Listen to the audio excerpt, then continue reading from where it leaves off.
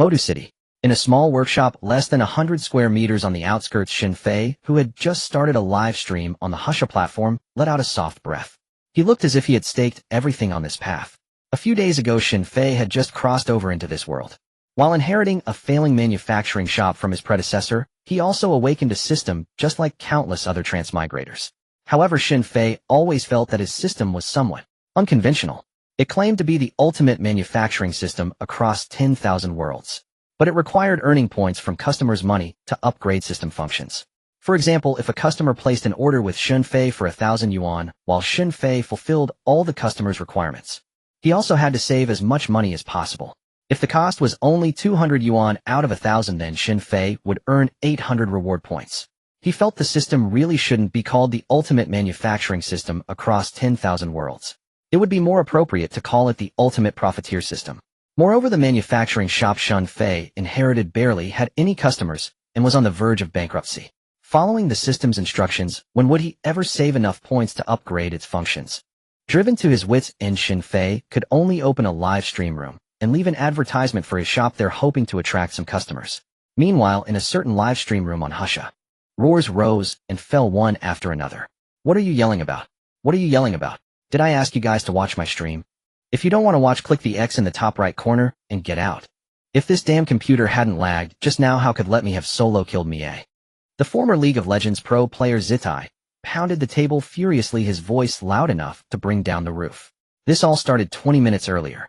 Today, on a whim, Zitai had decided to go head-to-head against Let Me in a solo match. He wanted to show the fans who was RNG's true top laner. But to his surprise, in all 3 matches, Let Me took first blood from him every single time, completely breaking Zitai's mental state. However, the viewers in the live chat were only too happy to watch the drama unfold. At that moment, bullet comments were flying by. He's red hot. Little Z is tilted. I told you the pinnacle of Zitai's career was giving Brother Shy his confidence. What real skill does he have? Whenever I feel down, I watch Little Z and I instantly cheer up. Xinhua Zitai, don't mind these haters. I believe your computer really lagged. If you want a replacement, come to me. They'll give you a 20 discount. Haha, buy a computer from Xinhua Hellrake and 280 from 300. Xinhua, damn, they're coming for me now. The viewers were chatting passionately, completely unable to stop. Meanwhile, Zitai slumped in his gaming chair, pointed at the live stream, and suddenly became furious. Where's the moderator? Moderator. Kick that damn Xinhua out of my stream room. This time I'm definitely going to find a tech god to build me a computer. Let me show you my real strength. While saying this, Zitai opened Husha's streaming hall and started searching. Recently, Husha had launched an advertising livestream feature, and many computer and gaming chair manufacturers had opened their own stream rooms on the platform. But this time, Zitai wanted to find a true tech guru to build him a mind-blowing computer. So Zitai skipped all the advertisers at the top.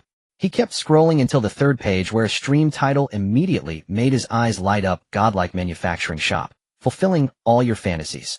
Damn, this is the one. I want to be godlike. Zitai sat up straight in his chair, as if suddenly revived. He then entered the shop's ordering backend and started placing an order.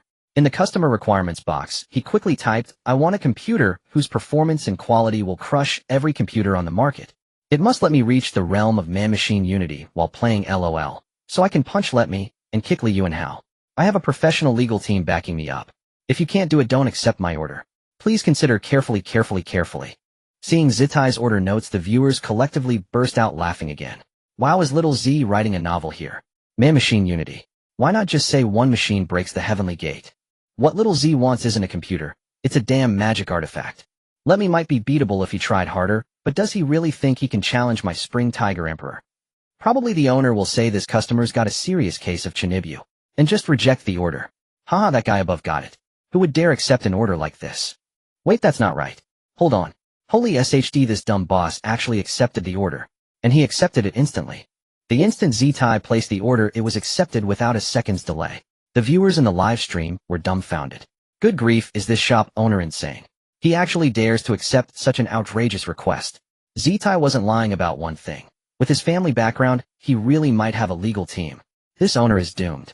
If the computer doesn't meet Zitai's requirements, he might fly into a rage and actually sue him. Just look at the amount Zitai placed. Damn, 100,000 yuan.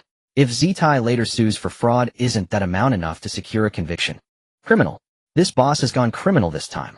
The viewers in the live stream discussed in an endless flurry, pitying the shop owner who had accepted the order instantly.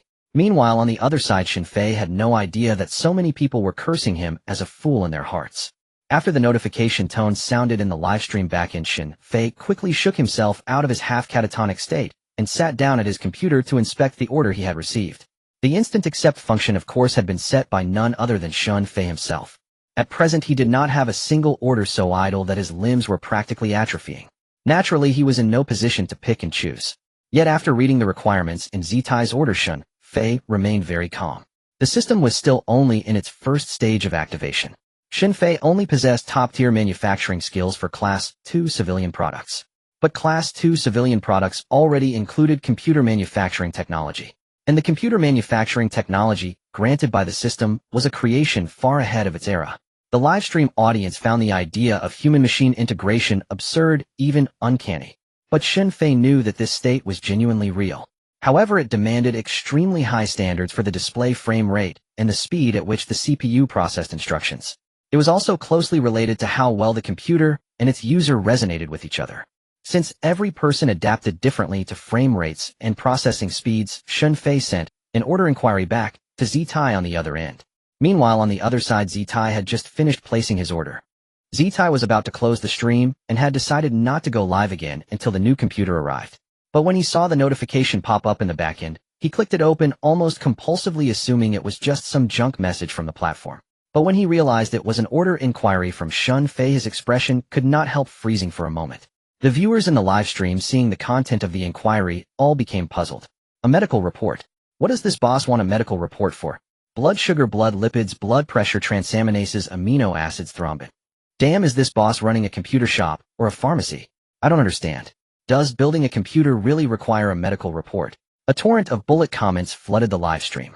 Zitai suddenly sat straight up in his chair. Do you people even understand? This is what professionalism means. I just happened to have a physical examination 2 days ago, so I'm sending the report to this boss right now. Damn, I'm getting more and more excited about my new computer. Zitai threw a contemptuous glance at the viewers in the live stream, then went offline and sent his medical report to Shinfei. In his shop in the suburbs, Shinfei immediately began the evaluation after receiving the medical report sent over by Zitai. With the system's first-stage testing function available, the task was not especially complicated. He input Zitai's series of physical test data into the system. The system quickly provided feedback. The optimal display frame rate for Zitai was around 218, and the CPU processing speed was 0.00058 ms. In other words, the interval between Zitai's hand movements and the hero's action on the computer was what mattered. The optimal rate for the entire process was 0.00098 ms. It's a little difficult, but not too difficult. After familiarizing himself with the configuration needed for Zitai's computer, Shinfei nodded to himself. If one tried to assemble a computer with this configuration on the market, not to mention 100,000, even 200,000 yuan would not be enough. Because even the best graphics card, motherboard, and CPU currently available could not maintain a stable frame rate of 218 when combined. As for a processing speed of 0.00058 ms with today's computer technology, it was simply impossible to achieve. Those were numbers that only a supercomputer could reach.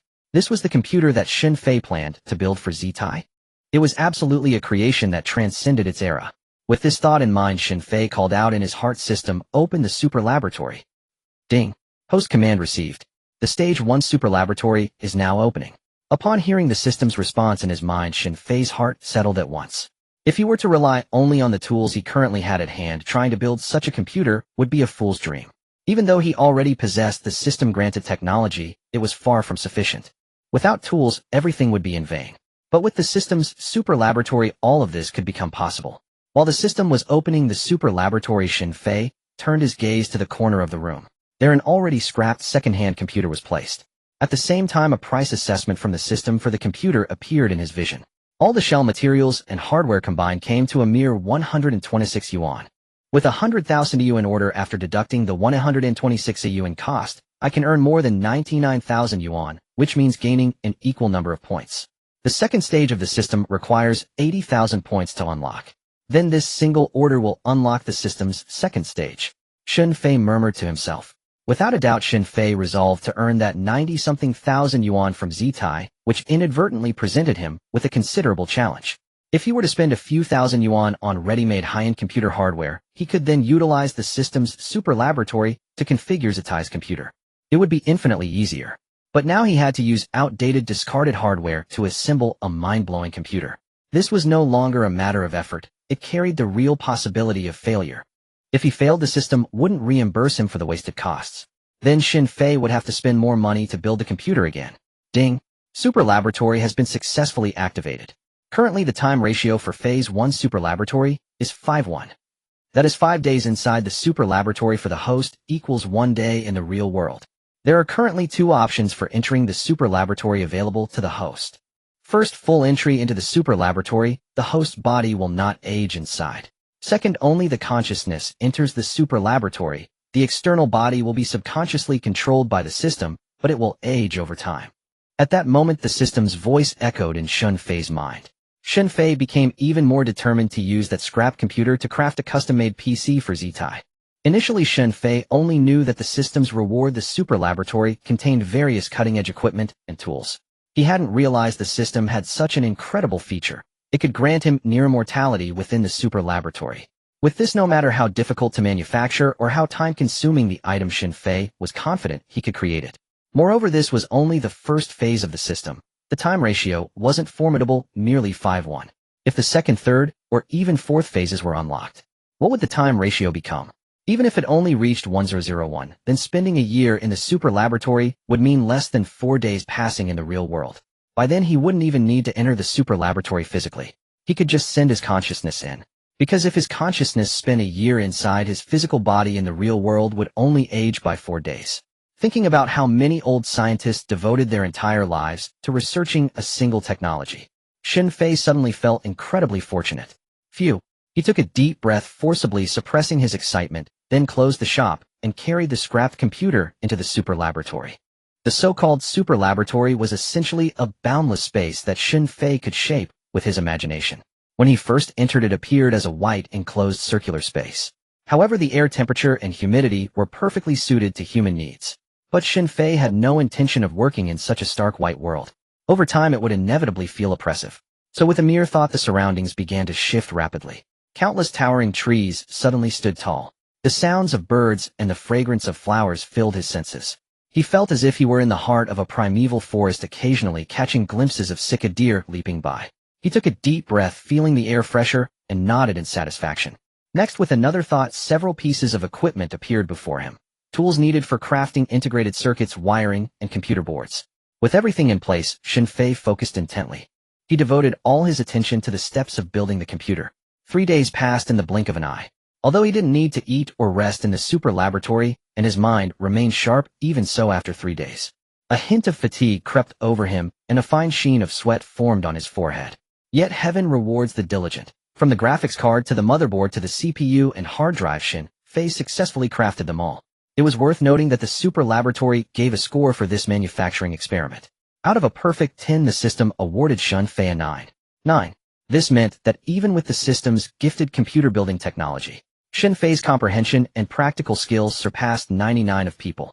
However, what the system didn't know was that the missing 1 point was intentional on Xin Fei's part. The issue lay in the memory module's production.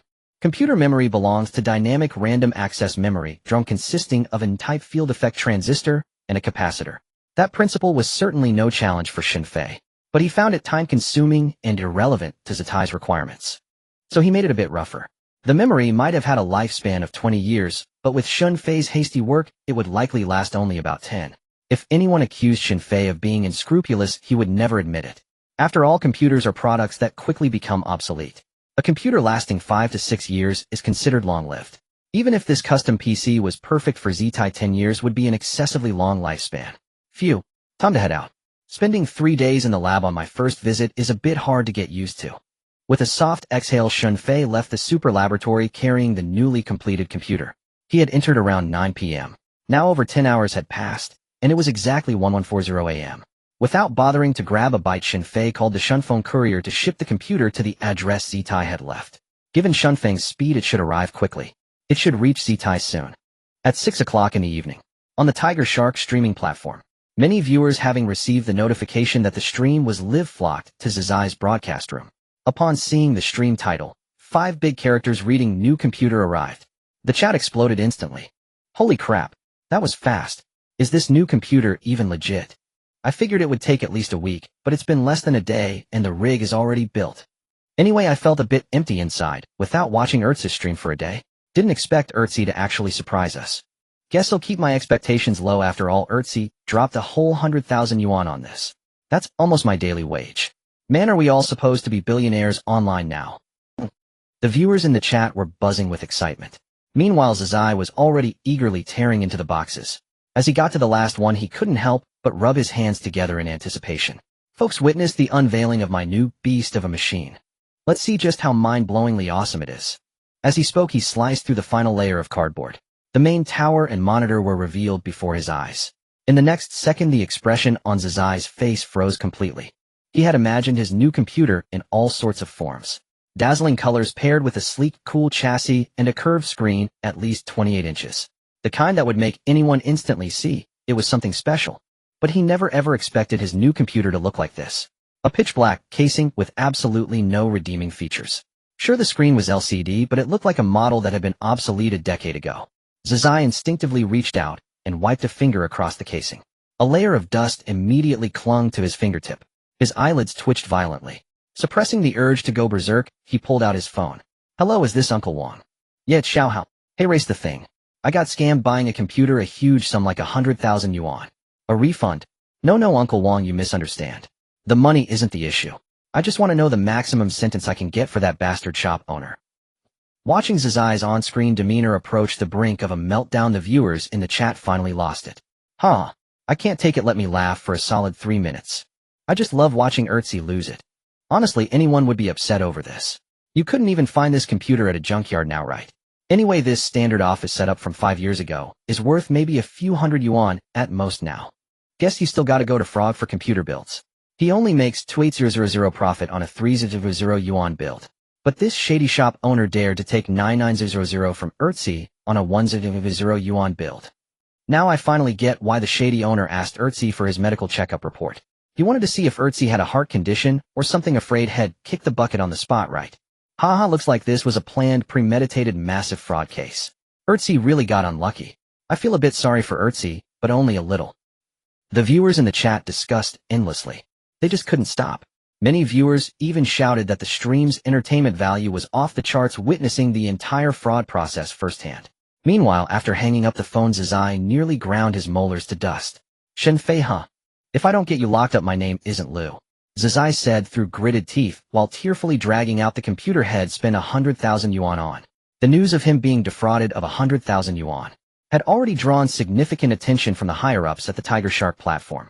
Not only had the platform sent him the personal information Shenfei registered with, but they also dispatched dedicated staff to his stream to collect evidence. Now all Zazai had to do was benchmark the performance of the computer he received. This was to help the staff assess how much of his 100,000 yuan had actually been swindled. Disgusting. This is absolutely disgusting. Why do I have to test this piece of junk's performance? Can it get any more disgusting, eh? I feel like throwing up. Mods. Permanently ban everyone typing ha. You think this is funny? Screw you all. Zazai's entire face was flushed red, a perfect picture of someone reaching maximum heat. But as the furious Zazai turned his head to look at the computer which had just finished booting up, his expression immediately shifted to one of stunned confusion. Then he couldn't help but mutter, something's off, something's off. How many seconds did that piece of junk take to boot just now? It felt like it turned on in an instant. Frowning, he stared at the screen for a few seconds, then refusing to believe it, he shut it down and pressed the power button again. The viewers in the chat had no idea what he was up to. They stared blankly at the screen. But the next moment, all the viewers were completely stunned. Holy crap. What kind of boot speed is this? How did it finish booting up in the blink of an eye? Most computers take between 10 to 15 seconds to boot. I heard the fastest boot time in the country is 5 seconds. Did this computer just boot in 7 or 6 seconds? Why does it feel faster than a lot of high-end machines? As the viewers in the chat were discussing this, Zazai on screen swallowed hard and said, it wasn't 7 seconds, and it wasn't 6 seconds either. I timed it just now. This computer booted up in a mere 4.68 seconds. A shocked voice echoed through the room. After a brief silence, the live stream's barrage exploded like a tidal wave. Holy crap. Did I hear that right? 4.68 seconds. This piece of junk boots up faster than any computer. They say you can't judge a book by its cover. Maybe this junker can't be judged by its looks either. Cough. Fast boot doesn't mean good performance. In fact, I think this computer probably lost a lot of important components, which is why it boots so fast. In other words, it's likely just a shell of a computer. A shell? Huh. So that's what it is. I feel sorry for Z for a second. As the viewers on the other side of the screen snapped back to reality, they cast sympathetic glances at Z on the screen. After reading the barrage, Z couldn't help but slam his fist on the desk. That damn Shinfei. Let me see just how much money he swindled out of me. The lawyer just said it. 30,000 for 3 years, 100,000 for 10. If he swindled me out of an extra 10,000, he'll make sure he spends an extra year behind bars. As he spoke, Z, fuming with anger, downloaded a piece of software called Master Lu. He intended to run a full-spectrum check on the computer's hardware performance. Meanwhile, the live stream viewers seeing the software download finish in just a few seconds began to get suspicious again. Huh, something's off. If we said the fast boot was because it was missing parts, then why is the download speed this fast too? Anyway, my computer at home, which cost tens of thousands, took over 10 seconds to download this software. This computer just did it in under 10. Could we have guessed wrong again? Can this computer really not be judged by its looks? Z slouched in his chair, glanced at the barrage, and couldn't help but curl his lips and curse, "Judge by your mother's looks." The only reason this download is fast is because my internet speed is fast. What the hell does it have to do with this crappy computer? I've got a gigabit dedicated line installed. How could downloads not be fast? After spitting out these words, Z opened Master Lu's hardware evaluation feature. He began a systematic assessment of the computer's performance. The whole process would probably take a few dozen seconds, so Z picked up his phone and started scrolling through short videos. But whether by coincidence or not, the first video that appeared on his Douyin feed was about a person who had been defrauded of tens of thousands of yuan. Netizens below commented one after another, "Fools are born every year, but this year there are especially many. How could anyone fall for this? People who get scammed are usually missing a few screws. If everyone in the world were as smart as me, Zhao Ritian scammers would have been out of business long ago." As he scrolled through the comments, he nearly lost his composure again. He tossed his phone aside in frustration, his hatred for Shan Fei growing just a little bit more. By this time, Master Lu's evaluation had finished. Z looked up at the screen, but it was better he hadn't looked. The moment he saw the results, he was stunned again. And it wasn't just Z. The countless viewers in the live stream who were paying close attention to the evaluation results were also collectively shocked, their jaws dropping to the floor. Wait, is this really Master Lu? Why doesn't it look like my Master Lu evaluation? Damn, the processor is unknown, the graphics card is unknown, the memory is unknown, the hard drive is unknown. Why are all four unknown? Unknown means it can't be detected as any known brand on the market. It doesn't even qualify as a generic brand. Wow, how much money did this Shan Fei scam out of Z? Wait, no. Look at the scores below. On the screen, after being stunned for a moment, Z shifted his gaze to the scores below each hardware component. Although the brands couldn't be detected, Master Lu seemed to be able to evaluate their performance. Under the processor, the score was 5067854. Under the graphics card, the score was 3098541. Under the memory, the score was 255412. Under the main hard drive, the score was 701576. The total score was a whopping 913383. As they stared at this long string of numbers, the millions of viewers who had come to witness this scam incident all gasped in shock. Holy crap. Am I seeing things, or is this a dream? It scored almost 10 million points. I remember the highest scoring computer on Master Lu's national leaderboard was only a few million points right. Except for the memory score, which is a bit low, the scores for the other components are just terrifying. Do you think the Master Lu software might be glitching? How can it score this high when all the hardware is unknown? While the live stream viewers were lost and thought Z had already opened Master Lu's national performance leaderboard. Because the leaderboard only refreshes at noon every day, his computer hadn't been listed yet. The current number one computer on the list had only scored a little over 4 million points. The computer Shan Fei had assembled for him had scored more than double that of the top-ranked one. Remember, this was the top score among all computers in the entire country. Many of them were worth over 100,000 yuan. And now in front of the computer Shan Fei had put together, these machines were nothing more than dwarfs ground into the dirt. Not a single one could compete. Guys, I'm pretty sure this Master Lu benchmark is bugged. This score looks like a complete joke. I spent 100,000 yuan on this rig. How could it possibly outscore the national number one by double? An unknown piece of hardware, how can it compete with branded components? ZZ took a deep breath. He struck a pose of being unswayed by the benchmark numbers. The countless viewers in the live stream heard ZZ's words and were instantly enlightened. Gotta say Air's brain actually worked for once. It's definitely Master Lu messing up. The number one CPU on the list is a W9-3495X that alone costs over 40 grand. How is this unknown brand CPU supposed to compete with that? They'll say it again. I feel like that Blackheart boss who built this PC has some tricks, but not many. The sub 5-second boot time and the insane Master Lu score are probably just smokescreens he cooked up. The real performance of this PC is probably absolute garbage. Man, you've hit the nail on the head. What are we guessing for? Let's just take this donkey for a spin. As the viewers' discussion wound down, they all turned their attention back to ZZ on the screen. By now ZZ had already closed Master Lu and opened up League of Legends, the game he always played on stream. Clearly ZZ had also realized whether this PC is good or not. Why not just test it out? After logging into his Canyon Summit account with over 300 LP, ZZ entered the queue. Since it was evening and many people were playing, a match was found soon after. But just over 10 seconds later, the viewers in ZZ's live stream began spamming the chat. Holy crap. Do you know who the enemy top laner is? It's Bin Chun Zabin from the BLG Pro team. Huh. Then ZZ is definitely getting destroyed. In the recently concluded World Finals, Bin's performance was hands down the best from a domestic top laner. Except for the Shy, who can keep Bin in check. Even 369 can't handle him. Bin's playstyle has always been known for its brutality. Even during his pro days, ZZ might not have been able to withstand it, let alone now with his old bones. Haha, can't wait to watch ZZ get wrecked. Hopefully Bin kills him dozens of times to really break his spirit.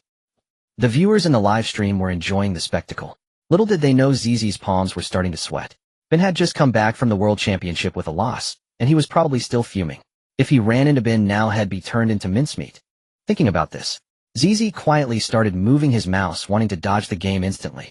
Had just been beaten to a pulp by Let Me yesterday. Right now all ZZ wanted was to find some easy opponents to vent his frustration on. But the next second, a flash of inspiration struck ZZ. He stopped his actions. Then he looked into the streaming camera and scoffed. So what if it's Bin? It's just because my PC is bad.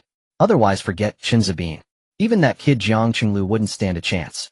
It's not like I wasn't a prodigy back in the day. By the end, ZZ had adopted the air of being the greatest in the world. And the millions of viewers in his live stream heard his words and instantly burst out laughing. Whose pee is yellow? Someone wake Air Z up. Diabetics stay back. We can't let Air Z taste any sweetness. Let me do it. I have uremia. Just watch me wake him up. A 3-gene duck with a Twanda Hafjan mouth. The autopsy report is out. Air Z is soft all over, only his mouth is hard. Ha, you guys are killing me. Streaming is the best. Everyone here is a genius. Working. That's never gonna happen. Just gotta slack off to get through the days. Wait, don't you get it? The worse Bin beats ZZ, the more he can blame this new PC. And then that guy named Shinfei will have even more charges stacked against him. TSK tisk, so that's the plan. Gotta say Air Z actually used his brain this time. I can only say that you Chun Zabin might win the battle, but my boy Air Z never loses the war. The biggest loser in all this is only Shinfei. After realizing ZZ's true strategy, the countless viewers in the live stream became even more interested. They started guessing how many times ZZ would get solo killed by Bin this game. Meanwhile, on the other side, at the BLG Hangzhou Esports League of Legends division base, Sunan and other BLG pro players were bored. They gathered behind Bin, chatting and laughing. Bin heard the enemy top is ZZ. How many times are you planning to kill him? I say go easy on him. He's streaming, right? Save him some face. Sun and the others were well aware of Bin's terrifying landing prowess. So they figured this match against ZZ was just a casual game with zero pressure. Hearing their teasing, Bin, who was playing on his phone, lifted his eyelids slightly. Then he shrugged and said, depends on my mood. With that, seeing the game had finished loading and the minions were about to spawn, Bin began moving his champion Fiora towards the lane. His champion for this game was Fiora. ZZ on the other side was playing K'Sante. As everyone knows, Fiora counters K'Sante. And earlier during the draft phase, after Bin had locked in Fiora on the first pick, ZZ had the audacity to pick K'Sante as a counterpick. This annoyed Bin. Was ZZ disrespecting him? Or was he already making excuses for his inevitable defeat? Trying to make it seem like it wasn't that ZZ was weaker, but just that the matchup was bad. Thinking this, Bin narrowed his eyes. A murderous intent flickered within them. The Sun and the others behind him also clearly sensed that Bin seemed to be getting serious. They immediately pulled up their chairs, becoming avid spectators. The moment Bin's Fiora saw K'Sante show himself in the top lane, it was as if she had seen a mortal enemy. She charged in with her sword raised. But just over 10 seconds later, when the first blood announcement sounded, Sun and the others sitting behind Bin were all stunned. A solo kill. Zizi's K-Sante had actually solo killed the Fiora that counters him. During those last 10-odd seconds, they had seen it all clearly. Bin hadn't made a single mistake throughout the entire process. But the Zizi on the other side seemed like a different person, like a god of war. His mechanics were flawlessly smooth from start to finish. In the end, he killed Bin's Fiora with a sliver of health left to truly clutch play. Holy crap, did Zizi really play that K-Sante? The finesse of that gameplay, I've genuinely never seen anything like it. Looking at Bin's dazed expression, Sun couldn't help but frown. He then took out his phone, opened the Husha streaming platform, and searched for Zizi's stream. On the other side, Zizi, looking at his screen, also seemed a bit dazed. He had engaged in that level 1 Allen with K-Sante against Fiora, never expecting to survive. Since he was going to get beaten by Bin's Fiora anyway, he Lu Zhihao would rather die standing than run back to his tower. But when he actually started that level 1 fight with Bin, he discovered that using this PC Shin Fei had built for him, his performance was more than a tier above his usual level. Every auto attack woven with abilities felt incredibly smooth. In the end, he managed to kill Bin's Fiora, all because he got 2 more auto attacks than Bin. If this had been the usual him, forget about outplaying Bin in the details. He'd be lucky if he didn't get chased down and killed by Bin. He looked down at the mouse in his hand. Zizi muttered in a daze, "Did I get better, or is it this computer?" Zitai stood there looking somewhat bewildered and lost. Little did he know that countless viewers behind their screens were even more stunned. Holy crap, am I seeing things or dreaming? Zitai actually solo killed a Bin at level 1. Is there a pro who can explain what just happened? Doesn't Fiora counter K-Sante? I'm a challenger in Region 1. I can only say there's a counter relationship between champions, but Zitai executed that play perfectly, especially the flash Q at the very end. You couldn't pull that off without extreme confidence in your mechanics. Hey, did you guys notice? This computer seems to run League of Legends super smoothly, much smoother than the one Zitai used before. Tisk TSK. Could it be that Zitai's solo kill on a Bin was thanks to this computer? No way, dude. You're joking, right? Does computer smoothness affect a player's skill? You don't actually believe that whole man-machine unity thing Zitai said, do you? I think that solo kill was just luck. Bin is definitely going to demolish Zitai now. The viewers in the live stream chat were all buzzing with discussion. In the end, they all decided to keep watching. Back at the BLG base, after Bin snapped out of his daze, he didn't take it seriously. He just shrugged and casually said to Sun and the others behind him, "I got a bit careless." With those few no-nonsense words, Bin turned his gaze back to the screen. His eyelids twitched slightly, and he looked as if he was about to go all out. Sun and the others exchanged glances. They didn't say much more. Then when they focused all their attention on the matchup between Bin and Zitai, Sun and On were stunned once again. 5 minutes into the game, after several waves of minions, Zitai had only missed 2 last hits. On the other hand, Bin, suppressed by Zitai's K-Sante, was sweating profusely. Within 5 minutes, Zitai had already out-CC'd Bin by over 10 minions. Then Zitai hit level 6 first and solo killed Bin's Fiora again. Seeing this, Sun and On felt something was off. If Sun hadn't checked earlier and confirmed that the K-Sante on the other side was indeed being played by Zitai, he would have almost thought it was the Shy landing against Bin. Zitai's mechanics were nothing like a retired player's. He was even fiercer than most active pro top laners. Then throughout the entire game, Zitai solo killed Bin 9 times. At first, the kills were extremely close calls. But later, with a huge item advantage, Zitai just chased after Bin's Fiora and relentlessly hacked away. Bin's Fiora couldn't withstand it at all. The other lanes were still in the landing phase, but they realized the top lane was already at the inhibitor. Zitai's teammates began typing in chat, "Holy crap. Lord Zitai is awesome. You actually destroyed Bin. Amazing, this is a free win. Lord Zitai, come back to pro play.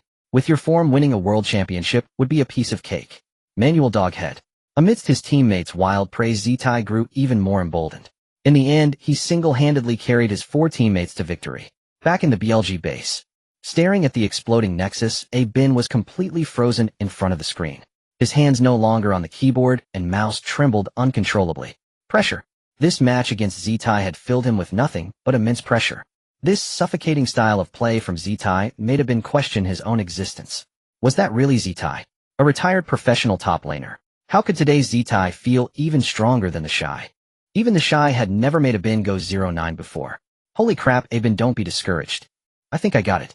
It has something to do with Zitai's new computer. Just then, Sun, standing behind Bin, suddenly exclaimed. Hearing this, Bin's brows furrowed even tighter. "Sun, you don't need to console me. I admit defeat to Zitai today. A loss is a loss. How could it be related to the computer? Mouse and keyboard can sometimes affect your feel, But my loss to Zitai just now wasn't about feel at all. It was his reaction speed and mechanics. How could a mere computer improve someone's reaction time and skill? Sun looked up at Abin, and then said, "Ben, I don't know how to explain it to you, but this isn't that simple. Go check Zitai's livestream, and you'll understand." With that, Sun walked over to Abin's computer and directly searched for Zitai's stream. Abin frowned, but reluctantly watched. He refused to believe a computer could make someone stronger. Meanwhile, on the other side, the news of Zitai crushing Abin in ranked had already exploded across the League of Legends streamer and pro circles. Uzi Xiaohu and others all flocked to Zitai's stream to watch. Zitai sitting in front of his computer was still in a daze for a long time. This game could only be described as exhilarating, a feeling he had never experienced before. Holding the mouse, he could perfectly execute moves that he had never been able to pull off before. He stared intently at the computer before him. Zitai knew it was all because of this machine. The so-called man-machine unity he had casually joked about had actually been realized by this computer. Ring, ring, ring. Just then the phone on his desk rang. Seeing the caller ID, Zitai hurriedly answered. Uncle Wang. What? You've already drafted legal documents and are ready to sue Xinfei for me. No. Uncle Wang, please don't. Xinfei is no scammer. He's my reborn brother. He'll explain later, but this computer is absolutely worth every penny of the 100,000 yuan. After hastily hanging up, Zitai looked arrogantly into the livestream camera. Where are the haters? Talk. Speak up. I've been saying all along it's the computer's fault. Now that the computer issue is fixed, forget about that weakling Let Me. What about Abin? He's a world championship runner-up top laner, the best domestic top laner. And he got his ass handed to him by me. Right? An excited roar resounded throughout the entire livestream. Countless viewers could no longer sit still. Damn, he's actually showing off. I can't accept this, I absolutely can't. Erzi, it's not you who's strong, it's this computer. I feel like this computer can make one's reaction speed faster. I've watched Erzi's stream for 3 years, and his reaction speed in this game is even more exaggerated than his peak. Nobody, you're wrong. I'm a programmer. It's not that Erzi's reaction speed increased, but this computer's CPU transmission efficiency is terrifying. Maybe those benchmarks weren't wrong at all. This computer crushes every other computer. Who's the boss? Xinfei, right? I'm willing to call him Brother Fei. Damn, this computer is simply divine. The viewers in the live stream chattered endlessly. The unknown image of Xinfei instantly became towering in their minds. On the other side, Erzi didn't care what the viewers said. The one who defeated Abin was him. He boasted that he was invincible now, and who dared to refute? Thinking of this, Erzi grinned slyly. Brothers, now I'm going to settle the score with that loser Let Me. He'll take back twice the dignity I lost yesterday. As he spoke, Erzi picked up his phone and sent Let Me a WeChat message challenging him to a solo. A few seconds later, Let Me replied. Erzi looked at the phone. He couldn't help but burst into laughter. Let Me, you're watching my stream, right? Haha, you say your grandma passed away, and you have to go back for her funeral. Why not say your mom's pregnant with a second child? Just say you don't dare to solo with me, it's not shameful since even Abin is no match for me. You little loser, you little trash. Erzi put on a smug face directly at the camera. In a certain residential building, Let Me sat in front of his computer. His face was as ugly as if he had eaten shit. He didn't know how a computer could make Erzi so strong. He had no interest in soloing with Erzi now. Even the peak form Abin was beaten like that by Erzi. He would only agree to solo with Erzi if his head was hit by a door. On the other side, Erzi sent several more messages to Let Me, but they all vanished into thin air. Without any reply from Let Me. Putting down the phone, Erzi leaned back in his gaming chair with a look of being sick of life, sighing, alas, so lonely, so lonely. So this is the solitude of being invincible. Can anyone come and fight? I feel like I can take on 10 right now. Seeing Erzi's arrogance on the screen, many professional and retired players who had heard the news couldn't help but twitch their eyelids. But they were also very curious. What kind of computer could make Erzi crush Abin? So Uzi, Lu, Shui, and others sent bullet comments. Uzi, Erzi, let me see the performance of that computer. If it's really that awesome, he'll get one too. Lu, Brother Tai, do me a favor, let me check out your new computer. Shui, hurry up, Lu even called you Brother Tai, you better speed up. Seeing the bullet comments had completely exploded. Erzi sat up straight in his gaming chair. He cleared his throat and said with a tone that could kill someone, since you all want to see how awesome my new computer is, let me show you. As he spoke, he casually downloaded several large PC games. As everyone knows, League of Legends doesn't require high specifications. Many large single-player games are the real resource hogs. So the countless viewers before the screen seeing Erzi's actions immediately straightened their necks in anticipation. They all wanted to see how high the specifications of Erzi's new computer were, and whether it could run these large games perfectly. About 10 minutes later, thanks to the gigabit connection, Z quickly downloaded the first large single-player game, Assassin's Creed. Then Z directly opened Assassin's Creed and entered the game screen. The next second, Z and the countless viewers before the screen couldn't help but widen their eyes. Is this really Assassin's Creed? It's different from what I played. The lighting, the texture of the clothes, and the physics of the combat. This computer brings all of this to life vividly. I used to complain that Assassin's Creed was trash, but it turns out my computer was trash. I owe the designers an apology. I'm completely convinced. The computer Z got for 100,000 yuan is definitely worth every penny. After witnessing the performance of the computer Shinfei had assembled in running large single-player games, countless people were stunned. Whether it was the visual quality or the physical dynamic combat effects the computer Shinfei assembled showcased them to the extreme. After recovering from the shock, Z had no desire to show off anymore. He casually opened the game known for being the most resource-intensive, Elden Ring. As a game that took up a full 60 gigabytes, its requirements for computer specifications were imaginable. It could be said that in this game, the visuals weren't just game graphics, they should be called cinematic graphics. Because every single frame, if captured separately, had a visual quality comparable to that of a Hollywood blockbuster. Under such circumstances, every second the graphics card was burning like crazy. Many netizens had their graphics cards blow up while trying to play this game. Even many high-end computers would experience severe frame drops, robbing the game of much of its visual splendor. Seeing that Z was about to play this game, with the computer Shinfei had built for him, the countless viewers in the livestream became even more expectant. 1 second, 2 seconds. A few seconds later, Z entered the game screen. Instantly, the expressions on the viewers' faces froze. A chill shot straight from everyone's souls to the top of their heads. Elden Ring is a dark fantasy open-world game renowned for its vast landscapes and sprawling underground labyrinths. Many viewers had played this game before, but today the computer built by Shinfei showed the audience what true Elden Ring looked like. The visual fidelity, where even the mist was rendered with crystal clarity, sent involuntary shivers down the spine. The platform's newly launched unlocked framerate streaming feature made viewers exclaim, "Holy shit. I can't take it. My phone is burning up, it's about to give out." Brofei's computer runs Elden Ring flawlessly, but our devices aren't keeping up with the stream. Just this stream, my 8,000 yuan rig is already struggling to keep up. This stream is still smooth. Z, stop playing. A minute more and my phone will explode. Never thought the day would come when my precious iPhone 14 Pro Max can't even handle a stream. At this moment, the phones and computers of countless viewers in the stream began to lag. But everyone knew it wasn't the stream buffering. It was their hardware utterly overwhelmed by the sheer graphical fidelity on display. Even pausing at any random frame, the depth of Elden Ring's visuals was breathtakingly stunning. Some viewers even suspected that even the designers themselves never imagined a computer could perfectly render such scenes. Yet the computer Shinfei built for Z did it with effortless ease. The audience was in awe. Z, seated right in front of the screen, was so shocked his jaw nearly hit the floor. What he was witnessing was a perfectly fluid version of Elden Ring. The sheer visual impact was something Z had no words to describe. He was simply overwhelmed. And as he turned to look at the computer case beside him, he let out a soft exclamation of surprise. Normally, running a demanding game like Elden Ring would push the hardware to high power draw, inevitably generating some noise. But the computer Shinfei built for Z was utterly silent. Not a single sound.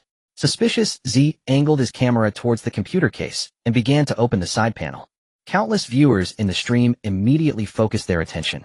A couple of minutes later, Z managed to open the case, revealing all the internal hardware to him and the massive audience. Like most computers, Shinfei's build was a standard assembly of components, nothing outwardly different. But when Z's gaze fell upon the CPU cooler, his expression froze instantly. He looked at the still-running Elden Ring on his monitor, then down at the cooler inside the case. He swallowed hard, looking as if had seen a ghost. Soon enough, the audience also noticed the peculiarity. The stream chat exploded instantly. Wait, am I seeing this right? Brofei's computer running this hardware-hungry game perfectly is one thing, but what do you mean the cooler isn't even working? The fan isn't even spinning. The fan not spinning means the CPU isn't even close to overheating. In other words, running Elden Ring puts zero stress on this machine. Damn, I thought we were at the limit, but it hasn't even broken a sweat. All I can say is Brofei, stop showing off. With a computer this beastly, how are the big-name brands supposed to save face? Half an hour ago, Brofei was a suspect. Half an hour later, he's a legend in my book. This is the most impressive tech genius in our country, bar none. The general audience was beyond stunned. Uzi and the other pro players were just as shocked. Jackie Love, now I get it. The real beast isn't Z, it's this damn computer. The one who beat Bin isn't Z, it's Shin Fei from the Super God PC shop. Ale, when I heard a computer could bring a pro player back to his prime, or even surpass it, I laughed it off. Now, I believe it. This computer is unstoppable. Uzi, damn, this makes me want to make a comeback. I should ask the league if I can bring my own PC. If yes, I'm unretiring right now. While Uzi was pondering, the smarter ones were already moving. Z's stream lost over half its viewers in a matter of seconds. Meanwhile, Shin Fei's stream went from 0 to 1. 2 million viewers in under a minute. Since the founding of the Tiger Shark streaming platform, no channel had ever had this many concurrent viewers without even being live. This was a historic, unprecedented event. Of course, besides flooding in to express their overwhelming admiration for Shin Fei, the main reason was to place orders. For a PC, that incredible plenty of viewers were willing to shell out more than 1,000 yuan, even 2,000. Tiger Shark's ad rankings were purely based on order volume. Shin Fei's ad stream had been ranked outside the top 100, but now his channel was rocketing up the charts. With lightning speed, he shot straight to number 1. Major brands like Aoxiong gaming chairs, Asus keyboards, and Razer mice were all left in his dust. In less than 10 minutes. Out of over 1 million viewers, nearly 3,000 had placed orders with Shin Fei. No other manufacturer's stream could compete with those absurd numbers. It was no exaggeration to call it a legendary overnight triumph. At 2 o'clock in the afternoon, Shin Fei had just finished his meal and taken a nap. He had no idea that he had already exploded in popularity across the entire Hushark live streaming platform. He was completely woken up by the notification sounds from the Hushark app on his phone. He opened his phone with drowsy eyes. Seeing the overwhelming number of orders in his backend, Shin Fei immediately snapped awake. He had anticipated that the computer he built for Z-Tai would attract a massive wave of traffic, but he never imagined it would be this terrifyingly huge. Looks like I won't have to worry about the points needed for the system upgrade anymore, he thought. Shin Fei muttered to himself, then began browsing through the orders in the backend. Through Z-Tai's order, he had already earned enough points to unlock the second phase of the system. The second phase encompassed the top-tier civilian product encyclopedia technologies. The system had already implanted all these technologies into Shin Fei's mind. Compared to the second-tier civilian product encyclopedia manufacturing technologies, the first tier included, but was not limited to, precision manufacturing of air conditioners, automobiles, and mobile phones. It could be said that Shin Fei's manufacturing skills in civilian products were now comprehensive enough. However, what interested Shin Fei the most was the third phase of the system, top-tier military manufacturing. It could be said that once the third phase was unlocked, Shin Fei's manufacturing capabilities would undergo a qualitative transformation. That was an ability Shin Fei eagerly anticipated. But unlocking the third phase was no simple task. In fact, it could even be described as somewhat difficult. The points required to upgrade from the first phase to the second phase were only 80,000. However, to upgrade from the second phase to the third phase, a full 10 million points were needed. Now Shin Fei was not short of orders, but the road to the third phase was still long and arduous. Even if he could earn 100,000 points every day, it would still take a full 100 days. 100 days. Just thinking about it gave Shin Fei a headache. And this was under the condition that he maintained a high-intensity work pace every day. If he took occasional breaks to slack off, it would probably take a year to reach the third phase. Sighing softly, Shin Fei turned his attention back to the new orders in the backend. With hundreds of thousands of orders, it was impossible for him to look through them all. However, the Hushark platform was quite user-friendly. The order arrangement was not based on the time of order placement. Instead, it was based on the price of the orders. The most expensive order now was 150,000. The customer wanted Shin Fei to build a computer even more impressive than Z-Tai's to suppress Z-Tai's arrogance. Following this order were over a dozen other orders. The price range was not wide. They were basically between 100,000 and 150,000. It was only after the 20th order that the prices began to drop below 100,000. As he looked, Shin Fei's brows furrowed slightly. It wasn't that the prices were too low. He didn't need a high cost anyway. He relied entirely on his own skills to build computers. The profit margin was huge. What troubled Shin Fei was that all these orders were for computers. To be honest, the highest price for a computer was at most a few 100,000. Shin Fei, even at his most greedy, could only squeeze out a few 100,000. The ceiling was right there. No matter how much water, it could only fill that one tank. If he wanted to accumulate 10 million points quickly, the best way was to take high-value orders, which meant he needed people to place orders for other types of products. Thinking of this, Shin Fei really wanted to shout, "I don't just build computers. Can't you customers use your imagination? If you dare to think it, I dare to build it." He sighed in frustration and decided to accept a random order for now. After all, he couldn't just stay idle today. But just then he noticed a new order suddenly appearing in the backend, which shot straight to the top of the list. Shin Fei's eyes lit up immediately. 500,000. This new order was priced at a whopping 500,000. Meanwhile, in the live stream room of Hushark's famous female streamer Dai Xiaomei, the viewers were silent for a few seconds before erupting into chaos. Holy crap. The old woman placed an order for Fei Go. I thought she wanted a computer too. Who would have thought it's for a motorcycle? Old woman, did you get your head stuck in a door? Everyone else is asking Fei Go for a computer, and you ask him for a motorcycle. The old woman's order is now number 1, but Fei Go definitely won't accept it. That's right, although Fei Guess Super God Manufacturing Shop doesn't specify the type of manufacturing, I feel the main business is computers. Fei Guess computer building skills are unmatched, but a motorcycle is a completely different thing. Fei Go probably doesn't even know how to build a motorcycle. No need to guess, Fei Go definitely can't. A person's computer skills being this impressive takes a lifetime. How could Fei Go dabble in other things? Haha, I feel like the old woman is just trying to leech off Fei Guess popularity. The guy upstairs, you've hit the nail on the head. Old woman, just keep leeching, and one day you'll get into trouble. Oh, is this leeching the proper kind of leeching? I'm eating instant noodles, and suddenly a car wheel is pressing on my face. The audience in the chat was buzzing. In front of the screen, Dai Xiaomei's face was almost black with anger. First, stop calling me an old woman. I'm only 27 years old this year. Second, I really love motorcycles, but I don't like the mass-market ones out there. Third, stop your leeching nonsense. Can you not go dirty for a single day? Dai Xiaomei shouted, hands on her hips. This behavior of hers did not scare anyone. Instead, the group of perverted male viewers in the live stream laughed even more lecherously. But soon their smiles froze on their faces. After a moment of silence in the chat, it erupted like a tidal wave. Holy crap. Am I seeing things? The old woman's order has been accepted by Fei Go. The Super God Manufacturing Shop shows not accepting orders, but the old woman's order shows accepted. Fei Go actually accepted the motorcycle order. I feel like Fei Go must have slipped and clicked by mistake. Can he really build a motorcycle? I think Fei Go didn't slip, it's just his profiteer nature flaring up again. Haha, the guy upstairs is spot on. The hardware Fei Go builds is awesome, but the appearance is indeed crappy. A profiteer, no doubt.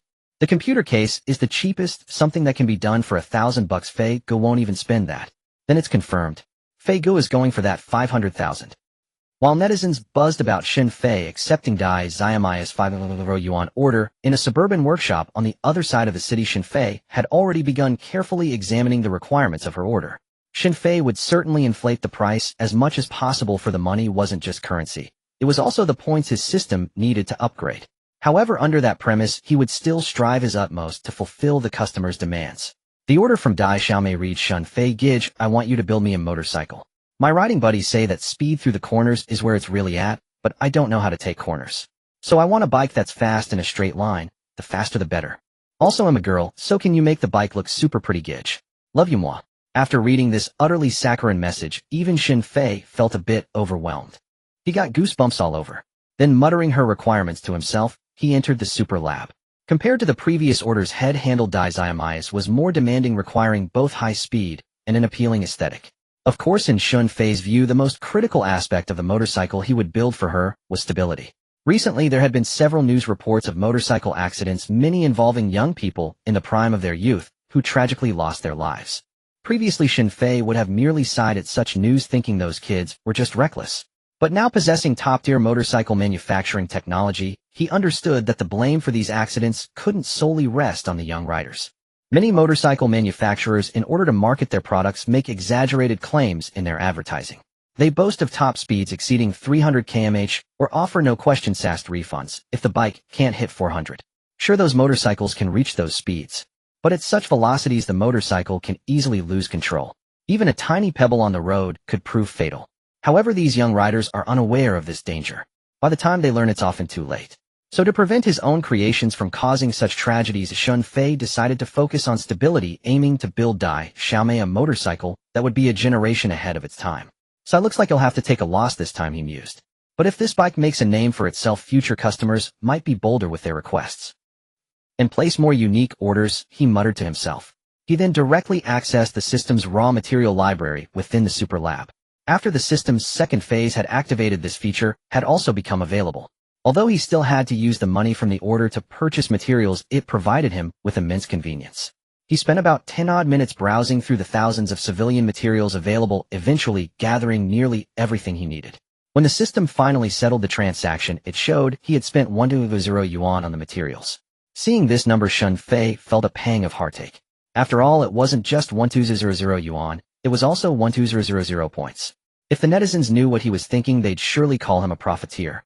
Dude, it's a 5000 yuan order, and you're complaining about spending a mere 12000 on materials. You're pocketing a cool 48800 from that 500k. Even those brain tonic salesmen from back in the day weren't as ruthless as you, Shun Fei. After the materials were selected, Shun Fei began the manufacturing process. With the system's free equipment at his disposal, he quickly crafted the motorcycle's frame. Next came the engine, the transmission, the running gear, the braking system, the electrical components, and the instrument panel. The engine and transmission parts were undoubtedly the most time-consuming and required his most meticulous attention as they determined the bike's speed. However, the exterior also demanded considerable effort this time, not just because of Dai Xiaomi's aesthetic requirements, but also because the bodywork was where he planned to incorporate the soul-level components for stability.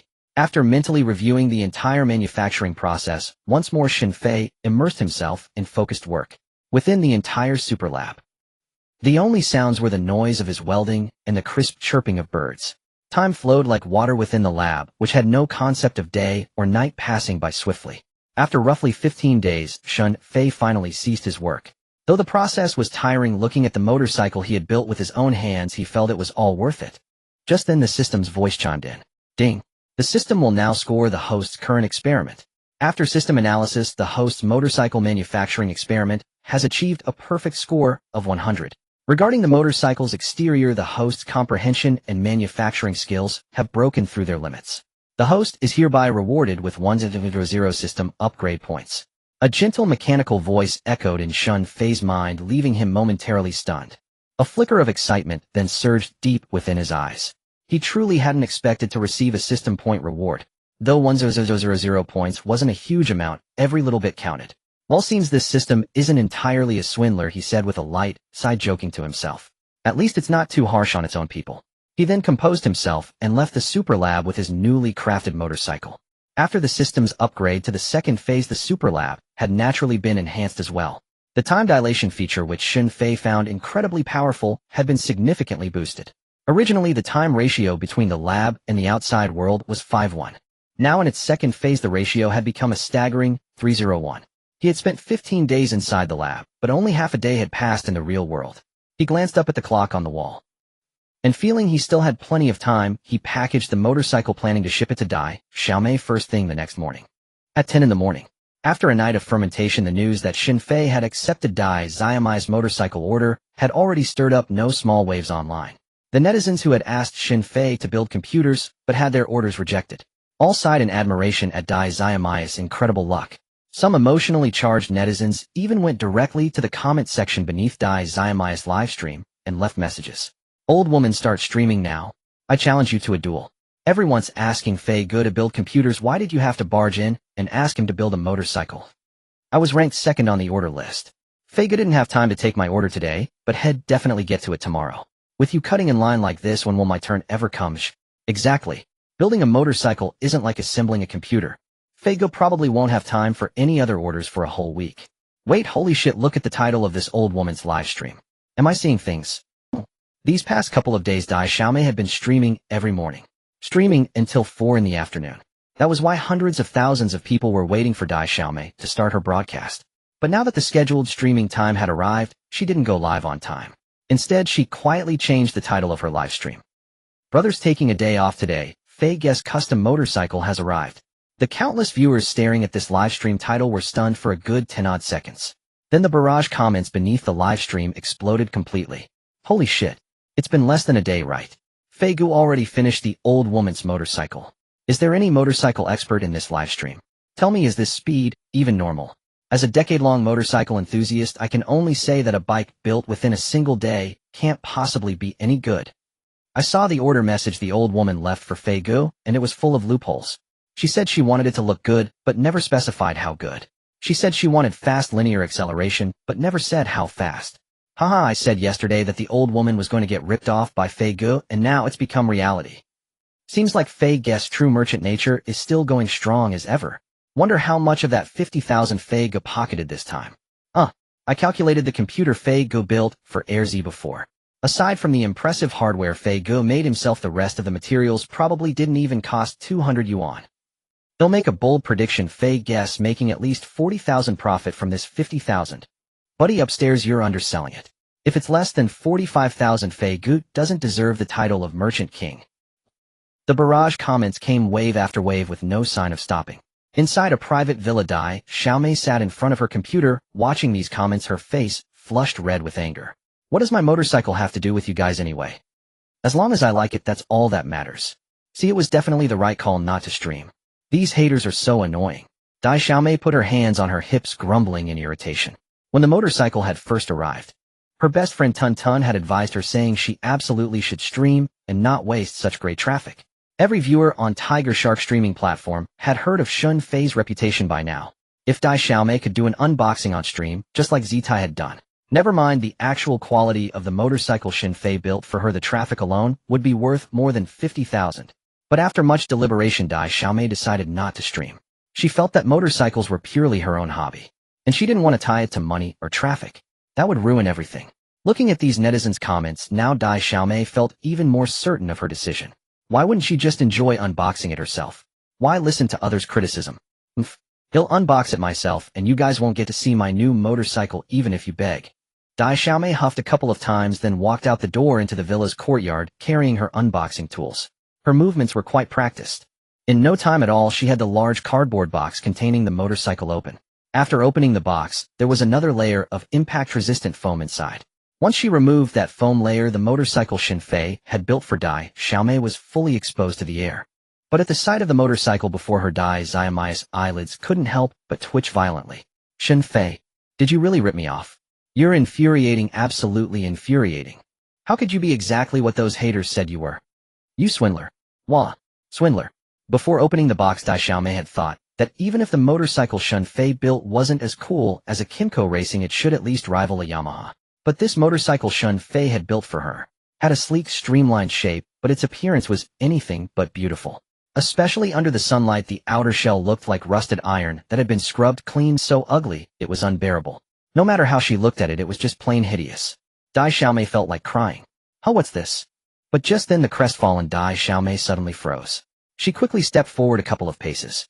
After approaching the motorcycle, she leaned in close. On the fuel tank cover there was a splash of pink that stood out conspicuously. Looking closer, Dai Xiaomei realized it was a Peppa Pig design. After a moment of stunned silence, she couldn't help but burst out laughing. Fei, so you're just a big metalhead guy after all. See, I knew it, a pretty lovely girl like me, how could you ever bear to rip me off? Dai Xiaomei pouted.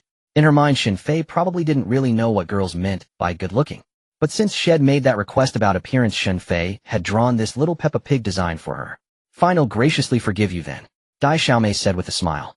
Then she glanced down at the Peppa Pig design again, and the smile on her face grew even brighter. But all of that came to an abrupt halt the moment Dai Xiaomei swung her leg over the motorcycle and turned the key. Where's the gas? Shun Fei, you absolute scumbag, the darkest, blackest-hearted swindler there ever was. I spent 50,000 on this, and you couldn't even spare one tank of gas for me. Hello, is this 911? There's a fraudster here. Yeah, one involving a huge amount of money. Investigate. Why bother investigating? Don't even need to look into it. Just take him out back and shoot him, please. Inside the courtyard of a detached villa, Dai Xiaomei's roar pierced the sky. She was gritting her teeth so hard they might shatter. Shun Fei, don't think I want to actually call the police. Wait until I test this motorcycle's speed. If I'm not satisfied, I'll go straight to the police and have them sort this out, Dai Xiaomei said with a flushed face. But before she could seek justice from the police, it seemed she'd first need to make a trip to the gas station for a can of gasoline. Over on the Tiger Shark platform in Dai Xiaomei's live stream room, more and more viewers who had caught wind of the commotion were flooding in.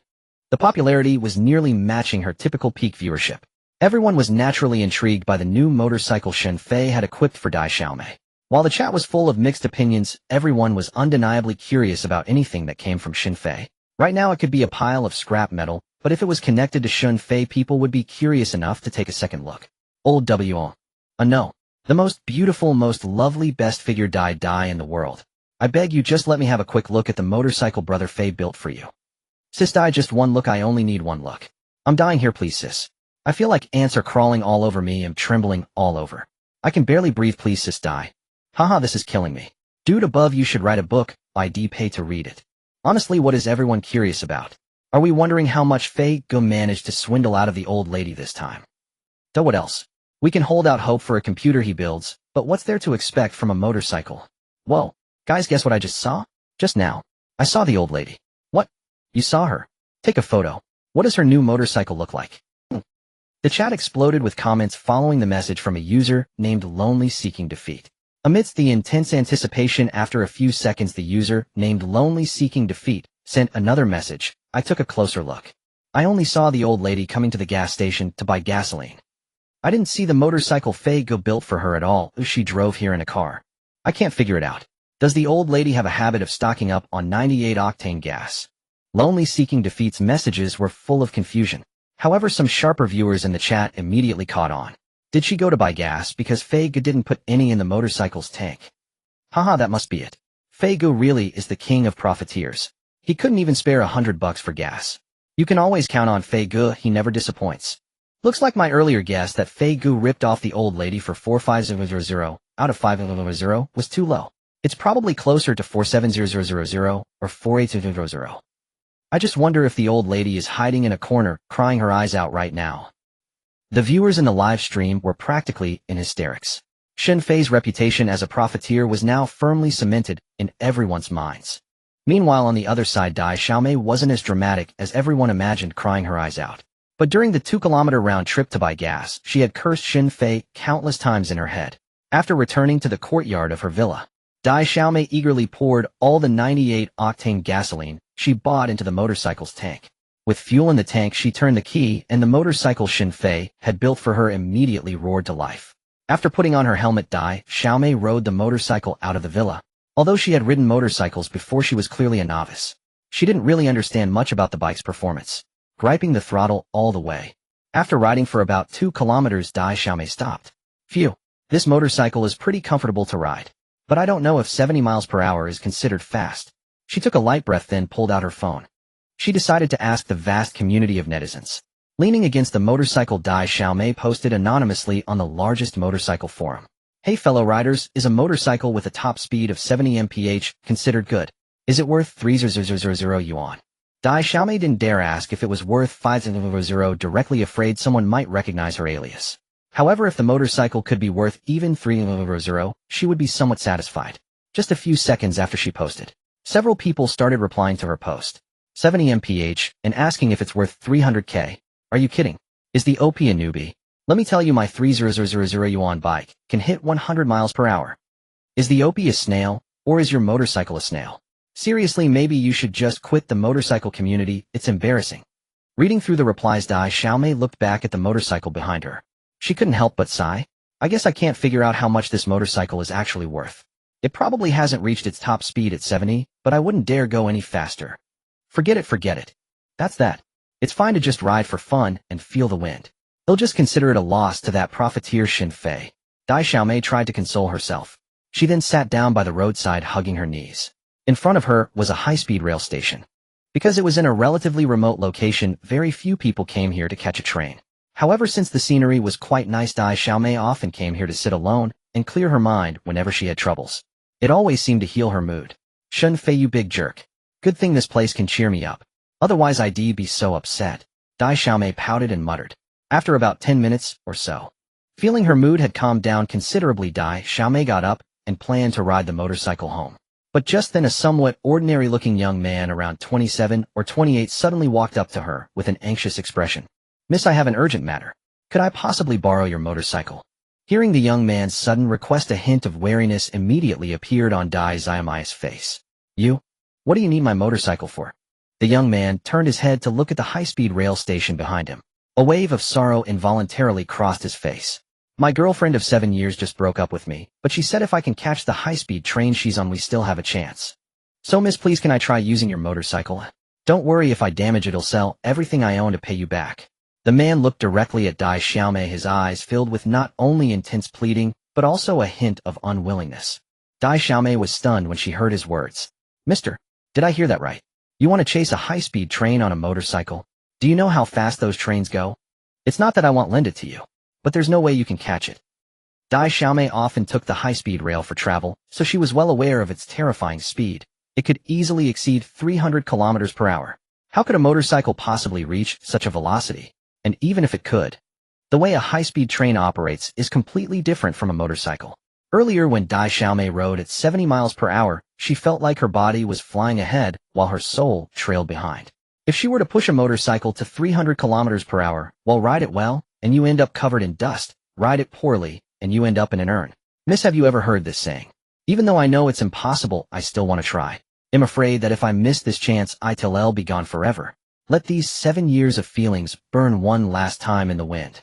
At that moment, tears welled up in the young man's eyes as he spoke. Dai Xiaomei was stunned, speechless, rooted to the spot. She had no romantic experience and couldn't comprehend what a 7-year bond felt like, but at this instant, she was genuinely moved by the young man before her. Extending her small hand, she offered the motorcycle key to him, a smile blossoming on her face. Big brother, go for it. Yeah. The young man took the key and nodded firmly. Just then a breeze stirred by the departing high-speed train swept past. The young man turned to see the Harmony bullet train already hundreds of meters away in the blink of an eye. He quickly said to Dai Xiaomei, Miss, I can't thank you enough. She's on that train. I have to go after her. With that he strode over to the motorcycle. After donning the helmet, he ignited the engine. The next second a sharp whoosh sliced through the air. Dai Xiaomei's hair was tousled by the blast. She stared at her own motorcycle as it launched forward, momentarily dumbfounded. Wait, why does it feel completely different from when I ride it? She muttered, watching the bike rapidly shrink into the distance. She then glanced at the high-speed train beside her, now in full motion, and her pupils constricted sharply. Based on her estimate, the train was traveling at least 260 to 270 kilometers per hour, if not the full 300. Yet the young man commanding her motorcycle was visibly closing the gap between himself and the Harmony train at an astonishing rate. Inside, the Harmony train passengers were leisurely reading newspapers or playing on their phones, whiling away the long journey. But all of that was shattered by a sudden exclamation of shock. Holy crap! Look at that! What the hell is that?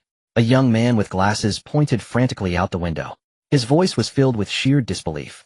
Other passengers, curious, stood up and craned their necks to see what had startled the bespectacled man so. And when they saw it, everyone's faces froze in astonishment.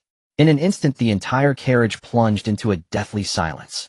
Through the window, they could clearly see a motorcycle speeding wildly along the road, mere dozens of meters from the tracks, at a jaw-dropping pace.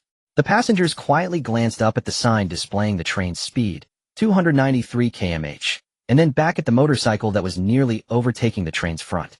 Every face wore an expression of utter bewilderment. Inside the train's cockpit, as the motorcycle completely pulled ahead of the train's nose and continued to widen the gap, even the seasoned middle-aged driver couldn't help but curse under his breath. Damn, buddy, are you driving the high-speed rail, or am I? Is motorcycle technology this advanced now? Chasing a bullet train like it's child's play? Aboard the Harmony train, everyone who witnessed the spectacle felt a chill run from the soles of their feet straight up to the crowns of their heads. Then the sounds of phones being pulled out echoed throughout the carriage.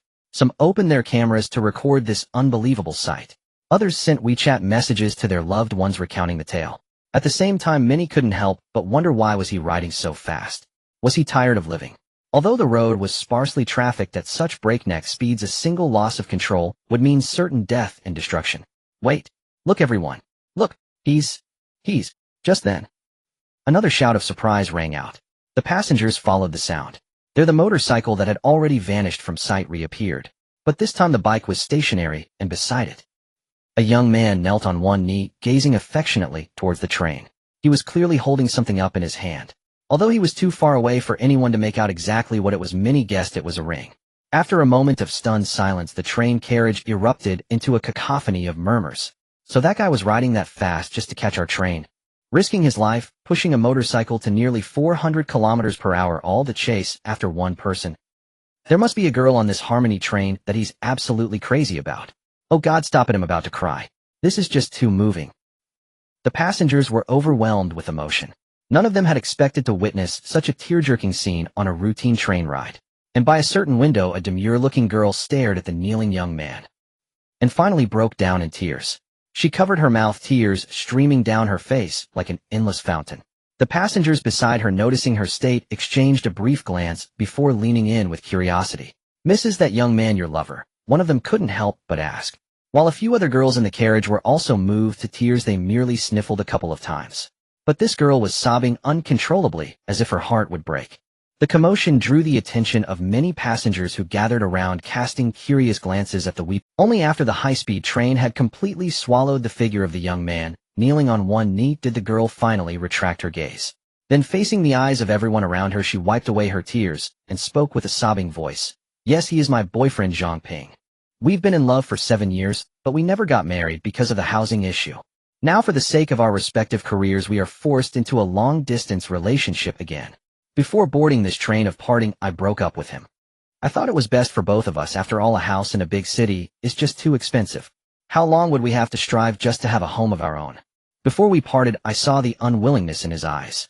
So I told him if he could catch up to this train, then we still had a chance. It was just an excuse to let each other move on, but I never expected him to actually. Her words trailed off. As she spoke, the tears in the girl's eyes fell like a broken string of pearls sliding down her cheeks endlessly. The passengers in the carriage, moved by the couple's story, also began to wipe their own tears. Then words of encouragement rose one after another. Miss, go back to him. As long as two people truly love each other, nothing is impossible. It's rare for young people today to have such pure feelings. Don't let this young man slip away. He's willing to risk everything to win back your love. He's a man you can rely on. Hearing the crowd's persuasion, the girl nodded heavily. Then, with a trembling voice, she sent a voice message to Zhang Ping. I'm not leaving. I'm not leaving. They'll wait for you at the next stop. After her voice faded, smiles broke out on the faces of the surrounding passengers. They then burst into applause. They offered their most sincere blessings to the girl. Meanwhile, at the high-speed rail station, Dai Xiaomei, who was still waiting, had no idea about any of this. After the young man, named Zhang Ping, rode away on the motorcycle, her eyes were filled with worry. She wasn't worried about Zhang Ping damaging the motorcycle and not being able to pay for it. Rather, she was afraid he might get into an accident. After all, the speed at which he left was incredibly fast. Now both the high-speed train and Zhang Ping on the motorcycle were out of sight. How could Dai Xiaomei not be worried? Bro, please don't let anything happen to you. Otherwise I'll regret lending you my motorcycle forever. Dai Xiaomei muttered with a pout. But just then a faint roar of a motorcycle engine suddenly reached her ears. Hearing the sound, Dai Xiaomei immediately looked up towards the road. When she saw it was Zhang Ping returning safely on the motorcycle, she finally let out a sigh of relief. As he approached and stopped the bike, she quickly comforted him. Bro, it's okay if you didn't catch up. At least you tried and you have no regrets. Although Zhang Ping had ridden off at high speed and indeed narrowed the distance to the train, Dai Xiaomei, a novice rider, had heard that even if a motorcycle could reach 300 km/h, it couldn't maintain that speed. The engine simply couldn't sustain it. When Zhang Ping had ridden out of her sight, he was still a great distance from it, so Dai Xiaomei didn't believe he had actually caught up. But Zhang Ping, who had just parked the motorcycle, was stunned by her words. Miss, are you underestimating my skills? Well, your motorcycle's performance is truly incredible. It's only because my skills are lacking that I might not catch a train. But I used to be a motorcycle enthusiast too, Zhang Ping said with a chuckle. Hearing this, it was Dai Xiaomei's turn to be dumbfounded. The motorcycle's performance is too good. It's impossible not to catch up with the train. Bro, are you saying you caught up? Dai Xiaomei asked with an exaggerated expression. Zhang Ping nodded happily in response. Then he turned to look at the motorcycle behind him, a deep sense of awe still lingering in his eyes. At first I thought catching up to the train was nearly impossible. But to leave no regrets, I got on your bike, twisted the throttle hard, and shifted gears aggressively. Then, to my astonishment, under this bike's speed, the high-speed train, renowned for its velocity, seemed to crawl like a snail before my eyes. I even thought the train was slowing down, but when I glanced down at the speedometer, I saw a number. 400 miles. Converted to kilometers, that's over 600 kilometers per hour. And I know that's not even the bike's top speed, because I didn't even twist the throttle all the way. So Miss, stop joking with me. With a bike like this, catching a train is nothing. Chasing a plane wouldn't be a problem. A Jing just messaged me saying she'll wait for me at the next station. Miss, thank you so much. If it weren't for you and your motorcycle, we might have truly missed each other. Zhang Ping looked at Dai Xiaomei. He said with immense gratitude. Then, glancing at his watch, he added apologetically, Miss, I'm sorry. I need to hurry and buy a ticket for the next train to find a Jing. After speaking, he expressed his deep thanks to Dai Xiaomei once more. Only then did Zhang Ping hurriedly rush towards the station entrance. What he didn't know was that Dai Xiaomei hadn't taken in a single word of his gratitude. After he finished describing the motorcycle built by Shen Fei, Dai Xiaomei was completely stunned. Staring blankly at the motorcycle beside her, she couldn't help but swallow nervously. Catch a plane, no problem. Shen Fei, my dear Fei Go. What kind of motorcycle have you built for me? I'm sorry. I was too loud before. You're no profiteer. You're the most incredible manufacturer in the world. You didn't fill it up probably because you went over budget.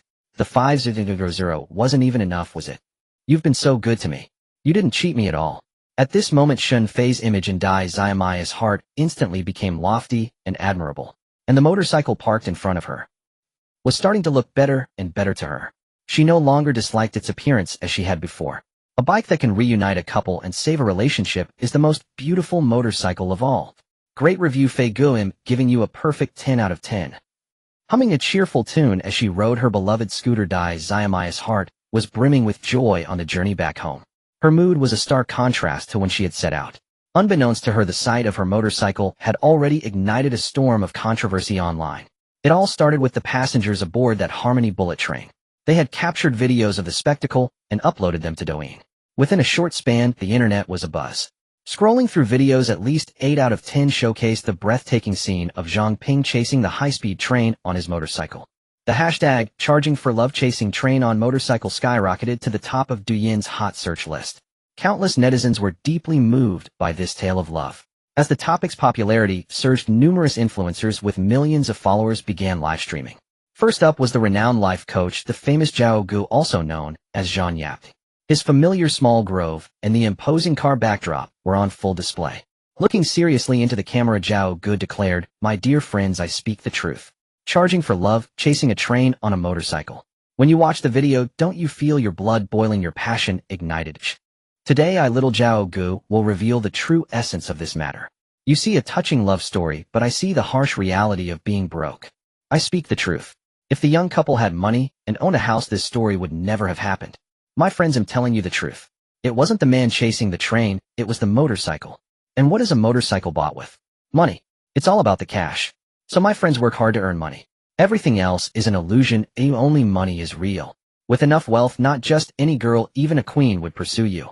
But without money, you can't even afford a motorcycle, and you'll be left watching her fade into the distance. My friends, I speak the truth.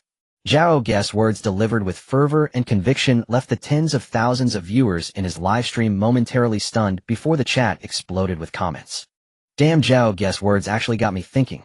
It makes so much sense. Tears aside, the old Zhao Gu would spit crude words, but teacher Zhang Yaping now speaks with such eloquence. The moment he quoted, "A gentleman hides his abilities and awaits the right time to act," I knew I had found a new life mentor. Zhao Gu, I won't envy your car, but if you start reading books, that would truly break me. While Zhao Gu dissected the trending event, another famous figure, law professor Luo Xiang, also started his livestream.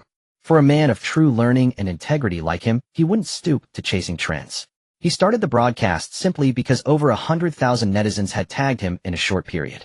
Facing the camera, Luo Xiang adjusted his glasses, pursed his lips, and began, "Everyone is asking me if chasing a train on a motorcycle constitutes a speeding violation and if it warrants criminal liability. To answer that, we first need to define what constitutes speeding and what constitutes severe speeding. On a road with a speed limit of 80 km/h, exceeding it by 10 is speeding, and exceeding it by 50 is severe speeding. I checked the road where the young man rode is Changhua Avenue, which has a limit of 80 km/h. Severe speeding results in fines and points on your license. However, if you exceed the limit excessively, even without a major accident, you could face criminal responsibility. But here we have a reference point, the high-speed train. The normal operating speed of a high-speed train is 300 km/h. The fact that the young man could catch up to it suggests his speed was dangerously high. However, all this must be based on the official speed data released by the Railway Department. I wonder if you all understand what I'm getting at." Luo Xiang concluded with a meaningful look. The viewers in the live stream were momentarily taken aback, then it clicked. Haha, Teacher Luo, we get it. As long as the Railway Department doesn't release the train's speed, the young man won't face criminal charges. Crying here, is this the unique romance of law students? Magic City Railway Department. We understand Teacher Luo's point, it's up to you to show you do too. This time we really don't want love to lose, even if it's just this once.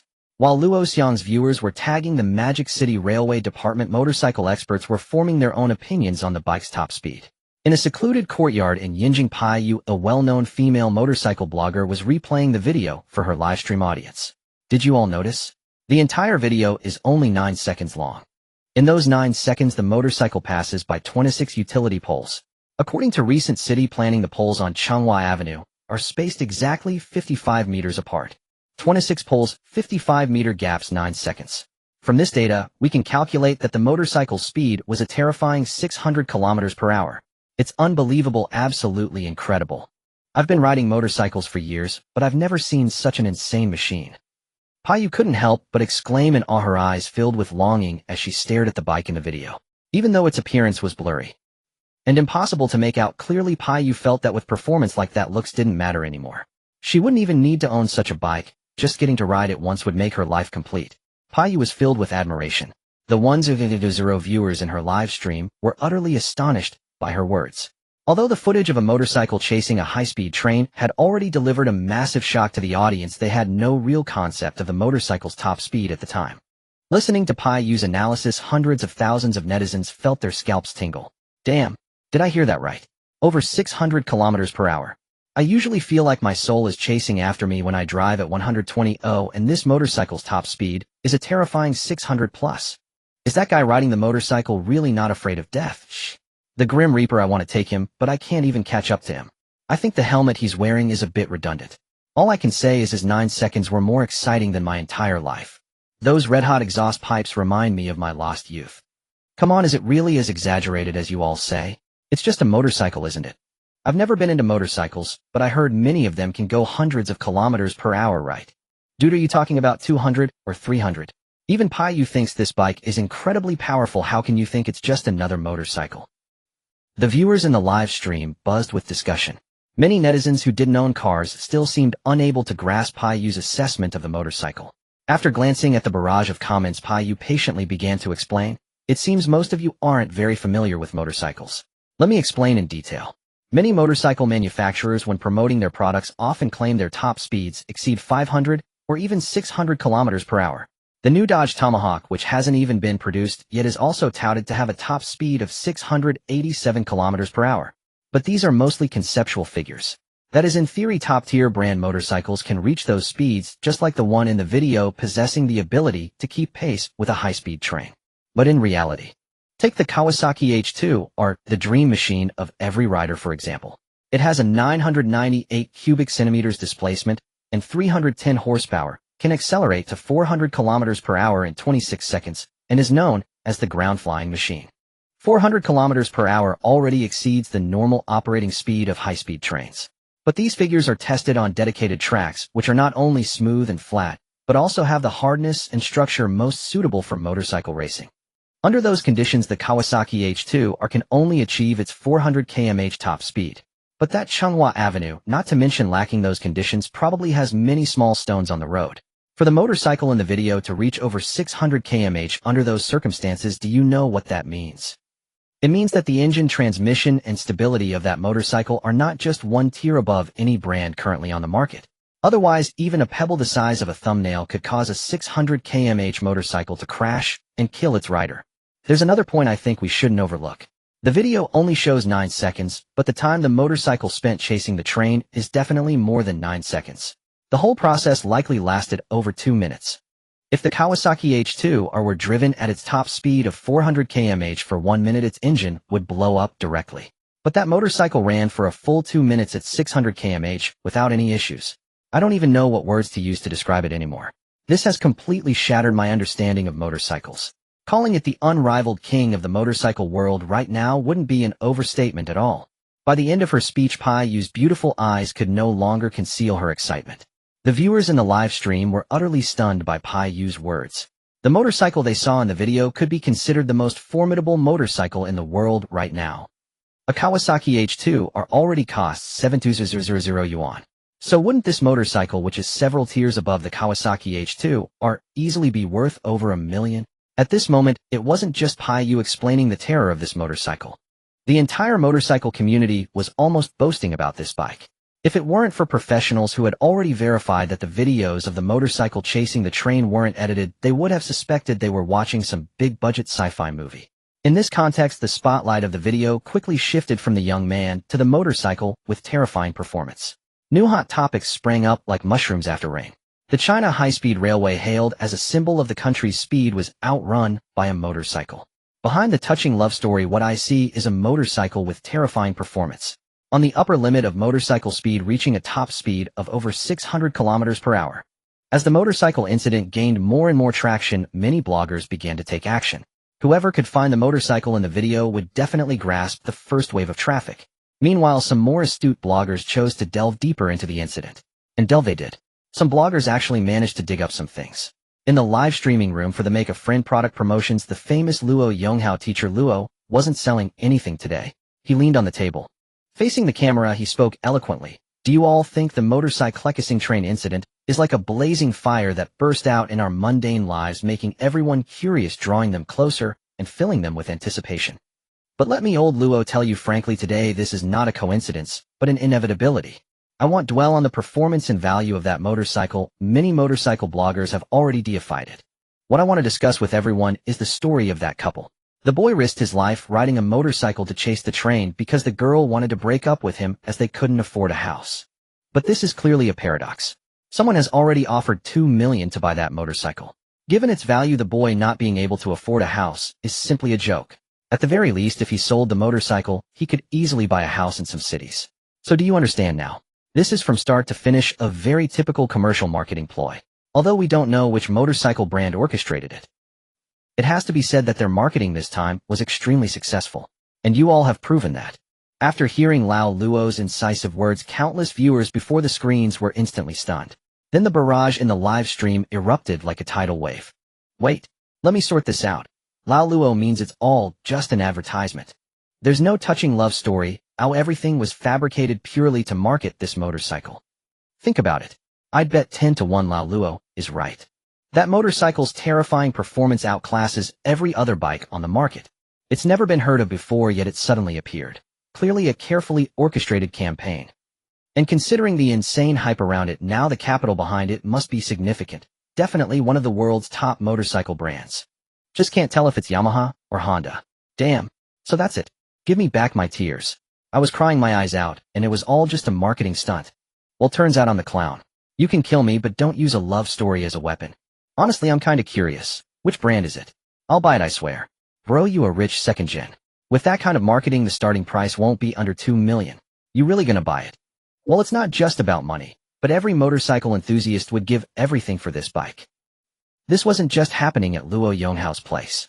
Many other bloggers were also analyzing that this was nothing but a full-blown marketing campaign.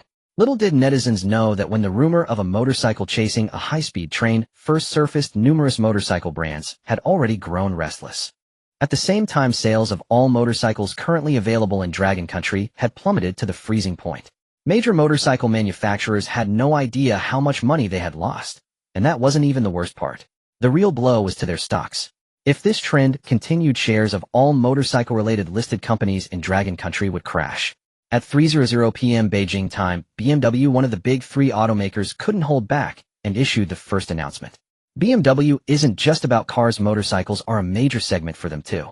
The official announcement on BMW's website read, "We are honored to witness the birth of such a miraculous motorcycle in this era. The BMW Group will continue to strive for excellence and create even greater glory." This announcement instantly fueled the already raging fire on Douyin. Within minutes, it was reposted over 70,000 times. But just as everyone assumed BMW was claiming credit for the motorcycle, Kawasaki's official website released an announcement shortly after BMW's "Dreams never fade, Kawasaki never ends." Seeing this announcement, netizens were momentarily perplexed. Can you two just make it clear? Which brand does this motorcycle actually belong to? On Sanku Road, while the major motorcycle brands issued their statements and netizens were caught in speculation, the owner of the motorcycle, Dai Xiaomei, remained blissfully unaware. She was leisurely riding the bike along the road. In high spirits, she casually started a live stream. As soon as the notification went out, countless viewers who had been waiting for her to go live flooded into her stream. Holy shit. Old woman, did you eavesdrop on my thoughts? I said if you go live today I'd eat shit, and you actually go live. Come on, spill. Did Fei Ge screw you over? We've already seen you buying gas. Hey, she's actually riding a motorcycle. Is that the one Fei Ge gave her? She got totally played by Fei Ge. Look at that ugly bike. Is that iron shell rusted? Honestly, even my grandma would be ashamed to ride that. Fei Ge is still the same. He didn't even give her a full tank and used scrap iron for the body.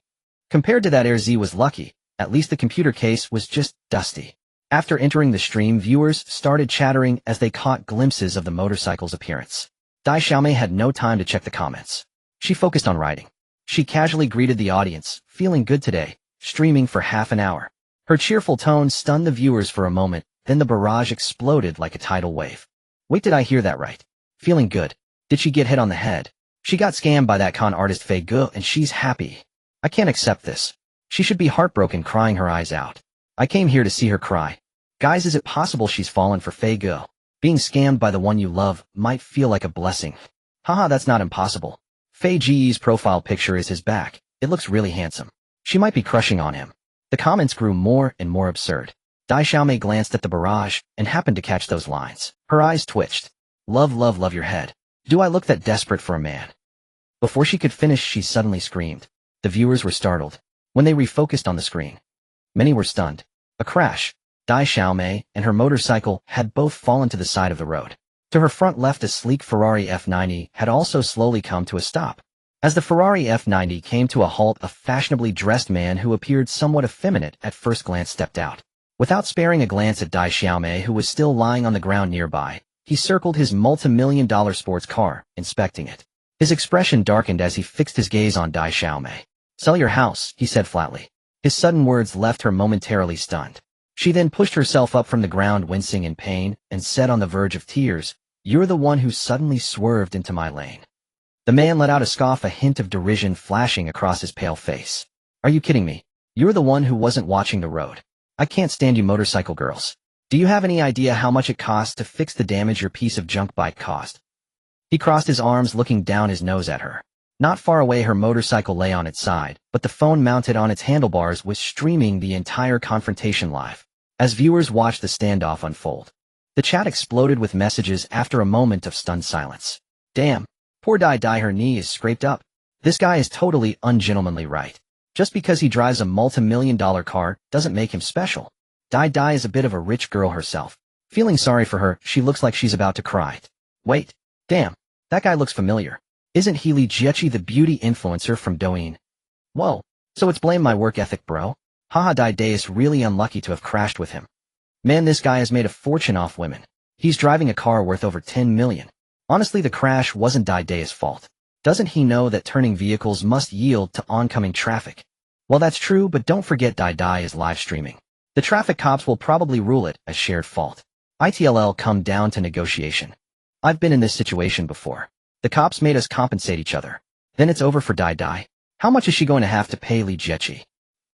Although the stream's audience usually enjoyed watching the drama unfold, they were firmly on Dai Xiaomei's side now that she was in real trouble. She also seemed to realize she was still being broadcast. Knowing the police would likely order mutual compensation, Dai Xiaomei gritted her teeth and said, "Fine, I'll pay for the damage to your car. But you have to pay for my motorcycle." As she spoke, she turned to look at the bike Shen Fei had given her. The collision had not only left a scratch on Li Jiechi's Ferrari, but had also severely damaged the outer shell of Dai Xiaomei's motorcycle. If the shell hadn't absorbed most of the impact, her leg would have been hurt far worse than just a simple cut. Alright, let's do it your way. My time is valuable, and I don't want to waste it on you. You give me 5 million. As for your bike, 3,000 is more than enough to cover it. Li Jiechi waved his hand dismissively, a look of impatience on his face. Dai Xiaomei was utterly dumbfounded by his words. "5 million. Are you a highway robber?" She had heard of Li Jiechi but had never seen his face before. Seeing him demand such an outrageous sum, her jaw nearly dropped. Haha, Dai is right. Li Jiechi is a robber, a thief, who steals from women. Now I get why his first words were to tell her to sell her house. She might actually have to. I mean, his car is expensive, but 5 million is a ridiculous ask. I never liked this guy anyway, and this just makes him look even worse. Back on the road, Li Jiechi looked at Dai Xiaomei's exaggerated expression and scoffed again. "Is 5 million too much? If you can't afford it, maybe you should reflect on yourself. Ask yourself if you've been working hard enough, or if your salary has even gone up. Don't wait until you actually need money to realize you're a failure. Anyway, I'm done talking.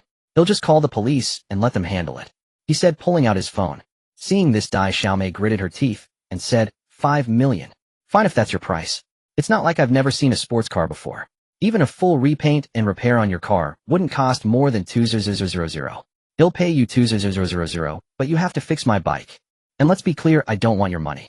I just want you to restore my motorcycle to its original condition." As she finished speaking, a look of genuine pain flickered in her eyes. She had grown so fond of the bike Shen Fei had given her. Now that its shell was dented from the crash, of course, she was upset. Li Jieqi, on the other hand, was immediately irritated by her counteroffer. 200,000. That's a joke. Absolutely ridiculous. Do you think I'm trying to rip you off? Then you better take a very close look. My car is not your average Ferrari F90. See this right here? This floral pattern was custom designed for me by Ferrari's design director Mr. Manzoni at a hefty price.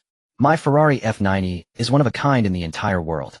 Not to mention the added value of having Mr. Manzoni himself work on it. And you think I have the time to find someone to fix your piece of junk motorcycle? I don't have that kind of time. I make enough money in an hour to buy several of those bikes. Hey Race 100000. That should be more than enough to cover your worthless motorcycle. It's so ugly it's an eyesore. I can't stand to look at it for another second. Since I've paid for it, I'll decide what happens to it. Error, smash it. Li Jieqi threw a bank card onto the ground, then turned his head to look at a burly man standing nearby. The stream's audience hadn't noticed that another person had gotten out of the car with him. Upon hearing the instruction, the man named Eru, who looked like a bodyguard, immediately started walking towards the motorcycle with a swagger. As he walked, the burly man casually picked up a brick from the ground, seemingly intent on following Li Jieqi's orders and smashing the motorcycle to pieces. Gazing at the burly man wielding a brick, Dai Xiaomei couldn't deny the fear gripping her heart. Yet she couldn't stand idly by and watch her beloved motorcycle be destroyed. Stop! Stop right there! Don't touch my bike! Summoning every ounce of courage, she stepped in front of the man. The burly man, however, didn't even spare her a glance, shoving her aside without a word. As he raised the brick high, poised to smash it down upon the motorcycle, Dai Xiaomei's tears streamed down her face in a torrent of desperation. Wah! I don't want your money, just don't smash my bike. At that moment, Dai Xiaomei was the very picture of helplessness. But just as the brick was about to connect with the motorcycle, a dull, heavy thud suddenly echoed through the air. Startled, Dai Xiaomei looked up, and a look of stunned disbelief froze on her tear-stained face. A group of foreigners in sharp suits had appeared out of nowhere, and with sheer force, they sent Li Jieqi's bodyguard sprawling a good 7 or 8 meters away. Before Dai Xiaomei could even process what was happening, a foreign old man with a head of silver hair rushed forward. He threw himself beside her motorcycle, his face contorting with anguish as he wailed, "Oh God! Who did this? Who? I shall curse him in the name of Jesus. Curse him." The old man continued, actually wiping tears from his eyes. This left not only Dai Xiaomei utterly bewildered, but also caused Li Jieqi, standing nearby, to frown in confusion as he observed the old man and the impeccably dressed foreigners. Li Jieqi's tone was notably less aggressive as he asked, "Who are you people?" His voice echoed in the air, but the foreign old man didn't even look his way. Instead, he muttered to himself, then turned his head towards Dai Xiaomei with an excited glint in his eyes. "Oh, my esteemed young lady. I am Mueller, the head of Chrysler Group's Dragon Country division. 20 minutes ago, our information department located a Mr. Zhangping. Through our consultation with him, we discovered that the miraculous motorcycle capable of exceeding 600 kilometers per hour belongs to you. I am here on behalf of the Chrysler Group to extend our greetings to you, esteemed miss, and to express our hope that you might consider selling this magnificent machine to us. Rest assured, we will offer you a most satisfactory price." The intensity of the old man's gleaming gaze made Dai Xiaomei feel distinctly uneasy. His fluent Chinese words left Dai Xiaomei completely dumbfounded. As for the countless viewers in the live stream, after a moment of stunned silence, the chat absolutely exploded. Holy crap!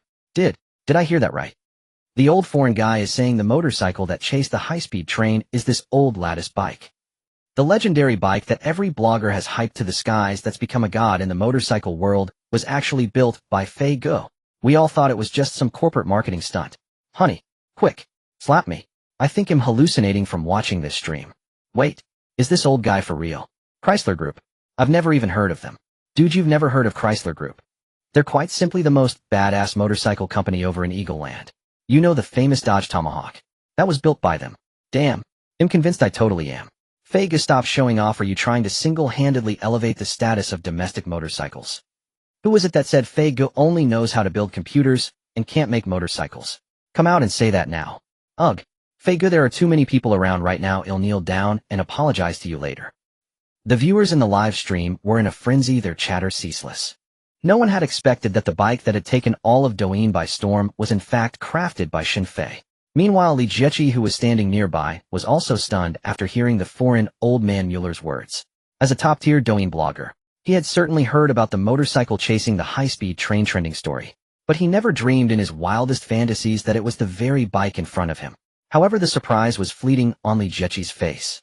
He quickly turned his gaze to the old man Mueller and said, This motorcycle, no matter how great, isn't worth as much as a single one of my car's wheels. What? Are you going to pay for her damages? Now that he knew Mueller was the head of a legitimate corporation, Li Jieqi relaxed once more. This time the old man did not ignore his words. Noticing that Dai Xiaomei was still in a daze, Mueller turned his head and coldly fixed his gaze on Li Jieqi. Then, with a subtle wave of his hand, the burly foreigners in suits immediately began to stride purposefully towards Li Jieqi. Witnessing this, Li Jieqi's Adam's apple bobbed nervously as he swallowed hard. His voice trembled as he stammered, "What do you think you're doing? We live in a society governed by law. Assault is aga." Bang! Before Li Jieqi could even finish his sentence, a dull thud rang out. It turned out the foreigners weren't coming for him at all. They strode past him, pulled out riot batons, and brought them down upon his ultra-expensive sports car. One blow, and then another. The sharp clang of metal striking metal echoed relentlessly. In mere seconds, Li Jieqi's ostentatious Ferrari was reduced to a mangled wreck. Witnessing the scene, Li Jieqi's eyes twitched violently in sheer disbelief and pain. Yet intimidated by the sheer presence of the foreign bruisers, he dared not utter a single word of protest. At that moment, Dai Xiaomei finally snapped out of her stupor. Seeing the shocking scene unfolding before her eyes, she quickly spoke up. "Uncle Mueller, I didn't say I was going to sell you my motorcycle." Dai Xiaomei thought Mueller was standing up for her. But upon hearing this, Mueller slowly shook his head and said, "Oh, my esteemed young lady, this has nothing to do with whether you sell me the motorcycle or not. He has damaged this gift that God bestowed upon humanity, so of course I must mete out punishment. What a perfect motorcycle. And now because of this foolish man it bears a flaw." After saying this to Dai Xiaomei with a shake of his head, Mueller turned back to face Li Jieqi with a cold expression. "Your car is now totaled. Chrysler Group will compensate you with an identical replacement. However, for the damage inflicted upon this motorcycle, our group intends to fully represent this esteemed young lady in filing a lawsuit against you. It would be best if the motorcycle shell could be restored to its original state. If it cannot be restored, then you will face the most severe legal consequences. Our entire legal department at Chrysler Group will treat this matter as our top priority. But before that, I must remind you of something. The shell of this motorcycle is directly related to its incredible stability. This technology is unprecedented anywhere in the world." Mu De's words, each one profound, echoed throughout the venue. Li Jieqi was utterly dumbfounded. He never dreamed that he who had weathered the storm of netizens accusing him of laziness and had endured the torrent of their fury would be brought down by a motorcycle. The mere thought of facing the entire legal department of a multinational corporation sent shivers down his spine. Meanwhile, the countless viewers in the livestream finally understood why Mu De, as a regional director, would go to such lengths to defend Dai Xiaomei. At the root of it all was the motorcycle crafted by Xin Fei. Does any brother here know how old Fei Gu really is? I feel like calling him Gu might be underselling him. We should be calling him Yu, right? Not only is he a master of computer hardware, but the motorcycle he builds has the world's top motorcycle groups clamoring for it. I refuse to believe Fei Gu is under 60. In any case, Fei Gu has single-handedly elevated the standard of made in China to unprecedented heights. From now on, anyone who dares say domestic computers and motorcycles can't compare to foreign ones will have to answer to me. I just know that the scene we witnessed today will be forever etched in the history of motorcycling." As the live stream chat buzzed with excitement, Li Jieqi had already slunk away in disgrace. Judging by his frantic demeanor, he was likely scrambling to hire top-tier lawyers for his impending legal battle. After all, when Old Man Mu De said he would sue on Dai Xiaomei's behalf, he didn't sound like he was joking. As for Dai Xiaomei, she profusely thanked Mu De. Without him, she wouldn't have known what to do today. But then Dai Xiaomei changed her tune. "Uncle Mu De, thank you so much. However, I still can't sell you the motorcycle. But you can go to Fei Gu and place an order. Do you know Xin Fei? He's the one who built this motorcycle for me." A look of fangirl admiration washed over Dai Xiaomei's face as she mentioned Xin Fei. Mu De, however, just shook his head with a wry smile. "Since we found you, miss, we've also uncovered the true origin of this motorcycle. We placed an order with Mr. Xin Fei immediately upon discovering him. We also formally extended an invitation for collaboration. But Mr. Xin Fei's reply was not interested. Mr. Xin Fei only sells products, not patents. Of course, if we can figure out the technology ourselves, he's allowed us to use it. But we'd have to pay a licensing fee. That's why we're so eager to. How about this, my esteemed lady? On behalf of the Chrysler Group, I'd like to rent this magical motorcycle from you for a short period. 3 days will be enough. After 3 days, I will return the motorcycle to you, in perfect condition." Mu De looked at Dai Xiaomei with hopeful eyes. Hearing his proposal, she didn't refuse. Renting it out for 3 days was acceptable to her. The millions of viewers in the livestream, however, erupted once more.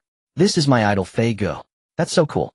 Selling products but not patents and showing no interest in a giant like the Chrysler Group. Fei Gu is truly unshakable. I can only imagine Fei Gu just turned down an astronomical sum. Exactly. Old Mu Da was ready to smash a 10 million yuan motorcycle. The offer to Fei Gu must have been in the 9 figures. All I can say is that some of the technology in Fei Gu's motorcycle is priceless.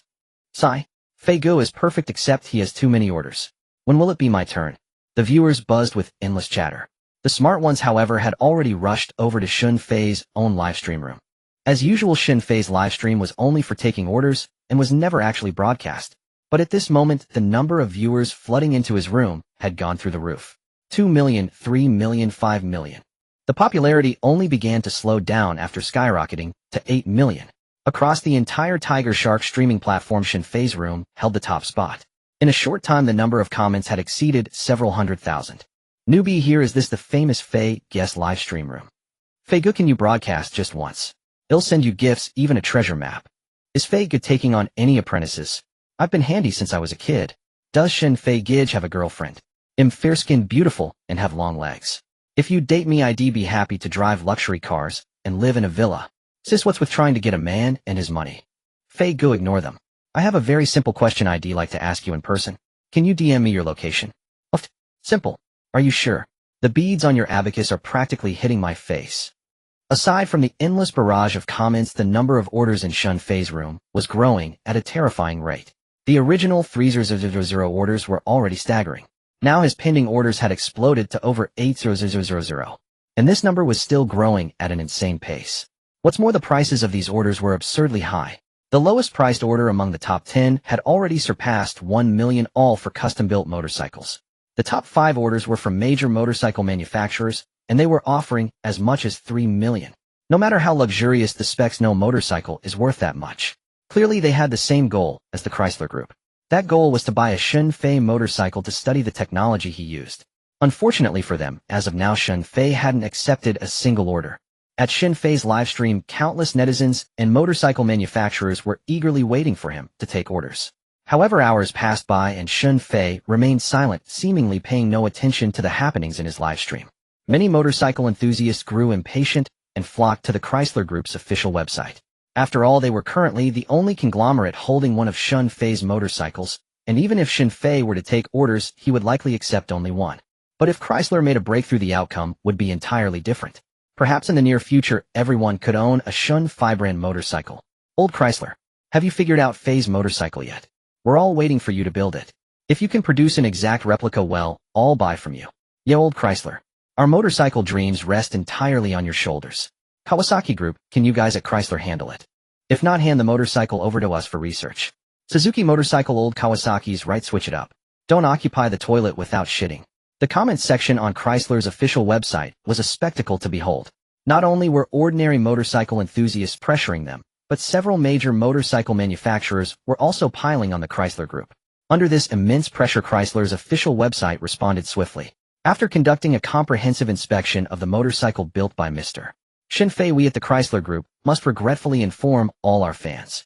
First, there are certain technologies in Mr.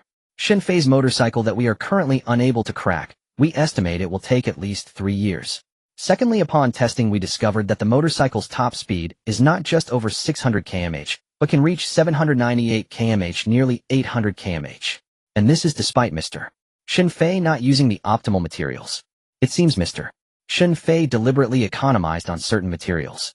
Had he not, we believe the top speed could easily surpass 800 km/h. Lastly, our board of directors has collectively decided to issue an indefinite cooperation invitation to Mr. Shun Fei. He is the future and hope of the motorcycle industry, and it will flourish brilliantly because of him. This announcement from the Chrysler Group was packed with information. Upon its release, it was like a massive stone thrown into a calm lake, stirring up a huge commotion. Not only were netizens astounded, but even major motorcycle manufacturers fell into silence. I'm numb, totally numb. 600 isn't even the top speed, and 800 can be reached easily. What Fei built isn't a motorcycle, it's a ground-flying machine. The motorcycle industry will flourish because of Fei. Remember, that's a listed company's appraisal of him. No wonder Fei dared to let them research it freely, even offering a discount on patent fees. He must have known all along that Chrysler wouldn't be able to figure anything out right. Am I the only one who noticed the words economized on materials? Fei's still ripping off old ladies' money after all. Haha, put nicely, it's economizing, put bluntly, it's cutting corners. Fei truly lives up to his title as the king of profiteers. As always, you can trust Fei's skills, but his character is never worth scrutinizing. Haha, I'm dying of laughter. I just want to know how much Fei made from these 2 orders. I'm so curious. Oh my god. Who needs to place an order with Fei now, so he dares not cut corners? I really want to see how terrifying a full effort Fei is. Then I guess only if the government places an order would he not dare to mess around. Haha, definitely. Who would dare to scam the government's money? The comments kept coming one after another without a pause. But undoubtedly this announcement from the Chrysler Group had elevated Shin Fei and his godlike manufacturing store to an unparalleled level. Everyone finally understood that the store's slogan, godlike manufacturing store fulfilling all your fantasies, was not just Shin Fei's pretentious literary flair. It was simply the truth. Consequently, in a short period, orders for Shin Fei's manufacturing store surged once again. Many netizens who weren't interested in motorcycles also began to let their imaginations run wild, placing all sorts of unconventional orders. Back at the suburban manufacturing store, Shin Fei, indeed, hadn't been paying attention to the online buzz.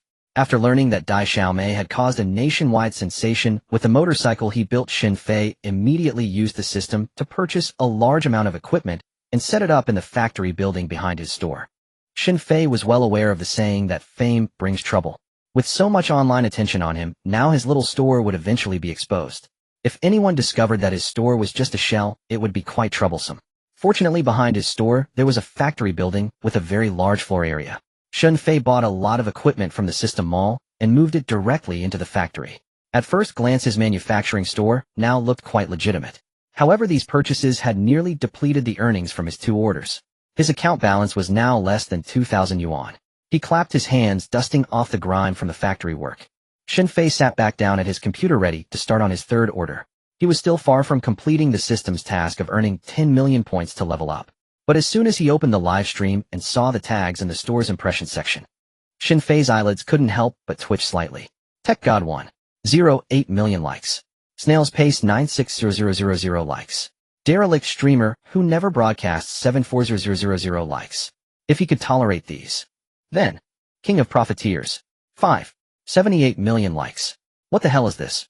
It's just that I saved a tiny bit on costs. You can't just focus on the materials and ignore everything else. Shin Fei muttered to himself. Forget it'll stop worrying. So what if I'm a profiteer? It's all the system's fault. Besides, they only guessed I made money. They can't possibly know the exact amount. Shin Fei said with considerable confidence. But just then, a system prompt completely stunned Shin Fei.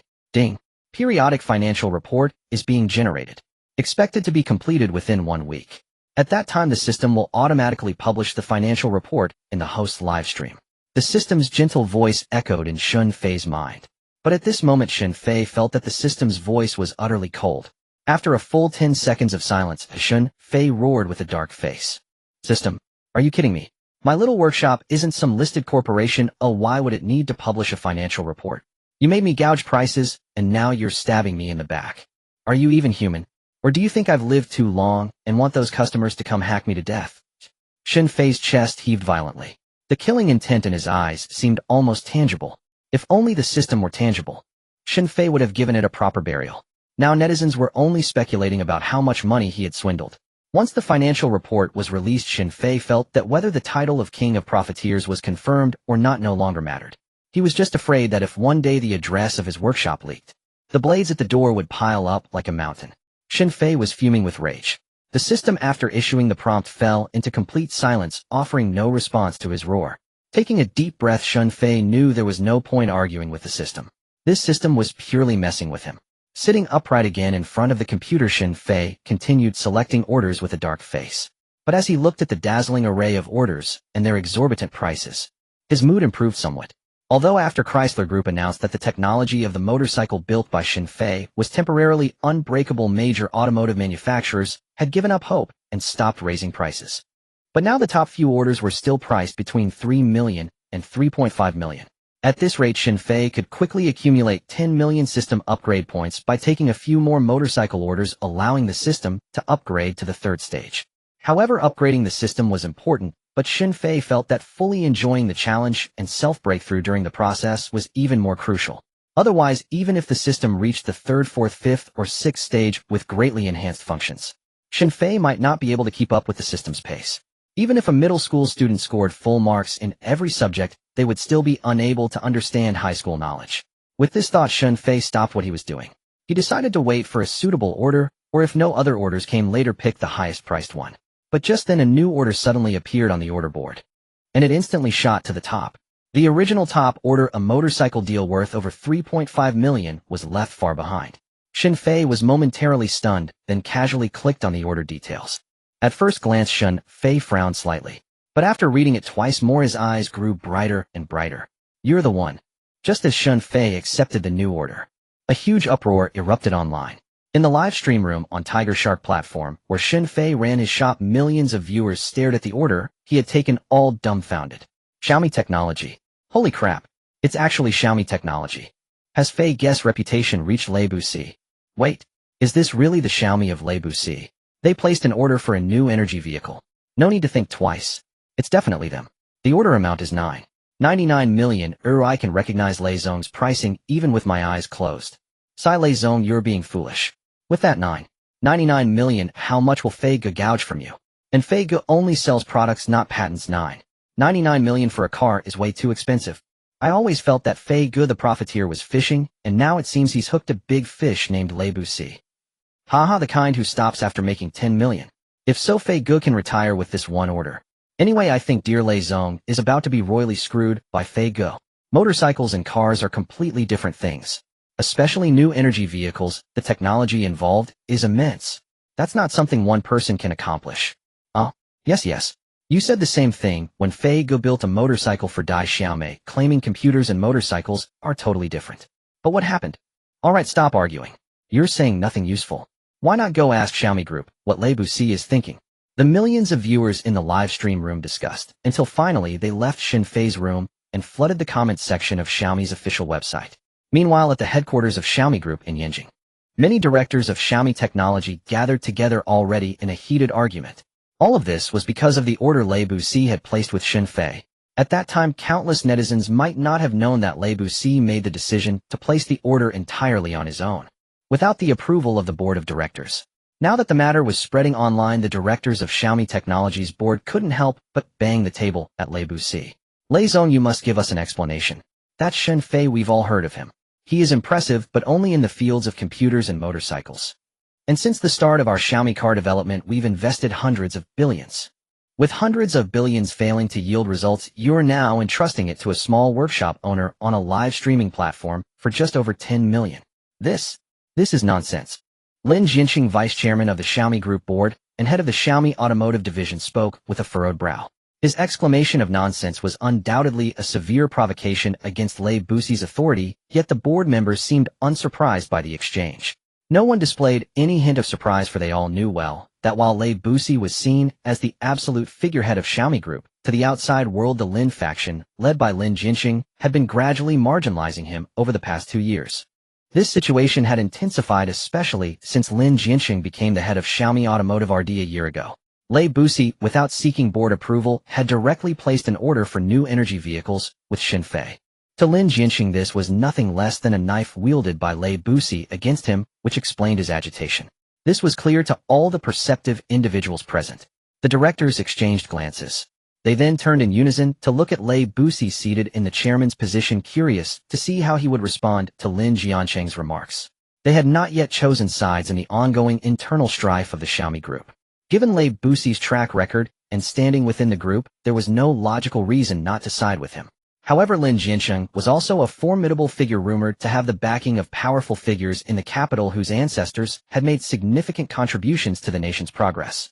Now that things had reached this point, they could all sense the impending confrontation. The question was whether Leibusi could eliminate Lin Jinxing and fully regain control of Xiaomi Group. Or would Lin Jinxing rise from behind to completely crush Leibusi? Hey, it's just a 10 million spending limit. Do I need to report to you for spending a mere 10 million? Leibusi responded to Lin Jinxing with an air of nonchalance, a smile on his face. A board meeting for collective decision-making was only required for major expenditures, typically involving billions. A mere 10 million hardly necessitated informing Lin Jinxing or the board. Upon hearing this, Lin Jinxing looked up at Leibusi, a mix of grief and anger spreading across his face. He pressed his lips together, his expression grave, and said, "Chairman Lei, 10 million is a small matter, but its impact on Xiaomi Group is immeasurable. Don't you understand this? Within 15 minutes of the news about your order with Shunfei spreading, Xiaomi Tech's stock price on the Hong Kong exchange began to fluctuate. Now our investors and shareholders are questioning the strength of Xiaomi Group, a listed company's most focused new energy vehicle sector, yet it's being outsourced to a small shop owner. If this continues, Xiaomi Group could be destroyed. I suggest we immediately cease cooperation with Shunfei. You should personally announce that this was all a misunderstanding. Simultaneously, we must increase investment in Xiaomi Automotive to show our shareholders our commitment to the new energy vehicle sector. Lin Jiancheng's expression shifted from grave to impassioned. His speech was fervent and forceful, as if he alone were concerned for the company's welfare. Listening to him, Lei Busi couldn't help but laugh heartily, his smile even more radiant than before. Everyone, look at this. Our Director Lin's acting is truly impressive. If you ask me, Director Lin, you should just quit and star in movies. I guarantee you'd become a best actor, Lei Busi said with a genial smile. Yet his words were like slaps across Lin Jiancheng's face. The meeting room instantly fell into a deathly silence. Many directors couldn't help but shudder as they looked at Lei Busi. It was as if they had just been reminded of who stood before them. It was Lei Busi who peaked right from the start. When he was at his poorest, he still had 4 billion yuan, while the two Mas of that era were still nobodies. And these subtle shifts in the director's expressions did not escape Lin Jiancheng's notice. With Lei Busi's mocking words still echoing in his ears, Lin Jiancheng's face darkened to an extreme. Chairman Lei, what do you mean by this? Are you insulting me? Lin Jiancheng's low voice resonated through the room. Lei Busi slowly let his smile fade. You say my decision caused the stock price to fluctuate. Then let me ask you, would endlessly pouring money into Xiaomi Automotive with no results to show for it somehow prevent the stock price from fluctuating? It's been a year, Lin Jiancheng, and I have run out of patience. You say I'm insulting you. But aren't you just bringing humiliation upon yourself? Lei Busi's gaze was icy as he looked at Lin Jiancheng, a stark contrast to his usual amiable demeanor. His unfamiliar coldness was frightening. Lin Jiancheng fell silent upon hearing these words. After a few long seconds, he slowly raised his head. Since Chairman Lei has put it that way, there's nothing more for me to say. I want to sign a betting agreement with you. Give me 3 days. If I cannot lead Xiaomi Automotive to produce our first car, the S7, then I will resign from my position as head of the Xiaomi Automotive division. But if I succeed, you must resign as executive director. Chairman Lei, do you dare to accept? As Lin Jiancheng finished speaking, a wave of murmurs washed over the meeting room. The directors had guessed the two might escalate things today, but they hadn't anticipated it would go this far. Director Lin, think twice. Don't be impulsive. Chairman Lei, Director Lin is just speaking in anger. Don't take it to heart. Oh dear, you two. Let's all calm down, have some tea, and talk this through slowly. The directors began to chime in one by one, trying to dissuade both Lin Jiancheng and Lei Busi. But Lin Jiancheng seemed deaf to the surrounding pleas, his eyes fixed intently on Lei Busi, looking as if he were ready to settle this once and for all. Meeting Lin Jiancheng's sharp, aggressive gaze, Lei Busi suddenly appeared calm. He slowly leaned back in his chair and casually tossed a document onto the table. Since it's a bet, let's make it interesting. I will issue an announcement in my capacity as executive director of Xiaomi Group. In 3 days, we will hold the Xiaomi Automotive launch event at Beishan Square. You bring the Xiaomi S7, and I'll bring the car Shunfei has prepared for me. We'll see who comes out on top. If you win, I'll not only hand over my executive director position, but I'll also reduce my stake in Xiaomi Group stock. But if you lose, I don't want to see you at Xiaomi again, and you must sell off all your shares in the group. Lei Busi's voice was low, but his words struck like thunderclaps, booming in everyone's ears. No one had anticipated this. Lei Bus had already prepared a betting agreement in advance. After the dozen or so directors in the meeting room regained their composure, they all turned their gaze towards Lei Bus in unison, convinced that he had lost his mind. Judging from the terms of this betting agreement, he proposed. At this moment, Lin Jiancheng held every conceivable advantage. After all, Xiaomi Motors had been in development for over a year with an incalculable amount of capital poured into it. And now Lei Bus intended to challenge him with only his partner Shunfei backed by a mere 99 million.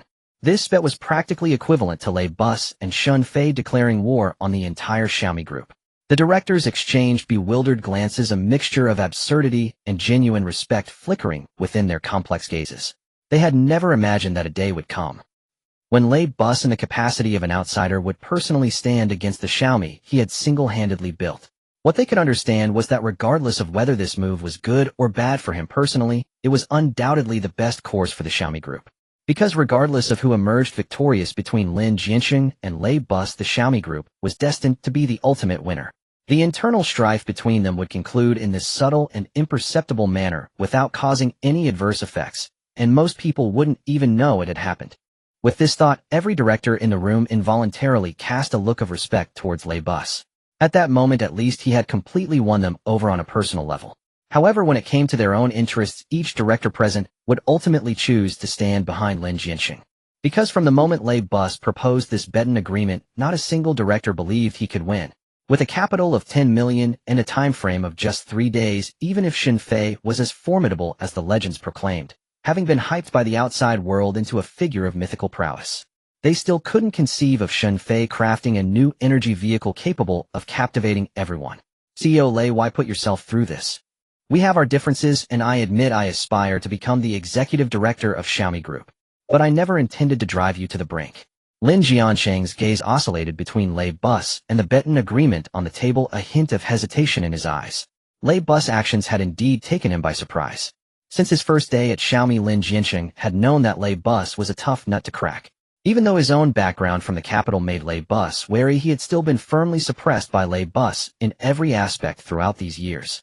His peers who had entered other major corporations around the same time had long secured core positions while he was still perpetually sidelined. Now this bet-in agreement from Lei Bus seemed to Lin Jianxing like a sudden surrender, as if Lei Bus, while still holding the advantage, had abruptly waved a white flag. This was something Lin Jianxing found truly difficult to comprehend. Society is advancing at a rapid pace, Lei Bus began. The next massive opportunity is looming on the horizon. Perhaps in 5 years, or maybe even 3, it will manifest. I don't want you or me to become an obstacle to Xiaomi's progress. I hope that a century from now Xiaomi will still stand at the forefront of this era. So this confrontation was inevitable. We've merely brought it forward. Faced with this heartfelt confession from Lei Bus didn't press the advantage aggressively. The tension in the meeting room seemed to dissipate in an instant. Lin Jianxing stared at Lei Bus, remaining silent for a good 10 seconds or more. Then he gave a slight bow and spoke with a voice full of reverence. Oh, well, Lei, I am not your equal. But rest assured, with Xiaomi in my hands, I will ensure it goes even further. With that, Lin Jianxing stood up, took the bet-in agreement, and signed his name with decisive swiftness. Following that, he rose to his feet, his expression reverting to its initial coldness. CEO Lei, I truly respect you. But this time you cannot win. Just 2 hours before you placed that order with Xin Fei, our Xiaomi automobile division achieved a breakthrough. In 3 days, the S7 will ascend to the pinnacle of the new energy vehicle market. Please wait and see. With these final words, Lin Jianxing turned and strode out of the meeting room. Seeing this, the other directors of the Xiaomi Group hesitated for a moment, before also rising and departing one after another. Before long, Lei Bus was left alone in the vast meeting room. A creak echoed as a chair was pushed back. Lei Bus circumvented the conference table and walked slowly towards the floor-to-ceiling window. From this vantage point, he could overlook the bustling panorama of the entire city. Lei Bus stood there gazing out for a long while before murmuring to himself, am I destined to lose? He is the most brilliant young man I have ever encountered. He reminds me of myself in my younger days. Yet I know he is far more exceptional than I was at his age. While Lei Bus was staking everything on Xin Fei. Xin Fei at his suburban manufacturing facility had already stepped into the system's super laboratory. Netizens were aware that Lei Bus had placed an order with Xin Fei and that it was for new energy vehicles. However, the specific contents of that order were known only to Xin Fei himself. Standing within the primeval forest of the super laboratory, Xin Fei recalled the lengthy, detailed order from Lei Bus, which spanned over 1,000 characters, and couldn't help but purse his lips. The first line of the order asked Xin Fei not to feel any pressure. Lei Bus acknowledged that expecting Xin Fei to create an eye-catching new energy vehicle within 3 days was a tall order. He assured Xin Fei that even if he failed, he wouldn't demand the order money back, nor would he publicly announce Xin Fei's failure. To be honest, Lei Bus truly lived up to his reputation. Upon reading these initial remarks, Xin Fei was already inclined to accept the order. And after reviewing Lei Bus' subsequent vision for the new energy vehicle, Xin Fei was completely determined to take it on. Gearing, balance shafts, composite material, production costs, batteries, electric motors, electronic control systems. And most importantly, the intelligent driving system. CEO Lei, you certainly know how to make demands. It's quite challenging, but in my view, good isn't good enough. CEO Lei, wait for me to deliver a grand surprise. After murmuring to himself, Xin Fei opened the system mall and began selecting the materials required to build this new energy vehicle. Although he held a deep respect for Lei Bus, an outstanding entrepreneur, going all out and draining his resources was simply not an option. The most crucial reason he had accepted this order was one he hadn't voiced. If he managed to save enough money from the 999 million, he could directly unlock the system's third phase. The temptation of this was far too great for Shun Fei to resist. After meticulously picking and choosing for over half an hour, Shin Fei finally selected all the materials needed for this new energy vehicle experiment. The total cost was 98000. After paying, he still had a substantial 989 million left from Lei Bus payment. Adding the points he had earned from Dai Xiaomei earlier, he had more than enough points to unlock the third phase. However, he couldn't activate it until he completed Lei Bus order. If he unlocked the top-tier military manufacturing capabilities now, he could add some truly impressive enhancements to Lei Bus' new energy vehicle. But for now, Shun Fei could only rely on his own imagination. Another important point was that although Lei Bus said he wouldn't take back the order money if he failed, the system would still judge the experiment as a failure. In that case, even if the money was kept, Shun Fei wouldn't earn the points needed for the system upgrade. Looks like I need to put in some serious effort from here on out, he mused. Fortunately, there should be enough time. Shun Fei mumbled a few words to himself, then devoted all his energy to crafting the new energy vehicle. While he was buried in work within the super laboratory day and night, unbeknownst to him, the outside world was already in an uproar. All of this was due to the announcement released by Xiaomi Group. At Beishan Square in 3 days, Xiaomi automobiles will witness the birth of a miracle with everyone. Xiaomi born for the fever. After the news of Lei Bus placing an order with Shun Fei spread, countless netizens flocked to Xiaomi's official website. Initially, they had just wanted to inquire about Lei Bus intentions. But who would have thought Xiaomi's official announcement would be such a bombshell? Did I stumble onto the wrong page? Is this the set of a big-budget sci-fi movie? I thought Lei Bus was just trying to get a cool car from Feigu, but he's playing on a whole other level. 3 days, just 3 days. That's no way to witness a miracle. I think since Xiaomi Group has announced it, we should just wait and see. In 3 days, we'll see if it's really a horse or a mule. Netizens were buzzing with discussions, seemingly having already assumed that the miracle Xiaomi Group would showcase at Beishan Square in 3 days was the car Lei Bus had ordered from Shun Fei. The internal bet between Lei Bus and Lin Jiansheng was completely unknown to the public. This was exactly the kind of situation Lei Bus had hoped for. Regardless of whether Shun Fei could successfully build the car in 3 days, Xiaomi Group had already secured an unbeatable position. And because of Shun Fei, everyone was now extremely interested in Xiaomi Group's new energy vehicle launch event. Back at the suburban manufacturing shop, Shun Fei was completely oblivious to the commotion outside. He was fully immersed in crafting the new energy vehicle before him. With his prior experience in building motorcycles, constructing the car's frame wasn't difficult for him. After all, the two processes had commonalities. Moreover, with the help of the system's advanced automated equipment, Shun Fei could easily make the materials meet his desired specifications without any extra effort. So within the super laboratory, Shun Fei spent about 10 days, which was equivalent to less than half a day in the outside world, to initially craft the car's frame and assemble its various components. Even the world's most professional automotive groups would be stunned by this speed. This was because Shun Fei was designing without any template, based purely on his vision of a car's optimal functionality. After completing the initial construction, Shun Fei's next step was to work on the finer details. This included the 3 most critical components of a new energy vehicle: the battery, motor, and electronic control system. These elements would determine the performance of the new energy vehicle Shun Fei was building. Compared to the first step, this process took him significantly longer. It took him over 20 days to get everything right. By then, Shun Fei had spent a full month in the super laboratory. Before him stood a complete new energy vehicle. Now all it needed was a full battery charge, and it would be ready to speed down the highway. However, Shun Fei knew that if he ended his experiment now, the system probably wouldn't even give him a passing grade. In other words, the system would directly judge his experiment as a failure. Because according to the order Lei Bus had placed, Shun Fei had only completed half of the work. The car in front of him could at best be considered a decent-looking, ordinary vehicle. It was far from being a top-tier new energy vehicle, as it was missing the most crucial and marketable feature of modern new energy cars: the intelligent driving system. Phew. Shun Fei took a deep breath, knowing that the real challenge of this experiment was just beginning. After adjusting his mental state and ensuring he was fully refreshed, Shun Fei threw himself into the development of the intelligent driving system. Time slipped away like sand through fingers, passing quietly and imperceptibly. 3 days passed in the blink of an eye. On the morning of the 3rd day, shortly after breakfast, the large square at the foot of Beishan was already bustling with people. Colorful flags bearing the words Xiaomi Group flew high in the wind, visible from hundreds of meters away. And it wasn't just ordinary people who were intensely interested in this Xiaomi car launch event, which had been brewing for 3 days. Even some business tycoons had gotten up early, eagerly sitting in front of their televisions waiting for the live broadcast of Xiaomi's press conference to begin. Inside an antique villa in the heart of Shenzhen, Ren Jichuan, chairman of Huawei Group, was brewing tea with his own hands, occasionally glancing up at the screen before him. The Xiaomi Group's press conference had not yet officially begun. The live broadcast, however, was already underway. The sheer magnitude of the crowd on screen was even more spectacular than when Huawei held its own events. Witnessing this, Ren Jichuan's young niece Jiang Qianqian couldn't help but pout and say, "Uncle, this is absolutely ridiculous. I know that Xin Fei is incredibly popular and talented. He single-handedly created the world's fastest and most stable motorcycle, making the entire Chrysler Group desperate to recruit him. But Xiaomi is clearly not on the same scale as us Huawei. One would think Xiaomi is the #1 tech company in China." Jiang Qianqian's face was a picture of displeasure. Being the apple of Ren Jichuan's eye, she always spoke her mind in his presence. Ren Jichuan, looking at his beloved niece, couldn't help but chuckle and shake his head. "Qianqian, today you should watch this broadcast very carefully. I believe you can learn a great deal from it. Xiaomi Group might not match Huawei in size, but when it comes to capability, 10 of your uncles are no match for one Lei Jun."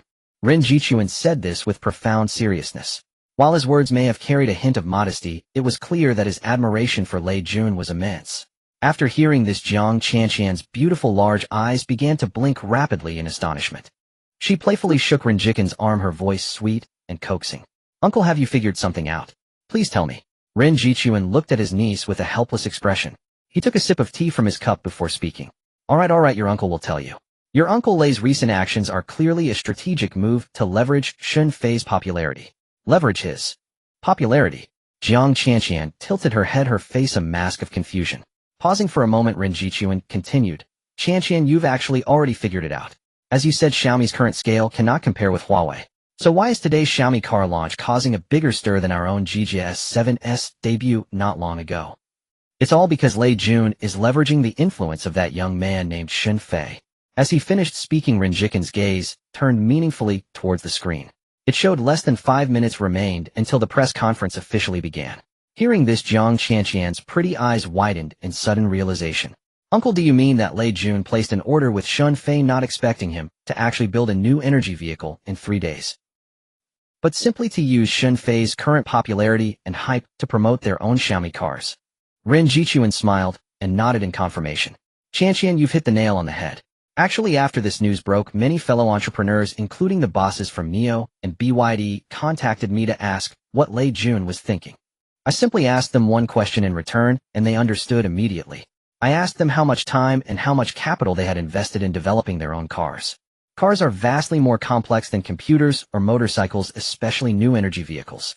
That young man Xin Fei is indeed outstanding, but building a new energy vehicle in just 3 days. It's simply impossible. However, I genuinely like this kid Xin Fei. It's rare to find young people with such exceptional technical skills these days. I've already instructed our HR department to send him a contract. I believe he will be tempted." Even Ren Jichuan's eyes couldn't hide a deep sense of appreciation when mentioning Xin Fei's name. Jiang Qianqian's curiosity was now thoroughly piqued, as she knew her uncle was famously generous. "Uncle, what kind of offer did you make Xin Fei?" Ren Jichuan turned to look at her. "You want to know?" Yes. Of course I do, Uncle." Seeing her nod her head eagerly like a pecking chick, Ren Jichuan didn't keep her in suspense. "My offer to Xin Fei includes a portion of Huawei shares in addition to an annual salary of at least 300 million yuan, with a guaranteed salary increase of no less than 10 each subsequent year." As Ren Jichuan's voice echoed through the room, Jiang Qianqian's expression froze in sheer shock. She had expected a high offer, but never in her wildest dreams had she imagined such an astronomical figure. Setting everything else aside, that 300 million yuan annual salary alone could fund an entire mid-sized team of 30 top-tier tech experts at Huawei.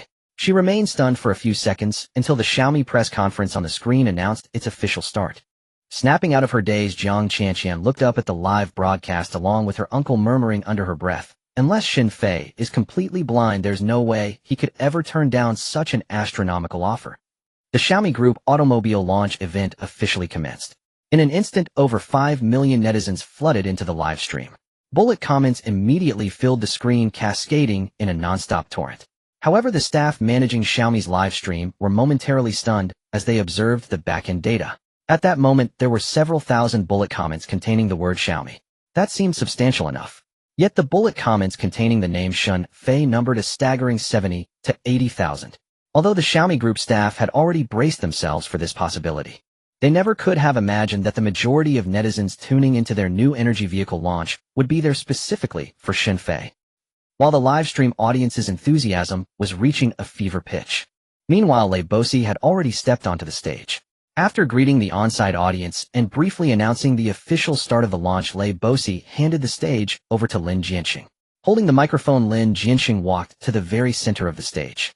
He then spoke directly. I know what everyone is here for today, so I won't keep you in suspense. Next, let's welcome the star of today's launch event.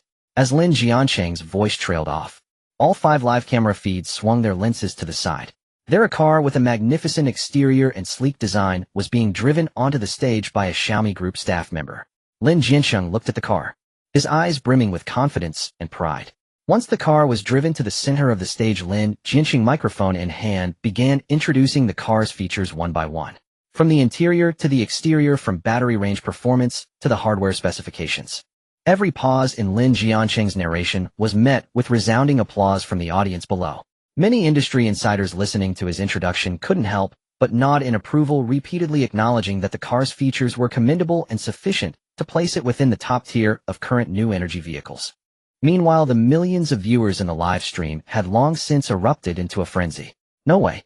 Did Brother Fei actually not swindle Lei Bosi's money this time? The exterior and interior look like they cost a fortune. An era ends. Brother Fei is no longer the Brother Fei we knew. How should I put it? Although this car is decent, it doesn't give me any sense of amazement. It's pretty similar to most new energy vehicles. Brother Fei really is only good at computers and motorcycles. Come on, give him a break. In 3 days, giving Lei Bosi a car like this is already quite something. Wait, something's off. Look at the big screen. This car doesn't seem to be built by Brother Fei.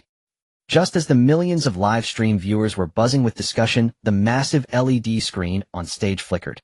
Lines of text and images suddenly flashed onto the display.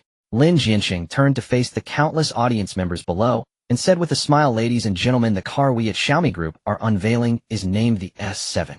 It is the first-generation new energy vehicle from Xiaomi, crafted with painstaking effort by me and the Xiaomi Group automobile division over more than 300 days and nights. I know it may still have many imperfections and may not yet stand at the absolute pinnacle of the new energy vehicle industry, but I hope you will give us some time. In the future, Xiaomi automobiles will bring you even greater surprises." As Lin Jianxing concluded his speech, some loyal Xiaomi fans at the scene immediately burst into applause. Inside the Shenzhen villa, Ren Jichuan, watching the live broadcast, wore an expression of knowing understanding and said, "Qianqian, do you see it now? This S7 from Xiaomi is only average. It's already not easy for it to have garnered this much attention. At this rate, while Xiaomi cars won't exactly fly off the shelves, it has effectively knocked on the door of the new energy vehicle market. Isn't your Uncle Lei's marketing ability impressive? If he hadn't thought of leveraging Xin Fei to grab this much attention, Xiaomi cars probably wouldn't have even made a splash. Alright, you continue watching. Your uncle still has matters to attend to, so I can't keep you company." As Ren Jichuan was speaking, he began to rise from his seat to leave. However, at that very moment, a questioning voice suddenly echoed from the screen. "Mr. Lin, the news about Mr. Lei placing an order with Mr. Xin Fei has spread across the entire internet these past 3 days. Everyone thought this Xiaomi launch was going to showcase the car built by Mr. Xin Fei, but from start to finish, this event had nothing to do with him. I'd like to ask, has Mr. Xin Fei failed? Was he unable to build a car that met your requirements within 3 days?" A reporter on site held up a microphone and asked seriously. Ren Jichuan, who had already taken a step, hesitated upon hearing this, then sat back down in his seat. Meanwhile, countless audience members on site and in the live stream, intensely interested in this question, immediately perked up their ears. On stage, Lin Jianxing smiled imperceptibly upon hearing the question. Then he turned his gaze towards Lei Bosi, who was seated below. "I believe this question is best answered personally by Mr. Lei himself." Lin Jianxing looked at Lei Bosi in the audience, a victorious expression involuntarily spreading across his face. As his voice faded, everyone's attention shifted in unison towards Lei Bosi's direction. At that moment, Lei Bosi let out a quiet sigh. Then he relaxed his expression as if he had long been prepared for this situation in his heart. However, just then the silence was abruptly shattered by a chugging sound akin to a tractor driving by. The sudden roar of a tractor engine left everyone on the scene utterly bewildered. This was after all the launch event for a high-tech new energy vehicle. The sound of a tractor was jarringly out of place. After a moment of stunned silence, Everyone turned their heads in unison toward the source of the noise. There at the eastern edge of the plaza sat a tractor spewing black smoke. Moments later, its rickety door creaked open from the inside and a dark-skinned old man stepped down. Seeing so many eyes fixed on him, the old man seemed a bit nervous. But then, as if remembering his purpose, he cupped his hands around his mouth and shouted, "Which one of you is Boss Lei? Which one is Boss Lei?" "A mister. Shin told me to deliver your car." His gruff voice echoed across the venue. Everyone instinctively looked toward the trailer at the back of the tractor. Peering through the gaps in the pile of firewood stacked there, they could just make out the corner of a car. Lei Bus snapped back to reality and hurried over to the old man. "I'm the Boss Lei you're looking for." "Oldimer did, mister. Shin Fei send you to deliver my car. Is it back there?" The excitement on Lei Bus' face was impossible to conceal. It was late, but Shin Fei had finally come through at the last moment. However, just as he was about to step toward the trailer, the dark-skinned old man suddenly blocked his path. "Boss Lei can't look yet, you can't look yet. You haven't paid the delivery fee. I drove for hours to get this here for you." "That mister. Shin said I should collect the delivery fee from you," the old man said urgently. Hearing this, even Lei Bus was taken aback, his expression freezing for a moment. The millions of viewers in the live stream simultaneously burst into laughter. "I'm not kidding, I just took a sip of water and sprayed it everywhere. Ha ha, I can't breathe, give me 3 minutes to laugh." Not only did he use a tractor to deliver Lei Bus' car, but the shipping is also cash on delivery. This move is just unmatched. The familiar taste, the familiar formula. Brother Fei is still the same Brother Fei. Haha, look, Lei Bus is starting to question his life choices. Lei Bus, do I even have any dignity left? I already paid 10 million, and now I have to fork out a few $100 for shipping. It's only now I realize I didn't wake up early to watch the car, I just wanted to see how Brother Fei would scam Lei Bus. Guys, I'm satisfied, I'm fully satisfied, I've seen it all now. This is the feeling. The countless viewers online were overjoyed and laughter erupted at the scene as well. Only the old man stared at Lei Bus with a wary expression clearly indicating no money, no car. Snapping back to his senses, Lei Bus' eyelids twitched involuntarily. He waved his hand behind him, and a woman who looked like his secretary quickly hurried over. After handing a few hundred yuan in cash from her wallet to the old man, now satisfied, led Lei Bus toward the back of the trailer. Soon after, he lowered the trailer's tailgate, finally allowing everyone to get a clear view of the new energy vehicle Shin Fei had built. However, upon seeing its design, the crowd was taken aback once more. It didn't look like most new energy vehicles on the market. Upon closer inspection, it resembled the long-discontinued E86 from a bygone era. Tisk tisk, could Brother Fei be a fan of Takumi Fujiwara? So he just went with an AE86 body style? All I can say is, seeing this car, a wave of retro vibes hits you, and I kinda like it. Enough. I bet that slime merchant Brother Fei either couldn't be bothered or wanted to save money, so he just got some old beat-up secondhand car and converted it into a new energy vehicle. Ha ha ha, that's the truth. The guy upstairs really knows Brother Fei. While the audience buzzed with discussion, Lei Bus on the other side had already eagerly climbed onto the tractor's trailer. All 5 live broadcast cameras were now focused on the vehicle Shin Fei had crafted. Not far away, Lin Jianqing, who had just stepped off the stage, watched the scene with a look of utter indifference. Beside him stood several directors of Xiaomi Group. They had already begun offering their premature congratulations. "Chairman Lin, congratulations, congratulations. The Xiaomi S7, which you led the development of, has achieved complete success today. Indeed, from now on, Xiaomi has truly knocked on the door of the new energy vehicle industry. Chairman Lin, your contribution is immense. I just checked, our Xiaomi Group stock price has already risen by 0.05 percentage points in the few minutes just now. I can already envision, under Chairman Lin's leadership, Xiaomi ascending to even greater heights." The directors surrounded Lin Jianqing's, smiles plastered on their faces. Hearing their flattery, Lin Jianqing's crow's feet deepened with a smile. He lifted his chin slightly, nodding towards Lei Bus' direction, and said, "Gentlemen, it's a bit early for all this. We haven't yet seen the car that President Lei paid 10 million for Shin Fei to build, have we?" Lin Jianqing said with a chuckle. However, the contempt in his eyes was easily discernible upon closer look. At that moment, another commotion seemed to arise from Lei Bus' side. As the noise grew, Lin Jianqing narrowed his eyes and looked over. On the other side, Lei Bus had already managed to open the car door using the key Shin Fei had left. The interior of the car didn't look particularly different from most new energy vehicles. But the problem arose the moment Lei Bus tried to start the engine. The car was still on the tractor's trailer with support ramps already set up. All that was needed was to start the car and drive it down. But after Lei Bus pressed the one button, start, the car remained completely unresponsive. Seeing this, the audience both on-site and online couldn't help but start murmuring, "Whoa, did Brother Fei mess up? Why won't the car start?" Seems like 3 days was just too short. Maybe Brother Fei missed something. Damn. Brother Fei's perfect record is about to be ruined. The car can't even start. What's the point? I feel so much better now. I finally feel balanced. Compared to Brother Fei, I always felt like a useless failure. The noise at the scene continued. Lei Bus meanwhile was frowning and checking where the problem might be. As a tech veteran, he had a fair understanding of automobiles. While he might not be a top-tier expert, he was certainly far more knowledgeable than the average person. At first the check didn't seem to reveal anything, but then upon closer inspection Lei Bus couldn't hold it in any longer. The battery. This car has no battery. Lei Bus slumped back against the car seat, unable to stop himself from cursing. Several dark lines appeared on his forehead. As his words were transmitted through the live broadcast equipment, the noise instantly died down. The entire vast Beishan Square fell into a deathly silence. The silence on the scene lasted for several seconds. Then a burst of laughter erupted. Many people were bent over double, unable to straighten up, tears nearly streaming from their eyes. Many had only heard of Shun Fei's reputation as a profiteer without a concrete impression. Today they finally witnessed it firsthand. Meanwhile, the stream viewers who had come specifically for Shun Fei were already in hysterics. I can't take it, let me catch my breath. Just kill me with laughter.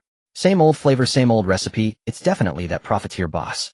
I thought Brother Fei's refusal to give even a drop of fuel to little sister Dai was the limit, but Lei Bus here is even more pitiful. Brother Fei won't even give a single charge of electricity. A 10 million yuan order, yet he begrudges spending 30 yuan on electricity. That's absolutely explosive within the entire business circle. For others the customer is God, but for Brother Fei, he himself is God. I bet President Lei never imagined his reputation wouldn't hold any weight with Brother Fei. He still gets swindled all the same. Haha, that's for sure. Did you all see how President Lei was completely stunned? Only Brother Fei could make a billionaire lose his composure. Leaning against the car seat, Lei Bus was indeed overwhelmed with complex emotions at the moment. Reflecting on the order requirements he had proposed to Shun Fei, Lei Bus began to lose hope. However, at that very moment his phone suddenly buzzed. He instinctively pulled it out to check, and his expression froze in surprise. Lei Bus initially assumed it was a message from a business partner, but it turned out to be an order receipt sent by Shun Fei via the Tiger Shark platform. After Lei Bus finished reading the message from Shun Fei, his brows immediately knitted tightly together. Shun Fei, what exactly are you trying to do? Is there any comparison between the two? Lei Bus murmured in a voice only he could hear, then fell into silence. After a full 10-odd seconds, once Xiaomi Group staff had brought over the mobile charging stations, Lei Bus finally snapped out of his contemplative state. Forget it, at this point I have no choice but to trust Shun Fei. Lei Bus took a deep breath, then stepped out of the car. He whispered a few words into his secretary's ear before heading straight off the venue. The audience witnessing this assumed Lei Bus was leaving in fury at Shun Fei. Instantly murmurs broke out.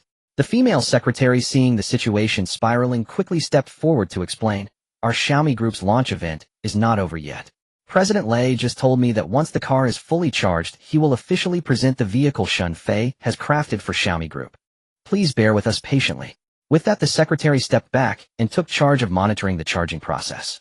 The tens of thousands of attendees and the millions of stream viewers, upon hearing the secretary's words, chose to wait quietly. Had this been any other corporate launch requiring everyone to wait over half an hour, countless people would have left early. But because of Shun Fei, everyone showed remarkable patience. After roughly 20 minutes had passed, the roar of car engines suddenly erupted. The crowd had been growing bored, and upon hearing such a thunderous rumble, many instinctively turned to look. At the open area near the entrance to Beishan Square, a procession of supercars emerged, one after another, coming to a steady halt. A quick glance revealed at least a dozen of them, including top-tier models like Ferraris and Lamborghinis. The sight was dazzling. It's often said that sports cars are a man's ultimate romance. At such a spectacle, everyone's gaze was drawn over. Many hastily pulled out their phones to snap photos.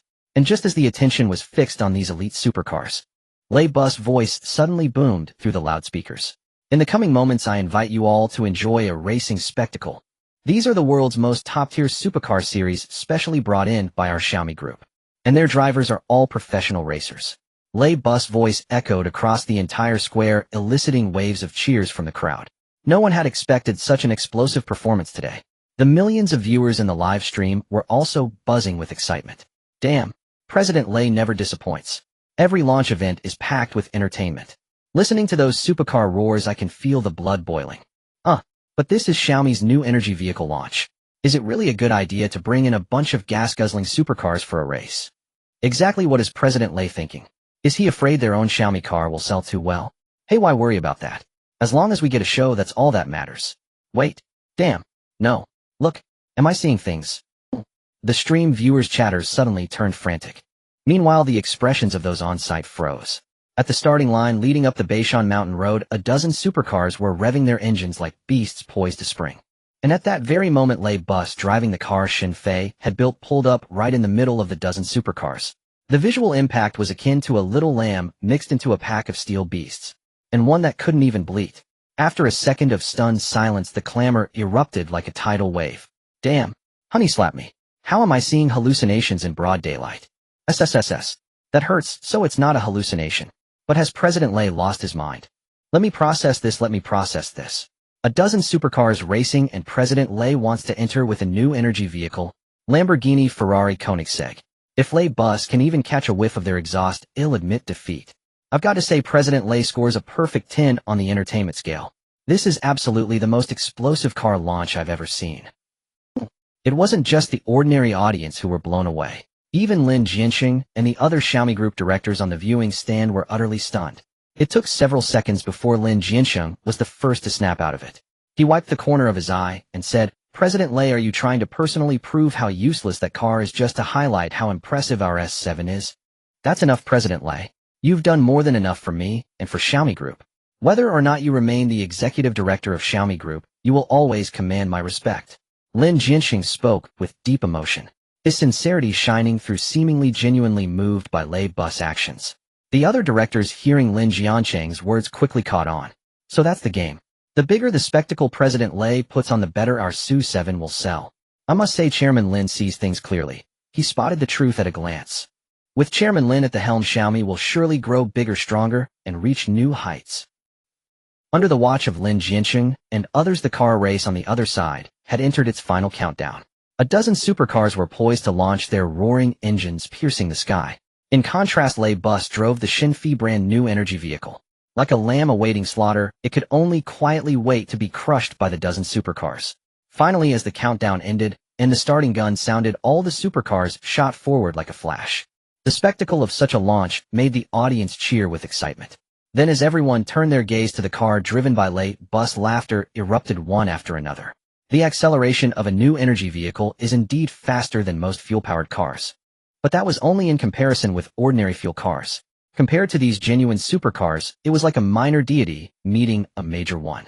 In just the start, Lei bus was left behind by a full several dozen meters.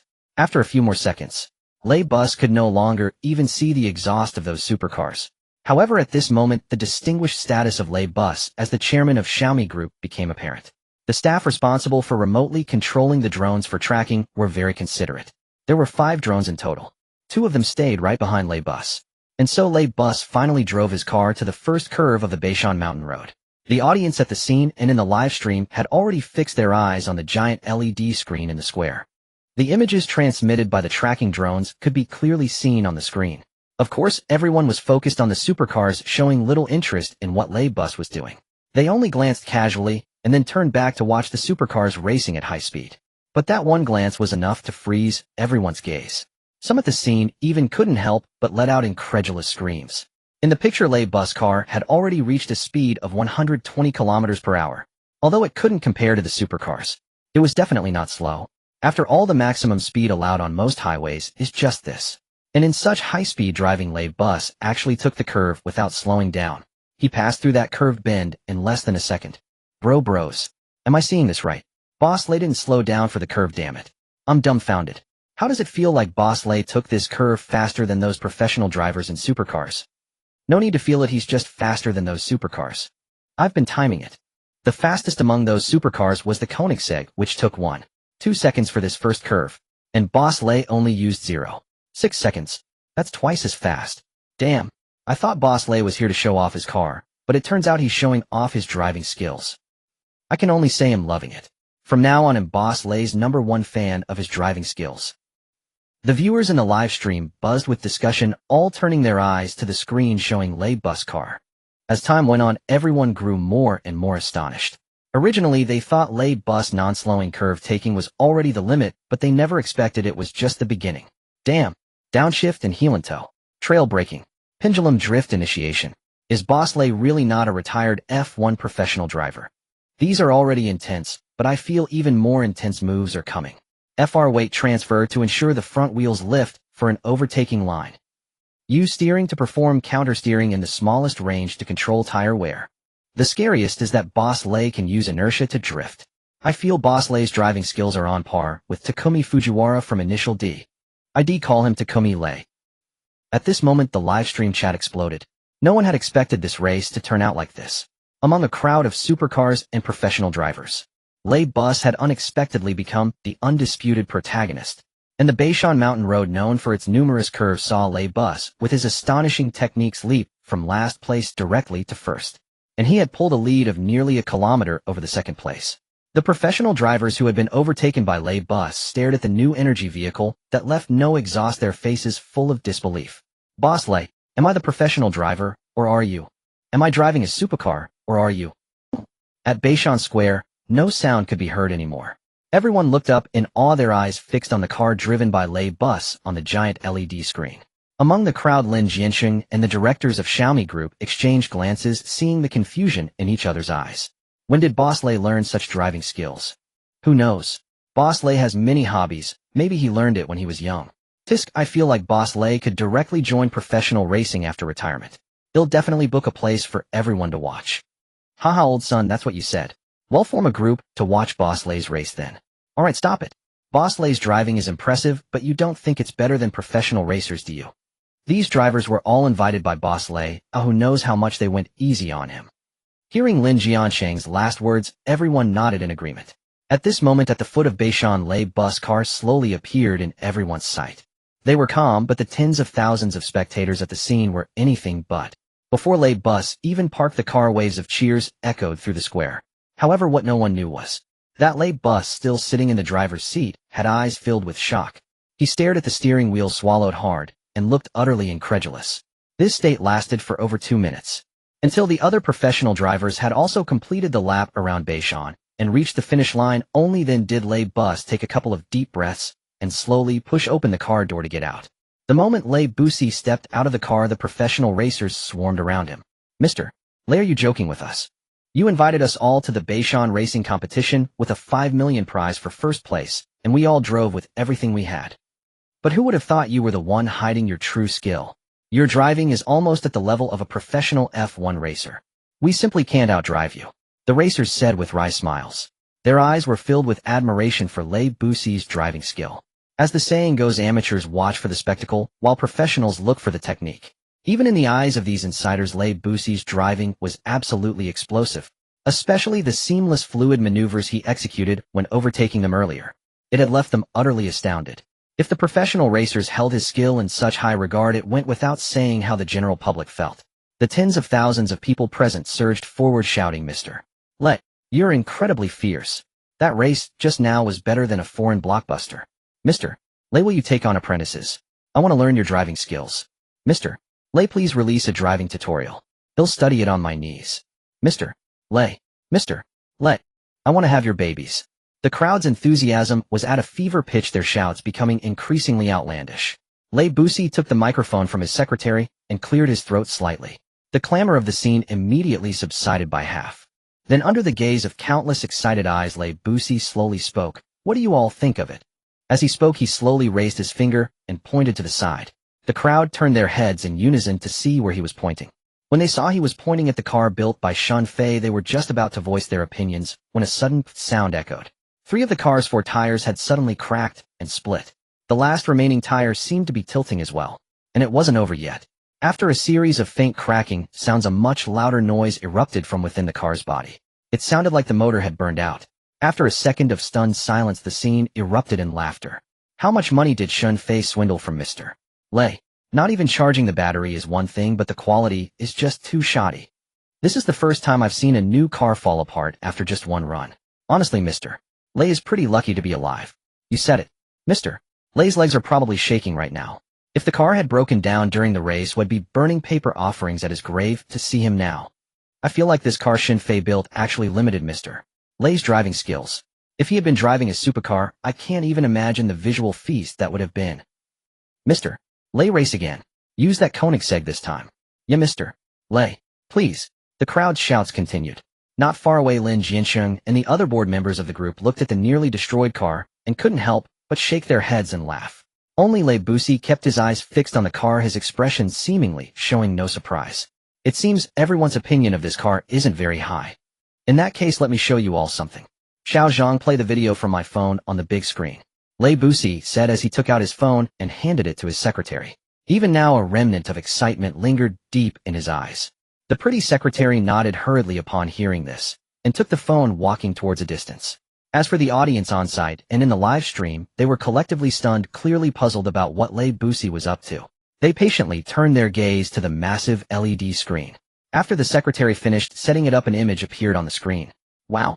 This is a recording of Mr. Lei inside the car. This is getting interesting. I really want to see how Mr. Lei managed to drive like that. Mr. Lei is generous. I'm definitely going to study this footage frame by frame. Dude, you think you're the only one? See those professional racers? They've all pulled out their phones to record it too. Everyone stared intently at the big screen, not daring to blink for fear of missing a spectacular moment.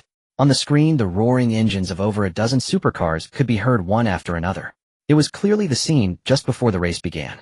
In the footage, Lei Busi wasn't holding the steering wheel. Instead, he simply extended a finger and tapped the main control screen. The next second, a pleasant female voice amplified through the big screen reached the ears of every viewer, both on-site and in the live stream. Ding!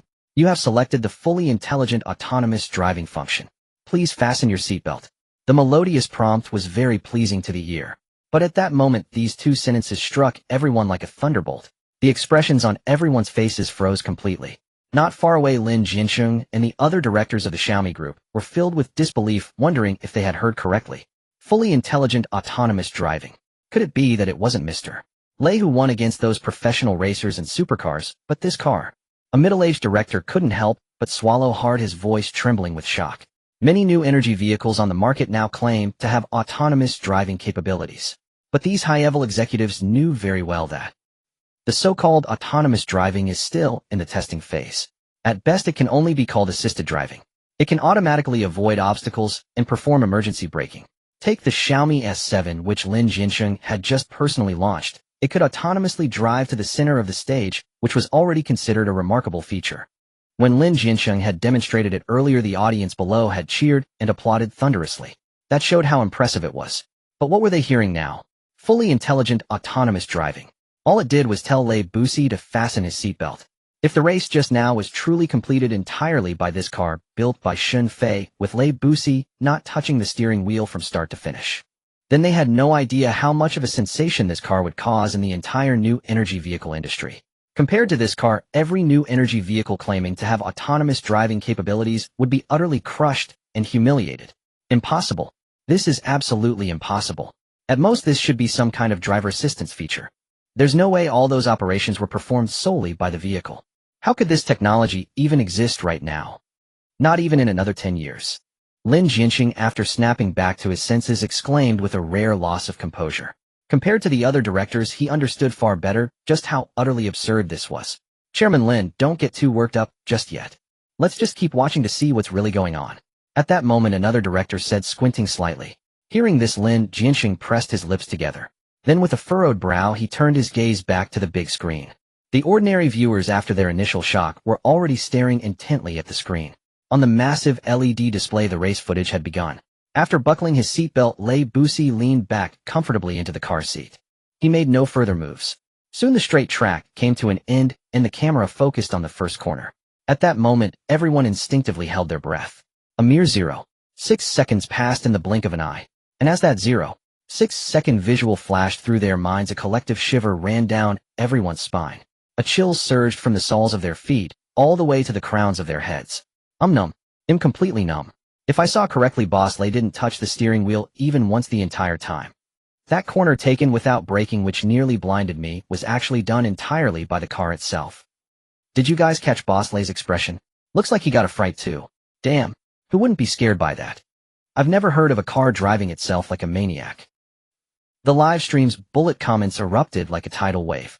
Everyone was utterly dumbfounded by the spectacle. And it wasn't over yet. One corner after another, overtake after overtake. Heel and toe downshifting. Trail braking. Pendulum drift initiated under pressure. Weight transfer executed in the FR layout to lift the front wheels and carve out an overtaking line. Minimal countersteering to manage tire wear. Utilizing inertia drift. These were highly skilled maneuvers that even professional drivers would struggle to perform. Countless viewers watched wide-eyed as the car executed them all by itself. The further they watched, the more astounded they became. Especially at the 10-minute and 8-second mark.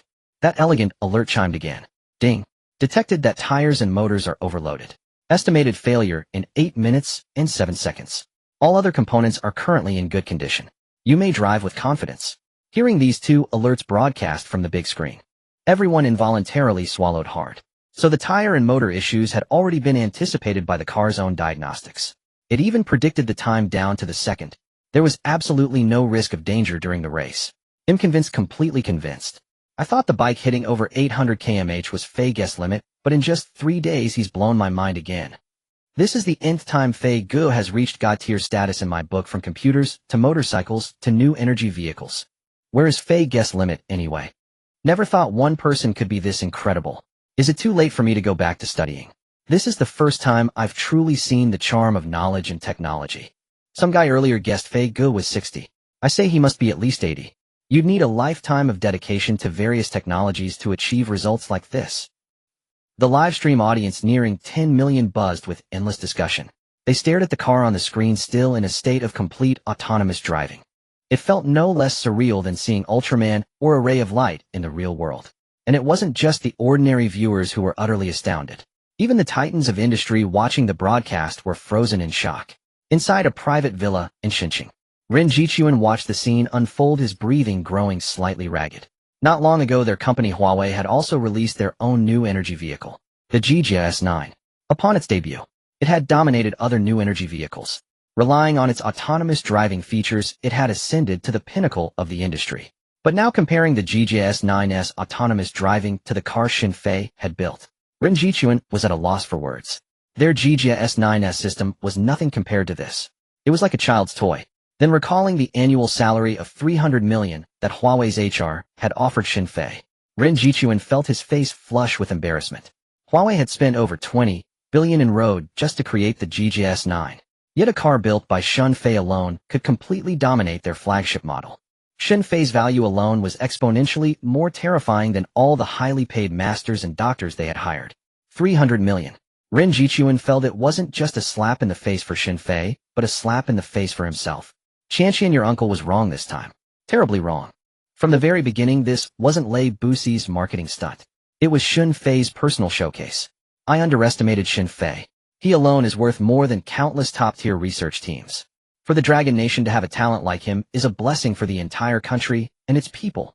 After a bitter smile, an expression of excitement spread across Ren Jichuan's face. At this moment, whether Xinfei could be recruited by Huawei no longer seemed important to him. He was simply grateful that Xinfei was a citizen of the Dragon Nation.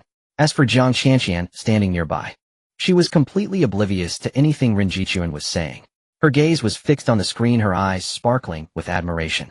She had clearly and utterly become Xinfei's #1 fan. On the massive screen, after the dozen or so minutes of footage concluded, everyone's gaze returned to the car crafted by Xinfei. The first clap broke the silence, and then, as if triggering a chain reaction, within a single breath, thunderous applause filled the venue. Staring at the vehicle, all present sensed that a glorious era for new energy vehicles was about to dawn. And just then, from within the car, with its ruined tires and burnt-out motor, that delightful chime suddenly sounded again. Ding. A voice message is available for the owner. Detecting. Detecting. The message's clearance is too high, or it will now be played automatically. The unexpected sound caught everyone off guard. Before anyone could react, a magnetic voice emanated from within the vehicle. CEO Lei, hello. This is Xinfei. You've probably heard that I only sell products, not patents. If anyone can figure it out, just give me a cut of the patent fees.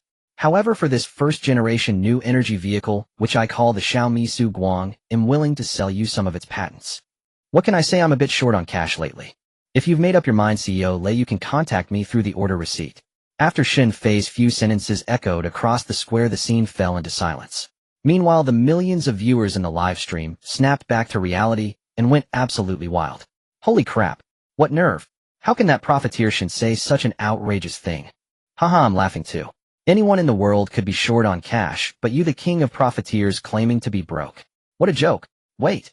Is this really Brother Fei's voice? Why does he sound so young? Whoa man, you've hit the nail on the head. That voice sounds like it's from someone in his early 20s. Come on, don't joke around. Early 20s. Did Brother Fei start researching in the womb? I could accept him being 80, but if he's 20, how am I supposed to live? Compared to him, I'm practically useless. I can already see today's top trending topic. The freakish research genius is only 20. Brother Fei is 20 and partnering with Lei Jun, while I'm 20 and still just messing around. Why stop talking about it? My mom is watching the live stream too, and she keeps looking from the screen to me. There's murder in her eyes. After that voice message inadvertently revealed Shen Fei's age, everyone couldn't hold it together anymore. As for Lei Jun, he was grinning from ear to ear. He was well aware of Shen Fei's policy of selling products, but not patents. Lei Jun's initial plan was to secure absolute control of the group through Shen Fei, then personally lead the research team in a round-the-clock study of the custom-made car. Who would have thought Shen Fei would just hand him such an incredible gift? With Shen Fei's help, Lei Jun was confident that the first-generation Xiaomi Su Guang could achieve mass production soon. At this moment, he felt that the name Guang Light Shen Fei had chosen was absolutely perfect. This car was a beam of light breaking into the new energy vehicle industry. And Shen Fei was a beam of light in Lei Jun's own life, illuminating both him and the entire Xiaomi group. With this thought, Lei Jun was about to rush off to contact Shen Fei. But just then a somewhat heavy footstep echoed behind him. Lei Jun turned around to see Lin Jianqing standing behind him. Congratulations, CEO Lei. Lin Jianqing's face held a trace of bitterness along with a lingering hint of disbelief. He truly had never imagined that Lei Jun could defeat the entire RD department of the Xiaomi group with just Shen Fei alone. And it was a complete, undisputed rout. Don't be so disheartened. The one who beat you isn't me, it's that gifted young man. People say my life has been too legendary, but compared to that young genius, I feel he is the true legend. Lei Jun said this to Lin Jianqing from the bottom of his heart. Upon hearing these words, Lin Jianqing's expression froze for a moment. Then he smiled wryly and shook his head. CEO Lei, you misunderstand. I'm not disheartened. My loss was not unjust. Shen Fei is incredibly capable, so much so that it makes my heart tremble. But your choice was also remarkable. Now I realize you are not only the founder of Xiaomi, but also the most suitable leader for it. CEO Lei, I hope we meet again. With those final words, Lin Jianqing gave Lei Jun a slight bow and turned to leave. Lei Jun watched him hesitate for a moment, then couldn't help but ask, what are your plans now? Lei Jun didn't have the grand gesture to try and retain Lin Jianqing, just as Lin Jianqing wouldn't have retained him if he had failed. Though they were rivals and competitors in business, Lei Jun still held a certain admiration for Lin Jianqing in other respects. At the very least, in the field of new energy vehicle technology, Lin Jianqing was far superior to him. The S7 had only lost to Shen Fei, not to any other new energy vehicle. Next I want to go back to the Research Institute. You know, CEO Lei, our Lin family has some influence in Yanjing. I was dedicated to research at the institute before, but later I found it too boring and lost the will to continue. Today Shen Fei showed me what true scientific research is. I think I will dedicate the rest of my life to this work. Even if I can only achieve a little, it will be a life well spent. Lin Jianqing spoke with a serious expression as if he had already made up his mind. Lei Jun stared at him, a hint of respect flickering in his eyes for the first time. Good luck. Haha, thank you, CEO Lei. I hope we can sit down for tea together sometime in the future. With those final words, Lin Jianqing showed no more attachment to his surroundings. He turned, waved his hand at Lei Jun, and walked away from the scene with ease. Lei Jun watched Lin Jianqing's receding figure, pursed his lips, and finally couldn't help but murmur, every researcher deserves respect and admiration. But most will remain obscure their whole lives. A few can achieve as much as Shen Fei.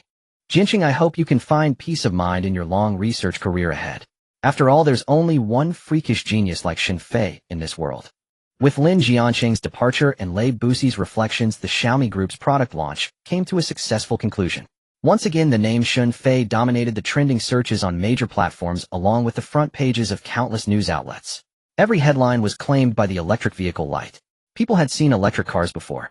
They had even seen ones with autonomous driving assistance. But an electric car capable of fully automatic intelligent racing was something no one had ever even dreamed of. Consequently, those who had missed the live broadcast were astounded when they stumbled upon videos of the race at Beishan Square. No one had ever imagined that despite such rapid advancements in modern technology, the first to become obsolete wouldn't be farmers but race car drivers, a profession that seemed perpetually secure. As the online buzz intensified, Shen Fei finally began to attract the attention of certain influential figures. the first military district of Moda City. As one of the nation's top 10 critical military bases, its most formidable asset wasn't its combat strength, but its military research and development capabilities, which ranked among the highest in the country. Here lay the nation's largest military R&D facility, gathering countless of its most brilliant minds. In a certain corner of this sprawling military district, an elderly man with graying hair and an imposing demeanor watched a video on his phone, adjusting his reading glasses. Awe-inspiring, truly awe-inspiring. I never thought our nation could produce such an outstanding young talent. But his research focus seems to be on civilian applications. It feels like a waste of his gift. The old man, Chen Jinming, whose uniform bore several stars, lamented with a hint of regret. He then pressed a button on his desk. A few minutes later, a young man in a crisp military uniform entered after a knock. "Professor, you called for me?" "Yes. Xiaoma, I want you to find a way to contact this young man Shen Fei. I'd like to invite him to work at our R&D base." Chen Jinmin looked at his prized student Ma Hongyi. As the head of the R&D base, Chun had many students, but Ma Hongyi's talent and comprehension ranked among the top 5. This was why Chen treated him with unusual warmth. However, upon hearing this, Ma Hongyi hesitated. "Professor, I've heard of this Shen Fei. His recent exploits have been causing quite a stir online. But isn't it a bit unconventional to have him join our base directly?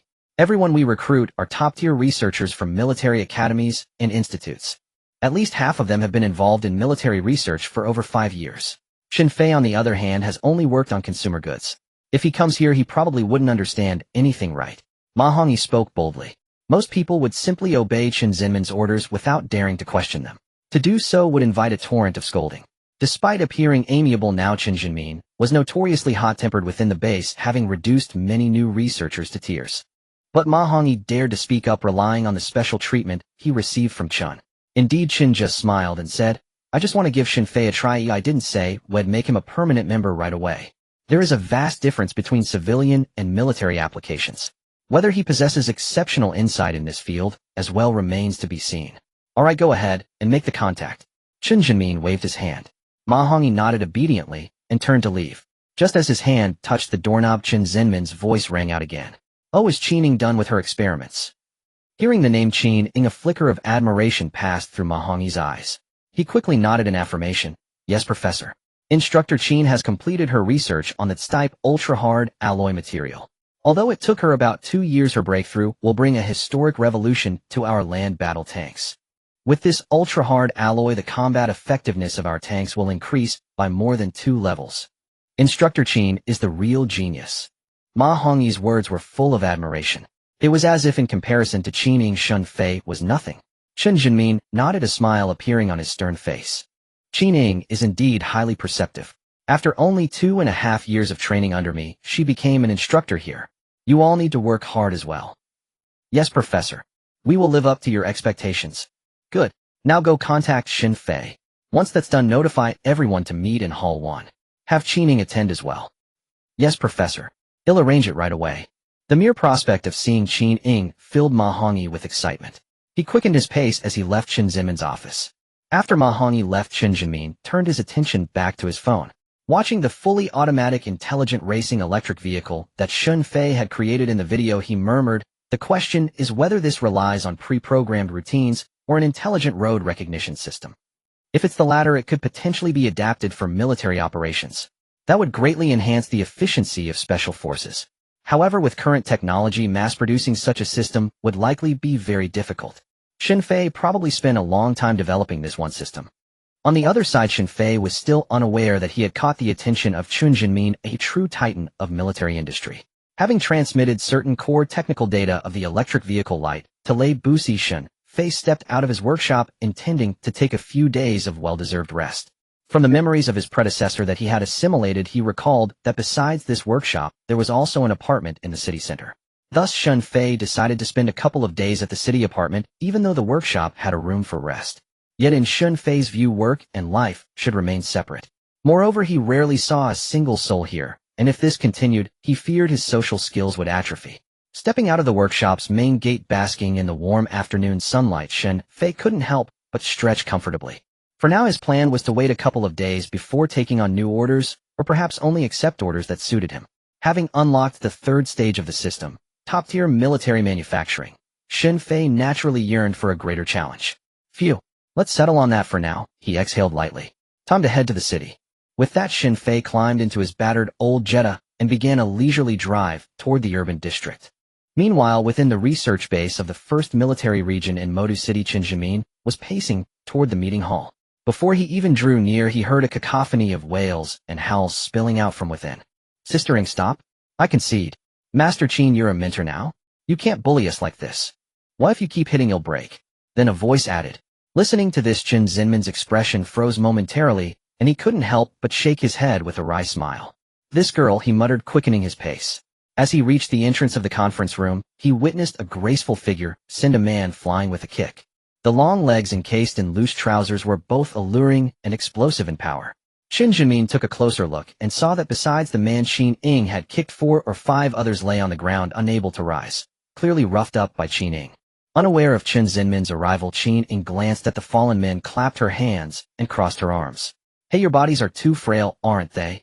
I told you to exercise regularly besides doing research, but 2 years later you're still this weak. Her crisp voice echoed through the spacious meeting room. Not only were the men on the floor on the verge of tears, but even the onlookers surrounding them couldn't help but twitch their eyes in exasperation. Sister Ing, we did exercise. We ran 20 kilometers in the mountains every day without missing a single day in 2 years. But can we beat you? Even the special forces guys avoid you. What can we do? Fine, do whatever you want. Kill us, torture us. We choose to die standing. The men spoke in turns, their faces full of grievance. Qin Ing paused for a moment at their display, then cracked her knuckles and advanced toward them. Good, you've got spine. Those words almost sound like real men. I'll grant your wish. As she spoke, she raised her leg, which stretched over a meter long. But just then Qin Zhimin couldn't stand by any longer. Ahem. Enough, Qin Ing.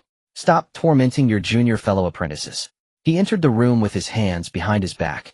The moment the others saw Qin Zhimin, they flocked to him, as if he were their savior, tears streaming. Elder Qin, you must stand up for us. Qin Ing is bullying us like this. We're the nation's top military researchers, and she forces us to exercise. It's torture. I had nightmares last night when I heard she was coming back. I had a breakthrough on the triple pipe research, but it scared it right out of my head. Elder Qin, please help. They clung to Qin Zhimin, sniffling and weeping with none of the dignity of elite military talent. All right, Qin Ing only means well for you, Qin Zhimin said. Without a strong physique, you can't sustain long-term research. Now take your seats. We have serious business today. His tone turned slightly more solemn as he finished. Upon hearing this, the dozens of attendees immediately changed their expressions, wiping away their smiles and filing back to their seats. Only Qin Ing remained nonchalant, pulling up a chair and sitting down casually. Qin Zhimin glanced at Qin Ing, but said nothing more.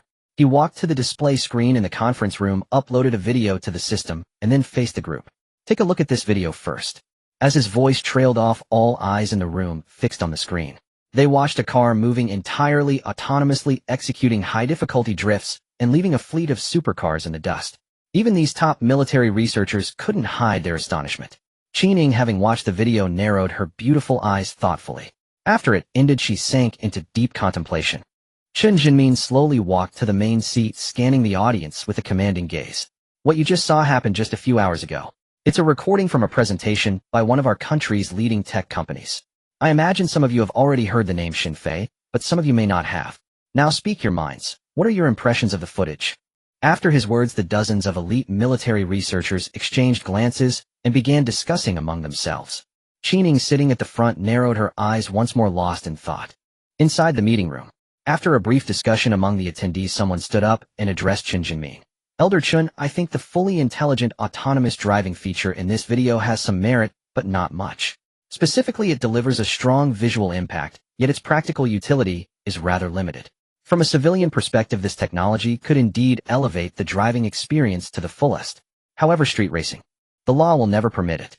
If the Xiaomi Group intends to launch and sell this vehicle, the racing feature will undoubtedly fail to pass regulatory review. But from a technical standpoint, I personally admire this Xin Fei. He seems to possess an innate talent for intelligent systems. Hong Yi just mentioned to me that you seem interested in recruiting Xin Fei to study at our military-industrial base. I believe that after he spends some time learning military-industrial skills and knowledge, he might genuinely contribute to enhancing our military intelligence capabilities. A young man wearing silver-rimmed glasses spoke with eloquence. After hearing his words, many people in the meeting room nodded in agreement. Qin Zhimin raised his head, glanced at the young man, and suddenly asked, Su Ting, what if we consider it for military applications? And military applications? The young man named Su Ting was momentarily taken aback. Then meeting Chen Zhenmin's gaze, he couldn't help but shake his head with a smile. Elder Chun, don't test me on this. I can already foresee the answer. As I see it, this technology currently cannot be applied to military purposes. During military operations, autonomous driving could indeed liberate combat forces. But no matter how intelligent these systems are, ultimately just cold, lifeless components. They cannot make the most accurate judgments in the face of the ever-changing dynamics of a battlefield. For instance, the intelligent driving system only analyzes the current road conditions. Just as we saw in the video, it takes corners at maximum speed, always selecting the most correct and shortcut routes. This type of judgment is the most fundamental and essential logic for an intelligent driving system. However, on the battlefield, the nearest path isn't necessarily the best nor the safest. If this system were truly deployed in military applications, it could lead to irreparable mistakes. Su Ting's words echoed through the meeting room one after another. This time the approval grew even louder. Many female researchers even cast admiring glances at the handsome Su Ting. But just then a highly discordant voice suddenly cut through the atmosphere. Su Ting, is it that hard to admit that Shun Fei is exceptional?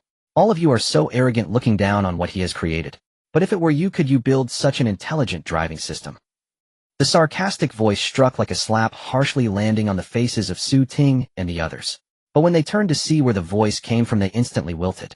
Sister Ing, I have no intention of belittling Shun Fei. I'm just speaking based on the facts. As for intelligent driving systems, I've never delved into that field, so I don't know if I could develop one. Su Ting said, mustering his courage. Upon hearing this, Qin Ing immediately rolled her eyes. She then looked at Chen Zhenmin and said, Elder Chen, look at them, how hypocritical they all are. Military research does surpass civilian research in some aspects. But something that can shock even a figure like Lei Jun to such an extent has been reduced to mere speaking based on facts in their mouths. They don't even show the slightest respect for technology. If you ask me, Elder Chun, you shouldn't have gathered all these people together. Lock each one in a small room and force them to focus on their research. That would cure them of this vanity. Qin Ing spoke with her usual bluntness, shocking everyone. Su Ting, Ma Hongyi, and the others could only twitch their eyes in exasperation. Were it not for Qin Ying's formidable combat skills comparable to a special forces soldier, they would have definitely retorted. But for now, they could only stare straight ahead, pretending not to hear. Or they would glance pitifully at Chen Zhenmin, hoping he would stand up for them. However, their last hope was quickly extinguished. Qin Ying's words may be a bit blunt, but they are not without reason. As for Shun Fei's intelligent driving system, it is indeed a product ahead of its time. He's a very promising young man, and I look forward to him coming here. Xiaoma, what's the status of your contact with him? At the end of his speech, Chen Zhenmin shifted the topic and suddenly looked at Ma Hongyi, who was sitting not far away. Ma Hongyi was slightly stunned for a moment. Then he took out his phone, glanced at it, and said with a somewhat helpless tone, Teacher, I managed to get Shun Fei's registered phone number from the official Huya live streaming platform. I called him twice using the admissions office's official number, but both calls were rejected. Later I sent him a text message, but he hasn't replied yet. Chen Zhenmin waved his hand upon hearing this, indicating that the matter should be set aside for now. Meanwhile, Qin Ing couldn't help but shoot Ma Hongyi another glare. She had clearly detected the subtle instigation in his words. Alright, let's just wait for Shun Fei's reply. I believe that as long as he is genuinely interested in scientific research, he won't miss this opportunity. Now let's move on to the official agenda of this meeting. Chen Zhenmin said slowly. Upon hearing this, everyone in the meeting room immediately sat up straight. So all that had been discussed was not the true purpose of this meeting. Under the intense gaze of everyone, Chen Zhenmin picked up a piece of chalk and wrote a line of large characters on the blackboard, key points on the necessity of breakthroughs for contemporary strategic aircraft. While Chen Zhenmin, along with Qin Ing and other top domestic military industrial talents, began discussing the strategic aircraft topic. At the Shunfeng headquarters in Xinqing, the CEO of the country's leading express delivery company was also fretting over matters concerning aircraft. Mr. Wang, should we continue the research? The first 6 experiments have all failed. If we keep going, who knows how much more money we'll have to pour in. Beside Wang Wei, a middle-aged man with an assistant's demeanor said with a grim face. Since the beginning of last year, to make its deliveries even smoother, Shunfeng had initiated a plan for drone delivery. The aim was to comprehensively outcompete other major express companies. For this purpose, Shunfeng had specifically recruited a large number of professional researchers in this field. In total, they had invested over 1 billion yuan. But unexpectedly, they had already boasted publicly. They had announced that they would definitely create a drone with long endurance, high delivery capacity, and excellent stability, greatly enhancing delivery efficiency, capable of flying nationwide with packages arriving the same day. The advertisement sounded impressive. However, the results were far from satisfactory. All 6 research attempts ended in failure. Either the endurance was insufficient or the cargo capacity was mediocre. Or if the first 2 requirements were met, the stability was severely lacking. In short, over this past year or so, Shunfeng had burned through an unknown amount of cash and seen countless test aircraft explode. Now both Shunfeng and Wang Wei were backed into a corner. If they showed their hand, they'd be shut down. If they didn't, they'd be slowly eliminated. Sai Laoyang, I know exactly what you're worried about. But if we stop now, all that money we've spent would be for nothing. Besides, when I Wang Wei set my mind to something, I see it through. We've already made bold claims. If we go silent now, what will people think of Shunfeng and of me? After a moment of contemplation, Wang Wei gritted his teeth and spoke. He had the attitude of being willing to spend whatever it took to back up his words. Hearing this, the middle-aged assistant beside him couldn't help but tremble. Mr. Wang, please reconsider. Shunfeng has been profitable, but we can't afford. Lao Liang, wait, hold on. Before the assistant could finish his sentence, Wang Wei raised his hand to interrupt him. The assistant was taken aback and looked at Wang Wei with confusion. At that moment, Wang Wei was staring intently ahead. His initially lost gaze gradually grew sharper. The assistant followed Wang Wei's line of sight. Then he involuntarily gulped. On the screen ahead, an image was frozen. The image showed Lei Busi and a car. Mr. Wang, you don't mean to? Exactly, Lao Liang. If Shunfei can create a groundbreaking new energy vehicle, then I don't think it's impossible for him to build a drone that meets our requirements. On my head, why didn't I think of this earlier? I should have realized this right after hearing about the Xiaomi Group's car launch at Beishan Square. Wang Wei sighed, slapping his thigh in frustration. He then opened the computer on his desk and directly placed an order with Shunfei. Seeing this, the middle-aged assistant hesitated for a moment before speaking up. Mr. Wang, Shunfei's reputation isn't exactly stellar. Wang Wei was momentarily stunned. Then while placing the order, he couldn't help but laugh. Lao Yang, are you referring to his reputation as a profiteer? Haha, if he can really build this drone for us, I wouldn't even mind if it ran on gasoline. A tank of gas is nothing. As he spoke, Wang Wei finished placing the order.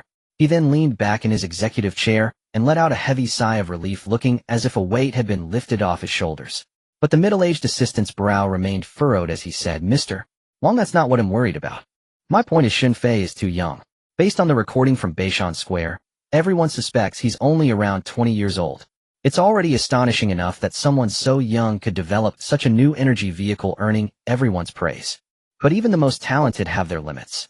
How could a 20-year-old like Shunfei possibly master drone technology while also working on new energy vehicles? Besides, the specs we want for our drone have never been seen on the market. It wouldn't be an exaggeration to say it's unique in the world. Can Shunfei really do it? The assistant voiced all his concerns. Wang Wei was silent for a few seconds. Then he shifted his gaze to the blue sky and white clouds outside the window and said, Lao Liang, I know this is difficult. Otherwise we wouldn't have failed so many times. But do you have a better idea right now, eh? After Wang Wei finished, it was the assistant's turn to be speechless. A moment later, the assistant calmed down and said, Mr. Wang, maybe your choice is the right one. But will Shunfei accept our order? I bet the number of people trying to place orders with him online right now is astronomical. Hearing this, Wang Wei waved his hand with great confidence. Don't worry. I've already checked. The highest order amount currently on Shunfei's manufacturing shop is only 20 million. I've offered him a hefty 120 million. Didn't you say he's greedy? Then he'll definitely take my order. Wang Wei said with certainty. The assistant nodded instinctively. Oh, that's good then. Wait. Mr. Wang. How much? 120 million. Mr. Wang, are you sure you didn't add an extra zero and turn 12 million into 120 million? After snapping back to reality, the assistant became quite agitated. After all, they were building small drones, not large passenger aircraft. The R&D costs were high, but the manufacturing cost wouldn't exceed a few tens of millions. With 120 million, they could build a medium-sized passenger plane. Furthermore, the assistant had heard of Shunfei's principle of selling products, but not patents. The more he thought about it, the more this deal seemed like a massive loss. Alright, Lao Liang, stop overthinking. Money is meant to be spent. As long as Shunfei can build the drone for us, it'll be worth it. Although one drone might not be enough to set up our drone delivery system. But if Shunfei succeeds, we can just buy a few more from him, right? As long as it's a problem money can solve, it's not a problem. Wang Wei said with a look of immense wealth. The assistant could only nod, his eye twitching. However, he genuinely felt it was necessary to find out where Shunfei lived. Preferably, they should send a few people to keep an eye on him. Otherwise, he was afraid Shunfei might just take the money and run. After all, people online were saying that this profiteer Shin Fei might just disappear after any given deal. The assistant felt that 120 million was certainly a tempting enough amount. On the Tiger Shark live streaming platform, ever since the Xiaomi car launch event concluded, the promotional broadcast room for the Shin Fei manufacturing store had never once dropped from the top spot on the homepage. Countless netizens flocked there out of curiosity. They all wanted to see just how terrifying the order numbers in Shin Fei's live stream had become. And after Wang Wei's order surged ahead like a dark horse to claim the top spot for order value, the millions of viewers in Shin Fei's live stream were utterly stunned. Holy crap! Am I seeing this right? 120 million. Shunfeng Group placed a 120 million yuan order with Fei Go. Damn, Brother Wang is ruthless. That's 120 million in real money, not 120 million happy beans. Why don't even mention it? I've never even seen 120 million happy beans in my life. Suddenly Lei Jun seems so stingy. Look at President Wang. One move, and he's throwing out 9 digits. I never thought the 100 yuan computer would be the closest I'd ever get to Fei Guest Creations. Haha, I heard Fei Go built a computer for Air Z and he's too scared to game on it anymore. He's enshrined it in his live stream. So jealous of Air Z and Dai Xiaomei, I'm kicking myself for missing out. So what exactly is President Wang getting Fei Go to build for 120 million? And why is the order so secretive? Probably an Ultraman. Now I think it's an armored hero. When did the geniuses show up together? The viewers in the live stream buzzed with chatter. Eventually curiosity got the better of them, and they desperately wanted to know what Wang Wei had ordered from Shin Fei. It wasn't long before some resourceful netizens started digging up clues. I got it. Drones. President Wang must have ordered drones from Fei Go. Drones? Are we talking about the same kind of drones I know? What kind of drone costs 120 million? Dude, you're so out of the loop.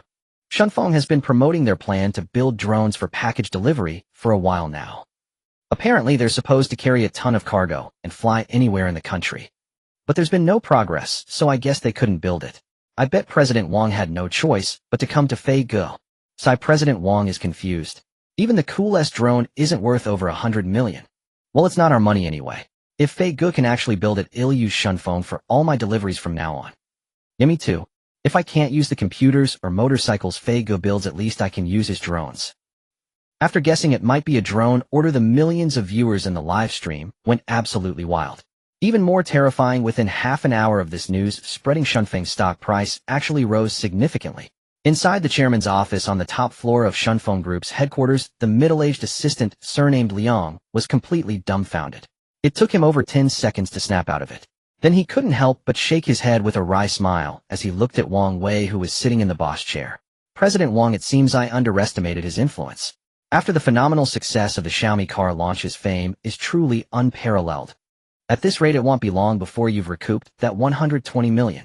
The assistant, surnamed Liang, couldn't help but click his tongue in amazement. But hearing this, Wang Wei, who was staring at the computer screen, couldn't help but wear a worried expression. Old Liang, but why hasn't Shin Fei accepted the order yet? Is my price not high enough? Wang Wei was naturally excited about the stock price surge, but he knew it was all thanks to Shin Fei. If Shin Fei were to reject his order, wouldn't that be a disaster? The stock price would definitely fall back down, and probably even lower. After all, if Shin Fei rejected the order, there would definitely be rumors online. Their plan for drone-based package delivery would be completely shelved. President Wang, it probably isn't about the price. The offer you made is already very generous. Maybe Mr. Shin Fei just has something to deal with right now. In response to Wang Wei's words, the middle-aged assistant could only try to guess and console him. But just as he finished speaking, Wang Wei suddenly jumped up from his seat. This sudden movement startled the middle-aged assistant. Seeing the usually composed Wang Wei so agitated, the assistant immediately asked with some excitement, President Wang, did Mr. Shin Fei accept the order? Hearing the assistant's question, Wang Wei wore a helpless, wry expression. He pointed at the computer screen in front of him, and then said with some frustration, I was wondering why Shin Fei wasn't accepting the order. Just now, in a panic, I reopened the order details to take a look. I messed up. All the parameters I gave Shin Fei for the drone are wrong. For the flight range and cargo weight, I accidentally added an extra 0 to both. I must have been distracted when you were talking to me while I was placing the order. No wonder Shin Fei isn't accepting the order. A flight range of 10000 kilometers. A cargo capacity of 10 tons. There's no way a drone like that can be built. Let me see how to cancel this order and place a new one with Shin Fei. Wang Wei said this with a bitter smile while moving his mouse to find the option to cancel the order. But at that moment a notification suddenly popped up on the Tiger Shark live streaming platform's backend. Ding. Friendly reminder. The store order you placed on the Tiger Shark platform has been accepted by the store owner. The order status will be changed to accepted. Seeing this message, the expression on Wang Wei's face instantly froze. Then he rubbed his eyes vigorously, and after confirming, he wasn't seeing things. A voice filled with extreme shock burst from his throat. Old Liang. Quick, tell me I'm not seeing this. Shen Fei actually accepted the drone order with such outrageous parameters. He accepted it. On the balcony of a residential building in downtown Magic City, Shen Fei lounged in a recliner basking in the afternoon sun. Glancing once more at the order he had just accepted, he muttered to himself, "It seems President Wang knows quality. That's more like it. A challenging order with generous pay is what truly fuels my drive." Rising from the recliner, Shen Fei stretched comfortably before deciding to head back to his manufacturing shop immediately. He was eager to tackle the order placed by Wang Wei. After amassing 10 million points, the system had unlocked the third stage top-tier military manufacturing. Before acquiring this skill, completing Wang Wei's drone order would have seemed nearly impossible. But now Shen Fei felt ready for the challenge. It wasn't just the difficulty that piqued his interest, the price tag was equally satisfying. With the third stage activated, the system had also revealed the requirements for the next phase. The cost to upgrade to the fourth stage was a staggering 1 billion points. Shen Fei had made bold guesses before, but even he hadn't anticipated such a colossal requirement for the next level. However, the name of the fourth stage, concept-level military manufacturing, offered some consolation. Though he wasn't sure what it entailed, the title alone exuded an aura of cutting-edge sophistication. It should be worth every bit of those 10 billion points. Oh right, and this. Setting aside the thoughts of Wang Wei's order, Shen Fei pulled out his phone and looked at the 2 missed calls and a message. They were from Ma Hongyi at the military research base. Shen Fei had ignored the calls, and although he had read the message, he had no intention of replying. He simply didn't know how to respond. Forget it, I'll deal with it later. It's not like I'm interested in joining some military research base anyway, he muttered to himself, deleting the message and call logs. It wasn't that he was unwilling to serve his country. He just couldn't. For one, upgrading the system required ever-increasing amounts of money. Joining the base would severely limit his earning potential, possibly to the point of making no money at all. And how could he upgrade the system then? Another critical factor was the lack of freedom. Life at the base wouldn't be as carefree, and he might be assigned projects he found uninteresting or too simple. These reasons completely ruled out the possibility of joining the base. While Shen Fei was on his way back to his suburban manufacturing shop to start on Shunfeng Group's drone order, a different scene was unfolding in the chairman's office at Shunfeng's headquarters. Wang Wei and his assistant Liang Shuzhong stared at each other for a long time, slowly emerging from their state of shock. Yet a deep sense of awe still lingered in their eyes. "President Wang, maybe you should slap me. This feels so unreal. We struggled to build a drone with a 1000 kilometer range and a 1-ton payload, and Shen Fei just accepted an order for a drone with a 1000 kilometer range and a 10-ton payload. Am I dreaming?" Liang Shuzhong swallowed hard, his throat dry.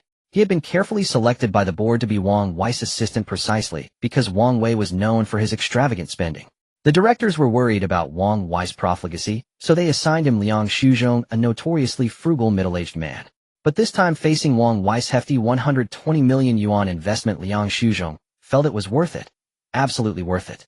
If Shen Fei could truly build such a drone, Shunfeng wouldn't just solidify its position as the top express delivery company in China, it would be unmatched globally. Morning shipment, afternoon delivery. Who could compete with that? Old Liang, do you think we were too cautious with our order? Shen Fei isn't human, he's a maniac, a research maniac. Wang Wei said, looking at Liang Zhuzhong's exaggerated expression. He himself wasn't much better. Having built his express delivery empire from scratch, few people had ever impressed him. But since learning Shen Fei's name, Shen Fei had repeatedly shattered his expectations.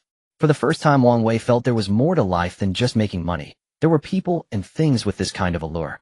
"President Wang, do you feel the urge to go back to school, maybe for a master's or PhD? Honestly, I do too. The elders always said knowledge is power, and that only the learned are esteemed. I used to think those sayings were out of touch with the times. But Shen Fei has shown me the true power and immense charm of knowledge." Liang Shuzhong spoke with heartfelt emotion, a strange, hopeful look on his face. He knew he was too old to start a career in research, but he had a son who had just started the 6th grade of middle school. Previously, Liang Zhuzhong's only wish was for his son to live a safe and happy life. Whether he studied well or not didn't matter. But now he just wanted to make up for all the discipline he had neglected, giving his son the strict upbringing he deserved. "All right, old Liang, let's stop with the reminiscing. There are countless researchers in the world, but there's only one with Shun Fei's ability and boldness. But our country does need such a brilliant researcher. He will be like a beacon illuminating the path for countless confused young people. And I know you're thinking something else too. Compared to someone like Shun Fei, billionaires like Lei Jun and I seem almost insignificant, right?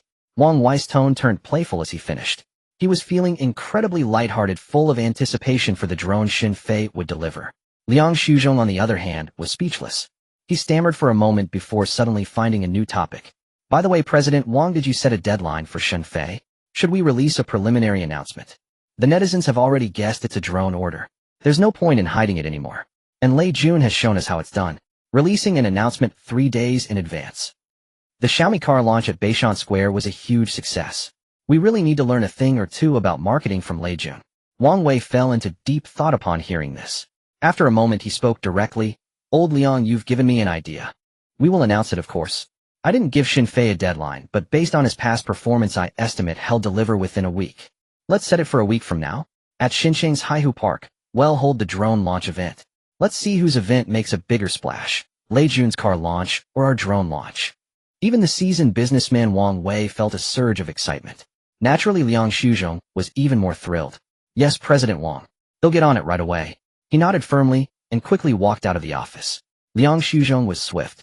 Within 10 minutes of his conversation with Wang Wei, an announcement was posted on Shunfeng Group's official website and all their social media accounts. The announcement read, in 7 days at Xinjiang's Haihu Park, Shunfeng Group will hold its Drone Express launch event. Stay tuned. The message was brief, but it had the impact of a boulder crashing into a calm lake. It quickly stirred up a storm. I knew it. It's definitely a drone. President Wang had Fei Ge build a drone. I can't keep up. I took time off for Xiaomi's car launch, and now I'll have to take time off again. At this rate, my slave-driving boss will definitely fire me. Haha, don't worry, man. You can watch it openly at work. I bet your boss will be watching it too. He won't have time to bother you. Damn, why didn't you say that earlier? Anyway, I'm starting to understand how girls feel when they follow their variety shows. It's incredibly exciting. The comments below Shunfeng's official account exploded, surpassing 10,000 within minutes. Everyone was buzzing with anticipation for the drone launch in 7 days. Meanwhile, at the 1st Military Region's military research base, a seminar led by Chun Jinmin and attended by Qin Ying and others was met with stony silence. Elder Chun, it's impossible, absolutely impossible. The strategic aircraft's 2 most critical functions are strategic bombing and material airdrop.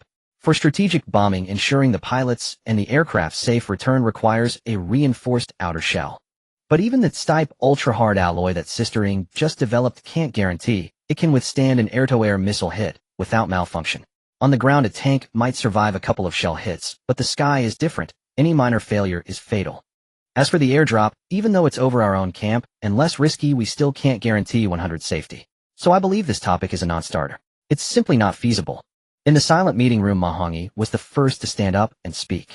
Chun Jinmin waved his hands, signaling him to sit down. He then scanned the room, his gaze falling on the 40 or 50 top military researchers present. No solutions. Not even a single idea. Even a rough concept would be something. His voice echoed in the room, but it was met with even deeper silence. Only Qin Ying frowned slightly, as if she wanted to say something. But in the end, she shook her head to herself and swallowed her words. Inside the suburban manufacturing shop, Shun Fei carefully reviewed the order parameters given by Wang Wei once more. Then he opened the super laboratory. After the system upgraded to the 3rd phase, the functions of the super laboratory had been greatly enhanced. First of all, the time ratio had reached 501.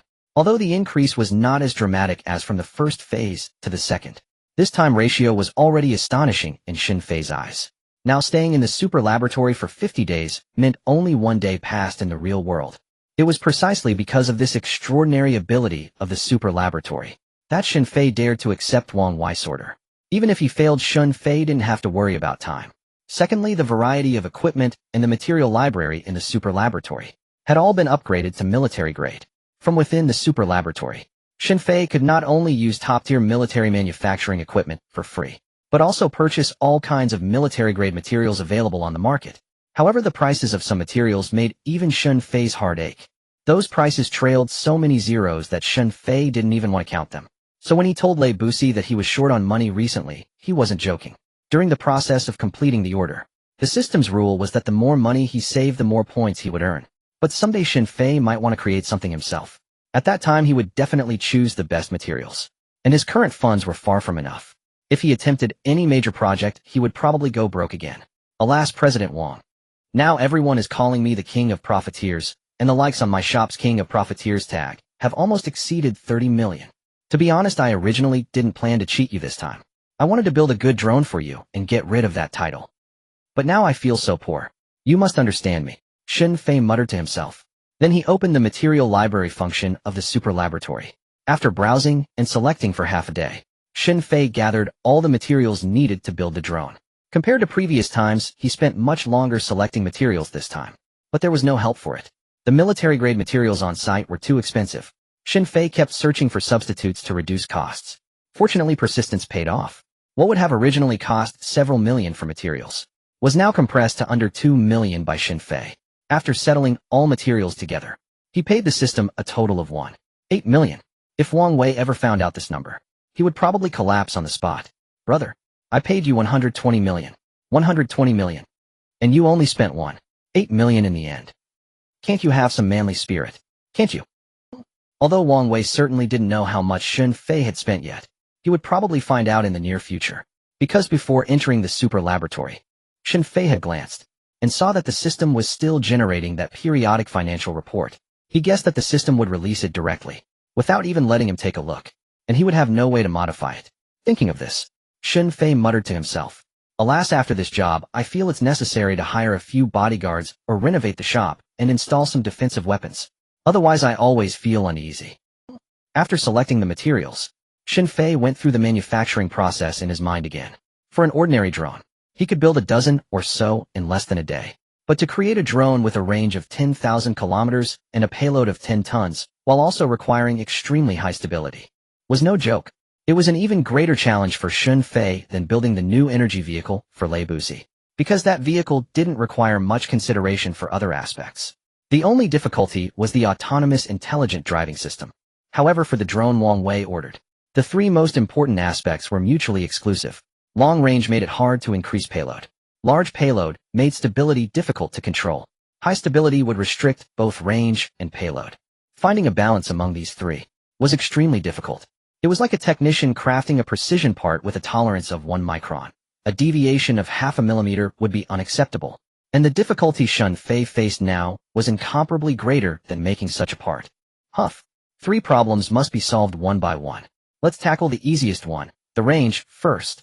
Shen Fei took a light breath. Then he began to construct the design in his mind. As he did so, many manufacturing equipment needed during the process were summoned from the super laboratory. Although Shen Fei said the range was the easiest problem, that was only relative to the other two.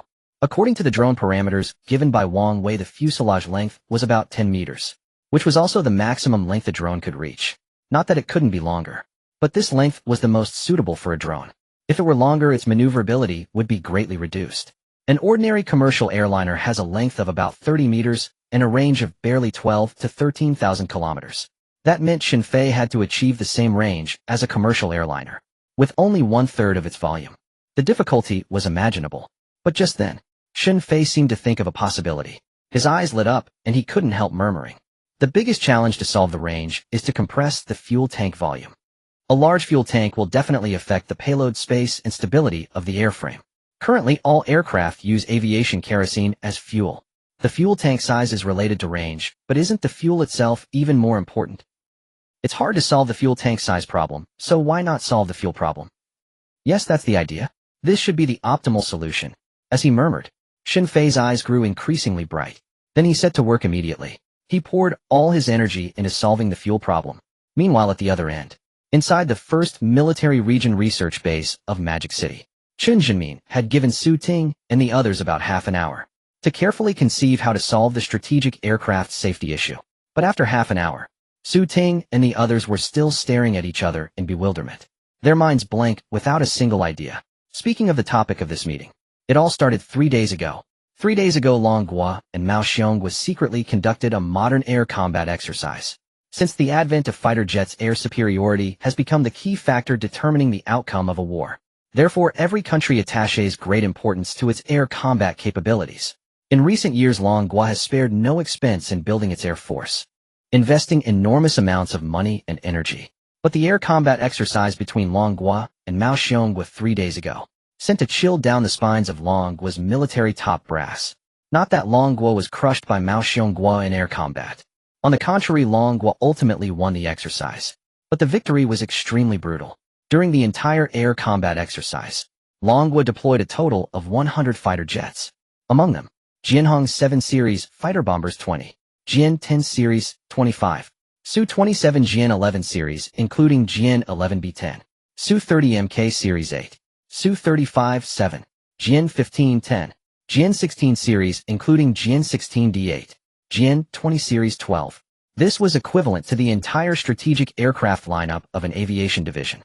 Mao Xiong on the other hand only deployed 10 fighter jets. Just as Long Gua's military brass thought Mao Xiong was joking, they were given a harsh lesson by Mao Xiong's actions. The 100 fighter jets easily destroyed Mao Xiong's 10, even razing their combat headquarters to the ground. But this also exposed all of Long Gua's 100 fighter jets to the enemy's view. Mao Xiong used a brutal exchange tactic. Before their complete annihilation, they activated all anti-aircraft turrets and launched a barrage of shells. They traded one combat base for 98 of Long Gua's entire aviation division's fighter jets. Only 2 managed to retreat unscathed to their camp. Looking at this single military exercise, Long Gua won. But in a real war, victory is never determined by a single battle. Exchanging nearly 100 fighter jets for a single combat base would be a massive loss in a real war. Therefore, after the air combat exercise, Long Gua's military top brass held an emergency meeting to analyze the root cause of the disastrous outcome. After 8 hours of intense discussion, they finally reached a conclusion. The problem was the poor defensive capability of strategic aircraft. Once deep behind enemy lines, they would inevitably suffer casualties as heavy as the enemy's. And more importantly, it wasn't just the loss of a strategic aircraft. What mattered most was the pilot flying the fighter jet. Every fighter pilot is meticulously selected from among thousands. Losing one is heartbreaking, let alone an entire squadron. So the higher-ups urgently issued an order to Chen Jinmin, requiring him to lead all top military talents in the research base to find a solution to the safety issue of strategic aircraft pilots within 1 week. And today was already the 2nd day since Chen Jinmin received the order. Elder Chen, this is a problem we all must face, not just us, but every other nation as well. So please don't worry yourself too much. In the short term, I believe the strategic aircraft safety issue is fundamentally unsolvable. Even if the higher-ups were to execute us, all this problem would still be incredibly difficult to solve. Noticing the somber atmosphere in the meeting room, Ma Hongyi stood up and spoke. His words, however, had an unexpected effect. The moment he spoke, Chen Jinmin was so furious that his beard bristled. Do I need you to tell me that? Leave the problem to time, leave the problem to time. Is this the mindset all of you have whenever you face a scientific research challenge? Then let me ask you, if time solves the problem, what do we need you for? And if everyone solves it, what advantage would Dragon Nation have? The higher-ups want us to solve this problem ahead of other nations. In short, I'm giving you 2 days. 2 days. If you can't even come up with a basic concept by then, I'll seriously consider Qin Ying's suggestion to lock every one of you in a small room until you focus entirely on your research. With that, Chen Jinmin slammed his hand hard on the table. His face ashen, he left the meeting room, leaving Su Ting, Ma Hongyi, and the others staring blankly at each other. After a moment, Ma Hongyi couldn't help but look towards where Qin Ying was sitting. A fawning smile spread across his face. Sister Ying, Instructor Qin, you're always the one with the most ideas. How about giving us all some advice? I don't think Elder Chun is joking this time. As Ma Hongyi's voice echoed in the room, everyone else turned in unison to look at Qin Ying, who was seated at the front, their faces full of hope. Although most of them had joined the research base after she had already become an instructor and few had ever attended her classes, they had all heard of her formidable skills. The batch of researchers she had trained with had all become leaders in various military research institutions, and Qin Ying was considered one of the most outstanding among them. If it weren't for her preference for the quieter life at the research base, she would have long been headhunted by other military districts to lead their entire military research efforts. Oh, now you remember to call me Sister Ying. Weren't you just rushing to complain about me to Elder Chun? And as you said yourself, I am an instructor. What does it matter to me if Elder Chun locks you all in a dark room? You're on your own. Qin Ying cast a nonchalant glance at Ma Hongyi and the others. Then she stood up, her long legs carrying her, as she left the meeting room, leaving everyone staring in stunned silence. Ma Hongyi and the others, frozen in place, felt their hearts plummet as if they had shattered on the floor. Sigh, there's no one to rely on now, absolutely no one. Let's all do our best. We need to try and present a reasonable research proposal to Elder Chun within 2 days.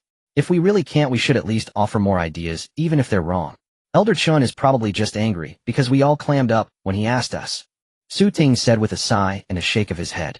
The others exchanged helpless glances before silently nodding in agreement. Time slipped away like sand through one's fingers. 2 days passed in the blink of an eye. While Su Ting and other top military experts were racking their brains over the strategic aircraft defense problem, Shen Fei, located in his manufacturing shop in the suburbs of Moda City, had already spent a full 100 days within the super laboratory. If the entire process of developing the drone hadn't been so tightly packed, leaving him with little sense of time, he truly would have gone stir-crazy. But his perseverance had paid off. After more than 3 months, Shen Fei had finally built the drone that Wang Wei had requested. A revolutionary drone with a range of 10,000 kilometers, a payload capacity of 10 tons, and exceptional stability. Looking at his masterpiece before him, even Shen Fei couldn't help but reveal a hint of excitement. Ding! The system will now grade this experiment. After system analysis, the host production of the drone experiment product has received a perfect score of 100 points. In the area of drone fuel tank construction, the host's understanding and manufacturing capabilities have broken limits, earning and rank evaluation. The host is rewarded with 10 intelligence points. The host is rewarded with 10 million system upgrade points. The system's gentle voice continued message after message. Shen Fei initially thought nothing of it. But when he heard the last 2 announcements, his body, which had been about to leave the lab, froze on the spot. The 10 million upgrade points were nothing special. The system was always stingy in that regard. Compared to the 1 billion upgrade points needed, 10 million felt like Shen Fei was begging for scraps. But those 10 intelligence points, those genuinely made Shen Fei swallow hard, his throat dry, feeling as if his adrenaline was about to spike. If he understood correctly, these 10 intelligence points were equivalent to 10 IQ points. A person with an IQ of 100 is considered average, while someone with an IQ of 110 could be regarded as excellent. In other words, these 10 intelligence points from the system could instantly elevate a person from average intelligence to superior intelligence. And applying these 10 points to Shen Fei would likely yield even more dramatic results. This was because Shen Fei's innate talent and comprehension in scientific research and related fields were already considered top tier. It was said that Einstein had an exceptionally high IQ, reaching 160. Previously, Shen Fei wasn't sure if he could match Einstein. But if he were to integrate these 10 intelligence points, Shen Fei felt that even if Einstein were alive today, he could confidently compete with him purely on intellect. It seems the system has many functions I haven't yet discovered. But just this one incredible feature of boosting intelligence is truly formidable. Shen Fei took a deep breath, forcibly suppressing his inner excitement. Then he looked up once more at his creation before taking it and leaving the super laboratory. Inside the vast workshop behind the manufacturing store, the drone Shen Fei had built sat quietly in place. He had also equipped this drone with an intelligent autopilot function, though it was not as advanced as the fully intelligent autonomous driving system he had installed in the new energy vehicle he had created for Xiaomi. However, it was more than capable of flying itself to the headquarters of Shunfeng Group. It wasn't that Shen Fei was being stingy by not installing the full intelligent autonomous driving system on this drone. It was simply that drones already possessed remote control capabilities. Moreover, since it flies in the sky, unlike ground vehicles, it doesn't have to deal with complex road conditions, making a fully intelligent autonomous system somewhat redundant. Alright, I almost forgot, he muttered. The fuel tank's compressed fuel function still needs about a day of testing. If this drone doesn't explode within 24 hours, then there shouldn't be any major problems, he mused. At that point, I can just let it fly itself over. As he mumbled to himself, Shen Fei turned his gaze toward the location of the drone's fuel tank. He wasn't surprised that the system had given him an S-level rating, which was over 100 points. The fuel tank he had developed was undoubtedly a product of advanced technology. Its volume was less than 2 cubic meters, yet it could hold enough fuel to travel 10,000 kilometers. Anyone who heard this would be utterly astounded. The method Shen Fei employed was a molecular compression technology for aviation fuel. He compressed the aviation fuel several times its original volume, drastically reducing the space it occupied. The entire fuel tank was divided into an upper and lower section. The lower part held the compressed aviation fuel, while the upper part was responsible for decompression and transfer. The entire tank was filled with molecular liquid conductors that Shen Fei had crafted. It could be said that this single fuel tank alone held immense scientific research value. However, nothing is absolute. Although Shen Fei was 100% confident in the tank he had built, fuel compression was no joke. A single mistake could cause an explosion. That was why Shen Fei had planned to test it first. Well, forget it, there's no time to wait any longer, he decided. I'll be generous this once and fuel it up myself. But from here to Shunfeng Group's headquarters, it shouldn't need a full tank. A little bit should be enough. As he pondered, Xinfei instinctively pulled out his phone, intending to have Wang Wei deliver a barrel of aviation fuel. But on second thought, he felt it was better to keep things simple and avoid unnecessary complications. He purchased a box of aviation fuel from the systems material library. Xinfei reluctantly paid another 5,000 yuan. After he had poured all the fuel into the drone's tank, he climbed into the drone's cabin and set it for automatic takeoff and cruise. Then, after jumping down from the drone, he bought a complete set of firefighting equipment from the system mall and installed it inside his workshop. After doing all this, Xinfei locked the door, got into his old beat-up Jetta, and sped away from the manufacturing store in a flash. To avoid being caught in any potential explosion, Xinfei decided it was best not to return to the manufacturing store within the next 24 hours. Inside the 1st Military Region Research Base, there was only one night left before the 2-day deadline Qin Jinmin had given. In a room within the base, Qin Ying was seated upright in front of a computer. Her slender hand would occasionally move the mouse, and at other times, she would pick up a pen to scribble on the A4 paper in front of her. Beside her, the waste paper basket was already piled high with discarded paper balls. Although she had said she didn't care about the fate of Su Ting Mahongi and the others, she couldn't afford to take the task assigned by her superiors lightly. For 2 days she had stayed in her quarters racking her brains, yet she still hadn't come up with a good solution to the strategic aircraft safety problem. "Forget it.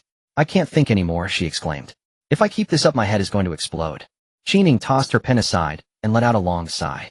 Then she got up casually, threw on a casual outfit, and left the room. 5 minutes later, when Qining reappeared, she had already arrived at Chen Zimin's office. "Elder Chen, I'd like to request some leave. They'll be out for a couple of days," she stated bluntly as she pushed open the office door. Seeing that it was Qining, Chen Zimin's stern expression softened into a faint smile. "Qining, all right. It's good for you to get out and clear your head. I know you've been cooped up in your room these past 2 days," he continued. "Don't be too hard on yourself. Those kids like Su Ting need some discipline, but your teacher knows you've done your best." Hearing Chen Zimin's words, Qining nodded casually and said, "That's part of the reason. But Elder Chen, I'm not going to relax. I'm going to visit a relative of mine," she added. "It's been 2 years since I last saw him. I wonder if he's starved to death." As she spoke, Qining leaned casually against the desk beside her, exuding an air of lazy nonchalance to the extreme. Anyone seeing her would never guess she was a top-tier instructor at a premier military research base. Hearing her words, a look of slight surprise flickered across Chen Zimin's face. Adjusting his glasses, he asked hesitantly, "A relative, aren't you?" "Elder Chen, my parents died when I was young, and my only biological sister died in a car accident years ago," Qining explained. "But my sister had a son. He's the only family I have left in this world." As she spoke, a hint of complex emotion flickered in Qin Ying's eyes. She then waved her hand, suppressing her feelings before continuing. "Elder Chen, if there's nothing else, I'll be on my way." All right," Chen Jinmin said with concern. "Don't worry about the meeting topic for now. Just get some good rest for a couple of days." Qining nodded at his words, then pushed the door open and left the room. A few minutes later, Qining walked out of the research base. By the stone pillar at the main entrance, she frowned in thought for a long while before turning her gaze towards the southeast. "If I remember correctly, the house my sister left behind is over there, right? Building 3, Unit 1, Room 403, Tianhai Residential Complex." "Yeah, I think that's right," she affirmed. "My poor dear nephew is probably still living there." The next morning, the warm eastern sunlight streamed through the window and fell upon Xinfei's face. However, he was not awakened by the sun, but by the weight of something pressing down on him. A stifling sensation overwhelmed him as he coughed lightly before jolting awake. Thinking his throat was parched, he reached out for his water glass. But as his hand brushed across his chest, an unusual feeling met his touch. His drowsy eyes snapped wide open in an instant, and he nervously turned his gaze toward the side of the bed. There, lying across his bed, was a strikingly beautiful stranger. She wore a white blouse on top and shorts below, clutching a pillow that rested against him. Xinfei instinctively touched his own chest. If he had guessed correctly, it was the pillow she was holding that had pressed down on him and woken him up. A fine sheen of sweat broke out on his forehead. Staring at the woman still lost in sleep, a torrent of thoughts raced through Xinfei's mind at that moment. Has my identity been exposed? Is this a honey trap? Which company sent her? Just as his thoughts were spiraling, the woman's lovely eyelashes suddenly fluttered. Moments later, she opened her bright, beautiful eyes. "Aha!" she yawned, covering her mouth with her hand. She then sat up and stretched lazily before turning to look at Xinfei. "Wow, I slept so well. Xinfei, come here, let your auntie give you a hug. Auntie has missed you so much." It wasn't until she pulled him into her embrace that Xinfei snapped out of his daze. "Auntie, what on earth is going on?" Xinfei's hair stood on end. he remained highly tense. But just then a strange surge of memories suddenly welled up from the depths of his mind. He looked down at the woman before him once more, and this time he asked tentatively, "Aunt Qi-Ning." "Oh, not bad," she said. "At least you haven't completely forgotten your auntie. But it's been a few years, and our Qin Fei has grown into a big boy. I remember you were quite ugly as a kid. How come you look so handsome now?" "Ah." Qin Ying's laughter as pleasant as silver bells rang through the bedroom. Shen Fei couldn't help but twitch slightly at the corners of his eyes. However, he didn't have much of a reaction to the name Qin Fei she used. Because through the memories flooding his mind, Shen Fei had come to understand some of his past. When he was 8 years old, his biological father was sentenced to 6 years for intentional injury. Later, his mother died in a car accident while on her way to visit his father in prison. At 12, Shen Fei officially became an orphan. In the years that followed, he lived with his grandmother. And after his father was released from prison, before Shen Fei even had a chance to see him, he jumped off a building for reasons unknown. Later, his grandmother also passed away.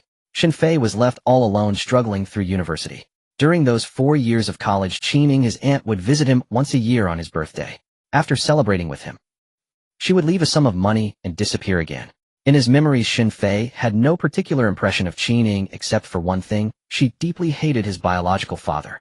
She had even insisted that Shen Fei change his surname to Qin and go by Qin Fei from then on. Even to this day, Shen Fei suspected his aunt had probably forgotten his original surname. He looked up at Qi-Ning, who was now gazing at him with a sudden look of pity, tears welling up in her eyes. Shen Fei couldn't help but ask, "Auntie, what's wrong?" Qi-Ning reached out and gently touched his face, a single large tear rolling down her cheek. "Xiao Fei, you've had such a hard time all these years. Auntie's been so busy with work, I haven't been able to look after you properly. Living alone in this city must have been really tough for you. But don't worry, I'm not as busy recently. They'll come visit you whenever I have free time, okay?" Qi-Ning wiped her tears with one hand while gently stroking Shen Fei's face with the other. Seeing her genuine display of emotion, Shen Fei couldn't help but feel a stir of warmth in his heart. In this world, Qi-Ning only had him as family. And wasn't it the same for Shen Fei? "Okay, Auntie. But, Auntie, I have a question for you. I live on the 4th floor, and I remember locking the door last night. How did you get in?" Shen Fei looked at Qi-Ning, a hint of confusion in his eyes. He had another thought he didn't voice. He hadn't just locked the door, he had also set up a simple security measure. The moment the door opened, a bell by his bed would ring. Although no one knew what he looked like or where he lived, it was always wise to be prepared. But what puzzled him was how Qi-Ning had managed to slip in so silently. Even if she had a key to the place, the bell should have rung. By now, Qi-Ning was standing in front of the mirror, tidying her clothes and hair. Upon hearing this, she casually shrugged and said, "Oh, that. Your auntie knows a little about lock-picking. It was too late last night, and I was afraid of waking you up, so I just opened the door myself." As she spoke, she waved the hairpin in her hand at Shen Fei, indicating that she had used it to get in. After hearing her explanation, Shen Fei's mouth twitched involuntarily a couple of times. Knows a little about lock-picking. Was this, and of his even a legitimate one? Coupled with the fact that Qi-Ning would mysteriously disappear from time to time, Shen Fei quickly concocted a whole novel in his mind within seconds. A female outlaw roaming the world, risking capture by the police just to celebrate her nephew's birthday. "Auntie, actually, I'm doing pretty well right now. You don't need to visit me too often. Just make sure you stay safe out there," Shen Fei said with genuine concern. Qi-Ning, who was busy fixing her makeup, paused slightly at his words. Then she turned to him with an amused, helpless expression. "My dear nephew, what on earth are you imagining? Your auntie has a proper legitimate job. Come on, get up. Today your auntie is taking you on a big shopping spree at the mall." Rising from bed, washing up, heading out the door, Qi-Ning led Shen Fei straight to the mall. And she certainly wasn't joking. It was a full-blown shopping spree. From head to toe, Qi-Ning bought Shen Fei more than 3 sets of clothes. The only thing Shen Fei found slightly uncomfortable was that while browsing the mall, Qi-Ning kept her arm linked through his. Several times the shop assistants directly assumed Qi-Ning was Shen Fei's girlfriend, causing his ears to turn red. After all, Qi-Ning was his biological aunt. Qi-Ning, on the other hand, was completely unconcerned, not even bothering to explain. Noticing Shen Fei's discomfort, she would even tease him by asking the pretty shop assistant, "See, don't we make a great couple?" After causing Shen Fei to flee in embarrassment, Qi-Ning would let out a bell-like chuckle behind him. Even after leaving the mall and getting into her beat-up second-hand Jetta, Shen Fei's emotions were still in a bit of a turmoil. Seeing Shen Fei like this, Qi-Ning laughed so hard, she doubled over, as if she had found something amusing. And even though Shen Fei possessed an IQ of over 160, he was at a loss on how to handle this. Resigned to his fate, Shen Fei could only look at Qi-Ning with a pitiful expression, his eyes begging for mercy. "Aunt." Seeing this, Qi-Ning threw her head back and laughed heartily again. Tears almost welled up in her eyes from laughing so hard. She wiped her eyes and said, "Alright, I'll stop teasing you. My dear nephew, you're so much fun. I guess I'll have to come home to visit you more often. A good laugh with you makes all my worries disappear." As she spoke, Qining couldn't help but size up Shen Fei's beat-up second-hand Jetta. She tilted her head thoughtfully, then suddenly spoke again. "Xiao Fei, how about I buy you a new car? This car of yours is too shabby. How are you going to find a girlfriend with this? I heard that young people nowadays like sports cars like Ferraris and Lamborghinis. How about I buy one for you?"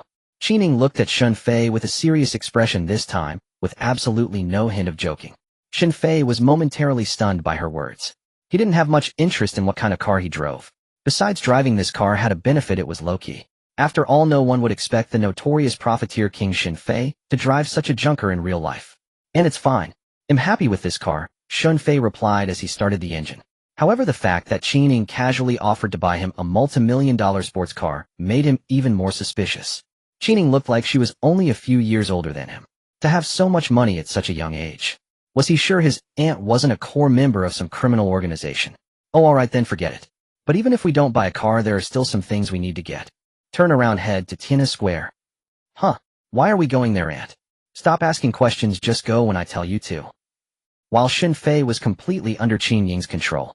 Meanwhile, inside a manufacturing shop on the outskirts of Moda City, a subtle clicking sound suddenly rang out. Then a mechanical female voice slowly echoed through the vast factory floor. "The designated time has ended. About to take off on the predetermined trajectory. Mobile signal connected, information sent." At the same time, at the top of the Shunfeng headquarters building, Wang Wei had just concluded a group meeting.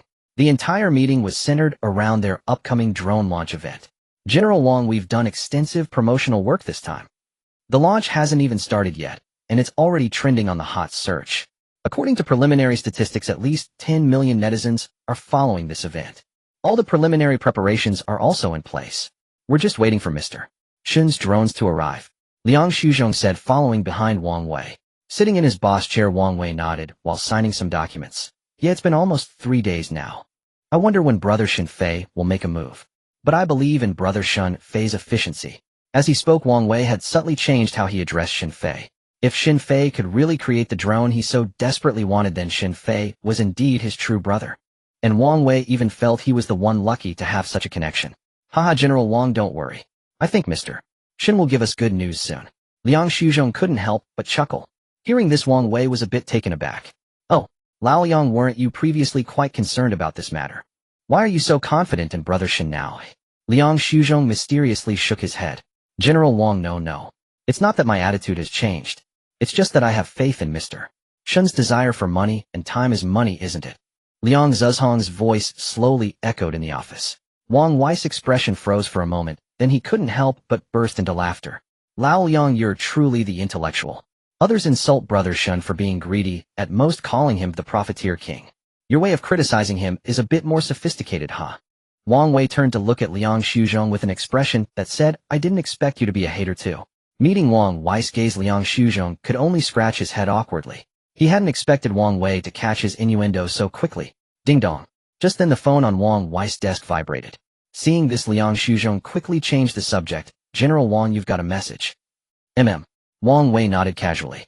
He then picked up the phone and glanced at it. And that glance was all it took. His gaze became glued to the screen. After a few long seconds, Wang Wei slammed the table excitedly and shouted, "Lao Yang. It's Brother Shen. He sent a message. He sent a message." Inside the chairman's office of Shunfeng Group, Wang Wei's excited voice lingered in the air. A single text message was enough to shake the composure of this tycoon worth hundreds of billions. Only Shen Fei could do that. "Mr. Wang, what did Mr. Shen's message say?" After a moment of stunned silence, Liang Zhuzhong's face also flushed with excitement. He quickly stepped forward, hurrying to Wang Wei's side. "Well, Brother Shen messaged that the drone he built for us is complete and is already on its way." Old Liang looked raced the flight path map of the drone. "Wait, something's off. Could Brother Shen be having the drone fly over here on its own?"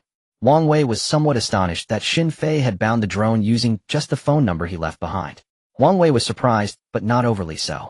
After all, this might be difficult for others, but for Shen Fei, he thought it was a piece of cake. However, the moment he considered the possibility that Shen Fei might have the drone fly itself over, Wang Wei instantly lost his cool, his face a mixture of joy and worry. He was delighted that Shen Fei might have added an autopilot function to his drone. But he was anxious because this was the exorbitantly priced drone he had bought for 120 million. And it was a Shun-Fei original, the only one of its kind in the world. He would be more at ease letting his 6-and-a-half-year-old son travel from the heart of the Magic City to this place alone than letting this drone out of his sight. It was his prized possession dearer to him than his own son. Mr. Want to be honest, that could very well be the case. Mr. Shen has surprised us again. He's fueled the drone. But it seems he's done this just to save on the exorbitant shipping costs. Liang Shuzhong said with a look of admiration and reverence. The company always called him a penny pincher, always finding ways to save the group money. But compared to Shen-Fei, he felt he was a mere novice. He could only use one word to describe Shen-Fei's move: brilliant. Meanwhile, on hearing this, Wang Wei couldn't help but swallow hard. Then with a whoosh he shot up from his chair. He hurried towards the door speaking urgently. Old Liang, quick. See if the group has any idle aircraft available. The flight path map shows the drone will leave the Magic City's airspace in about 10 minutes. We need to go escort that drone immediately. We can't let anything happen to it. Yes, Mr. Wang. He'll arrange it right away. Seeing Wang Wei's urgency, Liang Shuzhong nodded solemnly in agreement. In the Fengxian district of the Magic City, the area with the lowest foot traffic, lay the headquarters of the city's first military region. High-altitude drone flights require prior authorization. Shen-Fei had anticipated this. Thanks to his workshop's reputation, he had already obtained the necessary permits.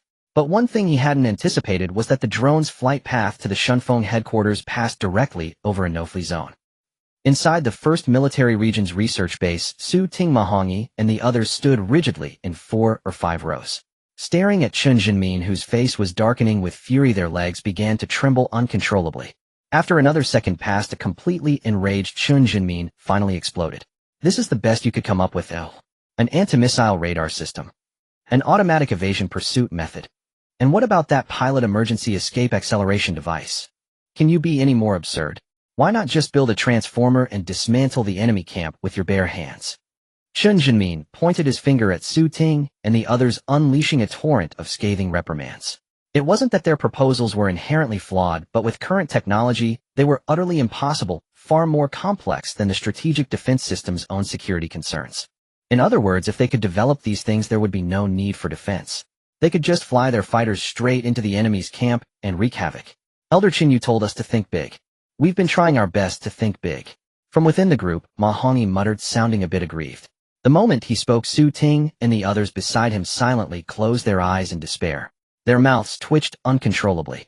What an incredibly foolish teammate. The very next second, after Su Ting and the others shut their eyes in anguish, Chun Jinmin, as expected, completely lost his temper. I told you to think, not to dream. In 2 days all you've come up with is this pile of garbage. And you have the nerve to feel wronged. And the rest of you, Su Ting, Zhang Zhun, Zhao Yan. Every single one of you. You have all disappointed me greatly. You can all forget about dinner tonight. I want you all to start running around the base, and you don't stop until you've completed 20 kilometers. Chun Jinmin cursed in fury. Su Ting and the others felt their hearts turn cold and their faces pale. They glared at Mahongi, their eyes filled with murderous intent. A 20-kilometer cross-country run was no joke. Even the Special Forces team next door would be on the ground for half an hour after that. For them, a bunch of military tech nerds, it would likely take half their lives. Seeing Chun Jinmin's iron-gray expression, clearly not joking, Su Ting and the others could only silently wail in their hearts. They knew this was not the time to provoke him further, or the 20 kilometers could easily turn into 30. And that would truly cripple them. Everyone attention. On my command. Start. As the head of the research team, Su Ting began to issue the order. But just then a soldier in uniform came running over frantically from the distance. Seeing the soldier's urgency, Su Ting and the others halted, staring intently. The soldier ran straight up to Chun Jinmin, and without even catching his breath reported urgently, Commander, our radar surveillance has just detected a drone rapidly approaching this area. Its parameters are strange. A drone of this kind has never been seen before. Commander Sun sent me to ask for your orders. Should we shoot the drone down? This is a restricted military zone. No aircraft are allowed to approach. Commander Sun finds this drone highly suspicious. Drone. The parameters are a bit strange. Upon hearing the soldier's report, Chun Jinmin couldn't help but look startled. Just as he was about to ask further, a roaring sound suddenly came from above. Chun Jinmin instinctively looked up. His pupils constricted slightly. High up in the sky, hundreds of meters above, a faintly visible drone was speeding past. Others at such a distance might not be able to discern anything, but Chun Jinmin instantly assessed it. The drone's fuselage was over 10 meters long, and its wingspan was more than 20 meters. It also had several tail fins that even Chun Jimin couldn't quite understand. Now he finally understood why the officer said the drone's parameters were strange. Even Chun Jimin had never seen a drone of this design. Frowning in thought for a second, he quickly said, "Tell Commander Sun not to shoot down this drone. Send our fighter pilots immediately. Stop that drone." "Yes, Commander Chun." Meanwhile, on the other side, Shinfei was unaware that the flight path he had set for the drone was problematic. Qining was currently taking him to thoroughly renovate his apartment in the city. Originally, Shinfei only intended to come here occasionally to sleep. But after Qinying's renovation, it instantly gained a warm, homely feel. Qining went to Tiana Furniture Market. She bought a lot of new furniture. However, after everything was arranged, Shinfei sat on the new sofa Qining had bought. He kept feeling that something was missing. After a moment, he slapped his forehead and said, "Aunt, did you forget to buy a bed? We still only have one bed in the house." Qining heard this, waved her hand casually, and said, "Forget it, well, buy it next time." Then she walked to the new lounge chair on the balcony and lay down comfortably. In a lazy voice, she asked, "Xiao Fei, do you have a job now? I was busy when you graduated, so I didn't take care of your employment. Is there anything you want to do? He'll take care of it." Hearing Qin Ying's casual concern, a warm current surged in Shun Fei's heart. Then he casually said, "And I've opened a small shop. I can support myself for now." Regarding his own matters, Shun Fei decided it was better not to tell Qin Ying for the time being. It wasn't that he didn't trust Qin Ying, but as the things he created became more and more astonishing, they would inevitably attract more attention. Eventually, some people might set their sights on him with ill intentions. Shun Fei didn't want to drag Qin Ying down. After all, he could feel that Qin Ying genuinely loved him from the bottom of her heart. "Oh, I see. It's good to have something to do. Sometimes a simple life is nice. Then you won't have so many worries," Qin Ying said as she let out a soft sigh. Although she said she wouldn't think about the issue anymore when she thought of Su Ting and Chun Jinmin still worrying about it, how could she really put it out of her mind? But the subtle change in Qin Ying's expression and that faint sigh did not escape Shun Fei's eyes. Thinking of how much Qin Ying cared for him, Shun Fei couldn't help but say, "And is there something bothering you? Why don't you tell me? Maybe I can help solve your problem." Hearing Shun Fei's caring words, Qin Ying couldn't help but lift her eyes to look at him. But then she smiled. "I don't have any troubles. You can't help me anyway." After saying that, Qin Ying closed her eyes again and quietly pondered. After a few minutes passed, she noticed that Shun Fei beside her had stopped speaking. Qin Ying turned her head to look at him. Seeing that Shun Fei was still looking at her very seriously, she seemed to realize something. Then she quickly explained, "Xiao Fei, it's not that I think you're incapable. I'll forget it, it's okay to tell you. Just listen to it for fun." She sat up straight from the lounge chair, crossed her long legs, and looked at Shun Fei, slowly speaking. "Actually, I work in game design. Recently, my company designed a military strategy game. But there's a problem with the design of strategic aircraft. They are too easily destroyed. Although strategic aircraft can be produced continuously, pilots who fly them are hard to train. Once the pilots are all dead, once a player loses air superiority, the game loses its fun. So, I've been thinking about how to solve the problem of strategic aircraft being easily destroyed to improve the player's gaming experience." Qin Ying seriously voiced her troubles. But she didn't expect Shun Fei to offer any advice or help. After all, even Su Ting and the others couldn't solve this problem.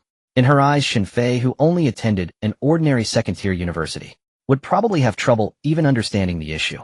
Seeing that Shun Fei seemed lost in thought after listening, Qin Ying didn't disturb him further. She turned back and lay down on the lounge chair. But just as she lay down, Shun Fei suddenly spoke. "And isn't the main task of strategic aircraft bombing and supply delivery? Then why must pilots carry out these tasks? Why not use drones?" Shun Fei's voice sounded softly on the small balcony. Qin Ying instinctively replied, "Tisk, I really underestimated our Xiao Fei. You even know about strategic aircraft's functions." "Wait, Xiao Fei, what did you say?" "Drones. Use drones to carry out these tasks." Shun Fei's last few words trailed off. Qin Ying hadn't been paying close attention. When she finally registered what he said, her pupils contracted sharply. She kept murmuring the word drone over and over, her pretty eyes growing increasingly bright. Shun Fei's casual remark seemed to have solved the problem that had plagued her for 2 days in an instant. Yes, drones, just drones. The best way to solve the strategic aircraft defense problem is drones. Because then we don't have to worry about the safety of the pilots at all. Even if we lose the drones, we'll still blow you up. Qin Ying muttered to herself, her excitement reaching a fever pitch. If they truly possessed a fleet of drone bombers, then the recent exercise with the Bear Country days ago wouldn't have been them giving the Dragon Country a lesson. Instead, it would have been the Dragon Country teaching them a thing or two. "My dear nephew, your auntie loves you to bits. You've really helped your auntie solve a big problem. I'm heading back to the company right now to work on this." Go get yourself something nice to eat tonight. They'll come check on you later. Qining stood up from the lounge chair. She ruffled Shin Fei's hair, then tossed down a bank card and hurried out the door with quick clacking steps. It wasn't until the door slammed shut with a bang and her figure disappeared that Shin Fei snapped out of his daze. She's just leaving like that. As Shin Fei felt her visit was like a dream, he was unaware that the drone he had sent to Wang Wei was currently being intercepted by 8 military fighter jets. Mount Putuwa, also known as Putuwa Lojiao Mountain, is one of the 4 sacred mountains of Buddhism in the Dragon Country. Often called the Buddhist Kingdom in the Sea and the Holy Land of the South Seas, it usually attracts many visitors who come to burn incense and worship. Being a weekend, the crowds were even larger. But at a certain moment, countless visitors on the mountain paths suddenly looked up, staring intently at the blue sky above. A single aircraft was speeding along in the center. 8 sleek fighter jets fanned out, completely encircling the aircraft. The visitors had never seen such a sight and pulled out their phones to record it. Many couldn't help but comment, "Wow, good luck is coming, good luck is coming. I knew I'd have good luck today seeing 8 fighter jets. Is there some big shot on that plane in the middle? Are those jets escorting it? It looks like it. Holy crap. What kind of big shot gets an 8 fighter escort? Could it be a military region commander? That's not for us common folk to worry about. Wow. Look. This scene is absolutely epic. Whoa. A temple on one side, warplanes on the other. The contrast is incredible. Initially, everyone was just interested in the 8 jets escorting one plane. But when the fighter formation flew a bit further, and the temple complex on Putuo's peak and the fighter jets flying above were captured in the same frame, the visual impact on the countless visitors was immense. It was as if under the Buddha's blessing the nation had achieved prosperity and strength. At that moment, countless devout pilgrims on the mountain paths knelt down. May the Buddha bless our country with eternal prosperity. While the visitors were praying devoutly, unbeknownst to them, in the military region's command center, several high-ranking officers with stars on their shoulders were also stunned by the images on the screen. However, what these military bigwigs were stunned by wasn't the visual contrast of temples and warplanes, but the high-definition drone feed transmitted back by the fighter jets. Elder Chin, are you sure? This drone specs are so impressive, even we couldn't build it. Sun Dongxian, commander of the 1st Military Region, asked Chun Jinmin, beside him, with a grave expression. Commander Sun, will have to wait until we intercept it to know for sure. But just looking at its payload capacity is terrifyingly impressive. Our military's best drone currently has a maximum takeoff weight of only 5.2 tons. Note that's takeoff weight, not payload capacity. But this drone we're intercepting has an estimated payload capacity of around 10 tons. Do you know what 10 tons means? It can carry 7 or 8 missiles and fly around bombing everything. As he finished, Chun Zinmin's aged hands clenched tightly, the excitement in his eyes impossible to contain. Sun Dongxian, hearing this, sharply inhaled a breath of cold air. Elder Chin, are you saying this drone could be used as a bomber? And it doesn't even need a pilot, just ground control. Doesn't this perfectly solve our problem? Sun Dongxian blurted out what Chun Jinmin hadn't said. Chun Jinmin pursed his lips and said, Commander Sun, from what we see now, it's absolutely possible. I should have thought of it earlier. Using drone bombers instead of piloted ones can solve the problem handed down to us. But whether it can actually be realized still requires careful study. This unidentified drone has given me great inspiration. But it also has significant limitations. Its payload is sufficient, but I estimate its range is only a few hundred kilometers at best. Stability is also a concern. Anyway, let's intercept it first and see where this drone actually came. Hearing Chun Zinmin's words, Sun Dongxian nodded silently. However, just as he was about to issue the order to forcibly intercept the 8 fighter jets, a female officer in the command hall suddenly stood up. Commander, I've got the information. I just contacted the Moda City Public Security Management Brigade. I asked them if this drone had been registered and who registered it. Their reply was that a person named Shin Fei had registered it. The female officer's voice echoed through the meeting room. Hearing this, Chun Jinmin shot up from his seat with a start. Who did you say? Shin Fei. It wasn't just Chun Jinmin who was surprised. Su Ting Mahongi and the others who had curiously followed also wore expressions of shock upon hearing the name. They never imagined that a drone with such exaggerated parameters could have been created by Shin Fei. In just a few short days he had managed to cause such a stir again. What? Elder Chun, do you know this Shin Fei? On the other hand, Sun Dongxian was unfamiliar with the name Shin Fei. As the commander of a military district, he rarely paid attention to online happenings. Commander, I truly didn't expect this drone to be built by Shin Fei. You see, in the past few days? Facing Sun Dongxian's suspicious gaze, Chun Jinmin recounted all of Shin Fei's achievements in detail. After hearing the story, even Sun Dongxian, a military district commander, couldn't help but look astonished. A computer with reaction speeds comparable to a supercomputer, a motorcycle with a top speed exceeding 800, and fully intelligent self-driving new energy vehicles. Elder Chen, this Shen Fei is truly outstanding. Why haven't you recruited him into your research institute? A talent like this should be contributing to our national defense. Sun Dongxian said with an expression full of admiration.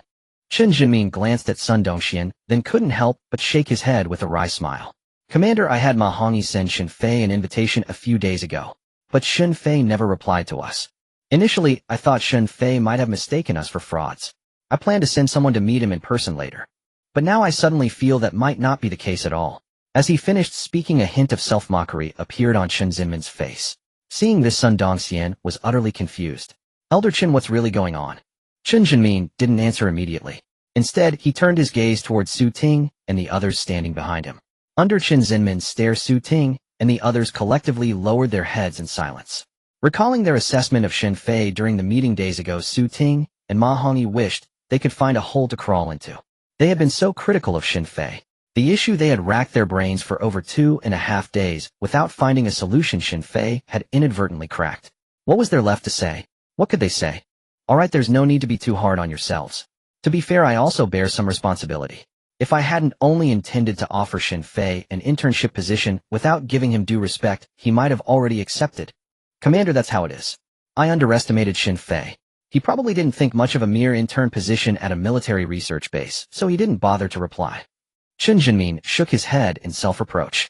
Sun Dongxian finally understood the situation. However, he didn't know much about military scientific research. So he continued asking, Elder Chen, in your opinion, how high exactly could Shen Fei's talent in scientific research reach? How does he compare to Qin Ning? Compared to Qin Ning, it's hard to say right now. But I believe that given time, Shen Fei will surely reach the same heights as Qin Ning. In terms of talent for military research, both Shen Fei and Qin Ning are top tier. Shen Fei's only weakness might be his lack of familiarity with military matters. Chen Jinmin gave what he considered a fair assessment. Sun Dongxian was already incredibly surprised by this. The type ultra-hard alloy material that Qin Ning had just developed was already in the testing phase. If the test succeeded, it would greatly enhance the combat effectiveness of land tanks. In Sun Dongxian's eyes, Qin Ning was already among the most capable people in the military research base, second only to Chen Jinmin. Elder Chen, Commander, we have new information. The Public Security Brigade has investigated and confirmed the ownership of this drone. It currently belongs to Shunfeng Express Co., Ltd. Should we contact the person in charge at Shunfeng immediately and ask them to find a way to force land this drone? The female officer's voice rang out again in the meeting room. Sun Dongxian immediately gave the order, contact them right now. If Shunfeng could manage to force the drone down, it would save them a lot of trouble. After all, the sky is different from the ground. Forcibly intercepting a drone, especially without damaging it, was still quite challenging. Yes, Commander. Upon receiving the order, the female officer immediately picked up her communicator and got to work. Chen Jinmin, seeing this, temporarily set aside the matter of Shen Fei and focused his gaze on the drone still speeding across the big screen. Elsewhere, inside a private jet owned by the Shunfeng Group, Wang Wei sat upright in the cabin, his face etched with anxiety. This feeling was even more nerve-wracking than losing his own son. President Wang, don't worry too much. It should be fine. If Mr. Shen dared to let this drone fly over on its own, he must have confidence in it. If you can't trust me, can you at least trust Mr. Shen? Seeing Wang Wei's restless state, Liang Shuzhong couldn't help but offer some words of comfort. And indeed, his words hit the mark. Wang Wei paused for a second after hearing this. He nodded to himself and said, that makes sense. Brother Shen is trustworthy. We couldn't crack the drone technology in over a year, and Brother Shen solved it in 3 days with such incredible specs. In my book, Brother Shen is practically on par with Superman now. As he finished, a relaxed smile finally appeared on Wang Wei's face. But just then, Liang Zhezhong's phone suddenly rang. He pulled out his phone, assuming it was a call from someone in the group, and casually answered it. However, it didn't take long for the smile on Liang Zhezhong's face to freeze. Yes. Okay. Understood. Don't worry, I guarantee it.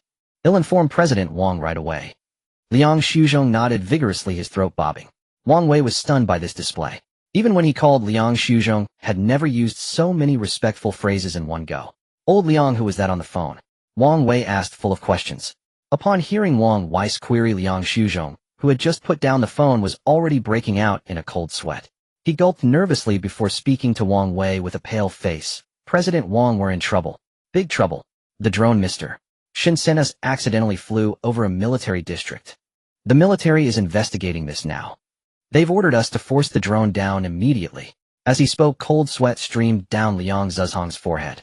Anything involving the military was serious business. This could be seen as an accident, or it could be construed as attempting to steal military secrets via drone. That would mean a court-martial. What do we do? What are we going to do? If the military really pursues this, the entire Shunfeng company will be implicated. President Wang, maybe we should. Liang Shuzhong trailed off hesitating. Wang Wei, after the initial shock, gradually regained his composure. He looked up at Liang Shuzhong, his expression grim. Old Liang, I know what you're thinking. The drone hasn't been delivered to us yet, so it's not directly our responsibility. We could just push all the blame onto Brother Shen, right? How could I, Wang Wei, ever do such a thing? How could I live with myself afterwards? Well, explain everything to the military honestly and truthfully. We must not show any intention of shifting the blame onto Brother Shen. In short, I, Wang Wei, and the Shunfeng Group will bear full responsibility for this. After he finished, seeing that Liang Shuzhong seemed to have more to say, Wang Wei raised his hand to stop him. All right, this matter is settled. If the military comes to question you, just do as I said. Now let me see if I can force the drone down with my phone. At the same time, Wang Wei received the military's notice back at the 1st Military District's command hall. Chen Jinmin said to Sun Dongxian, Commander, I'm taking Su Ting and the others to the scene right now. Seeing Chen Jinmin in such a hurry, Sun Dongxian was taken aback. Elder Chen, you want to inspect that drone up close, right? It wouldn't be too late to wait until it's brought back to the military district. Chen Jinmin paused, but didn't stop his stride. He shook his head slightly at Sun Dongxian and continued walking out. Commander, I can't wait any longer. About 20 kilometers from Mount Putois, in a desolate mountain clearing. This place was usually deserted, but today a total of 7 aircraft had landed here. Under the remote control of Wang Wei's phone, the drone had successfully been forced to land from high altitude. 6 of the 8 fighter jets had also landed with it. The remaining 2 fighters circled overhead, maintaining a state of alert. Before long, a convoy of military vehicles sped over, kicking up clouds of dust. As the dust settled, 4 military vehicles had stopped near the scene. Chen Jinmin pushed open the car door and was the first to step out. Su Ting, Ma Hongyi, and the others followed closely behind. Seeing the drone Shen Fei had built up close, the excitement in Shen Zhenmin's eyes could no longer be concealed. I wasn't wrong. A wingspan of over 20 meters and a fuselage length of over 10 meters. A spacious cabin. A unique fuselage structure. Twin-tail fins. Shen Fei, oh Shen Fei. How on earth did you manage to build a drone with a payload of 10 tons? A standard drone with these parameters wouldn't even be able to get off the ground. Even if it could fly, it wouldn't be able to stay airborne this long and remain this stable. It would have crashed long ago. Wishing everyone a happy new year in advance. Chen Zhenmin's slightly stunned voice echoed through the scene. Su Ting, Ma Hongyi, and the others also couldn't help, but a trace of gloom passed through their eyes. If they had known that Shen Fei had created that new energy vehicle, they could still say it was merely civilian technology, still far behind military research. But now they were at a loss for words. Because no matter how one looked at it, the drone before them, crafted by Shen Fei, undoubtedly possessed the attributes of a military product. Just the payload capacity alone. It could carry 7 or 8 medium-sized missiles across the sky. Even mounting a Dongfeng 11 missile would not be an exaggeration. And if a missile were actually loaded onto this drone, it could immediately be reclassified as an unmanned strategic bomber. Of course, if used to transport military supplies, this drone could well be considered a walking strategic reserve depot. With a 10-ton military payload, it could equip an entire company from head to toe. Zhang could go hack into this drone's control system. Chen Jinmin continued. Immediately fly this drone back to the military district. I want a comprehensive evaluation of its range balance and top speed. By now he had clearly calmed down, no longer as excited as before. Su Ting and Ma Hongyi exchanged glances, seemingly thinking of something, and silently breathed a sigh of relief. Su Ting, how far do you think this drone can fly? Ma Hongyi leaned close to Su Ting and whispered. Su Ting pondered for a moment, then replied directly. Earlier, Elder Chen speculated this drone could fly at most a few hundred kilometers. But I think that was because the transmitted images weren't clear, so he just said it offhandedly. Now we've all seen it, haven't we? Those twin-tail fins under the drone are likely where aviation fuel is stored. The total volume probably holds only a few hundred liters of aviation fuel. Take a typical passenger aircraft, the A300B4 for example. Its empty weight is 90.06 tons with a payload of 165 tons. On average, it consumes 4 tons of fuel per 1,000 kilometers. Based on that data, this drone, when fully loaded, would exhaust all its aviation fuel after just over 100 kilometers. Just over 100 kilometers. Su Ting couldn't help but shake his head with a wry smile. The threshold for a strategic bomber's range is 8,000 kilometers. Compared to a real bomber, this drone's range was like a child's play. Ma Hongyi, after hearing Su Ting's words, also let out a quiet sigh, finally fully snapping out of the shock Shen Fei had caused. But just then Zhang Ke's startled voice suddenly rang out ahead. "Elder Chen, I can't open it. It's completely locked." Hearing this, everyone turned to look. Zhang Ke was squatting in front of the drone's hatch with a toolbox, looking utterly helpless. This sight stunned Su Ting and Ma Hongyi, who had just calmed down. Why did Chen Jinmin ask the seemingly gentle Zhang Ke to hack into the drone's control system? Because he was the top expert in that field at the research base. Even Su Ting and Ma Hongyi admitted they were inferior. But what did they see now? Zhang Ke couldn't even open a hatch, let alone crack the central control system. Elder Chen Shen Fei's expertise and intelligence is truly remarkable. There are only two ways to open this hatch. One is to have Shunfeng remotely open it, the other is to force it open physically. But I suspect the second won't work. Shen Fei probably installed a self-destruct mechanism. It might not explode, but the drone could easily catch fire. After speaking to Chen Jinmin, Zhang Ke, wearing black-rimmed glasses and looking like an honest man, turned to face the drone, a look of grievance forming on his face. "Dude, this is a civilian drone." "Civilian? Why would you make it so that no one can even open the hatch? Don't I deserve some respect?" Zhang Ke roared inwardly. Even he, usually so composed, was about to lose it. Chen Jinmin, after hearing Zhang Ke's words, couldn't help but twitch at the corners of his eyes. He then silently turned to the communications officer beside him. "Get in touch with the person in charge at Shunfeng." "Yes, Elder Chen." The communications officer quickly nodded. About 2 minutes later, a soft click sounded, and the hatch slowly opened on its own. Zhang Ke took a deep breath. A burning determination reignited in his eyes. "Elder Chen, will go crack the control system now." "All right, go ahead." Chen Jinmin nodded, giving Zhang Ke an encouraging look. Su Ting, Ma Hongyi, and the others watched Zhang Ke's resolute back as he climbed into the drone, silently cheering him on. Now Zhang Ke represented not just himself, but all the top military research talents at the base. This was a battle against Shen Fei in the realm of intelligent control. Su Ting and the others naturally hoped Zhang Ke would win. This time Zhang Ke took much longer. After about 10 minutes, he reappeared at the hatch. "How's it going, Zhang Ke? Did you crack it?" Ma Hongyi couldn't help but ask first. Under the intense gaze of everyone, Zhang Ke's face froze, and he burst into tears. "Wah! Elder Chen, I'm so useless. I can't crack it. I've tried everything. But I just can't break through the central control system Shen Fei built. Elder Chen, please punish me. I've disgraced our research base." By the end, Zhang Ke had crouched down, burying his head deep into his knees. He had thought that once the hatch was open and he could access the control panel, cracking the system would be easy. But after studying it for over 10 minutes, Zhang Ke couldn't even understand how Shen Fei's central control system worked, let alone crack it. He claimed he had tried every method, but in reality those 10 minutes were spent just staring blankly at the system's data. He felt there was simply no way to approach it. From Shen Fei, Zhang Ke felt a deep sense of defeat for the first time, even doubting his own life. He had devoted 10 years to intelligent systems, believing himself the top expert in the field.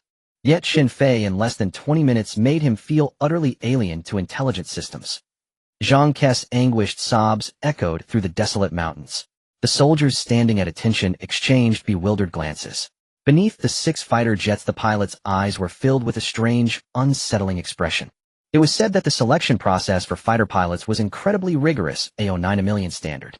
Yet they knew deep down that compared to a research institute talent like Zhang Ke, they amounted to nothing.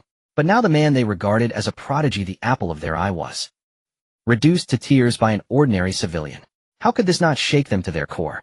Regardless of what others thought at this moment, the name Shen Fei was indelibly etched into the deepest recesses of their minds.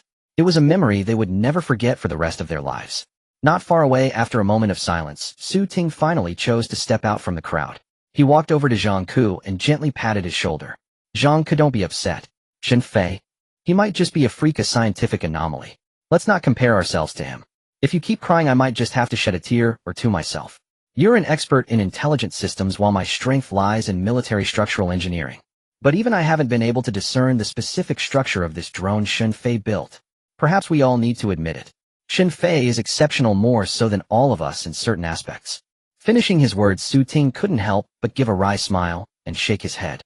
Meanwhile, Chen Jinmin, observing Su Ting and the others' demeanor, a faint gratified glint suddenly appeared deep within his eyes. He had always felt that Su Ting's path had been too smooth. From their military academy days to the present, they had been exceptionally brilliant wherever they went. Having Shun Fei knock them down a peg was probably a good thing. Alright, if you need to reflect on anything, do it thoroughly back at base.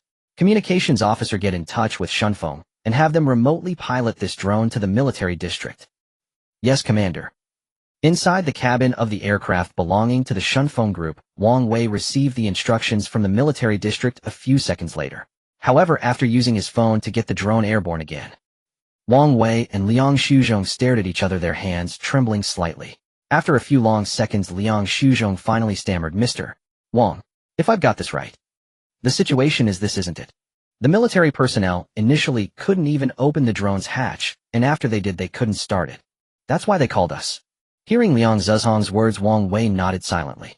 A profoundly complex look appeared in his eyes. Old Liang, do you think the military folks just found it too troublesome? Or is it that they simply can't handle the drone that Brother Shun created? As he spoke, even Wang Wei's palms began to sweat. Liang Zhezhong's face crumpled upon hearing this. Mr. Wang, I'm certain it's the latter. Why else would the military keep contacting us? Mr. Wang, please listen to my advice.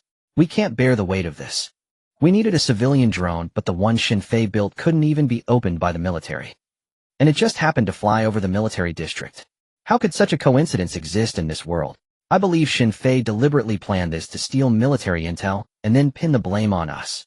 For all we know, while we're stuck here wasting time, Xin Fei might have already fled the country with a fortune. Liang Shuzhong speculated wildly. After he finished, Wang Wei's expression became uncertain. After a moment he sighed and said, enough, there's no use in more speculation. The military sent us their location, right? We're to land directly at their base. Once we're there, we'll know if there's a problem and how big it is. With that, Wang Wei turned and looked out the cabin window. The sky was clear, the clouds were white. But Wang Wei's heart was a tangled mess. Meanwhile, on the other side, after the drone took off again, the 6 fighter jets and 4 military vehicles simultaneously started up, beginning their grand procession back to the military district. About 20 minutes later, the drone and the military vehicles carrying Chun Jinmin and the others arrived at the base. On the open ground, just inside the base entrance, a crowd had already gathered.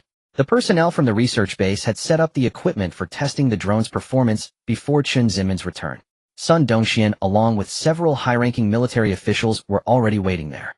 Seeing Chun Jinmin get out of the vehicle and approach, Sun Dongxian asked, Elder Chun, shall we begin? Everything is ready.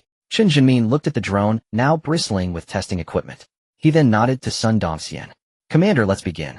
We should have the drone's performance specs and structural blueprints within half an hour, even if its current range is too limited to serve as a strategic unmanned aircraft just yet. With some modifications and enhancements, I believe there's a significant chance it could be viable. Xin Fei has truly provided us with an excellent breakthrough point. As he finished, a look of deep appreciation for Xin Fei welled up in Chen Zimin's eyes.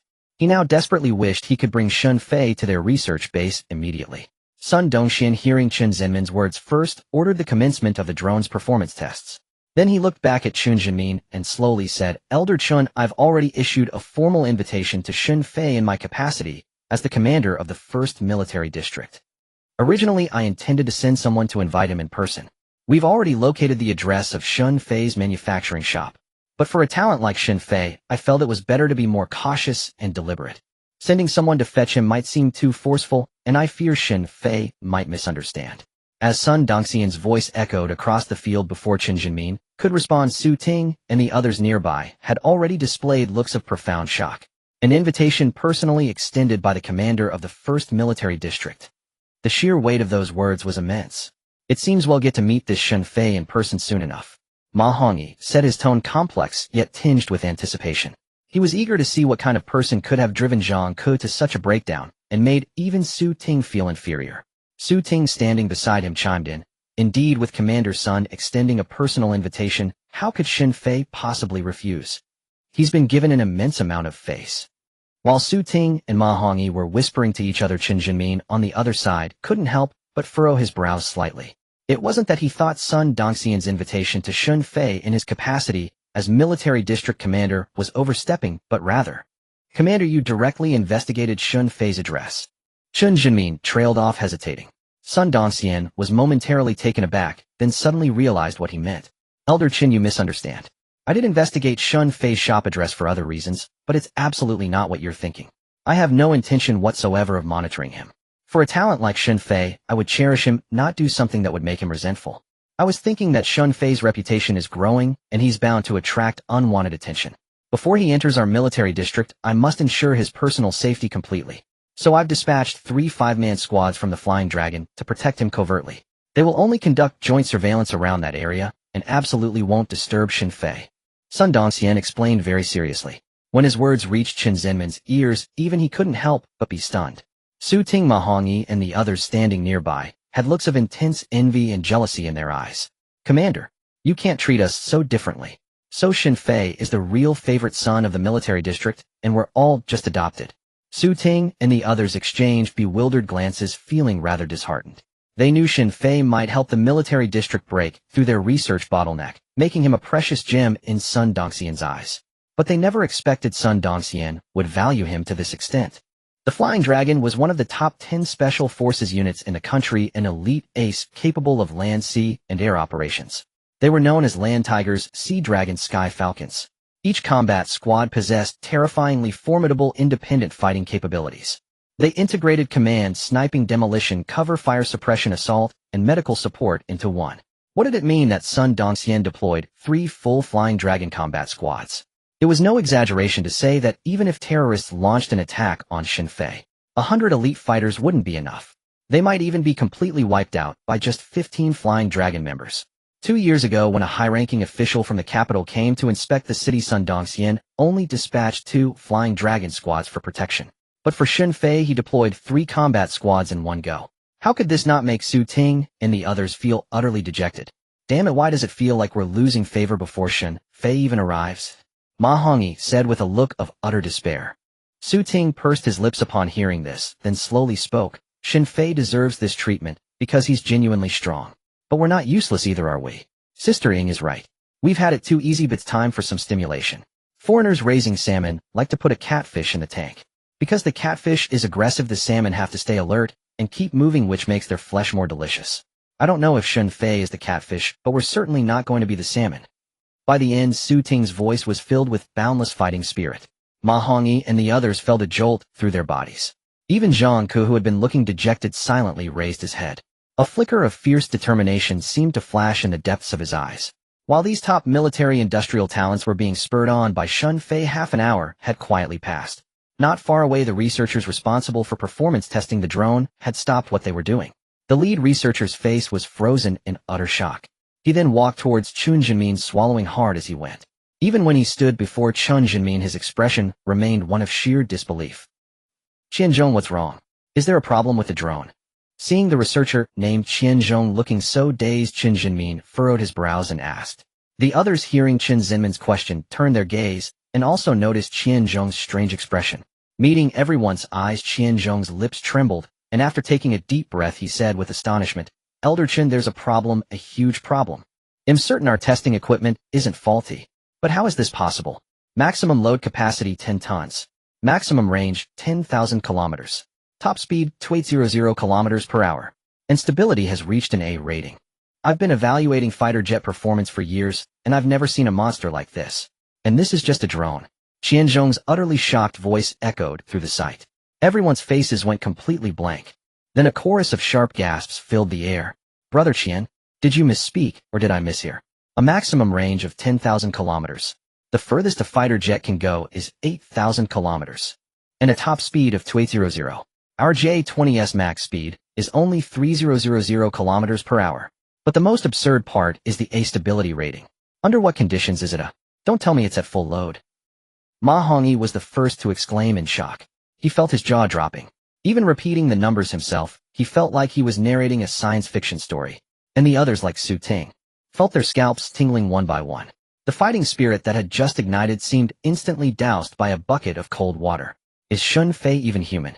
This wasn't just throwing a catfish into the tank. This was a terrifying megalodon, swallowing them all in a single bite. Hongyi, the stability at full load has reached an A rating.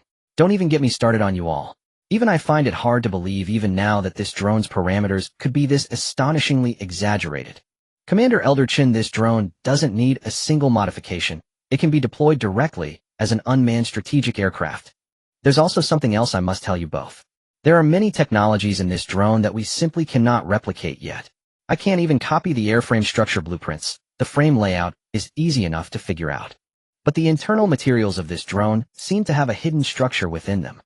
I suspect it's this inner structure that gives the drone its incredible payload capacity and balance. But that's not even the most terrifying part. The most terrifying part is over there. Qianzhong turned with a grave expression and pointed. Everyone present followed his gaze. Qianzhong took a deep breath, suppressing some of the shock within him, before slowly speaking, the fuel tank. The most terrifying thing is this drone's fuel tank. Its total volume is less than 2 cubic meters, yet it holds enough aviation fuel to fly 10,000 kilometers. Elder Qin, you should know what this means. Shun Fei actually managed to compress aviation fuel by volume. And it releases it when needed. This is a fuel technology that transcends eras. But I have no idea how Shun Fei did it. I can't understand the tank structure at all. Qianzhong's words came rapid fire. Each sentence struck like a massive boulder slamming against everyone's hearts, leaving them all feeling suffocated. From the moment they heard Qianzhong's first words, Su Tingzhang Ku and the others had been unable to close their jaws. They had thought the Titan payload capacity and the central control system that even Zhang Ke couldn't crack were already astonishing enough. But they never imagined, even in their wildest dreams, that those were merely the two most unremarkable features of this drone. I thought my assessment of Shun Fei was already generous. But I never expected that I'd only seen the tip of the iceberg. Forget the kids like Su Ting. Even I feel humbled. The younger generation is formidable, truly formidable. Even Chen Jinmin couldn't help but shake his head with a wry smile. When he had learned that Sun Dongxian had dispatched 3 entire Flying Dragon Special Forces squads to protect Shun Fei, he had secretly thought it was somewhat excessive. But now he felt that even sending 10 times more people to secretly guard Shun Fei wouldn't be the least bit unwarranted. Just the advanced technology on this very drone alone was enough to elevate the Dragon Kingdom's Air Force combat capability by more than 2 tiers. If the Bear Kingdom were to engage the Dragon Kingdom in another aerial combat exercise, and use that same strategic approach, the Dragon Kingdom could absolutely rely on this drone built by Shun Fei to thoroughly humble the Bear Kingdom. Oh, right, Commander Elder Chun, there's one more thing I need to mention. Just then Qianzhong's voice suddenly rang out again. Not far away, Su Ting Mahongi and the others staggered at the sound, nearly collapsing to the ground. There's more. This was already demoralizing enough. Will it ever end? And it wasn't just them. Even Chun Jinmin was somewhat stunned. What else? Under the intense, unwavering stares of everyone, Qianzhong's expression, this time, turned oddly strange. Elder Chen, it's like this. As for the technological aspects of this drone, there's genuinely no room for improvement, and we couldn't improve it anyway. But regarding the materials, let me put it this way, Elder Chen. Apart from those special cockpit materials, I can't even fathom the rest of the airframe materials. Are quite poor. If this drone were to fly at its maximum speed of 2,800 kilometers per hour, I suspect the nose would burst apart. I believe a man of Shun Fei's capability wouldn't possibly be unaware of this. So, I really don't understand why he wouldn't bring this drone to its most perfect state. It should be simple for him. As a man with obsessive-compulsive tendencies, Qianzhong felt incredibly agitated inside. On one hand, there were the terribly poor airframe materials, on the other the utterly astonishing performance parameters. He wished he could immediately replace all those subpar materials. But he hadn't fully studied this drone yet, so he didn't dare touch even a single tiny screw on it. Meanwhile, many people present couldn't help but wear puzzled expressions upon hearing Qianzhong's words. They all seemed perplexed about what Shun Fei was up to. Only Ma Hongyi, always up to date with internet trends, twitched his eyelids a few times before quietly stepping out from the crowd. I think I might know the reason. Hearing Ma Hongyi's words, everyone turned their heads in unison to look at him. Qianzhong couldn't help but urgently ask, Hongyi, do you know why Shun Fei did this? Ma Hongyi nodded in response, then slowly began to speak. Brother Qin, you might not be too familiar with some of Shun Fei's glorious deeds. His manufacturing skills are quite famous online, but he has an even more notorious title. Netizens affectionately call Shun Fei the king of profiteers. Let's not go too far back. Just look at the new energy vehicle Shun Fei built for Xiaomi Group. When the car arrived at Xiaomi's launch event, CEO Lei found that Shun Fei hadn't even charged the battery for him. And that's not even the worst part. After one lap around Beishan's mountain road, 3 of the 4 tires blew out, and the motor died on the spot. So Shun Fei using inferior materials is probably to make money. But this drone that Shunfeng commissioned him to build is only for civilian use. These materials probably won't cause any safety issues. After all, unless the people at Shunfeng have lost their minds, there's no way they'd dare fly this drone at 2,800 kilometers per hour. Ma Hongyi's words tumbled out one after another. Everyone present, completely unaware of Shun Fei's glorious deeds, was utterly bewildered. Qianzhong's expression was especially bizarre. Make money. He never would have guessed that this was the reason. In his view, how could noble scientific research ever be linked to making money? And at that moment, Sun Dongxian seemed to gain some insight, and said pursuing the pinnacle of performance is Shun Fei's respect for and challenge to science. Using inferior materials is purely for making money. This Shun Fei, he truly piques my interest more and more. As he finished speaking, a faint smile appeared on Sun Dongxian's face. The people present exchanged glances upon hearing his words. But just then the roar of an aircraft engine suddenly interrupted everyone's thoughts. Everyone instinctively looked up and saw an airplane rapidly descending toward them.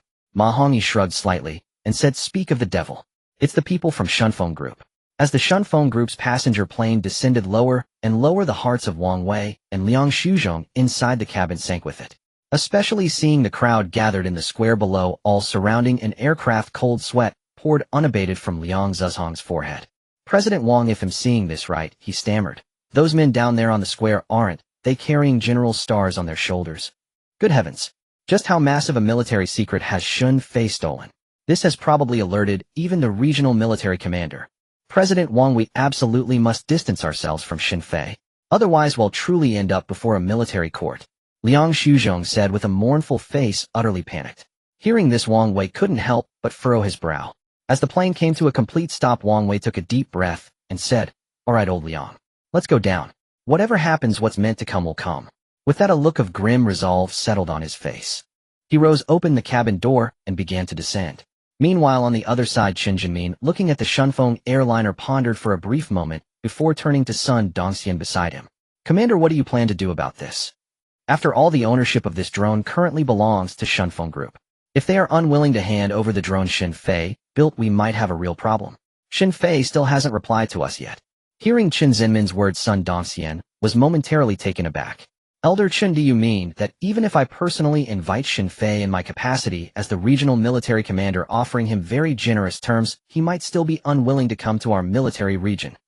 Chen Jinmin shook his head slightly. "Commander, anyone else would be more than eager to join our research base. But Shun Fei? I'm really not so sure. So, Commander, I think we should prepare for both possibilities. We must secure this drone." "All right, Elder Chen, I understand." Sun Dongxian nodded silently, then looked forward. At that moment, Wang Wei with Liang Shuzhong in tow was striding quickly towards them. But before they could get close, Liang Shuzhong raised his hand, waving it frantically in denial. "Commander, honorable commanders, it's a misunderstanding. All a misunderstanding. Our Shunfeng Group merely placed an order with Shun Fei. We never imagined he would take the opportunity to steal military secrets. Our Shunfeng Group has absolutely nothing to do with this." Liang Zhezhong's voice preceded him, laden with extreme panic. Hearing his words, Sun Dongxian, Chen Jinmin, and the others were all stunned. Stealing military secrets? Where did that come from? Looking at Wang Wei, who had approached, Sun Dongxian glanced at Chen Jinmin, then slowly spoke. "Gentlemen, I think you might be mistaken." Hearing Sun Dongxian's question, it was now Wang Wei and Liang Zhezhong's turn to be dumbfounded. Recovering his senses, Wang Wei hastily spoke. "Hello, Commander. I am Wang Wei, chairman of Shunfeng Group. So the drone Shun Fei built flying over the military region wasn't because it had stolen some military secret. Then why did your people have us rush over here so urgently?" Wang Wei was genuinely baffled. If the drone hadn't stolen military secrets, why force it to land? And why gather so many people to surround it, as if afraid it might fly away again? President Wang, right? "Hello, I'm Chun Jinmin, head of the military region's research base. You truly seem to have misunderstood. It is indeed strictly forbidden for any aircraft not cleared by the military to fly over the airspace of a military base. However, that is not the primary reason we had you make an emergency landing. The main reason is that this drone's parameters are rather peculiar, and we wanted to investigate them. As for this gentleman's claim about Shun Fei stealing military secrets, that is utterly baseless. Because..." Chun Jinmin paused briefly, involuntarily turning to look at the drone behind him. He then continued, "Let me put it this way, gentlemen. This military region does hold some military secrets. But the secrets aboard this drone of Shun Fei's, they far outnumber the secrets of this entire military region you see before you. What could Shun Fei possibly need to steal?" Chun Zinmin's words, tinged with a wry smile, landed one after another. Wang Wei and Liang Shuzhong were completely dumbfounded. What did he mean the secrets on a drone Shun Fei built were greater than those of an entire military base? It was the most outrageous statement Wang Wei had ever heard in his life. "See, Commander," he stammered. Are you referring to performance aspects like the drone's flight range and payload capacity? Wang Wei asked, still trying to process the information. Chen Jinmin nodded slightly. At this point Ma Hongyi couldn't help but step forward and interject, Boss Wang, you're telling us. Wasn't this order placed by you with Shun Fei? 10,000 kilometers of range, a Titan payload, a top speed of 2,800 kilometers per hour, and a level stability at full load. How did you dare to place such an outrageous order? Those in the know would say Shunfeng is getting into drone express delivery. Those not in the know would think Shunfeng was planning to convert to building strategic bombers. Ma Hongyi spoke with great fervor on the verge of rolling his eyes. Wang Wei, upon hearing this heavily sarcastic remark, couldn't help but slap his thigh. Misunderstanding. That's the real misunderstanding. Commander, you don't understand. When I placed the order with Shun Fei, I was distracted and accidentally added an extra 0 to the parameters. But from what you're saying, the drone Shun Fei actually built managed to meet all those specifications. By the end, Wang Wei couldn't help but swallow hard several times over. When he had initially learned that Shun Fei had completed the order, Wang Wei hadn't thought much of it. He would have been overjoyed if Shun Fei could have met half the specified parameters. But who would have thought Shun Fei had actually built a drone with such staggeringly exaggerated specifications? Now he finally understood why this drone had caused such a commotion. It turned out that a drone with such absurd parameters wasn't just impressive for a civilian craft. Even by military standards, it seemed incredibly extreme. After the shock subsided, Wang Wei let out a deep sigh of relief. Regardless of the circumstances, at least, he wasn't implicated in the theft of military secrets. President Wang, a voice began. Now that the misunderstanding has been cleared up, isn't it a bit of a waste for Shunfeng Group to use this drone for package delivery? It was at that moment that Sun Dongxian, who had been standing silently by, finally spoke up. He hadn't forgotten the instructions Chen Jinmin had given him earlier. Wang Wei was taken aback by Sun Dongxian's words. After a moment of thought, he slowly replied, Sir, I'm afraid I don't quite understand your meaning. Wang Wei chose to play dumb. He understood Sun Dongxian's implication perfectly well. But with the press conference already highly publicized, countless eyes were watching this event. He wouldn't mind making a contribution to the country, but the entire Shunfeng Group was counting on this drone to save them. Without it, what would happen to their press conference? They couldn't possibly stand up millions of netizens, could they? If that happened, their stock would plummet disastrously. President Wang, you're a sensible man, so we'll speak frankly. Our military district intends to keep this drone. If we can crack certain technologies on it, it would represent a monumental leap in the strength of the Dragon country's air force. However, rest assured, President Wang, as soldiers we never take anything from the people for free. How about this based on the parameters of your standard drone order with Xinfei? A range of no more than 2,000 kilometers and a payload of no more than 2 tons. Our military district will provide Shunfeng with 3 drones of this caliber. Furthermore, I can have our military's industrial department sign a contract with you. Whenever you need more drones, you can purchase them directly from us.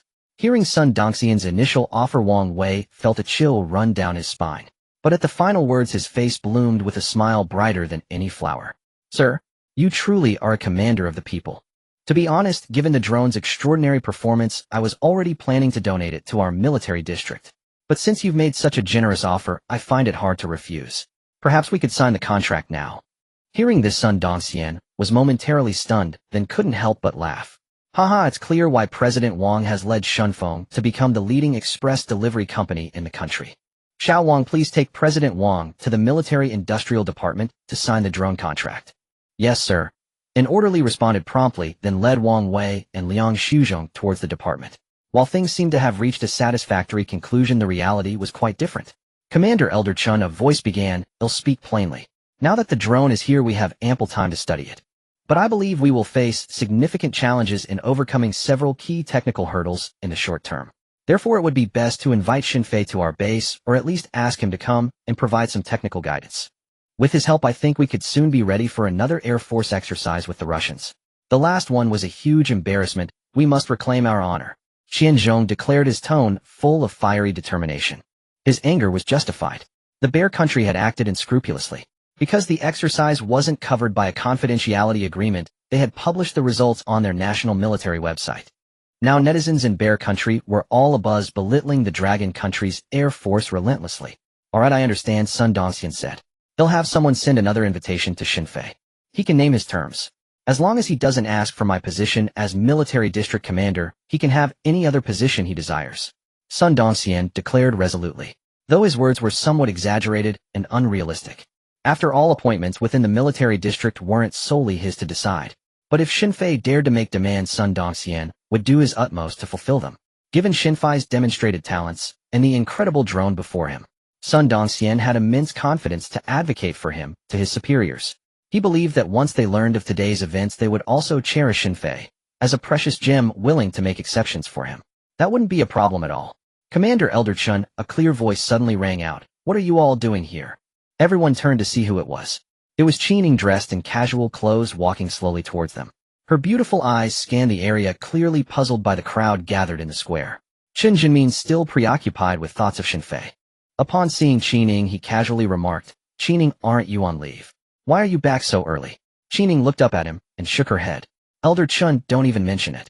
While on leave, I suddenly thought of a possible breakthrough for our project. What if we use drones to replace strategic bombers? That would completely solve the pilot safety issue. So I rushed back to see if I could make it work. But on the way back, I did some calculations and realized I was being overly ambitious. Strategic bombers controlled by professional fighter pilots don't require exceptionally high technical specifications in many areas. But for drones to truly replace them, there are too many insurmountable challenges. They need long endurance, heavy payload capacity, and high stability. Solving these feels even harder than our original project. Qining sighed deeply, realizing her hurried return was for naught. It was just an even more impossible dream. Professor, since I'm already back, I'll postpone my leave. Let's focus on solving the project first, otherwise it'll be hard to answer to our superiors. Qining said, lifting her head. But when she saw the strange expressions on Chun Zenmin's and the others' faces and the tomb-like silence that had fallen over the scene, she couldn't help but freeze. Elder Chun, why is everyone staring at me like that? Is there something on my face? While speaking, Qining couldn't help but raise her hand to wipe her fair cheek twice. Meanwhile, Su Ting, Ma Hongyi, and the others had already let their gazes wander uncontrollably between Qining and the drone behind her.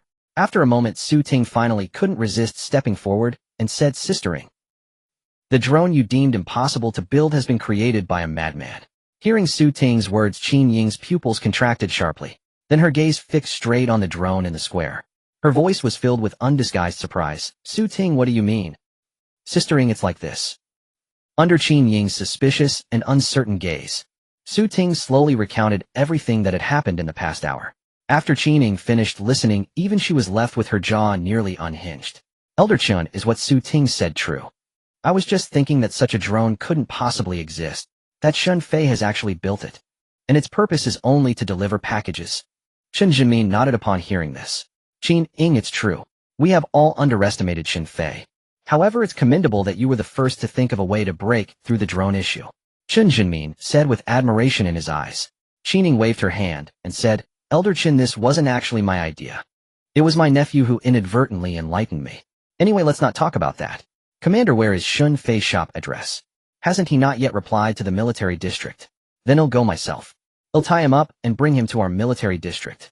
Otherwise, when other military districts find out, who knows what tricks they'll use to snatch him away. After all, the 5 major military regions are all desperately seeking top military talent. Our military district is formidable in Moda City, but looking at the 5 major military regions, there are plenty of research bases stronger than ours.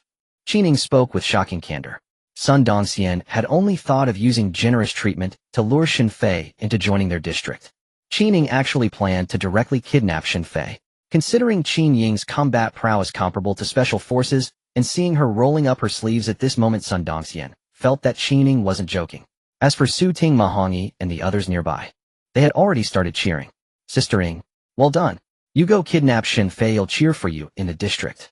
In our district, besides Commander Elder Chun and those with higher ranks than me, I admire you the most, Sistering. Truly a role model for us. Oh, Sistering, when you act be a bit rough, that Xinfei is too demoralizing. You don't know, earlier Zhang Ke was even made to cry by him. Zhang Ke, don't mention it, it makes me want to cry again. Everyone chimed in one after another, all looking like they couldn't wait to stir up trouble. Sun Dongxian glanced at Chun Jinmin and saw that he too looked excited. Then a few black lines appeared on his forehead as he said, Stop. All of you stop. You are soldiers, not thugs and bandits. What are you thinking? Kidnapping someone? How could you? Qining, let me tell you, you'd better drop that idea. Even if Xinfei really doesn't want to come to our district, I won't tell you his address. As for trying to find out on your own, you can try if you can. The moment I found Xinfei's address, I had the Household Registration Department of Moda City Public Security Bureau seal off Xinfei's personal files and all his personal information. Currently, only I in Moda City can access it. This drone's performance is terrifying, and Shun Fei's talent in scientific research is extremely rare. I have already reported Shun Fei's situation to the Central Military General Office. From then on, Shun Fei's personal file information will be classified top secret. Even the supreme commanders of the 5 major military regions will need approval from the Central Military General Office to view it. Sun Dongxian glanced sideways at Qin Ying, as if to say you can try to get approval from the Central Military General Office if you can. Of course it was only because it was Qin Ying that Sun Dongxian said so much. If it were anyone else he would have told them to get lost and chase them away. Sister Ying, that's enough. Your grand plan hasn't even started, and it's already over. Sister Ying, just wash up and rest. Unless you dig up the entire Moda City, you probably won't even see a trace of Shin Fei. Haha, Sister Ying, don't be down. If all else fails, you can try to get approval from the Military General Office later. Upon hearing Sun Dongxian's words, Su Ting and the others couldn't help but laugh first. Qin Ying, upon hearing this, glanced lightly at them and said, "What do I have to be down about? Don't you really understand what the commander meant? If we can't get Shin Fei, then the other 5 major military regions won't get him either. But if all 5 major military regions start having ideas about Shin Fei, do you think the commander can really sit still, oi? By then, without me even lifting a finger, the commander would probably take the Filong team and snatch Shin Fei back first, right?" Qin Ying shrugged, then looked towards Sun Dongxian. Su Ting and the others were stunned. Then they suddenly realized, and all turned their eyes to Sun Dongxian. "Elder Qin, I think the people in your research base are too idle. There are still many aspects of Shin Fei's drone that need to be studied. I think we'll start from now. You must figure out half of this drone within 3 days. If you fail, the Special Forces seem to be conducting a new round of physical training. Let them join as well." Facing the intense stares of everyone, Sun Dongxian directly gave the order. Then, without allowing Qin Ying and the others to argue, he walked away with his hands behind his back, leaving Su Ting and the others wailing in the square. "Commander, that's not fair. Sister Ying, look at what you've done." "Oh, no. Sister Ying, don't hit me. I wasn't talking about you. Misunderstanding. What was Sister Ying? It was the commander's order. If you have the guts, go hit the commander." "Sister Ying, I'm wrong. Go easy. It hurts.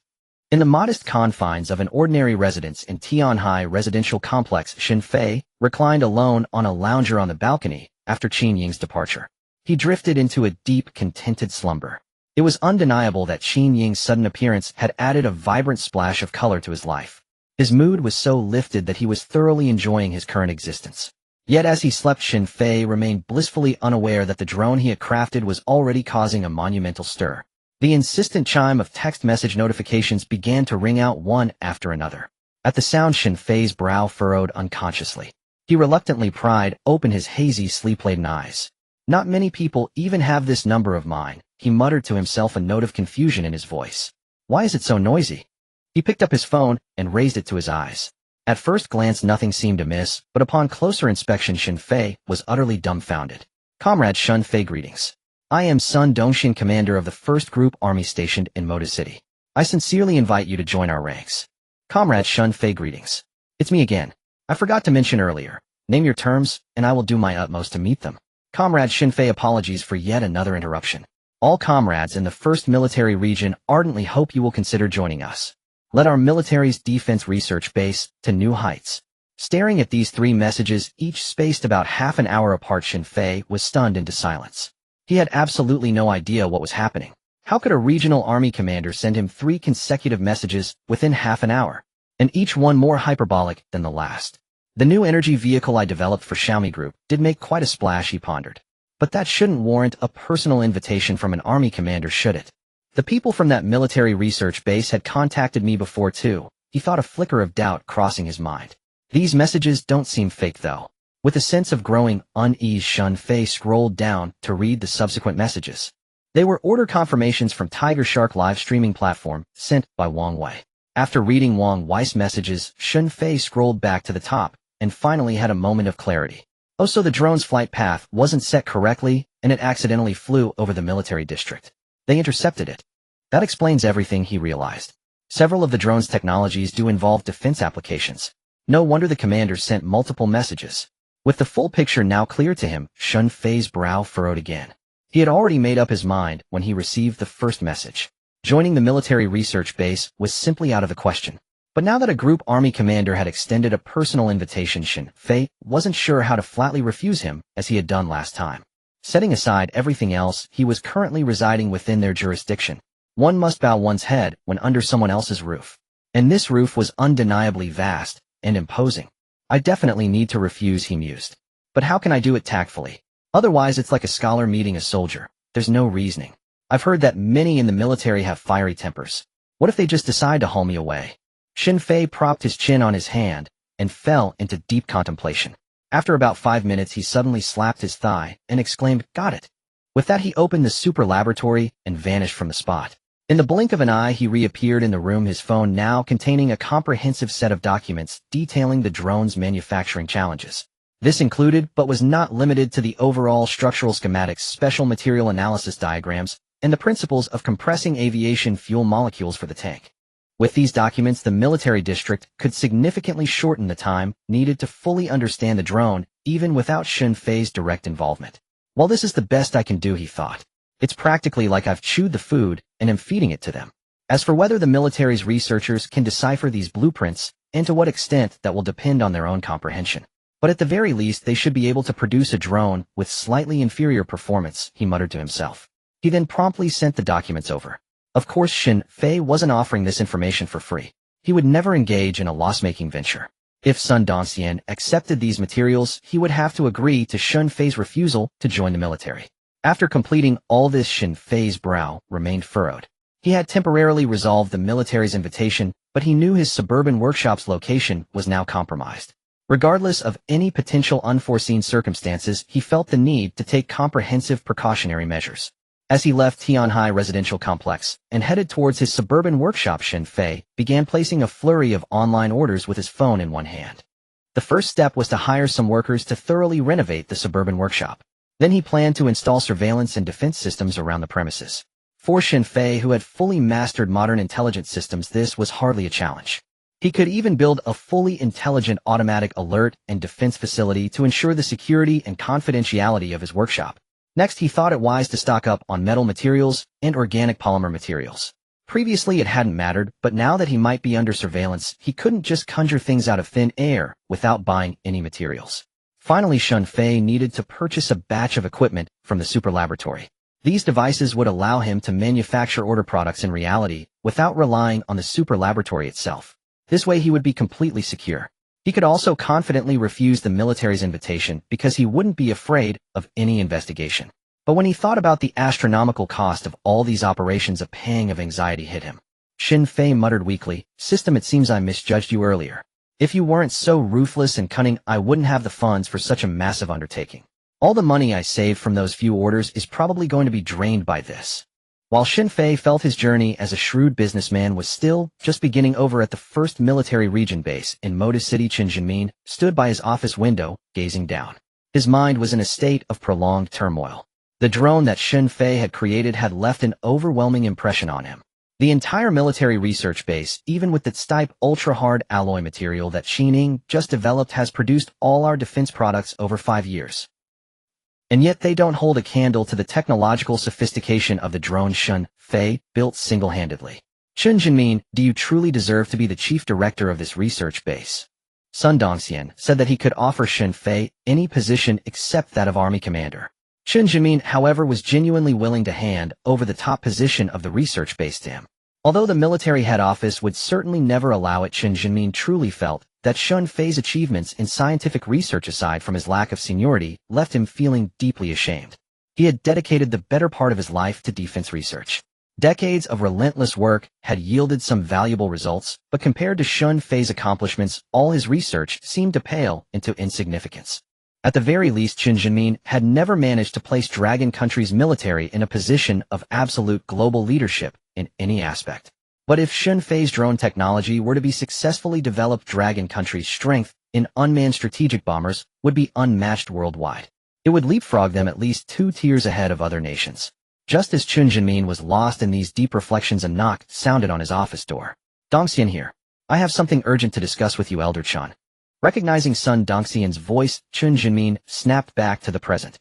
He glanced at the darkening sky outside, then walked over to open the door, a hint of puzzlement in his voice. "It's quite late. What urgent matter could the commander have now?" Chen Jimin reached out and opened the door. Sun Dongxian, his face brimming with excitement, strode directly into the room. Too impatient to even sit down, he eagerly pulled out his phone and handed it to Chen Jimin, saying, "Old Chen Shenfei has sent word. This is the information he sent on the major difficulties in drone research. Please take a look." "Oh." Chen Jimin couldn't help but exclaim in surprise. He quickly took the phone from Sun Dongxian's hands. While reading, Chen Jimin sat down on the nearby sofa.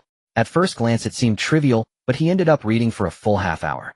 During that time, Sun Dongxian's expression grew increasingly tense, yet he dared not disturb Chen Jimin. He could only sit restlessly nearby, quietly waiting for Chen Jimin to finish reviewing the materials sent by Shenfei. After another 5 minutes or so, Chen Jimin slowly lowered the phone. His face was etched with astonishment, and his lean frame trembled slightly. Seeing this, Sun Dongxian couldn't help but ask, "Old Chen, how is it?" Hearing Sun Dongxian's words, Chen Jimin took a deep breath to compose himself before speaking slowly. "This is invaluable. This material is worth its weight in gold. The overall structural diagram of the drone, the special material analysis, charts the molecular principles of compressed aviation fuel in the tank. Shenfei has analyzed all of it in meticulous detail for us. With his information, we can drastically shorten the development time for this drone. If we're quick, it will take at most 3 days to produce a batch of drones that, while slightly less powerful, can still flawlessly execute bombing missions. However, to match the performance of the drone Shenfei personally built, we still need to thoroughly digest the materials he sent over. Commander, to be honest, some things are difficult for us to implement, even if Shenfei has explained them clearly. Shenfei is truly a research genius, especially the molecular compression and its implementation principles. How did he ever come up with these ideas?" By the end, a look of unreserved admiration was evident in Chen Zimin's eyes. Seeing this, Sun Dongxian, while equally excited, couldn't help but let out a slight sigh. "Old Chen, am entrusting this material to you. Whether we can fully develop a drone with the same performance as Shenfei's relies entirely on your research base. In fact, by sending this information, Shenfei has implicitly declined my invitation. He said he's used to a life of freedom and isn't fond of being constrained. And if we accept this drone technology, we can no longer pressure him. Alas, perhaps we inadvertently gave Shenfei pressure. I think we can't just accept this drone material for free, we must give him adequate compensation," Sun Dongxian said with a complex expression. Chen Jimin couldn't help but shake his head repeatedly upon hearing this. Both of them knew full well that for a person like Shenfei, once he refused them, offering more or better conditions would be futile. "Old Chen, I actually think this might not be a bad thing. A genius like Shenfei has his own ideas. Coming to our research base would inevitably have some impact on him. And most importantly, Shenfei has already made his stance clear. This drone research material isn't just his way of refusing me. He's also using it to show his patriotism. In my view, that's more than enough," Sun Dongxian said quietly. Chen Jimin glanced at Sun Dongxian, seeming to hesitate, but ultimately swallowed the words on the tip of his tongue. That's what Sun Dongxian said, but in reality, every military district would be eager to have a talent like Shenfei. In recent years, all war zones have focused on developing military technology. Research bases like theirs have sprung up like mushrooms after rain, countless in number. The competition is fierce. Of course, this kind of healthy competition is fully sanctioned by the higher-ups. The purpose is to stimulate the overall enhancement of Dragon Nation's national defense capabilities. After all, national defense is the foundation of a country's diplomacy. Dignity exists on the edge of the sword. Truth forever lies within the range of cannons. And if their research base could have a scientific genius like Shenfei, then without a doubt across the entire Eastern Wilderness war zone, Chen Jimin would dare to say their research base could dominate with Shenfei alone. "Old Chen, don't overthink it. Although Shenfei didn't agree to join our military district, he's right here in Modu, so we have the advantage of proximity. By the way, I have another matter to discuss with you today. You can delegate the drone development to Qianzhong and his team. Within the next week, you need to lead a team to inspect all the tanks and fighter jets. See if there's anything that can be improved. The new round of exercises between our 1st Group Army stationed in Modu City and the 71st Army of the Eastern Theater Command is about to begin. The higher-ups are placing great importance on this exercise. I've heard that several senior leaders from the Military General Office will personally come to observe the exercise." Hearing Sun Dongxian's words, a solemn expression appeared on Chen Zimin's face. As one of the country's 5 major war zones, the Eastern Wilderness War Zone, under its jurisdiction are 3 combined arms group armies and 5 direct affiliated brigades, the 71st, 72nd, O, and 73rd Armies. The direct affiliated brigades are the Long Range Fire Brigade, Reconnaissance Brigade, Electronic Warfare Brigade, Information Support Brigade, and Pontoon Bridge Brigade. Their Modu City 1st Group Army was originally independent, tasked with guarding and defending Modu, this international metropolis, much like the Central Theater Command's elite forces guarding Yenjing. However, in recent years, to enhance the 1st Group Army's combat effectiveness, the Military General Office placed it under the jurisdiction of the Eastern Wilderness War Zone. It must be said that this has indeed greatly improved the 1st Group Army's combat capabilities. But this combat capability was forged through brutal training. The 71st, 72nd, and 73rd Armies have taken turns grinding the 1st Group Army into the ground. They haven't won a single exercise. Even holding out for an extra hour each time is considered a stage victory. Old Shin, we all need to step up our game this time. Getting beaten up by those group armies all the time has made us the laughingstock of the Eastern Theater Command. Sun Dongxian said with pent-up frustration. If the 1st Group Army is a joke, then he, Sun Dongxian, is the most humiliated of all. He dreams of winning just once. Not to mention that this time several senior leaders from the Military Commission will personally come to observe the exercise. Commander, rest assured, these old bones of mine will lead the research-based team with all our might. By the way, the 71st Group Army's strongest asset is their armored division, isn't it? Hearing Chen Zinman's question, Sun Dongxian was momentarily taken aback. He then nodded and said, "Indeed, Elder Chun. The 71st Group Army's armored division is equipped with over 300 tanks of various types, over 70 light tanks, and over 80 medium tanks. But their most formidable strength lies in their heavy and super heavy tanks. We've had 2 military exercises with the 71st Group Army before, and both times we were routed by their armored division. Tanks are the kings of land warfare. The 71st Group Army's armored division is the most powerful force in the Eastern Theater Command. And they don't have just one such division. They have 2 full divisions." As he finished speaking, Sun Dongxian couldn't help but sigh repeatedly, his hopes for victory in this upcoming exercise growing dimmer by the moment. Meanwhile, at the 1st Military Region's research base, Qin Ing, Su Ting, and others were gathered together deep in discussion about something unknown. Just then the sound of military boots treading on fallen leaves suddenly echoed through the air. Qin Ing and the others turned their heads at the sound.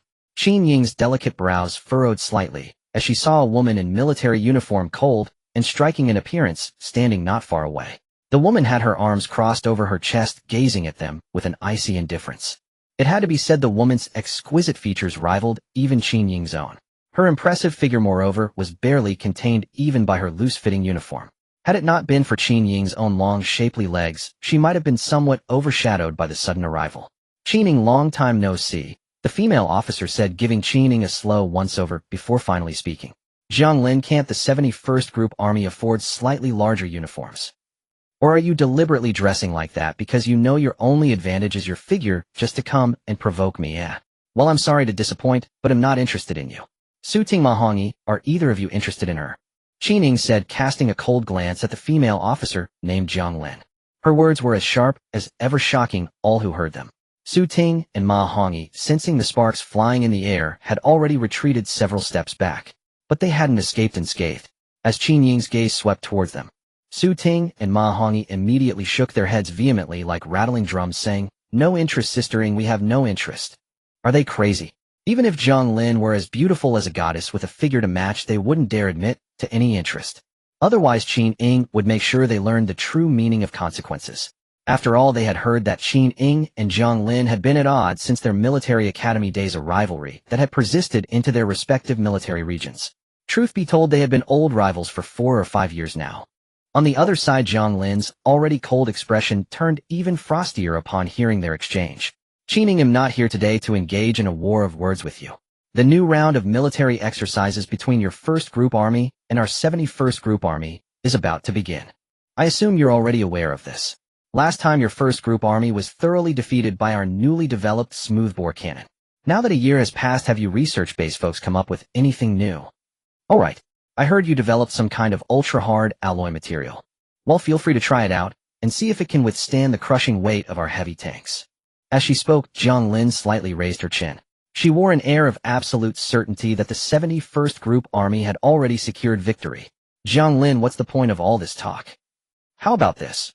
I heard the casualty quota given by the higher-ups this time is quite generous. Let's each get in a tank and join the exercise ourselves. We'll see who can blast the other to smithereens." After saying this, Qin Ying flashed a brilliant smile at Jiang Lin. "Qin Ying, after all these years, your temperament truly hasn't changed one bit. I won't waste more words with you.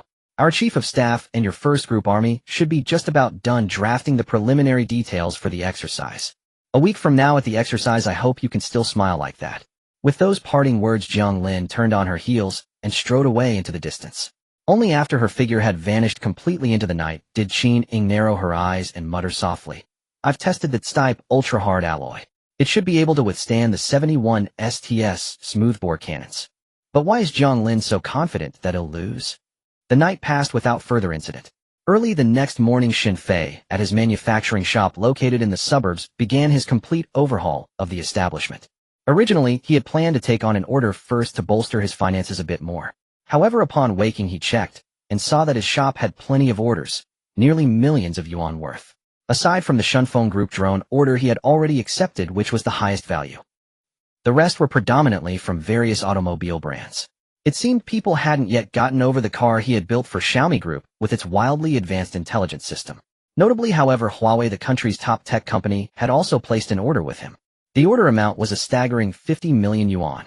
This news had already caused a huge stir online the previous night. Many netizens believed Xin Fei would undoubtedly accept Huawei's order next, although Huawei had kept the specifics of the order confidential. Most netizens guessed it must be for a smartphone, given that Huawei's most famous product was indeed their phones. And the netizens guessed right, but only partially. Huawei's order to Xin Fei was indeed for a phone. They wanted Xin Fei to build the next generation Mate 70. The 50 million was just for the development. The patent fees for the phone technology could be discussed further later. One could say their offer was far more generous than Lei Jun's. However, Xin Fei had no intention of accepting this order. Because while smartphones are full of impressive technology and have many areas for breakthroughs, in Xin Fei's view, a phone's most basic and important function since its inception has been its communication capability. As long as it fulfills that function, it's a qualified phone. In terms of practicality, Xin Fei didn't see much room for meaningful breakthroughs. At best, it would just be for entertainment gimmicks and selling points. Xin Fei genuinely had no interest in that. Boss, how thick are we supposed to make this wall? Did you make a mistake on the blueprints? A wall over a meter thick. That's way too expensive, boss. Amidst Xin Fei's pondering, a worker's voice called out from beyond the courtyard wall. Xin Fei was taken aback for a moment, then called back. No mistake, it's exactly over a meter thick. Money is no object, just get to building it. As he spoke, Xin Fei began walking over in that direction, muttering indistinctly under his breath. Not thick. How could it be anything but thick? He'll need to install anti-missile materials inside later. Otherwise, I'd always feel uneasy, scared to death. Under Xin Fei's guidance, more than 20 workers from professional construction teams toiled fervently for an entire day. They finally finished laying the outer walls of the manufacturing shop. Of course, this was just the simplest perimeter fence. Next, Xin Fei would have to add some technological innovations and robust enhancements to it himself. According to Xin Fei's preliminary plan, the renovation and improvement of the manufacturing shop would focus on defense and early warning. Defense in this context meant the entire shop's resilience. Xin Fei thought the strength in this aspect should ideally withstand a round of Hellfire missile bombardment. As for early warning, Xin Fei's idea was that any suspicious person within 1 kilometer should be automatically identified by the alarm system, which would then send him an alert. Finally, Xin Fei also felt it necessary to build a small escape aircraft. This aircraft didn't need any other capabilities. It only needed to meet one prerequisite: speed. It had to be so fast that danger would always be 100,000 miles behind him. Well, for now, let's settle these first.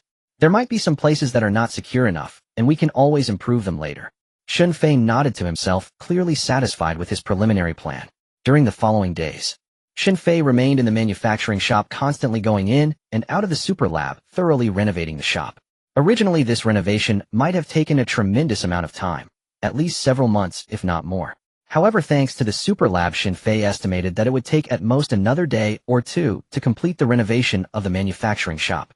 While Xin Fei was busy here on the other side within the 1st Military District, Chen Jinmin, Qin Ying, Qianzhong, and others were also toiling day and night. Chen Jinmin, Qin Ying, and several research-based scientists were all preparing for the combat exercise against the 71st Group Army in a few days. Meanwhile, Qianzhong led a team of high-end fighter jet military personnel to tackle the technology of Xin Fei's drone. Because they had the data on the difficulties of drone construction that Xin Fei had sent them, Qianzhong's team had made breakthroughs. It was estimated that in half a day they could produce a batch of unmanned strategic bombers with slightly inferior performance. When Sun Dongxian learned of this news, he was excited and immediately reported the matter upward. He also hoped that the next round of Air Force combat exercises with Mao Xiongguo would be assigned to the 1st Military District's Air Division, Shunfeng Headquarters Building. While Shun Fei and the military personnel were busily occupied, little did they know that Wang Wei, sitting at the top of the building, was now even contemplating suicide. Lao Liang, how could there be a confidentiality agreement? Why didn't you look carefully when you signed the contract?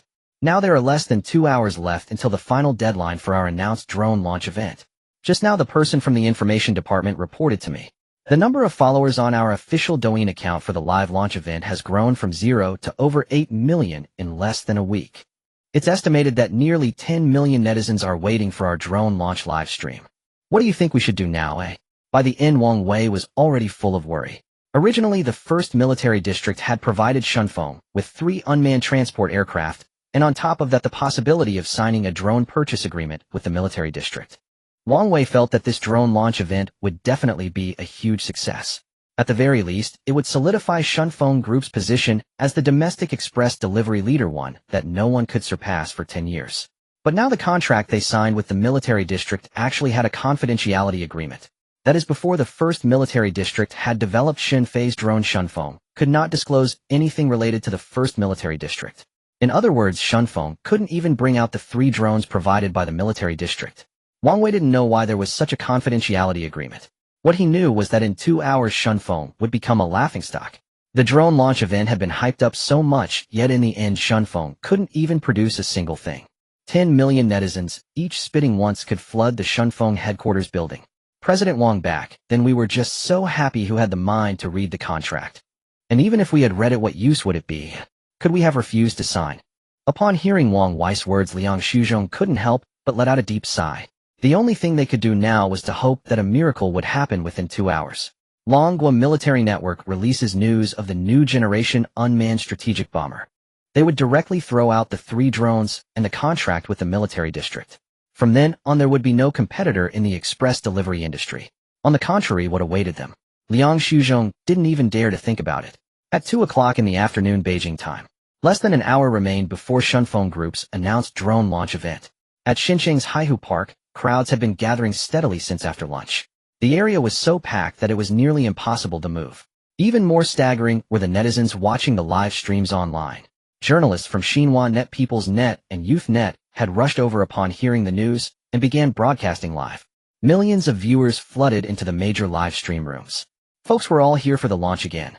My wife watches variety shows. I watched the launch while domestic harmony achieved. Sigh. It's been a whole week. Who knows how I've endured this week. Brother Fei's order completion this time was a bit slow, but after all it's an aircraft, so let's be understanding. They'll say it again: if Shunfeng uses Brother Fei's drones for delivery in the future, he'll be a 10-year loyal Shunfeng Express fan. He'll only use Shunfeng for deliveries from now on. Jingdong, so this is how it ends. The chat in the live stream was buzzing with chatter from fans who had come for Shin Fei. They chatted like old friends who hadn't seen each other for years. And time slipped away amidst the bustling crowd. But after the final deadline for the launch announced by Shunfeng had passed, nearly 10 million viewers both at the scene and online were dumbfounded. The 2 journalists from Xinhua Net and People's Net exchanged glances, wondering if they had come to the wrong place. Usually half an hour before a launch, Shunfeng personnel would be setting up the venue.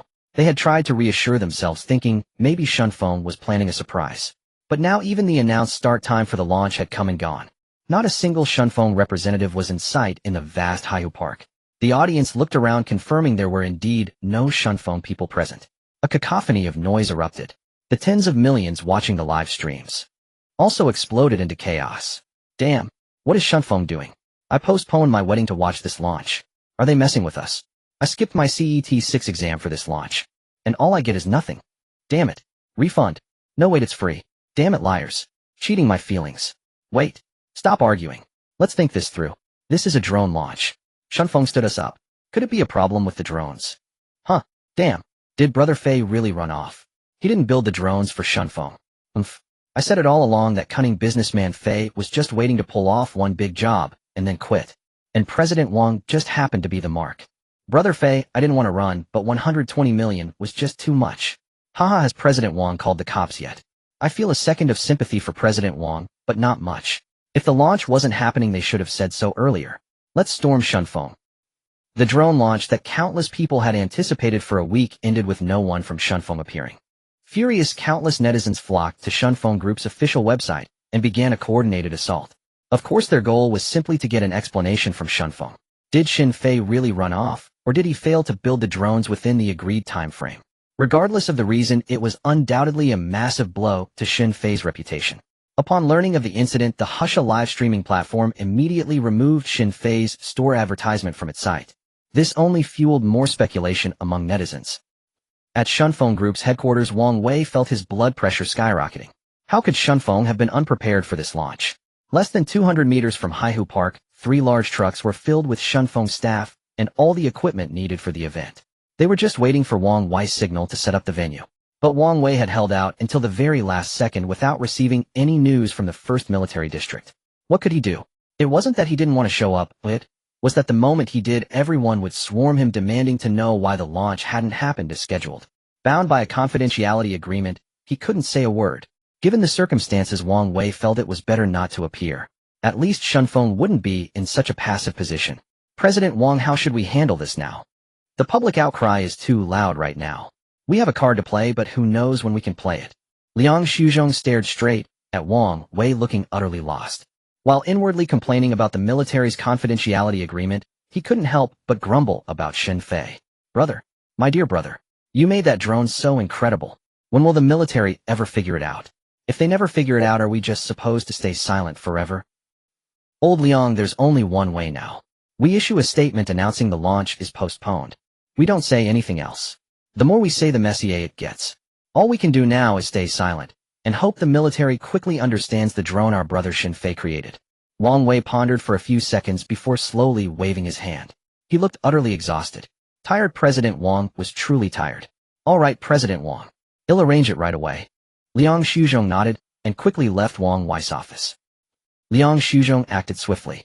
Within less than 5 minutes, an announcement was posted on Shunfeng's official website and across all of Shunfeng's official social media accounts.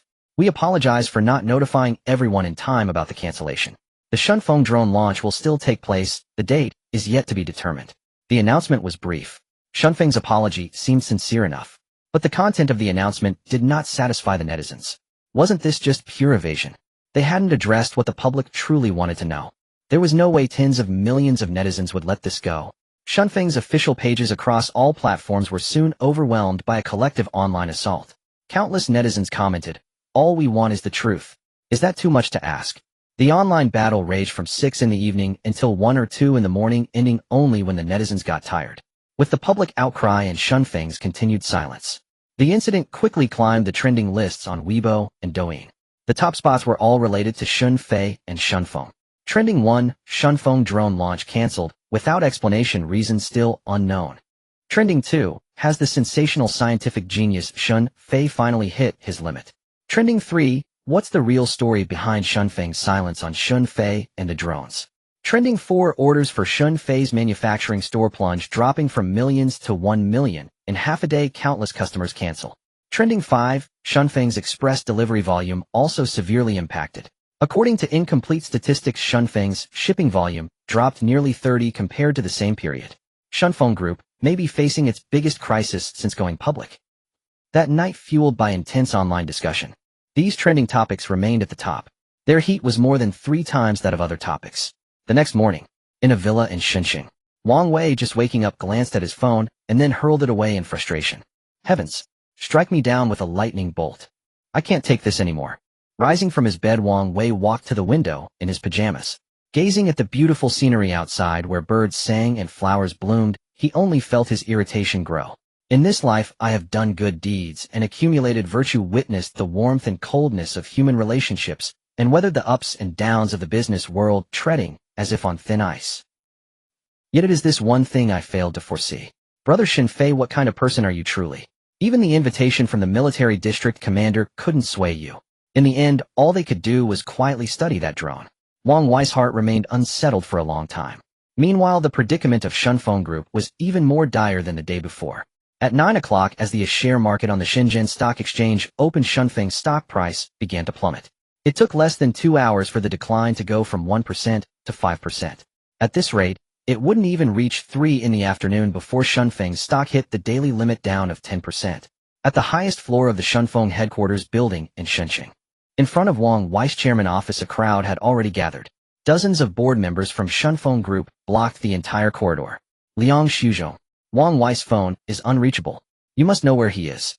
We demand an explanation. You might ignore outsiders, but does Wang Wei intend to say nothing to us, his own directors?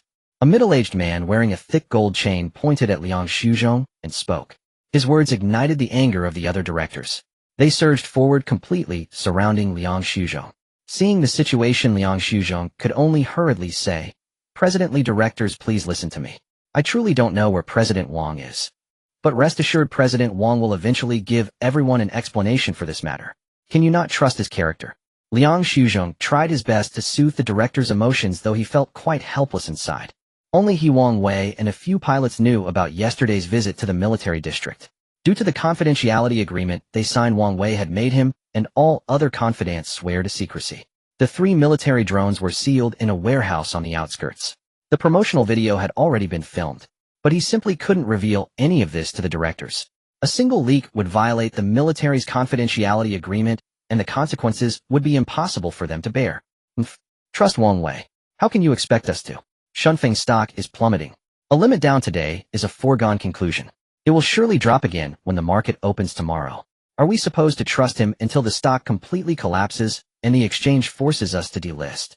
And at the current pace, that day might not be far off. The man with the thick gold chain, Li Kuan, sneered. His words stirred the other directors into an even greater frenzy. A few even began to shove Liang Shuzhong. They demanded to know how he, as the chairman's assistant, was doing his job. Chaos ensued. Many Shunfeng employees rushed upstairs upon hearing the commotion. Just as Liang Shuzhong was about to be overwhelmed by the directors, a deep voice suddenly rang out from behind the crowd. Stop! Li Kuan, what do you think you're doing? President Wang. It's President Wang. After a few shouts, the scene fell silent. Then the crowd parted to form a path. Wang Wei, accompanied by a young man with gold-rimmed glasses, strode over quickly. Li Kuan, what is the meaning of this gathering at the crack of dawn? He walked up to Liang Shuzhong, gave his shoulder a gentle pat, and then turned his head facing Li Kuan and the others with a cold expression. Meeting Wang Wei's gaze, the directors averted their eyes. After all, no one dared to challenge his authority within Shunfeng Group. Only Li Kuan remained defiant, saying, President Wang, you should know full well why we're here. Don't you owe us an explanation about the drone situation? Seeing Li Kuan's boldness, the other directors straightened up a bit and chimed in, exactly. President Wang, you need to give us an answer. With Shunfeng stock falling like this, how can we not be anxious? President Wang, did that Shunfei fail to develop the drone? Did our 120 million yuan go down the drain? The dozens of directors spoke all at once. The corridor erupted in noise once more. At the stairwell corner nearby, a few Shunfeng employees secretly filmed the scene with their phones. Wang Wei scanned his surroundings, and after a 2-second silence he spoke slowly. I am more aware of Shunfeng's current predicament than any of you. I founded Shunfeng with my own hands, and I wanted to succeed more than anyone else. As for the drone and Shunfei, I have nothing more to say. I have only one statement now. If you trust me, Wang Wei, I guarantee Shunfeng will safely weather this crisis. But if you don't trust me, this is lawyer Zhang Yang from the Red Circle firm. He can handle the purchase of all your shares, which I will buy at the highest price. Wang Wei's voice was calm, his face devoid of any expression. Yet his words crashed down upon the dozens of Shunfeng directors like a violent wave. They stared at each other in stunned silence, unsure how to respond. Only Li Kuan, with a furrowed brow, stared intently at Wang Wei and asked, President Wang, are you sure you're not joking? If we all sell our shares to you, even you would be bankrupted. When I, Wang Wei, say something, I mean it. If you choose to trust me, go back to your business. If not, you can sign the share transfer agreement with lawyer Zhang right now. Once the contract is signed, he'll have the finance department transfer the funds to you immediately. Lawyer Zhang, he'll need your help today. Wang Wei cast a final glance at Li Kuan and the rest of the board, then turned and walked into his office, leaving behind Zhang Yang with a faint smile. And the Shunfeng Group directors, all staring wide-eyed at each other. Old Li, what do we do now? Say something. Well, follow your lead. The old foxes on the board fell silent for a moment. Eventually all eyes turned to Li Kuan. Their words weren't born of trust or admiration. It was simply that Li Kuan held the largest share among all the directors present. Moreover, the fact that they had all barged in together today was at Li Kuan's instigation. At this juncture, it was best for Li Kuan to make the call. Hearing their words, Li Kuan remained silent for a good 10-odd seconds. Only then did he slowly raise his head, gazing at the office door that Wang Wei had firmly shut. He gritted his teeth and said, Sell. Since Wang Wei wants to lose everything, let's grant him his wish. Of course, if anyone wants to go down with Shunfeng and Wang Wei, I won't stop you. Oldly but. Hearing this, a portly middle-aged man couldn't help but speak up. But before he could finish his sentence, Li Kuan raised a hand to cut him off. Old son, I know exactly what you're worried about. But at this point, do you really think Wang Wei can turn things around? Li Kuan narrowed his eyes. He wasn't a fool, and he believed none of these old foxes were either. This whole situation indeed resembled a carefully laid trap. Especially the fact that Wang Wei hadn't uttered a single word about the drone or Xin Fei, which made it all the more suspicious. But in Li Kun's view, public opinion had already formed, and tens of millions of people had soured on Shunfeng Group. Even if Wang Wei suddenly produced the drone and held a press conference, it would be too late to salvage the company's image. Consumers despised nothing more than deception and concealment. And Wang Wei, along with Shunfeng Group, had managed to embody both. Oldly, since you've said so, then well, sell. Right? Sell. I've long been fed up with Wang Wei. Shunfeng has always been his one-man show, never giving us directors any respect. I'd like to see if he can still be so arrogant after losing everything. The directors all chimed in one after another. They all seemed to be at the peak of indignation. But their voices were loud, their feet remained firmly planted. Li Kuan knew without guessing that if he didn't sell first, none of these old foxes would make a move. Alright, since everyone feels this way, let's show Wang Wei that Shunfeng wasn't built by him alone. Without us directors, Shunfeng Group will crumble in an instant. Your lawyer Zhang, right? Come, let's head to the meeting room to sign the contracts. Yes, Mr. Li. With Li Kuan taking the lead, the other directors began to follow him, swarming towards the meeting room. In a moment, the corridor became somewhat empty. Watching this scene, Liang Shuzhong, who had been lingering in a corner, took a deep breath. Then he turned and knocked on Wang Wei's office door. After receiving a response, he immediately pushed the door open and stepped inside. Looking up, he saw Wang Wei standing with his hands clasped behind his back in front of the massive floor-to-ceiling window in his office. Liang Shuzhong quickly walked over. President Wang, how can you remain so calm? Li Kuan has already led those directors to sign the share transfer agreements. The shares they hold are enough to drain your entire fortune. And once this gets out, Shunfeng Group's situation will become even more dire. If the Shenzhen Stock Exchange really forces us to delist, then even holding a press conference to explain everything will be too late.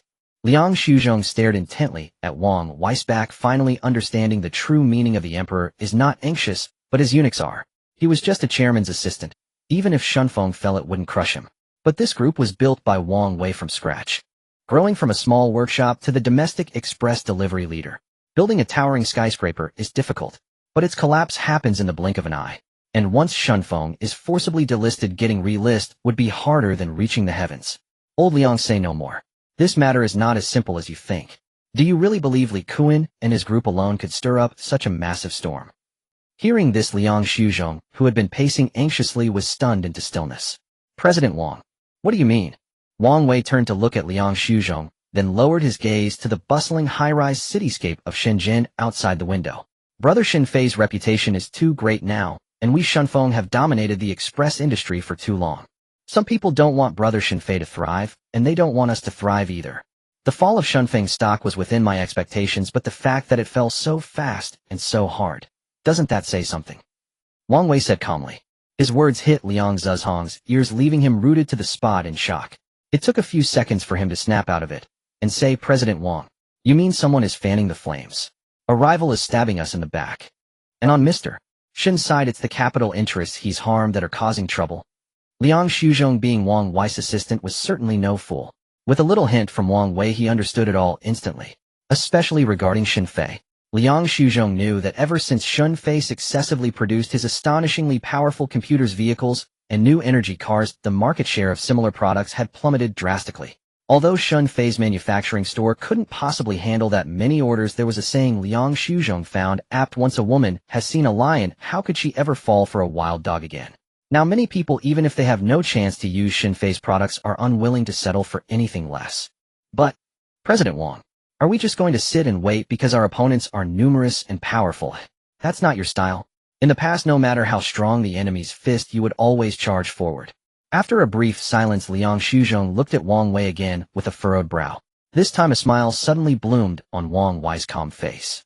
Old Liang, the ancients said to ordain conscience for heaven and earth to secure life and fortune for the people. I, Wang Wei, am just a businessman with limited ability. I cannot achieve such lofty righteousness as the ancients described. But this time I am willing to bind my own hands and make a small, insignificant contribution to the country. In the past I could advance or retreat without any worries. But this time we have a reason we cannot retreat, don't we? He shrugged as he finished as if he had come to terms with everything. Liang Shuzhong seemed about to speak, but in the end he swallowed his words. At that moment Liang Shuzhong seemed to grasp a glimmer of understanding. What it meant for everything to be insignificant in the face of a nation's greater good. Previously he had thought no matter how valuable that drone Xinfei built could it possibly compare to a listed group worth nearly $1 trillion. Was sacrificing the entire Shunfeng group to uphold that confidentiality agreement truly worth it? Now Liang Shuzhong finally understood. This was never a question of worth. There was no way to draw an equal sign between the two. He looked up at Wang Wei's back, his eyes now filled with admiration. Wang Wei, gazing out the window, suddenly reached out a hand to wipe the glass and said, "Old Liang, it's snowing." Yes, President Wang. It's snowing. Snow was a rare sight in Deep City. Yet at this moment Wang Wei gazed through the floor-to-ceiling window as snowflakes drifted down one by one as if heralding something momentous. Nearby the ever-playing television suddenly emitted a solemn, dignified female voice. CCTV forecasts that starting tomorrow a new and powerful cold front will sweep across the nation, the strongest of the latter half of this year. Citizens are advised to bundle up and stay warm. Listening to the broadcast, Wang Wei instinctively tightened his coat. Before his hand could even fall, the solemn voice resumed. According to the latest reports from the Dragon Nation military network, 2 hours ago our forces concluded a new round of air combat exercises with the Bear Nation, ending in a resounding success. Our military's newly developed next-generation unmanned strategic bomber shone brilliantly during the exercises, laying the foundation for our victory. The announcer's mellifluous voice echoed throughout the office. Wang Wei's hand froze midair, unable to move an inch. Meanwhile, Liang Shuzhong, standing nearby, quietly pulled out his phone. The next second, tears streaming down his weathered face, he rushed over to Wang Wei, waving the device frantically. "Boss Wang, the wait is over. We've finally made it. The first military district has sent word." The middle-aged Liang Shuzhong in his 40s or 50s was elated as a child. No one could fathom the sheer joy of a man who had just been snatched from the jaws of despair. Of course his joy was for Wang Wei. Outsiders often whispered that Liang Shuzhong was deliberately placed by his side to curb Wang Wei's extravagant spending. But only Liang knew the truth. Wang Wei had never treated him as an outsider. In public or in private, he was always warmly addressed as Old Liang. Now at the 11th hour, the first military district had finally lifted the veil of secrecy. How could Liang Shuzhong not rejoice for Wang Wei? Yet as Wang Wei lowered his suspended hand, he let out a faint sigh. A pity, truly a pity, Old Liang. An opportunity to be immortalized in history gone just like that. Hearing this, dark lines creased Liang Zhuzhong's forehead. Boss Wang. Yes, sacrificing the entire Shunfeng group could indeed teach the world a lesson. That before national interests, even a listed conglomerate worth hundreds of billions can be cast aside. But that would hardly be a grand contribution to the nation. What you truly need to focus on now is how to make our Shunfeng deliveries even faster. As he spoke, Liang Zhuzhong's frame trembled with fervor. In his eyes, those who had stabbed them in the back had only outsmarted themselves, unwittingly sewing the perfect wedding gown for Wang Wei and Shunfeng. From now on, even if the other courier companies join forces, they can't hold a candle to Shunfeng. Haha, Old Liang, where's your sense of humor? But you're right, it's time we struck back. Old Liang, go to the conference room immediately and check the status of the share transfer contracts. Once Li Kuan and all the other directors who came to pressure me have signed, promptly release the drone delivery footage on Shunfeng's official website and all social media platforms, along with the announcement of the drone purchase agreement with the military. Yes, Boss Wang. I'm on it. Liang Shuzhong nodded solemnly, then turned and hurried out. Only after his figure had vanished from the office did Wang Wei turn back to gaze at the drifting snow outside the window. Brother Xinfei, thanks to you, these past few days have been a wilder ride than any roller coaster. In half a lifetime, I've never seen such excitement. But now I can finally say from the bottom of my heart, you are truly my saving grace, Wang's greatest benefactor. If fate ever allows, I would be honored to share a toast with you. Outside the Shunfeng headquarters tower, Li Kuan and dozens of other directors had just signed the share transfer contracts. Now they turned to look back at the towering edifice over 200 meters high. A fierce glint flashed in their eyes. From now on, the only thing people will remember about Shunfeng is this very building. Isn't that right, President Li? One director remarked, casting a fawning glance at Li Kuan. In his mind, their clean escape from the Shunfeng crisis was all thanks to Li Kuan. Naturally, they hoped to continue relying on his guidance for the road ahead. Of course, there was also a subtle undercurrent of probing in his words.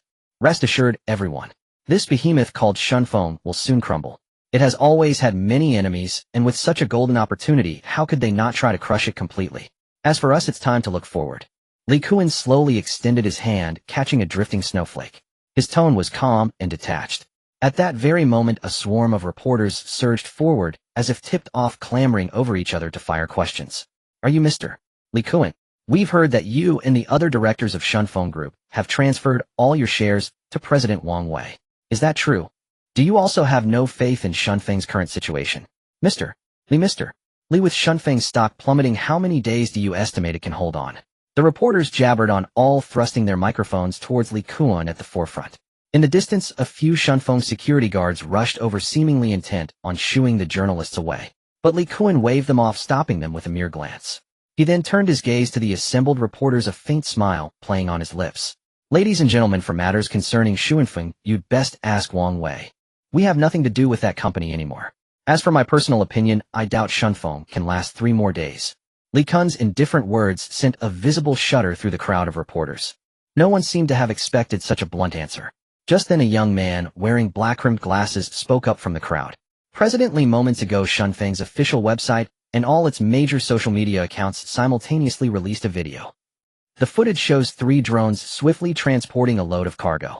Furthermore, Shunfeng announced a contract with the first military district of Magic City to continue purchasing drones.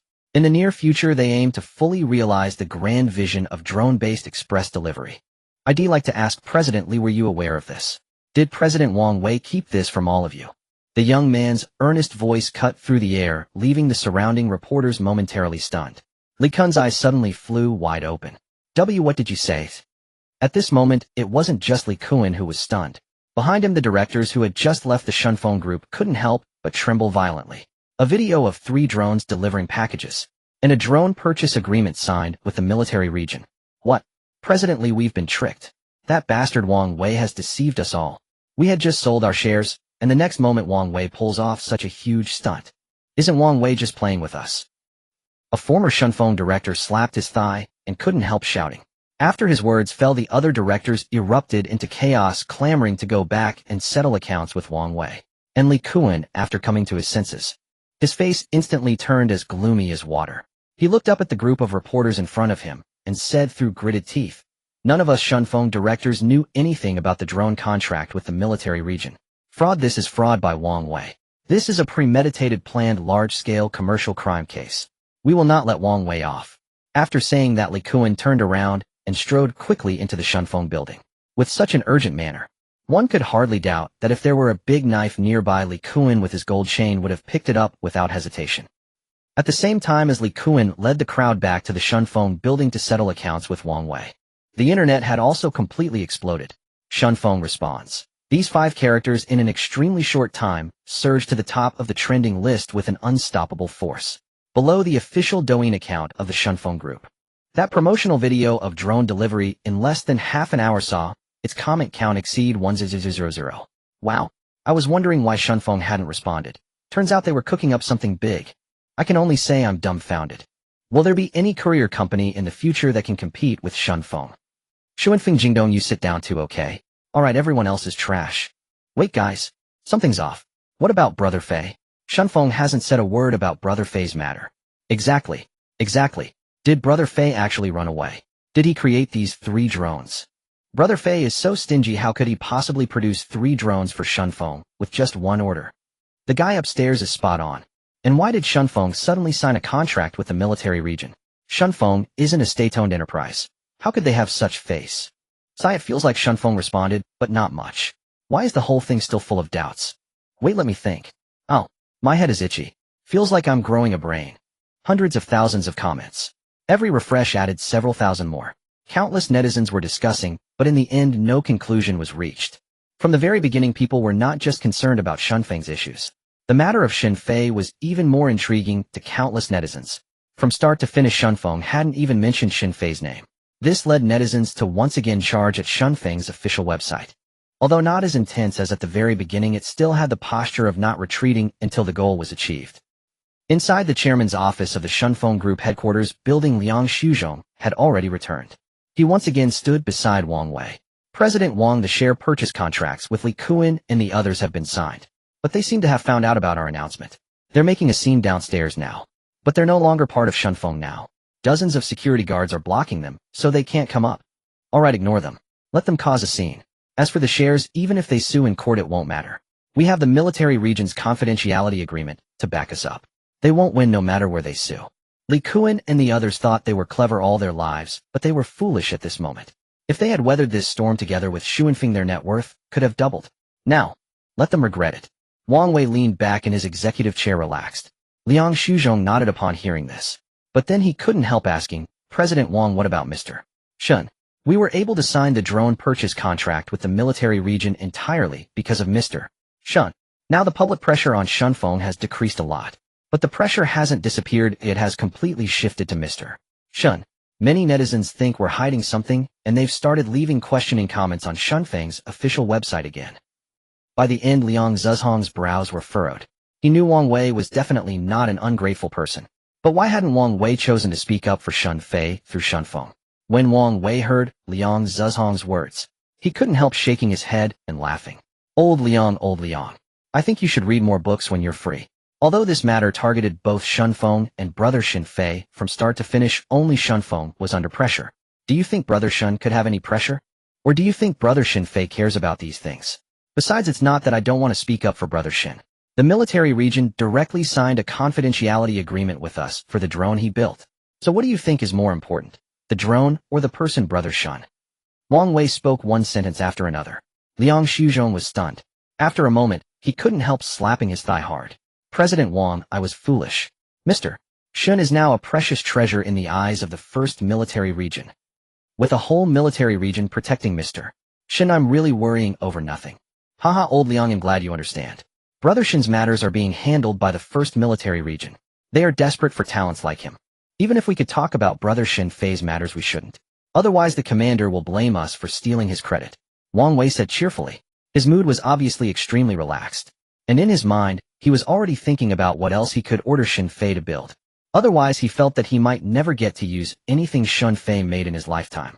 President Wang, you are indeed thorough in your considerations, very thorough. Liang Shuzhong nodded in agreement. Just then the phone in Liang Zhezhong's pocket suddenly rang.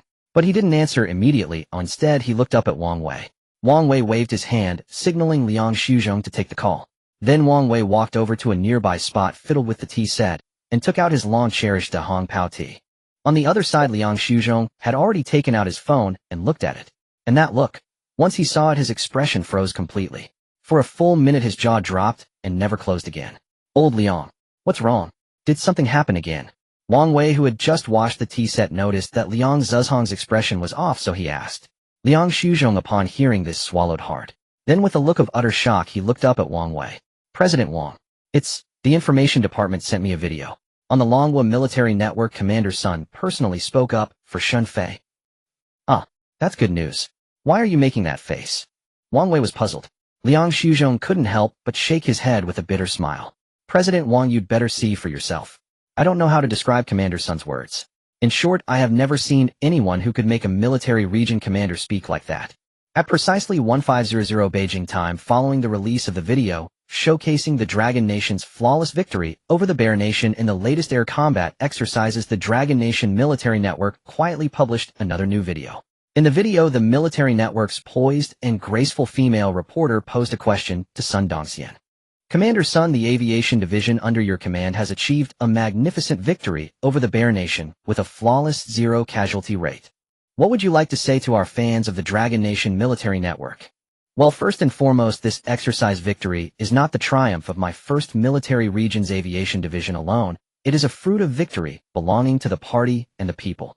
Through a century of shared trials and tribulations, we uphold the party's teachings, strive for strength, advance hand in hand, and create a future together. It is precisely because of our nation's prosperity and strength that the first military region possesses its current military capabilities. Pausing briefly, Sun Dongxian then continued, next I would like to say. This is also related to a brilliant scientific researcher named Shin Fei. He is the most exceptionally gifted young researcher I have encountered to date. Sun Dongxian's expression was profoundly serious. The female reporter standing beside him was momentarily taken aback by his words.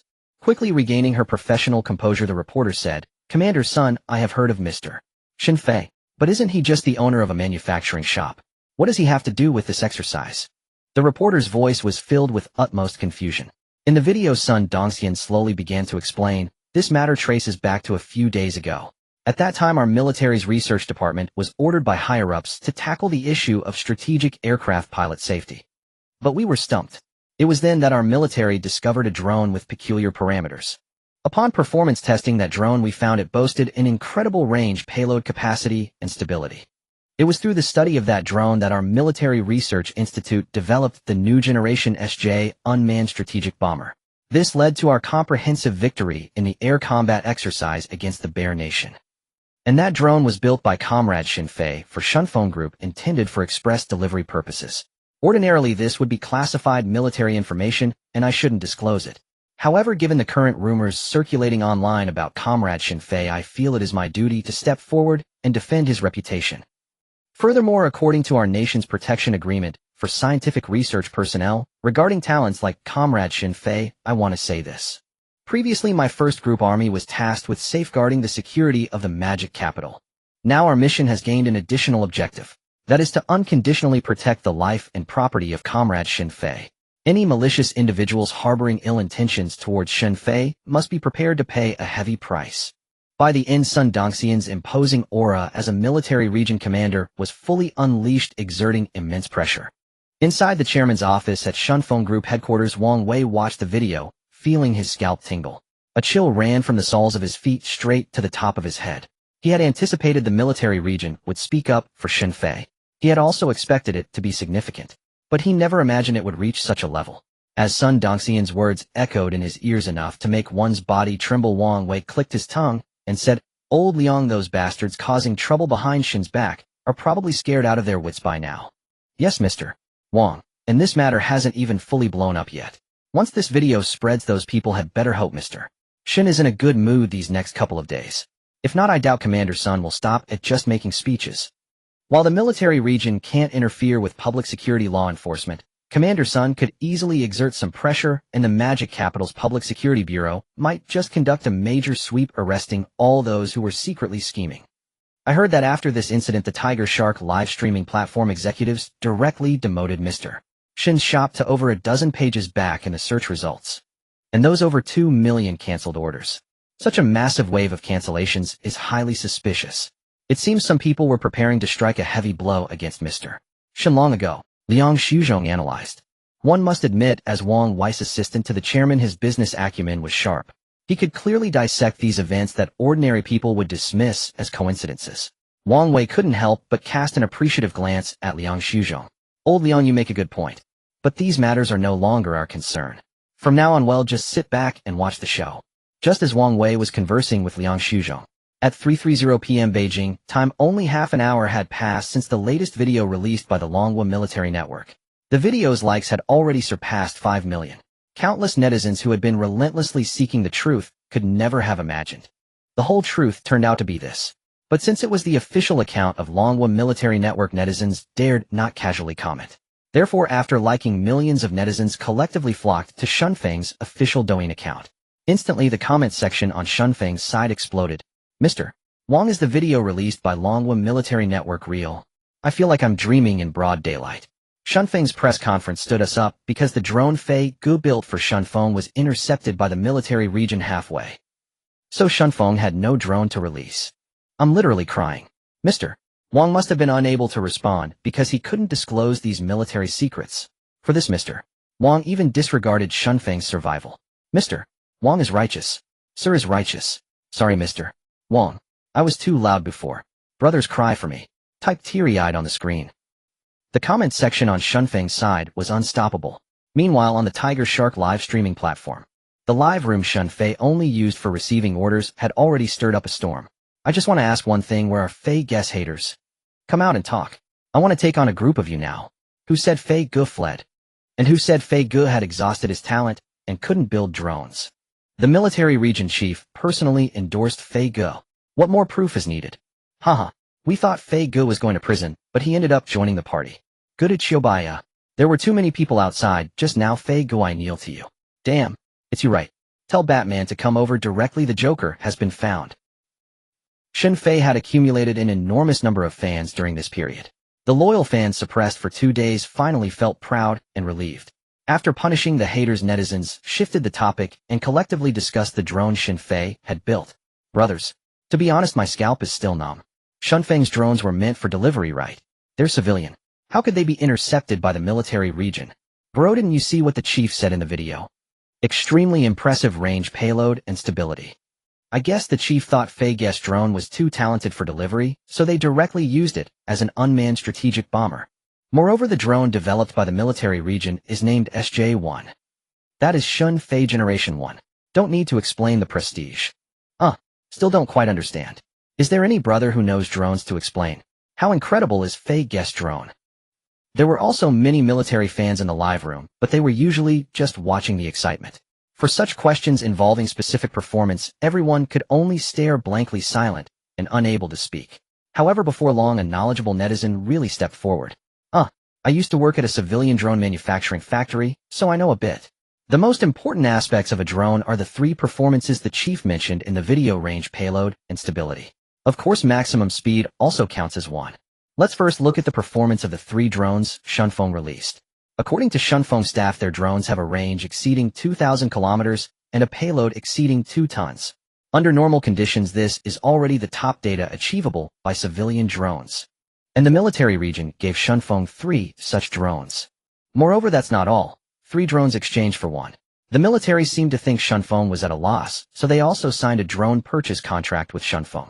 The military signing a purchase contract with a private enterprise is an unprecedented precedent. Now everyone can understand how extraordinary the drone Fei Goop built is. A netizen named Chayu Chexing kept sending bullet comments. All netizens were completely stunned. The bullet comments paused for dozens of seconds before erupting like a tidal wave.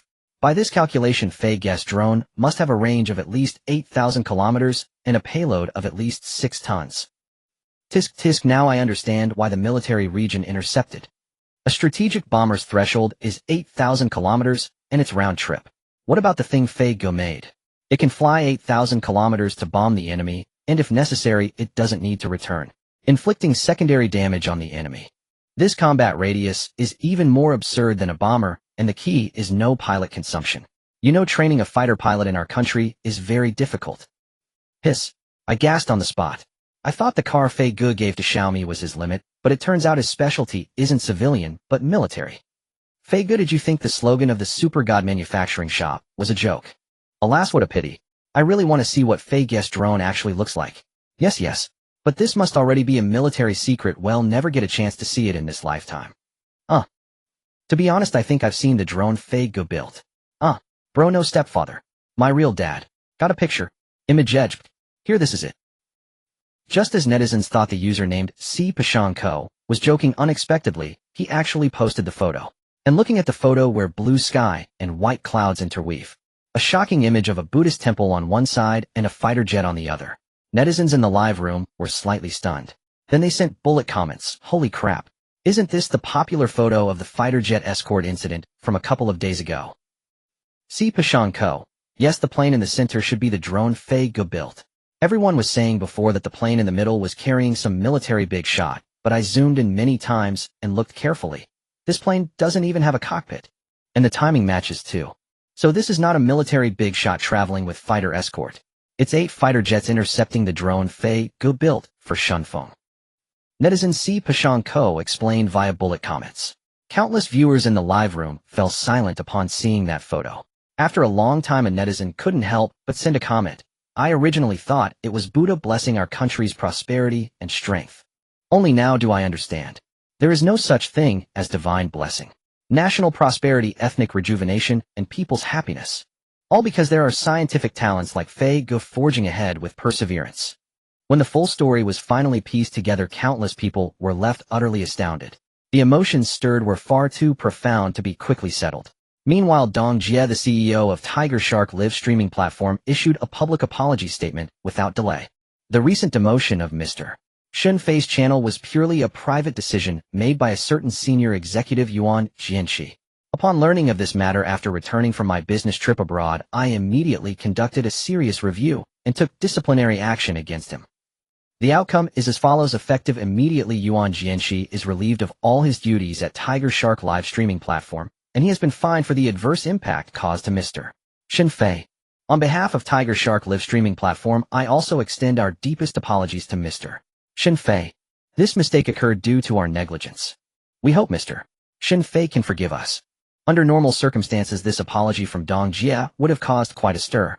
However, at this moment, countless netizens were busy rushing between Shunfeng and Xin Fei's accounts, and very few paid much attention to it. Nevertheless, with the release of Dong Jia's statement, this incident had finally come to a complete close. Inside the 1st Military Region's research base, despite the considerable online commotion over the past few days, it remained a tranquil sanctuary. The entire base was bustling with activity as they prepared for an upcoming military exercise, leaving no time for staff to browse the internet. Under the summons of Chun Jinmin, Qin Ying and her colleagues set aside their work and gathered once again in the base's conference room. However, unlike previous meetings, Sun Dongxian, who never attended research base meetings, was present this time. Ahem, let's hear it. How are the preparations going? Are we confident about the exercise against the 71st Group Army? After the top talents from various fields within the research base had assembled, Sun Dongxian slowly took the stage. Although Qin Ying, Su Ting, and the others seated before him were not combat personnel in modern warfare, the most crucial factor was no longer tactics, but the paper-strength comparison of military forces. Therefore, despite not participating in combat, Qin Ying and her team held at least 60% of the influence in discussing the exercise's projected success rate. Commander, of course, were confident. Right, everyone? After Sun Dongxian finished speaking, Su Ting was the first to stand up and voice his opinion. Ma Hongyi and the others echoed in agreement. That's right, Commander. We have confidence. We have confidence. Inside the conference room, Ma Hongyi and the others' voices were so loud they seemed about to lift the roof.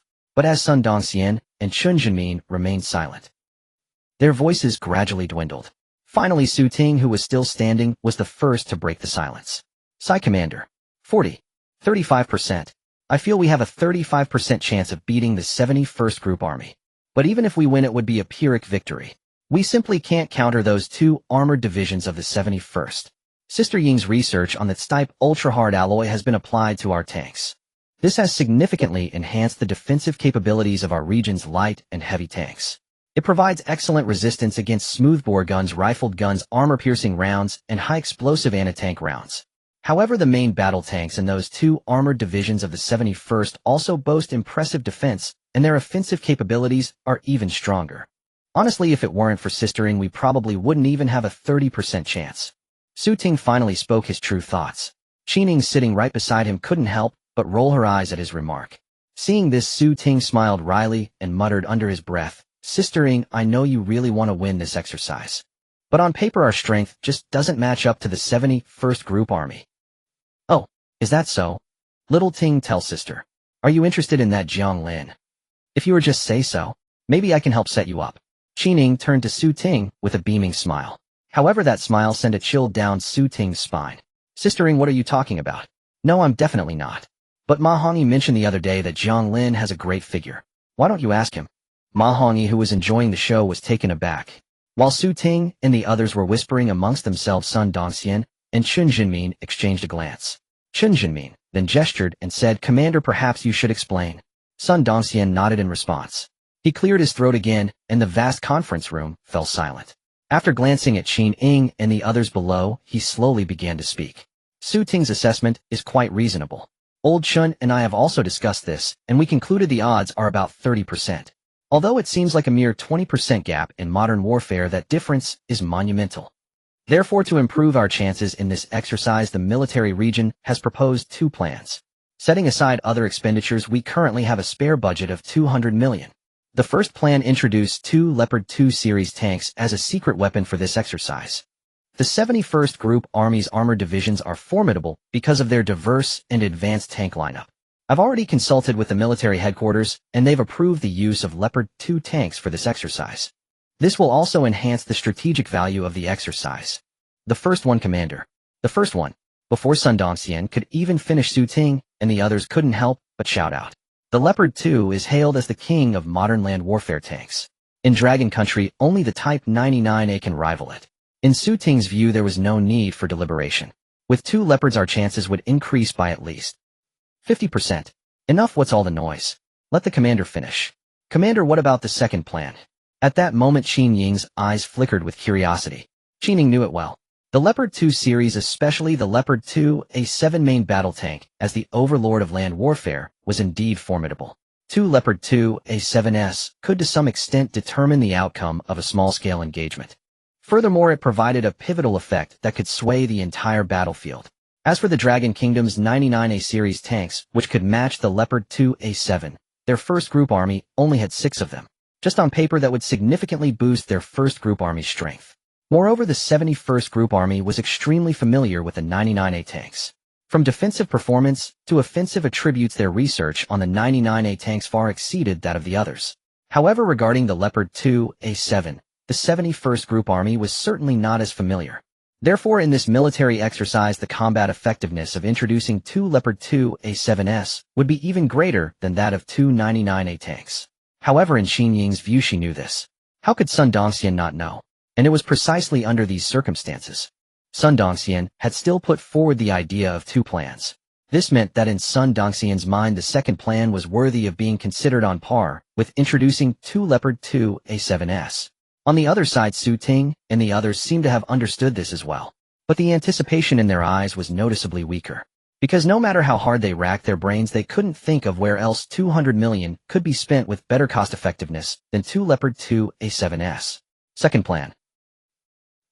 And at this moment, Sun Dongxian, meeting the gaze of Qin Ying and the others, took a slight pause. Then he slowly spoke. The second plan that Elder Chun and I discussed is to seek out Shen Fei. Although Shen Fei did not accept our invitation to join the research base. But we can place an order with him through his manufacturing shop. Let him build a new main battle tank for us. Of course, I know that Shen Fei's shop is extremely popular now with orders in the millions. Even if our order amount of 200 million is nothing. But I have already applied to the higher authorities. If Shen Fei is willing to accept the order from our first military region, then all income from his manufacturing shops will be exempted from taxation. I believe this should be quite tempting for Shen Fei. Sun Dongxian's voice echoed in the conference room. Upon hearing this, Su Ting and the others were completely stunned. They all seemed to have turned to stone on the spot. Even Qin Ying couldn't help but show a look of surprise and astonishment in her eyes. After several seconds had passed, Su Ting, swallowing hard, said, Commander, you're not joking with us to lighten the mood before the exercise, are you? I know Shen Fei's achievements are brilliant. Just now we achieved a victory over the Maoxiong Kingdom's Air Force in an exercise using the drone he built. Some things on that drone Qian Zhong and the others still haven't fully understood. But setting aside whether Shen Fei knows how to manufacture land battle tanks. Take our 99A as an example. From design finalization development to actually successfully building the first 99A, the whole process took as long as 5 years. Now there are only 3 days left before our exercise with the first group army begins. How could Shen Fei possibly build a main battle tank in 3 days? Su Ting stared straight at Sun Dongxian. The more he spoke, the more he felt that Sun Dongxian was just teasing them. Ma Hongyi Zhang Ku and the others, upon hearing this, also thought it was an utterly impossible thing. It was not that they underestimated Shen Fei. Shen Fei's image in their minds had long been extremely lofty. But 3 days, let alone building a land battle tank, even a small light tank, there simply wasn't enough time. Compared to the first plan, this second plan in their eyes was simply terrible. On one side, there was the land warfare king, the Leopard 2 A7, ready to use. On the other side, there was placing hope on the completely unknown Shen Fei. Su Ting and the others felt that even a dog would know which to choose. Qin Ying, what do you think? Do you share the same view as Su Ting and the others? While Su Ting and the others were discussing among themselves, all disapproving of the second plan, Sun Dongxian looked up at the silent Qin Ying and asked. Qin Ying pursed her tender lips upon hearing this. Then she replied, Commander, from a rational point of view, the second plan is indeed inferior to the first. But you know women are mostly emotional. Personally, I am looking forward to the second plan. Perhaps Shen Fei can still surprise us, can't he? 2 Leopard 2 A7S may not necessarily help us win against the first group army, but Shen Fei might not necessarily make us lose either. Qin Ying spoke one sentence after another. However, Su Ting and the others beside her were not quite convinced. Because they thought that, put nicely, it was uncertainty, I put bluntly, it was almost impossible. Alright, I understand. It seems there is a big disagreement on the choice of plans. Sun Dongxian looked around, his gaze sweeping over Qin Ying, Su Ting, and the others. And upon hearing this, Su Ting and the others couldn't help but be taken aback. Commander, a big disagreement. There are 81 people here. I estimate that 80 of them would choose the first plan. It seems only Sister Ing hopes to choose the second plan. You can't say that just because you dote on Sister Ing. Su Ting shook his head with a wry smile. They all knew that because Qin Ing was orphaned Sun Dongxian, and Chun Jinmin had always treated her like their own daughter. But this time the choice of plan involved the victory rate of the military exercise in a few days. How could he be biased at a time like this? Commander, this time I actually think Su Ting is right. You don't need to worry about me, I'm just expressing my personal opinion. Qin Ing was stunned for a moment, then spoke. But the moment she finished speaking, Sun Dongxian couldn't help but shake his head and laugh. Qin Ing, Su Ting. There is a big disagreement. Because both Elder Chun and I have chosen the second plan. Sun Dongxian's voice slowly echoed through the conference room. All 81 top-tier military research scientists, including Qin Ing and Su Ting, stood frozen in place, their chests feeling as if struck by a massive boulder. It left them reeling for a long while. In their view, this was no longer a matter of mere divergence. If both Sun Dongxian and Chun Jinmin had made this choice, was there even any point in further debate? The matter might as well be settled once and for all. Commander Wise, I don't understand. Sister Ying's choice is driven by sentiment. But you and Elder Chun. Su Ting looked straight at Sun Dongxian, and Chun Jinmin, the confusion in his eyes reaching an unfathomable depth. He dared not voice the rest of his thought, but the implication was clear. How could Sun Dongxian, as the military district commander, and Chun Jinmin, as the head of the research base, act with such seeming frivolity? Yet Sun Dongxian, meeting the gaze of Su Ting and the others, continued in a calm tone, Elder Chun and I did not act on impulse. This decision was made after careful deliberation. Qin Ing made a valid point. 2 Leopard 2 A7S may not guarantee victory against the First Army Group, and Shun Fei's creation isn't necessarily destined to make us lose. To put it more profoundly, even if those 2 Leopard 2 A7S brought us victory, what of it? Their research value to us is minimal. Any boost to the Dragon Nation's main battle tank capabilities would be negligible at best. However, Xin Fei's research from computers and locomotives to new energy vehicles and drones has shown remarkable promise and holds significant areas worthy of study. Wasn't the SJ Generation 1 unmanned bomber developed thanks to Xin Fei? Therefore, Elder Chen and I want to see if 200 million can prompt Xin Fei to surprise us once more. Of course, surprise doesn't mean defeating the 71st Army Group. That's nearly impossible with just one tank. But if the tank Xin Fei builds allows us to win even a single small-scale skirmish brilliantly, and earns the admiration of the senior leaders from the military commission, that will be more than enough. We can win, but we must win elegantly. We can lose, but we must lose spectacularly. As he finished, Sun Dongxian's resolute voice reverberated throughout the conference room. Initially, he too had placed great importance on winning or losing this military exercise against the 71st Army Group. But last night, after Chun Jinmin suggested they consider having Shun Fei build the tank, he had already let go of his fixation on the outcome. Moreover, he believed the senior leaders from the military commission would look beyond just victory or defeat, identifying problems, solving them, and planning for the future. That was the true purpose of a military exercise. Commander, I understand. But what about the timeline? Should we specify a 3-day deadline on the order to Shun Fei? If so, I think we should prepare a backup plan. If Shun Fei declines our order, it proves he lacks confidence in completing it within 3 days. We could then fall back on the option of importing the 2 Leopard 2 A7S.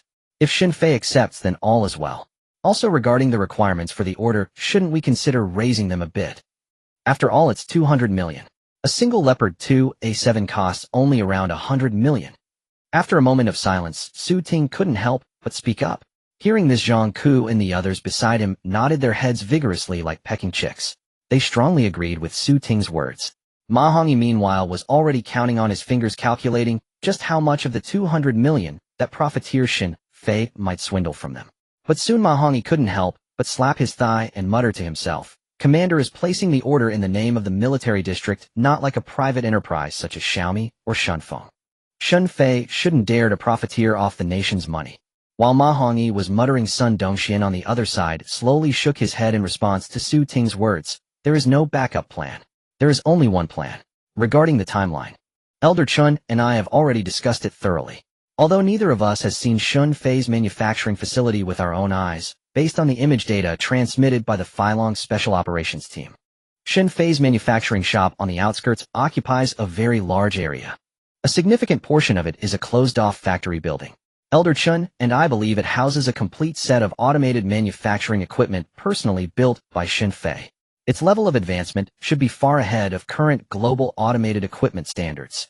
Otherwise, Shunfeng's drone order couldn't have been manufactured by Shunfei in just 3 days. Therefore, Shunfei's manufacturing efficiency far exceeds our expectations. Secondly, I applied to the military commission to send the complete structural design blueprints and all research data for the 99A main battle tank to Shunfei. After consideration, the military commission's answer was yes. This way, having Shunfei build a new type of tank based on the 99's data will significantly shorten the time required. But even so, building a main battle tank within 3 days is indeed a tall order. Therefore, regarding the timeline, I will not impose any restrictions on Shunfei. Even if it's not ready in time for this exercise, it can wait for the next one. As for requirements, I believe we shouldn't impose any on Shunfei, because it might limit his creativity. Sun Dongxian's expression was extremely serious. But Su Ting and the others felt as if they were listening to a science fiction story. No deadline, no restrictions. They were even sending the 99 as manufacturing blueprints and core data to Shunfei. Since embarking on their path in scientific research, Su Ting and the others had never heard of anything more absurd. Commander, I'd like to ask a question. Are you presenting these 2 plans to us for a vote? If the majority votes for the first plan, would you and Elder Chen abandon the second one? Su Ting took a deep breath and asked. The others also turned their gazes to Sun Dongxian. At least judging by the current situation, they would never vote for the second plan. Well, you all should know me by now. I'm not an autocratic person. The purpose of this meeting today was precisely to hear everyone's opinions. If you have different views, Elder Chun and I will to some extent take them into consideration. Sun Dongxian said. However, his tone was noticeably less firm than before. Upon hearing this, Su Ting couldn't help but close his eyes. He understood the implication behind, to some extent. They were free to speak their minds. But the likelihood of their advice being adopted was slim. Commander, I have nothing more to say. Hongi, do you have anything you want to add? Su Ting suddenly turned his head and asked. At this moment, Ma Hongyi was already counting on his fingers again. He thought that if there were requirements, Shunfei wouldn't dare to swindle the nation's money. Even if he dared, there wouldn't be much room for manipulation. But with no requirements at all, Ma Hongyi was certain Shunfei would make a killing off those 200 million. Hongyi, quick, do you have anything to say about the choice between the 2 plans?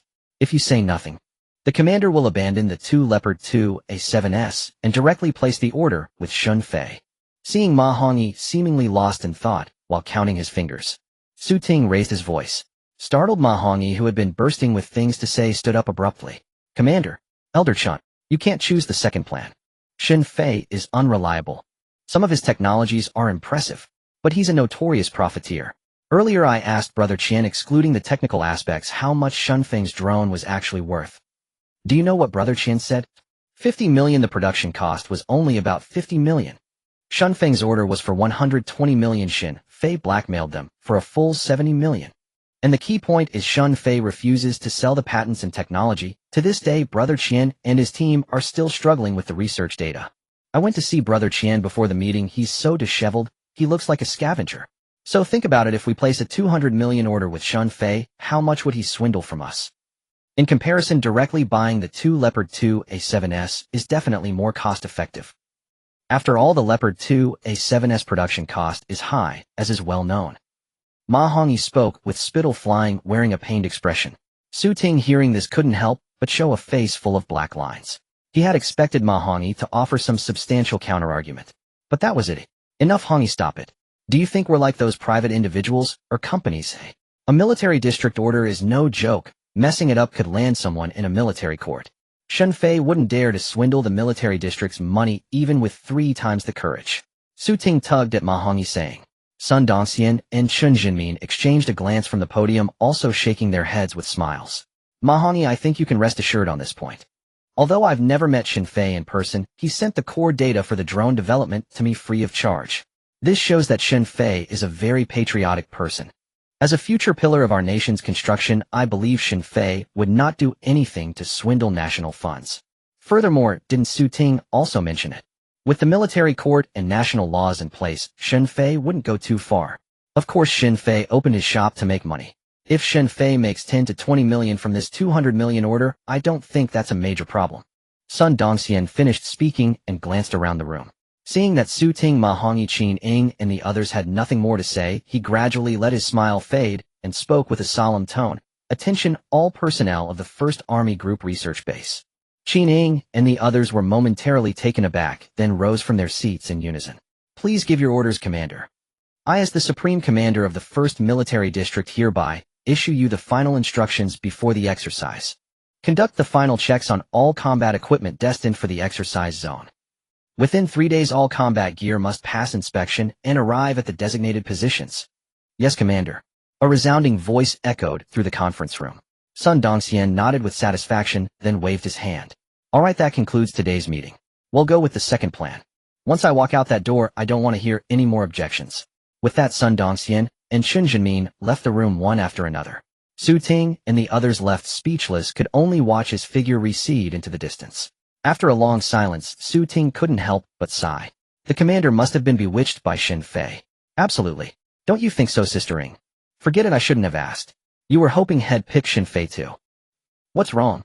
Isn't choosing Xin Fei a good thing? I'm actually looking forward to it. If Xin Fei takes the order and manages to build the tank before the exercise, I'd love to test it out myself.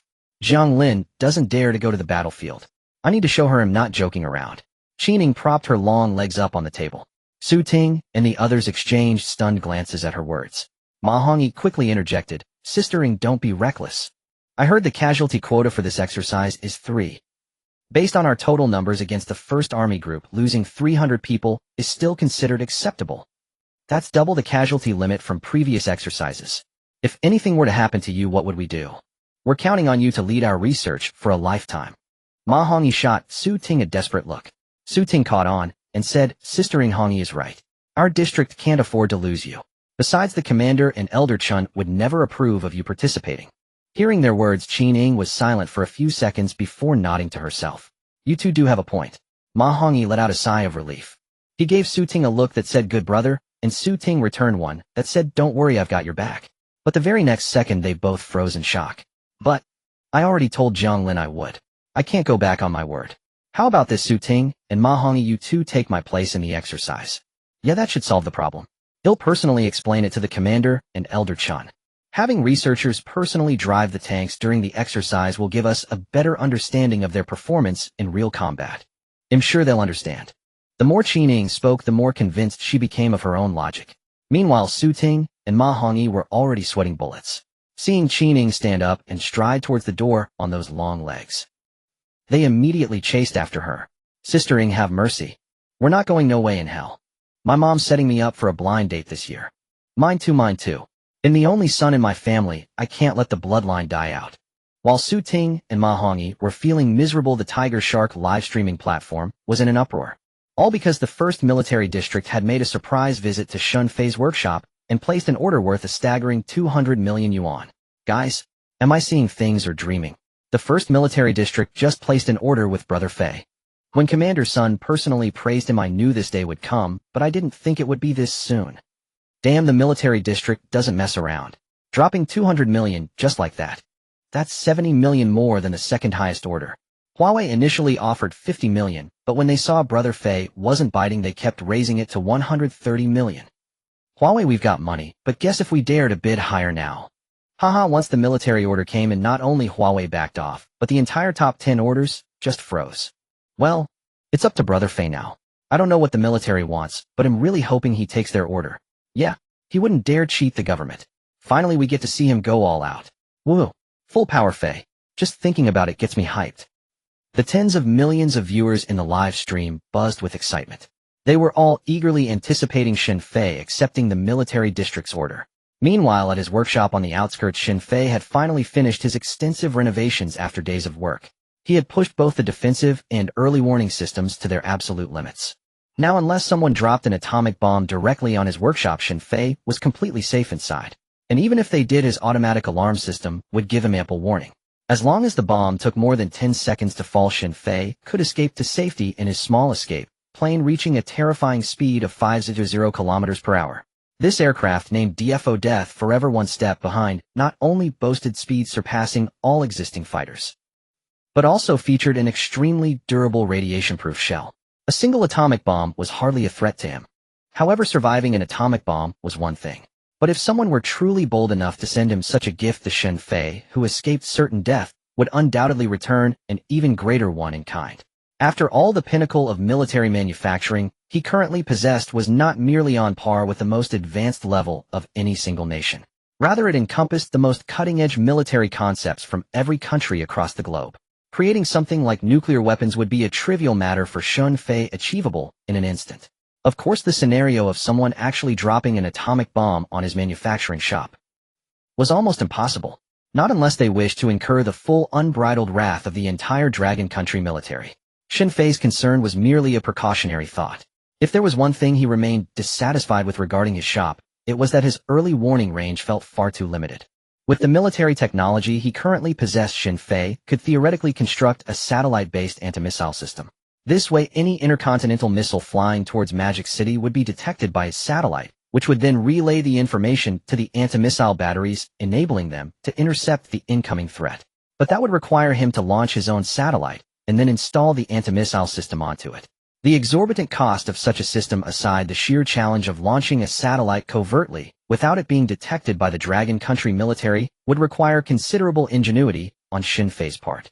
Of course, Shun Fei could simply come clean with the military telling them he possessed this technology. But doing so would likely frighten the top brass to no end.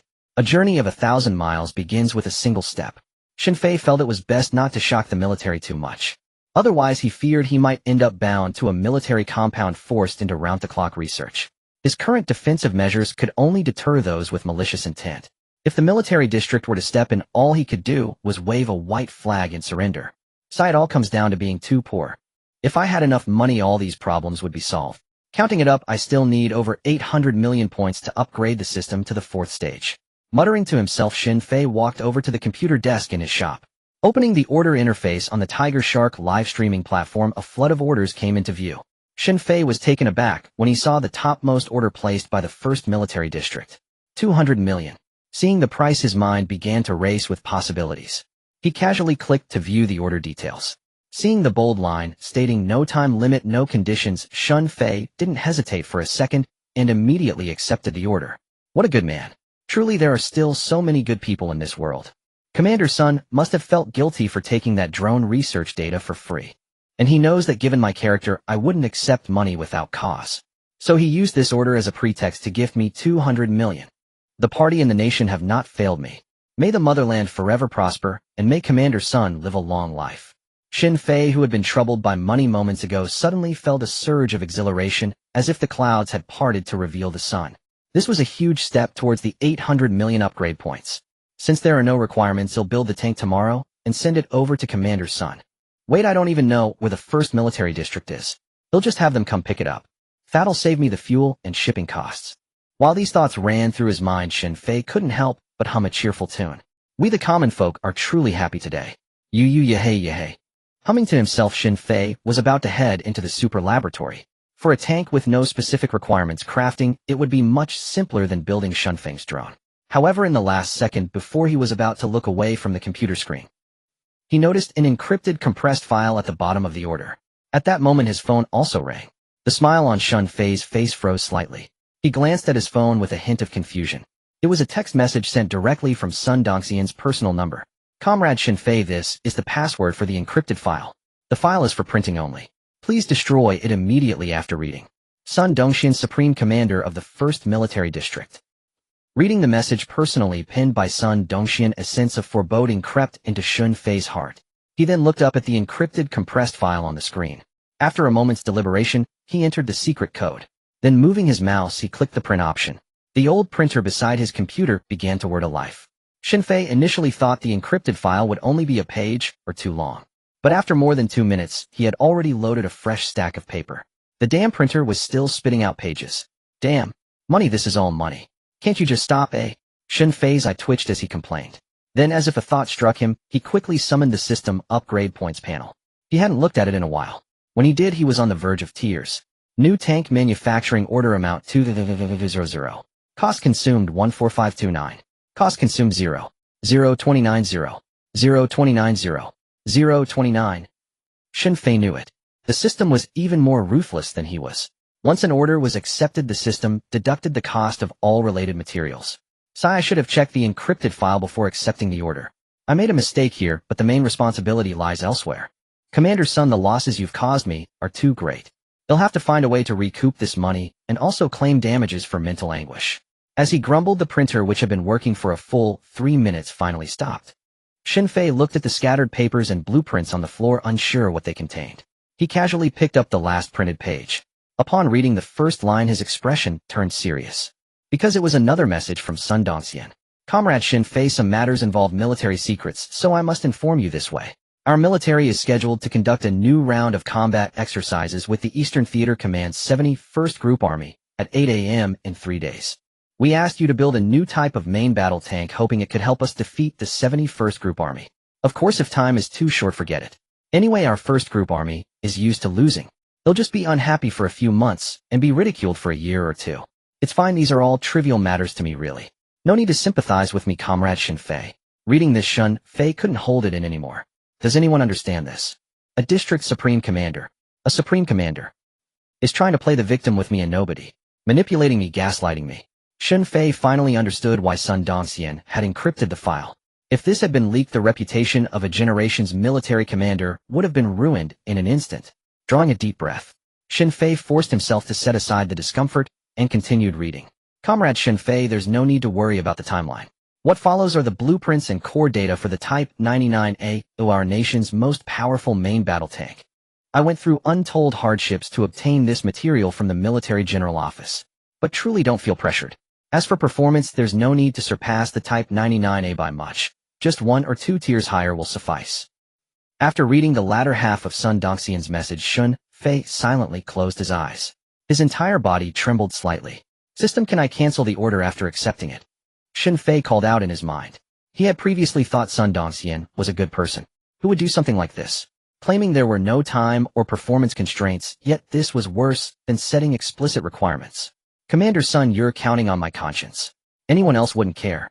Shinfei muttered as he gathered the Type 99A blueprints and core data from the floor. Stacking them neatly, he set them aside, then sat in front of the computer and casually sent Sun Dongxian an order confirmation. Based on Sun Dongxian's message, Shinfei deduced 2 key points. The tank he needed to build should ideally be completed within 3 days, and it should help defeat the 71st Army Group. With the super lab, time wasn't an issue. However, relying on a single tank to defeat an entire army group required some creative thinking. Though Sun Dongxian might not have high expectations, Shinfei, having accepted the order, refused to tarnish his shop's reputation. So in his order confirmation, he requested 2 pieces of information: a comparison of the main battle weapons between the 2 army groups, and a detailed topographic map of the exercise area. Shinfei's mind was not limited to simple weapon manufacturing. He could also analyze the firepower limits of military products under different conditions and environments. Thus, he needed this information first to determine the armor defense capability of the tank he would build for the first military region, second, to develop unique combat capabilities suited to the specific terrain. Only then could a single tank potentially change the outcome of an armor group level battle. Of course, the 2 main aspects of any main battle tank are defense and attack. No tank can bypass these. Yet in Shinfei's view, sometimes thicker armor isn't always better, nor is stronger firepower. More armor and firepower mean greater weight, which inevitably affects mobility. If the enemy finds the tank overwhelmingly powerful, they could simply avoid engaging it directly, sending 4 heavy armored vehicles to trap it, leaving it immobilized. There was another crucial factor: cost. Sun Dongxian had only given him 200 million. Shinfei wasn't about to go all out. He had to consider the budget. On the other side, upon receiving Shinfei's order acceptance, Sun Dongxian eagerly rushed to Chen Zimen's office. But now, staring at Shinfei's order confirmation, Sun Dongxian was stunned. Elder Chen, he wants the comparison data of main battle weapons between the 2 army groups and the detailed topographic map of the exercise. What does Shinfei need this for? These are no ordinary military secrets, Sun Dongxian said, bewildered, looking at his phone. While these were far less sensitive than the Type 99A blueprints he had sent, and didn't require direct reporting to the Military General Office, he still needed to seek approval from the Supreme Commander of the Eastern Wasteland Theater. Only with that permission could he send the information to Shinfei. Commander, I'm not sure either. These don't seem relevant to tank building. But since Shinfei wants to know, I think we could try applying to the theater headquarters, Chen Jinmin said after a moment's thought. If anyone else had asked the military for such data, a special investigation would be launched immediately. They would be suspected of being a foreign spy. But Shinfei had no connection to such things. What spy would be so capable and willing to be exposed? Besides, Shun Fei asked so openly, which made Chen Jinmin think it was harmless.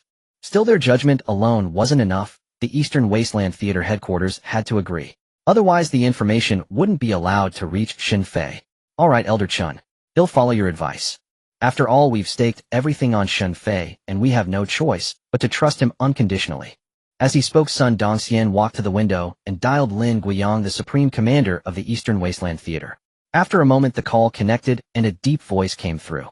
Dongxian, why are you calling so late? Commander, it's like this. Sun Dongxian summarized the situation, reporting Shin Fei's order confirmation to Lin Guiyang. On the other end of the line, Lin Guiyang fell silent after listening. Sun Dongxian exchanged a glance with Chen Jinmin, a sense of foreboding rising. But before long, Lin Guiyang's deep voice sounded again. Dongxian, I can grant your request. This Shin Fei kid is intriguing. I'd like to see what kind of tank he can build for you. But if any special issues arise during this exercise, you'll be held accountable. Lin Guiyang's tone turned stern at the end. Sun Dongxian took a deep breath and replied solemnly, yes. Commander, he'll take full responsibility if anything goes wrong. Inside a suburban manufacturing facility, Shin Fei remained unaware that Sun Dongxian had already gone all out regarding the combat information. After receiving the operational intelligence sent by Sun Dongxian, Shin Fei decided to head directly into the super laboratory. He intended to custom craft a tank for the first group army's upcoming combat exercise. At that moment, a thought struck him. Summoning the system panel, Shin Fei silently turned his gaze toward the two lines of small text on the far left of the interface. Periodic financial report is being generated. Please wait patiently, host. Staring at the system's display, Shin Fei's mind went blank. System, didn't you say it would be done within a week? It's been over a week since I built the new energy vehicle for Lei Bosi. Why is it still generating? And what am I supposed to be waiting for? I'm not looking forward to this at all. He had been so busy lately. Shin Fei had completely forgotten about this matter. It had only just come back to him. Since this order was from a military district, if the system were to sell him out, how could he ever show his face in Modu again? He had already briefly reviewed the first group army's main weapon inventory. Even if he raised his facility's defense level by 2 more tiers, it wouldn't be enough to withstand an assault. Reply: the periodic financial report will only be disclosed when the host is in the real world. The first report was automatically postponed due to the host being inside the super laboratory at the time.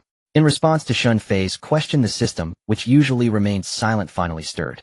But these 2 lines of text only gave him a massive headache. System, couldn't you have told me about this rule earlier? What am I supposed to do now? Shin Fei felt utterly exasperated. The system, however, fell back into silence, offering no further response. Sigh, I must have owed you a debt in my past life. He muttered a helpless complaint before sinking into deep thought. 2 options lay before him. One was to wait for the system to release the periodic financial report before completing the first military district's order. After all, Sun Dongxian had explicitly stated there was no time limit, so Shin Fei could easily ignore those manipulative words. The second option was to disregard the report and finish the order first, for time is money. After pondering for about 3 seconds, Shin Fei decided he absolutely could not choose the first option. He simply couldn't trust the system right now. Who knew when it would actually release the report? If the system never published it, would he just wait forever? That was clearly impossible. It went against his core values.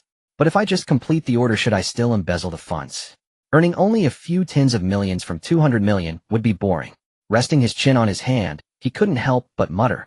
He felt this was even more mentally draining than building the tank for the first military district. Hey, I've got it. Since I'm stuck, why not let fate decide? As he spoke, he rummaged through a drawer and pulled out a coin. If it lands on the emblem side, I won't take the military's money. If it's heads, I'll take it. After making his decision, Shin Fei crouched down and casually tossed the coin. Clatter.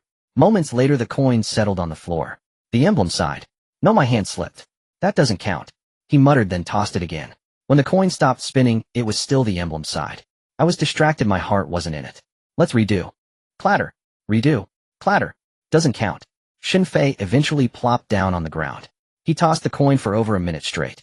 Finally, after the nth attempt, a smile finally broke through Shin Fei's numb expression. He picked up his phone to record this historic moment, muttering to himself, Commander Sun, you really can't blame me for this. It's all fate's arrangement. You wouldn't want me to get struck by lightning one day, would you?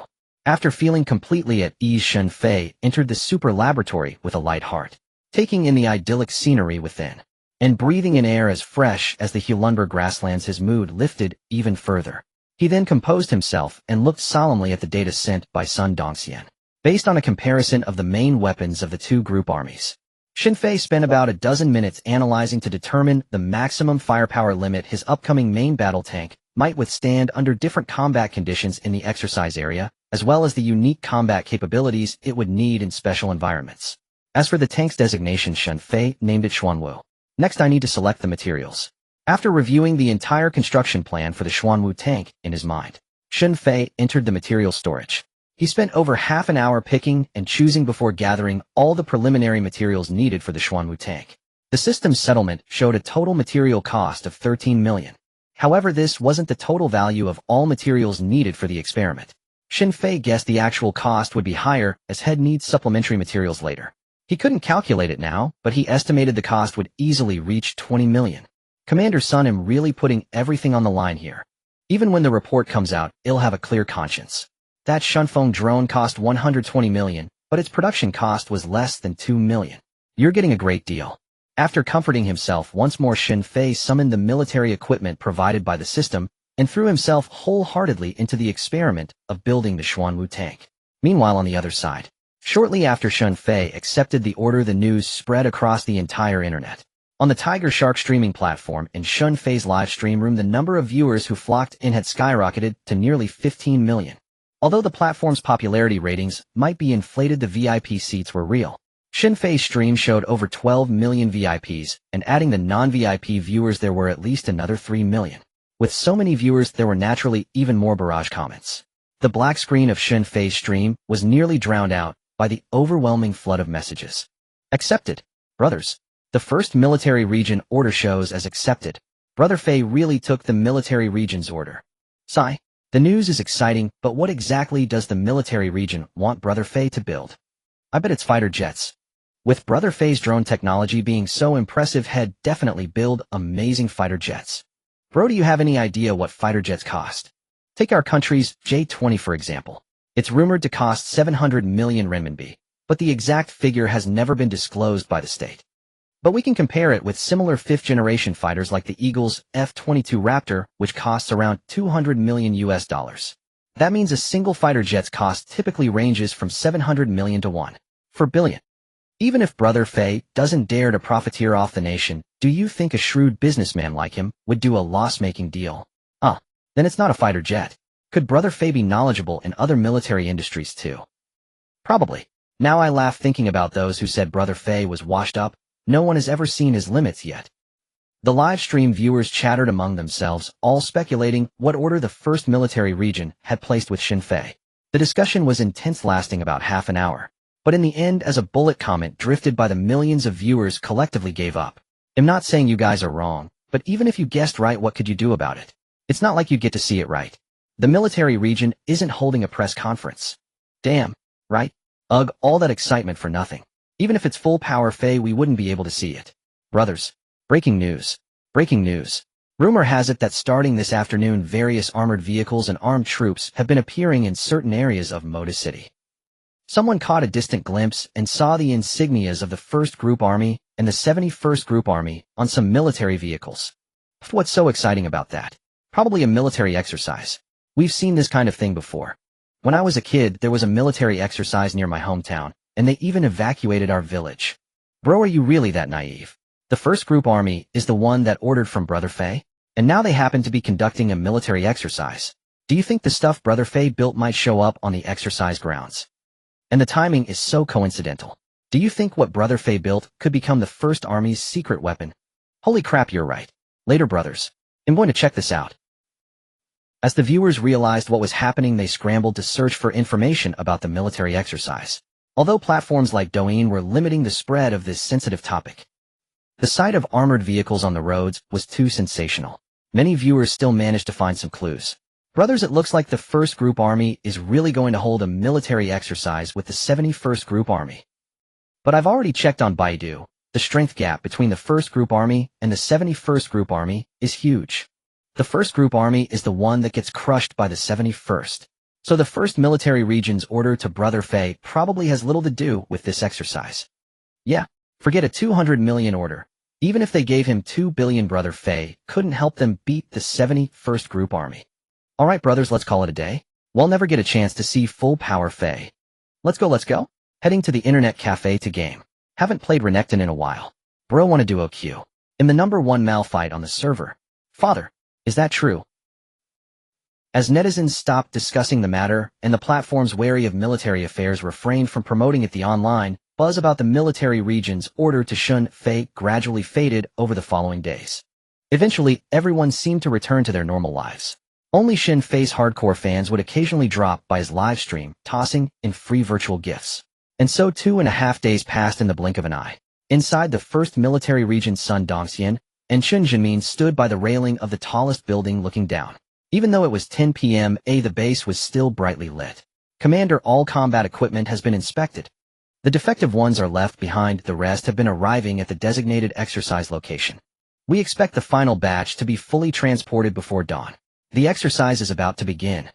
Chen Jinmin felt a wave of emotion. The exercise wasn't just a test of the troops' combat capabilities, but also a validation of the weapons developed by military experts like him. He hoped that the support they had provided the first military region over the past year would strengthen the region's power, and the results would be known tomorrow. Indeed, Elder Chun, the exercise is about to begin. This time the higher-ups have made significant adjustments to the exercise strategy. It's a major reform for combat exercises. To better test the defense and firepower of our military equipment in real combat, the first shot from all primary weapons will be live ammunition. Subsequent damage will be estimated based on the impact of that initial shot. Until an armored vehicle or fighter jet is deemed destroyed and withdrawn from the exercise. While this damage assessment method significantly reduces casualties, some weapons are lethal with just a single hit. Sun Dongxian shook his head slightly. Chen Jinmin fell silent for a few seconds upon hearing this. Then he looked down at the blurry figures moving among the lights below and said, "Commander, you watched these kids join the army, and so did I. But you know better than I do. If no one bleeds today, more people might bleed tomorrow. War is never far from us." Elder Chen, you're right. I'm being sentimental. But tell me, can we win this exercise? Sun Dongxian couldn't help but turn to Chen Jinmin. He could speak of winning or losing nonchalantly in front of Qin Ning and the others. But deep down he yearned for a victory. Chen Jinmin pursed his lips and slowly said, "That depends on whether Shen Fei can surprise us. Before the exercise officially starts tomorrow, the tank we commissioned from Shen Fei must be in place. Otherwise, once the participating units are finalized, the tank won't be able to be used even if it arrives." But as of now, there's still no news from Shen Fei's side. At a suburban manufacturing facility inside the super laboratory, Shen Fei had been stationed for a full 135 days, longer than any previous sojourn. With a soft exhale, he finally released his breath. Though the super laboratory kept fatigue at bay and his body in peak condition, he instinctively wiped his brow. Realizing there was no sweat, he chuckled at himself and turned his gaze to the masterpiece before him. Only one final step remained. Though he hadn't read a single word of the 99, a main battle tank core blueprint, Sun Dongxian had sent Shen Fei knew every parameter by heart. The 99 weighed 51 tons, stretched 10 meters with a gun forward with a hull length of 7.6 meters, a width of 3.5 meters, and a height of 2.37 meters. It boasted a top road speed of 80 km/h and 60 km/h off-road, accelerating from 0 to 32 km/h in 12 seconds. Additionally, it was equipped with a new generation of composite armor and advanced reactive armor, offering nearly a meter of frontal kinetic energy protection. For offensive capabilities, it mounted a 125 mm high chamber pressure smoothbore gun, firing tungsten alloy, fin-stabilized, discarding sabot rounds. Calling the 99A the king of modern land warfare might be debatable, but it could undoubtedly rank among the world's top 3. Even a Leopard 2A7 would face an uncertain fate against it. The Xuanwu tank Shen Fei had crafted, however, weighed a mere 25 tons, just crossing the light tank threshold, though it could be considered a medium tank. In comparison, the Xuanwu might seem like a mere underling next to the 99A. But if they were to meet on the battlefield, Shen Fei was confident he could end the fight within 3 seconds. The Xuanwu would grind the 99A into the dirt. However, the Xuanwu's true ferocity was still unquantifiable. All his conclusions were drawn from data analysis. Its real combat prowess could only be fully revealed through actual battle. So on this tank, Shen Fei had installed an image transmission system to relay its performance during combat exercises back to him, allowing for post-battle analysis of his creation. Of course, this was something he hadn't mentioned to Sun Dongxian. Yet he hadn't deliberately hidden the system either. He was confident any military researcher could easily spot it. If the military district was willing to transmit the feed, so be it. If they chose to block it, that was their prerogative. Just one final step left. The remaining 20-odd days should be enough. After his thoughts wandered, Shun Fei muttered to himself and summoned the material library. The 71st Group Army's firepower was indeed overwhelming. Shin Fei had calculated that the Zuanwa's current armor defense alone wouldn't last until the exercise's end. He needed to add an anti-missile system to ensure it could help the 1st Group Army secure victory in the exercise. This feels about right. Adding more materials would blow the budget. A dozen minutes later, Shun Fei winced at the 3.8 million displayed on the material library's settlement interface. The Zuanwa's production cost had already soared to 16.8 million. Adding the 15.08 yuan spent on printing paper, the total was fast approaching 17 million. He hastily stopped selecting materials, settled the transaction, and began the final refinements on the Xuanwu tank. Time flew by like a white pony glimpsed through a crack.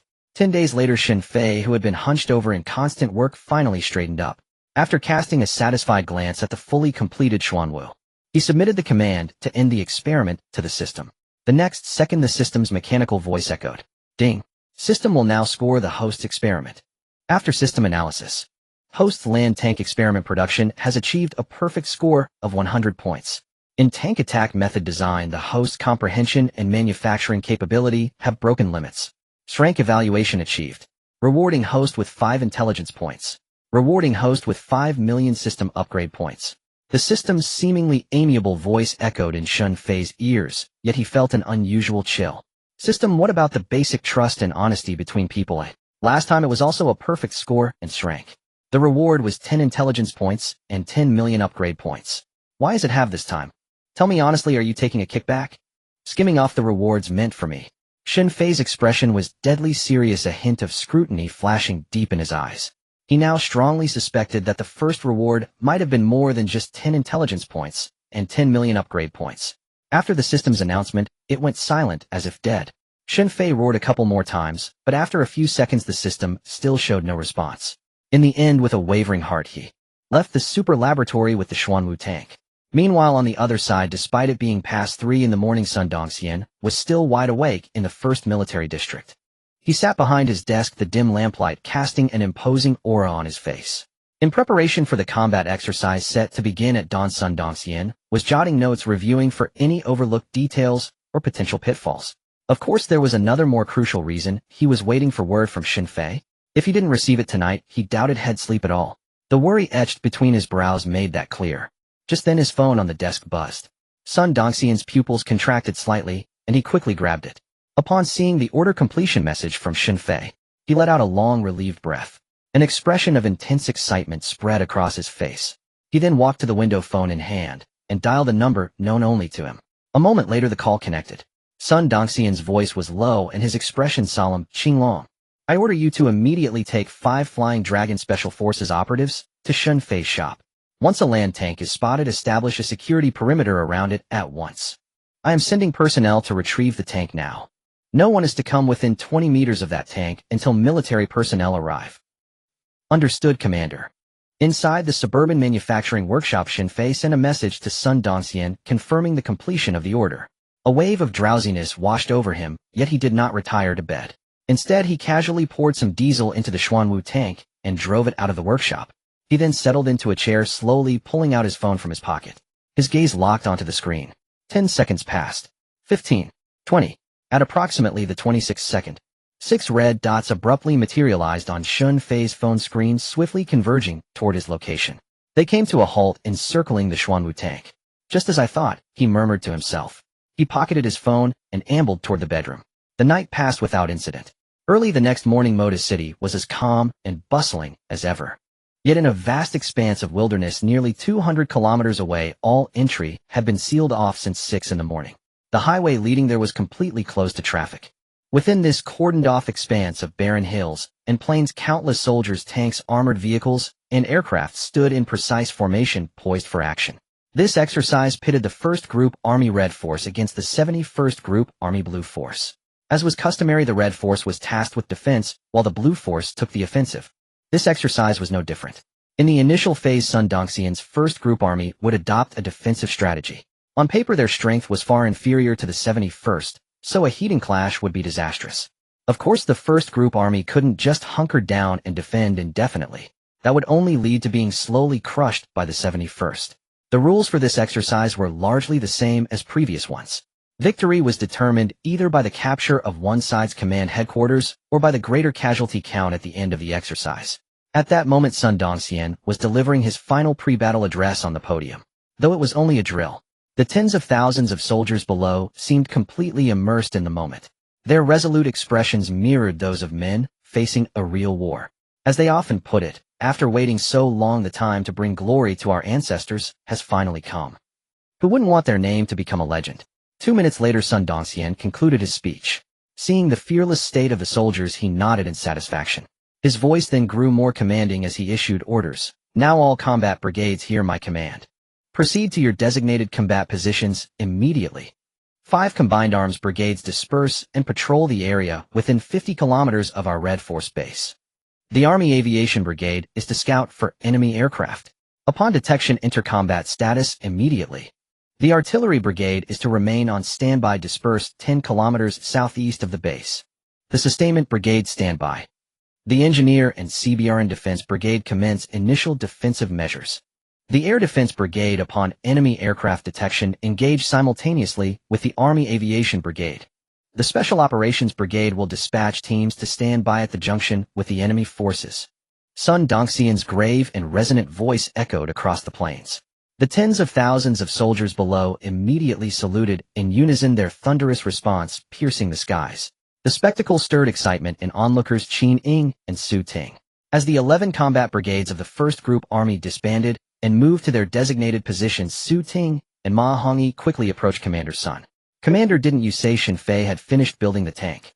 There's less than half an hour before the exercise officially starts. Any later, and the inspection comrades from the military headquarters won't allow that tank to participate.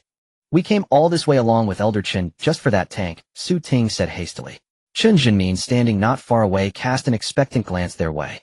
Had Sun Dongxian not already informed him that the tank was en route, he wouldn't have bothered to come and witness such a spectacle at his age. It should be here soon. Look, here it is. At Su Ting's question, Sun Dongxian felt a twinge of anxiety. But after a quick glance, he pointed towards the distance with a hint of excitement. Qin Ying and the others followed his gaze. A military heavy truck was slowly approaching. After more than 3 minutes of eager anticipation, the truck finally came to a halt before them. Commander, Special Operations Brigades, Zhou Su, having completed the tank escort mission. Awaiting your orders. The door swung open and a tall, straight-backed man jumped down, saluting smartly. Sun Dongxian nodded in acknowledgement. Drive it off the truck, he instructed. His voice was calm, but upon closer listen, there was a slight tremor beneath the surface. Clearly his inner state was not as placid as it appeared. Qin Ying and the others, including the distant Chen Jinmin, had all gathered around, their eyes fixed intently on the truck's covered bed. Yes, Commander. But, Commander, we can't drive it off right now. Sun Dahite. Yes, Captain. Get some diesel fuel now. Yes, Captain. After giving the order to one of his men, Zhou Su turned to Sun Dongxian with a wry smile. Commander, I drove the tank onto the truck myself. But no sooner had I gotten it up there than it sputtered and died from lack of fuel. Also, this tank is strange. No, to be precise, it's incredibly strange. I've never seen a tank shaped like this. Not just in our country, but anywhere in the world. Even the Eagle Nation doesn't have a tank with such a bizarre design. Comrade Xin Fei, could he possibly be? Zhou Su trailed off hesitant. He wanted to suggest that Xin Fei might not know how to build a tank at all. But remembering that the military district had paid 200 million for it, he held his tongue. Though he dared not speak, Ma Hongyi, standing nearby, had no such reservations. He slapped his thigh and blurted out, Commander, see, I told you. That Xin Fei is nothing but a swindler. He didn't even bother to fuel the tank for our order. Who knows what kind of shoddy workmanship is hidden inside? You call the design strange. I call it cutting corners. Sun Dongxian frowned slightly at Ma Hongyi's outburst. He exchanged a glance with Chen Jinmin, both their faces etched with doubt and uncertainty. Just then a weathered but powerful voice rang out from not too far away. Dongxian, what's this I hear about a tank? Is that tank that young fellow Xin Fei built for your district here? Let me see what kind of tank is worth 200 million. Our Type 99A only costs about 20 million per unit. Commander. Commander, sir. Respected Commander. Looking up at the newcomers. Sun Dongxian was the first to salute and greet. Then Chen Jinmin beside him, along with Qin Ying and others, also saluted and greeted with respectful expressions. Upon closer inspection, one would notice a flicker of surprise passed through the eyes of Su Ting and Ma Hongyi. They never imagined one of the 2 deputy commanders of the military general office had actually come. Commander, I truly didn't expect they would send you this time. I'm a bit nervous. Seeing the outstretched hand of the elderly man before him, Sun Dongxian quickly grasped it with both hands. The old man Zhang Taifeng smiled warmly and shook Sun Dongxian's hand. He then patted Sun Dongxian's arm amiably, saying, Dongxian, I'm not the only one who came this time. Your former superior also came. However old, he went to the 71st Army to avoid any suspicion. But it's not that he doesn't care about you. He's been telling me about your years of military service the whole way here. Hearing Zhang Taifeng's words, Sun Dongxian's expression froze slightly. Then a hint of gratitude washed over his eyes. Behind him, Su Ting and the others whose mouths had barely closed opened them even wider. Sistering the commander he mentioned is old He Jinzhong, right? Wow. The military general office really went all out this time. Ma Hongyi leaned close to Qin Ning and whispered. Qin Ning, upon hearing this, couldn't help but furrow her delicate brows. She felt that things might not be so simple. But just then a sudden roar interrupted her thoughts. On the other side, Zhang Taifeng and Sun Dongxian also turned to look. Dongxian, let's first take a look at the tank Xin Fei built for your military region. Yes, Commander. Sun Dongxian nodded in agreement. As he finished speaking, the Xuanwu tank built by Xin Fei had already been filled with diesel. It was driven down from the heavy truck bed by Zhou Su. The moment they saw the Xuanwu tank, everyone present froze. Then Su Ting and the others' eyes widened in shock. Zhang Taifeng and Sun Dongxian also wore expressions of utter astonishment. Now they finally understood why Zhou Su said the tank's shape was strange. A typical tank consists of several main parts: hull, turret, tracks, armor, and main gun. But the tank before them now, everything else seemed fine. The shape was just a bit different from a standard tank. Overall, one could still tell it was a tank. The most critical part was the turret. Usually the turret is connected to the main gun. What is a main gun? It's the primary weapon of a tank. But the tank before Zhang Taifeng and the others didn't even have a main gun. There wasn't even a trace of a firing port. The entire turret stood bare on the hull. Those in the know would say this was the main battle tank built by Xin Fei for the 1st Military Region. Those who didn't know would think it was just a strangely shaped armored vehicle. Commander, what did I tell you? That Xin Fei dares to swindle even our money. You didn't believe me. This isn't just cutting corners. He didn't even build the most important main gun. Is there a more audacious person in this world? 3 guts. He has more than 3 guts. He's guts from head to toe. He built this piece of junk for 200 million. How much of our money did he swindle? After Ma Hongyi snapped back to his senses, he couldn't help but shout on the spot. Su Ting beside him was silent for a moment, then said with a twitching eye, Commander, don't hold back. Sue him. Getting angry is bad for your health. While Ma Hongyi was saying Xin Fei was a complete profiteer, daring to swindle the military region's money, Su Ting truly didn't believe it. But now he realized he was too naive, his perspective too narrow. The audacity of a profiteer was beyond his imagination. Now everyone was expecting Xin Fei to give them a pleasant surprise. And Xin Fei gave them a huge surprise indeed. Without a main gun, what's the point of this thing? Take it out to get hit. Alright, silence. Commander, let me ask Xin Fei what's going on. I don't think he would dare to mess around with military matters. Sun Dongxian said to Zhang Taifeng beside him. But when his gaze fell upon the Xuanwu tank, his last words lacked any real confidence. Okay. Zhang Taifeng turned his head and said indifferently. Then he looked back at the Xuanwu tank Xin Fei had built. His brows furrowed slightly. It seemed he couldn't figure out what was so special about this tank. And just then, Zhou Su, standing not far away, said somewhat hesitantly, Commander, the characters Xuanwu are engraved on the left front of the tank. It seems Xin Fei named this tank. Also, there's something I think I should report to you. I've driven many tanks, and their internal structures are generally similar. But on this Xuanwu tank Xin Fei created, there are many buttons on the console that I can't quite figure out. I think if you ask Xin Fei, you might also ask him what those buttons are for. A tank is different from other things, and this one was made by Xin Fei. It might not be safe to press them randomly. Zhou Zu's words echoed one after another. Sun Dongxian was taken aback upon hearing this. He then nodded and dialed Xin Fei's phone number, which he had found out earlier. After a moment listening to the busy tone, Sun Dongxian frowned slightly. After leaving a few messages for Xin Fei, he shook his head at Zhang Taifeng and said, Commander, Xin Fei's phone is unreachable. Maybe he hasn't woken up yet. It was already very late when he handed the tank over to us last night. Sun Dongxian's voice slowly rose in the scene. Zhang Taifeng had not yet spoken. Ma Hongyi, standing nearby, could no longer contain himself. Commander, how can you still indulge him at a time like this? Aren't there Flying Dragon Special Forces men you arranged around Xin Fei's manufacturing shop? I think we should just have the Flying Dragon team detain Xin Fei immediately. Send him straight to the military court later. And you even gave him the core blueprints of the 99A. Look at this tank. Does it bear any resemblance to the 99A? Even if Shun Fei built it according to the 99's specs, he couldn't possibly turn out such a piece of junk. And the tank size, it's not even half of the 99A. I suspect he thought the 99A was too expensive to produce, so he just went ahead and did his own thing. That kid Shun Fei has nothing but money on his mind. His merchant nature is completely exposed. He has no scruples, even daring to cheat the nation out of its funds. Ma Hongyi ranted on spittle, flying with an air of "I told you all so." Little did he know that his words thoroughly enraged Sun Dongxian, who was already irritable. "Ma Hongyi, didn't I tell you to shut up? If you say one more word, get the hell back to the base." He lashed out at Ma Hongyi angrily. Sun Dongxian then turned his head back to Zhang Taifeng. Zhang Taifeng slowly shifted his gaze away from the Xuanwu tank, then shook his head with a smile at Sun Dongxian. "Dongxian, you don't need to ask me about this. You are the commander of the 1st Army Group, and this is a combat exercise between the 1st Army Group and the 71st Army Group. Decide on your own.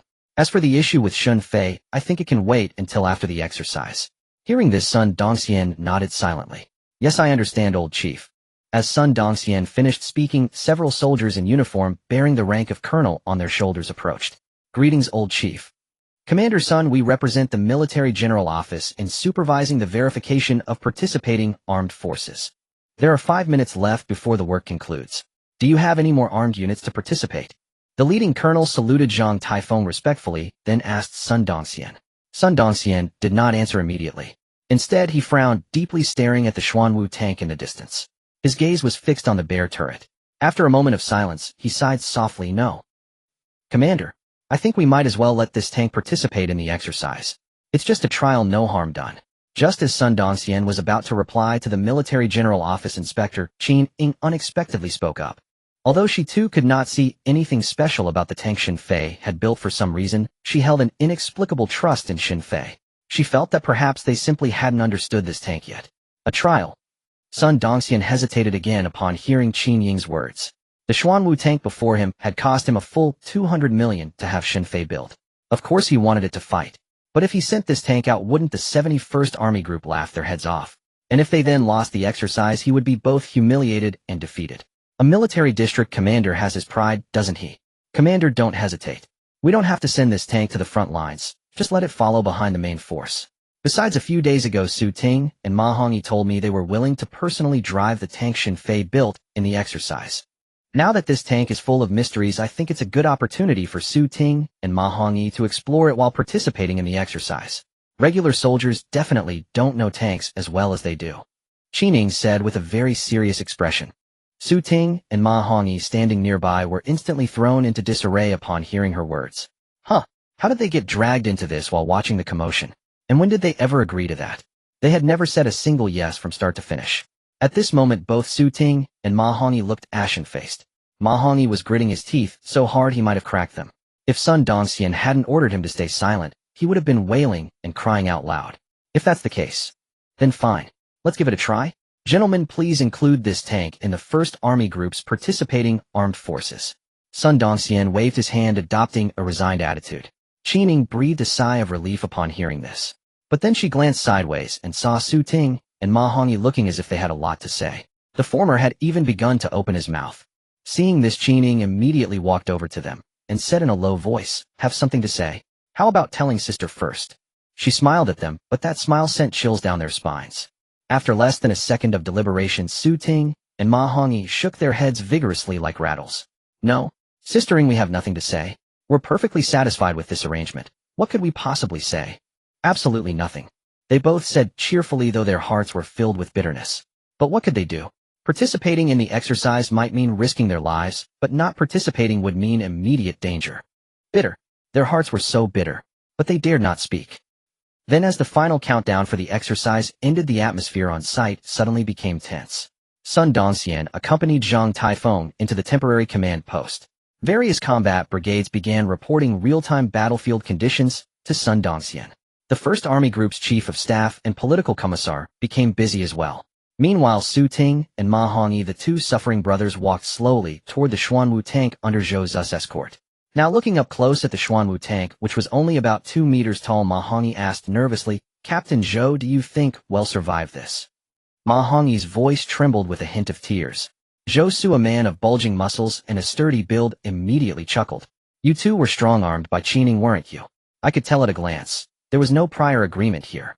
With a fierce woman like Qingning in your research base, it's no wonder people say the men there can't stand their ground. Even I, the captain of the Special Operations Brigade, wouldn't dare claim I could beat her without resorting to weapons. But rest assured, if I can see it, how could the commander not? Military RD talents like you are precious assets. The commander would be heartbroken over a single injury, let alone a death. As long as you stay near the base and don't drive this tank off on some escapade, you won't be in any danger. Old Chief Zhang is at the temporary command post. The 71st Group Army wouldn't dare make a move against this place. Zhou Su patted Ma Hongyi on the shoulder, offering words of comfort to the two men.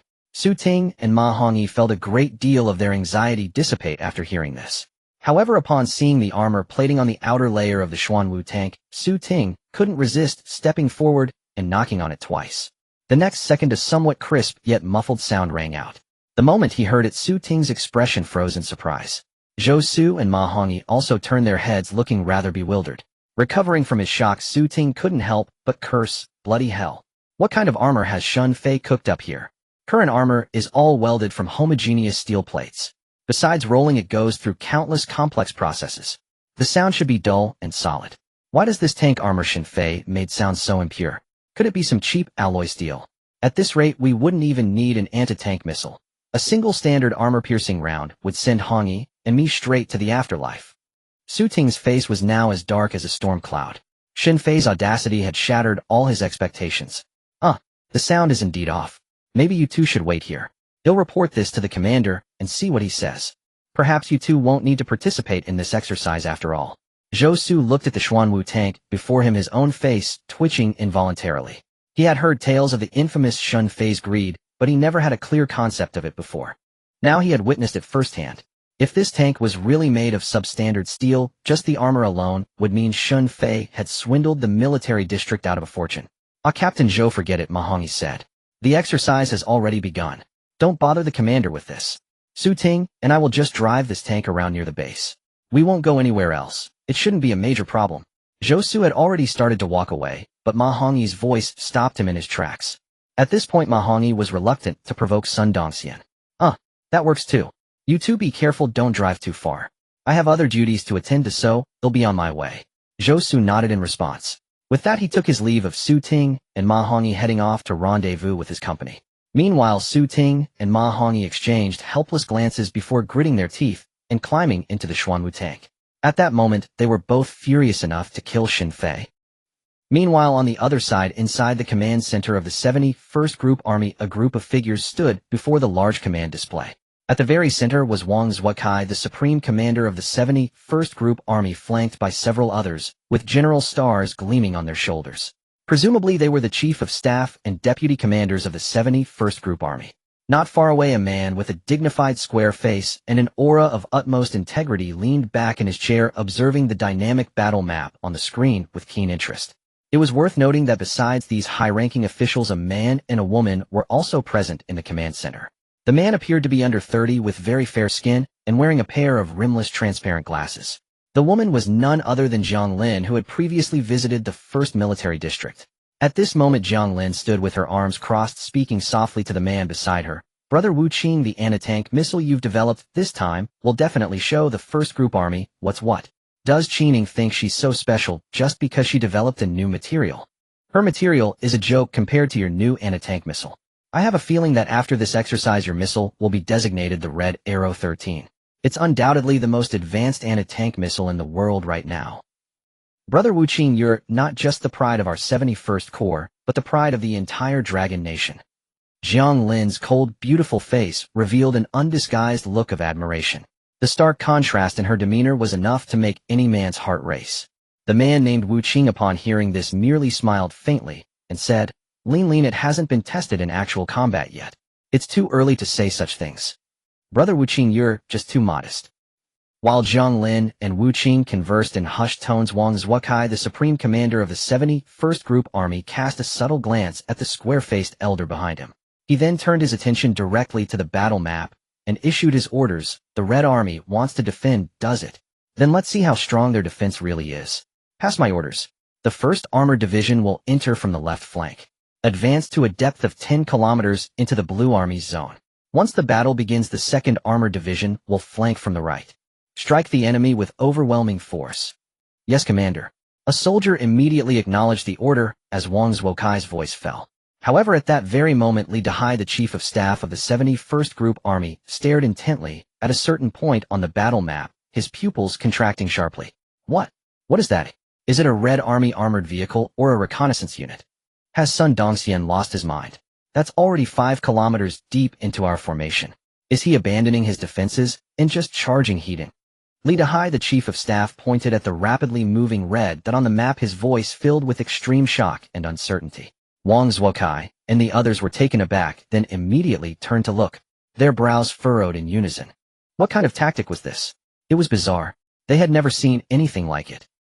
While everyone in the 71st Group Army's command center was baffled by the red dot on a barren wilderness plain, the Xuanwu tank was speeding along at 70 kilometers per hour. Inside the tank's driver compartment, Su Ting was bellowing, "Ma Hongyi, what the hell did you just touch? Stop it, stop this damn thing right now. We're almost in the heart of the Blue Army's territory. If you want to die, don't drag me down with you." Su Ting's face was etched with panic. He was genuinely scared now. Ma Hongyi, on the other hand, stammered in response, I don't know either. Stop. How do I stop it? I can't make heads or tails of any of these damn buttons. 20 minutes earlier, after Ma Hongyi and Su Ting climbed into the Xuanwu tank, the two divided their duties clearly. One was responsible for driving the tank, the other for operating the turret cabin. But just as Ma Hongyi leisurely drove the tank to the right side of the command base, Ma Hongyi yawned and accidentally brushed against a certain button. The Xuanwu tank suddenly began to accelerate. At that moment, both Ma Hongyi and Su Ting felt a powerful thrust against their seats. It's easy to feel that sensation in a car. Any sports car can deliver it. But what were they driving? This was a medium tank weighing over 20 tons. Forget the thrill of acceleration. Reaching 30 km/h in under 10 seconds would already be impressive. Yet according to Ma Hongyi and Su Ting's estimates, the Xuanwu tank's acceleration to 30 km/h probably took less than 2 seconds. This single feat nearly made their jaws drop. What kind of monstrous engine could propel a 20-ton tank to such a starting speed? And just when they thought this was the limit, the Xuanwu tank boosted its speed to an astonishing 65 kilometers per hour in less than 5 seconds. A medium tank reaching 65 km/h on a highway isn't particularly special. But they were traversing a desolate mountain plain where the terrain was not only uneven, but also littered with rocks and gravel. Yet despite these road conditions, the Xuanwu tank not only hit 65 km/h, it continued to accelerate. Within less than 2 minutes, its speed broke through 70 km/h and was quickly approaching 80. Keep in mind, even the Scorpion Light tank, touted as the fastest by the Empire of the Rising Sun, only boasted a top speed of 87 km/h, and that was at a significantly lighter weight than the Xuanwu tank. As for the Eagle countries, M1A1 and the so-called King of Land Warfare Leopard 2A7, their maximum off-road speed could only reach 60 km/h. In terms of sheer speed alone, the Xuanwu tank could easily outclass all other battle tanks. Brother Fei, Uncle Fei, Father Fei, they'll call you Grandfather Fei. I was blind not to see your greatness. Stop this. Slow down, slow down. Inside the Xuanwu tank's cockpit, Ma Hongyi's voice was nearly hoarse from shouting. Watching the tank continue to accelerate, seemingly set to charge straight into the Blue Army's heartland, Ma Hongyi was truly on the verge of breaking down. Oh, Shen Fei, I'm through with you. If I die, I'll haunt you as a ghost. Ma Hongyi ranted incoherently, alternating between praising and cursing Shen Fei. Finally, he couldn't hold back and slammed his fist onto the control panel in front of him. And with that punch, the Xuanwu tank actually began to decelerate. Within a few seconds, its speed plummeted from over 80 kilometers per hour. Eventually, it came to a halt on the plain. Su Ting and Ma Hongyi looked at each other, momentarily stunned, then both collapsed into their seats, letting out a long sigh of relief. It's good to be alive. As Su Ting and Ma Hongyi began to relax, little did they know that the 1st Army Group's command headquarters was already in complete chaos because of them. Commander, that's what happened. That tank called the Xuanwu just whooshed right past me. It was like something out of a movie. I've never seen a tank that fast. Our combined brigade sent dozens of light tanks to intercept it. But forget catching up. Within seconds, the Xuanwu tank had vanished from our sight. The commander of the 3rd Combined Brigade, responsible for patrolling the right flank of the headquarters, couldn't help but click his tongue in disbelief. And inside the command post, Zhang Taifeng, Sun Dongxian, Chen Zhimin, Qining Zhangku, and a host of senior officers, every single one of them. Their minds were reeling. A medium tank had simply outrun and left light tanks in the dust. This was a military exercise, not a movie. No, even a movie wouldn't dare show such a thing. What about now? Where's that tank now? Weren't Su Ting and Ma Hongyi supposed to stay near the command post? What are they trying to do? Sun Dongxian, snapping back to his senses, shouted with wide eyes. Although the Xuanwu tank's speed performance gave Sun Dongxian a flicker of excitement, Su Ting and Ma Hongyi were, after all, some of the most talented individuals at the research base. Sun Dongxian couldn't afford for anything to happen to them. Commander, we dispatched an unmanned reconnaissance drone to track them the moment this happened. The drone should be getting visuals on the Xuanwu tank by now. Hearing this, the commander of the Heavy Combined Brigade quickly responded. His expression, however, was rather peculiar. He probably never dreamed that one day he'd need a reconnaissance drone to chase down a battle tank. Get the feet up. Now. And Qining, that tank isn't equipped with our communication system. Use your phone to call those two boys, Su Ting and Ma Hongyi, and tell them to get back here immediately. Sun Dongxian barked. Qining nodded and hastily pulled out her phone. Meanwhile, the drone's captured footage appeared on the auxiliary screen of the main command display. Under the blazing noon sun, the Xuanwu tank lay crouched on the earth like a steel beast. Seeing this, Sun Dongxian let out a quiet sigh of relief. Judging by the distance, the Xuanwu tank had already penetrated over 8 kilometers into the Blue Army's territory. It was at most about 30 kilometers away from the Blue Army's main stronghold. Fortunately, the drone's live feed showed no sign of Blue Army forces yet. Good, they're safe, they're safe. Sun Dongxian repeated. But in the next second, a startled cry rang out from within the command room. Commander, look. Oh no. Su Ting and the others are in danger. Meanwhile, on the other side, inside the 71st Army Group's command post, watching the footage relayed from the forward battle tank commander-in-chief, Wang Zhuokai, Chief of Staff Li Dahai, and He Jinzhong seated nearby, all wore expressions of sheer astonishment. What is that thing? It's not an armored vehicle. If it's not an armored vehicle, how did it manage to hit over 80 km/h just now? Li Dahai exclaimed in surprise. According to the information relayed by the reaction radar, the intruding ground object's top speed had reached 82 km/h. They had assumed it was a light armored vehicle. But what appeared before their eyes now bore no resemblance to an armored vehicle at all. It looked exactly like a tank. But if it was a tank, where was the main gun? Why was the turret completely bare? The senior officers in the 71st Army Group command post exchanged bewildered glances. They couldn't fathom what the 1st Army Group was up to. Their tactics were unorthodox enough, but why were their combat equipment so bizarre as well? Commander, I think I might know what's going on with this strange tank. Just then a clear and cool voice suddenly rang out. The crowd was momentarily stunned, then in unison, they turned to look. Upon seeing that the speaker was Jiang Lin from the Military Industrial Research Department of the 71st Army Group, Wang Zhuokai quickly spoke up. Jiang Lin, do you know? Could it be that your old classmate Qining was behind this? Upon hearing Wang Zhuokai's words, a trace of disdain flickered in Jiang Lin's eyes. She then shook her head and said, Commander, no. Qining doesn't have the ability to independently build a tank. If I'm not mistaken, this should be the masterpiece of that Xinfei. Jiang Lin's cool voice echoed through the command post. Everyone who heard her couldn't help but wear strange expressions. Xinfei. Wang Zhuokai frowned deeply. The news of the 1st Army Group placing an order with Xinfei had caused quite a stir. Naturally, Wang Zhuokai was aware of it. However, they had never taken it seriously. Although the SJ-1 generation built based on Xinfei's drone had brought great fame to the 1st Military Region from the time the 1st Military Region placed the order to the start of the combat exercise, only 3 days had passed.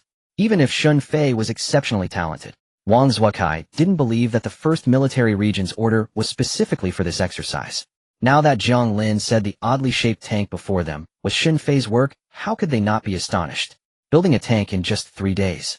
Moreover, this tank possessed such terrifying off-road speed. Wang Zhuokai had never heard or seen anything like it. Commander, that Xinfei has impressive research talent. But didn't Brother Wu Qing just develop the latest anti-tank missile? I feel we could fire one at this tank to see what it's really made of. Of course, it would also test Xinfei's capabilities. While Wang Zhuokai hesitated, Jiang Lin pursed her lips and added. Wang Zhuokai looked up at Jiang Lin, then his gaze swept over the silent Wu Qing, and his brow furrowed slightly. As a military region commander, how could he not see through Jiang Lin's little scheme? The outside world was buzzing that Xinfei was the most talented young researcher. Jiang Lin wanted to use a missile to prove that Wu Qing was the most talented. Jiang Lin, your suggestion is not good. Although this exercise allows the first shot to be live ammunition, we can't just act recklessly. The missile Wu Qing developed is too powerful and cannot be used directly as a combat weapon. With that, Wang Zhuokai turned around, no longer looking at Jiang Lin. Although he didn't adopt her suggestion, she couldn't help but show a hint of joy upon hearing his words. Brother Wu Qing, see. The commander must think the tank can't withstand what you've developed, that's why he said that. Lin, how many times have I told you not to jump to conclusions so early? That Xin Fei is quite remarkable. Wu Qing's eyes revealed a trace of inexplicable meaning. He then looked up at the command screen nearby, although Wang Zuokai didn't adopt Jiang Lin's opinion. However, the Xuanwu tank had already entered the Blue Army's position. Wang Zuokai couldn't ignore this strangely shaped tank. Transmit my order, issue combat instructions to the forward main battle tank. Fire a red Arrow 73 anti-tank missile to test the waters. Yes, Commander. On the other side, in the 1st Army Group's command post, Sun Dongxian and others stared intently at the footage transmitted by the drone. 2 minutes ago, 3 heavy main battle tanks of the 71st Army Group suddenly appeared in the frame. Everyone's hearts immediately tightened. However, upon seeing that the 3 tanks had stopped at a distance, Sun Dongxian let out a sigh of relief. Commander, we can't reach them. The phones of Su Ting and Ma Hongyi are completely unreachable. That tank seems to be able to autonomously block electromagnetic signals.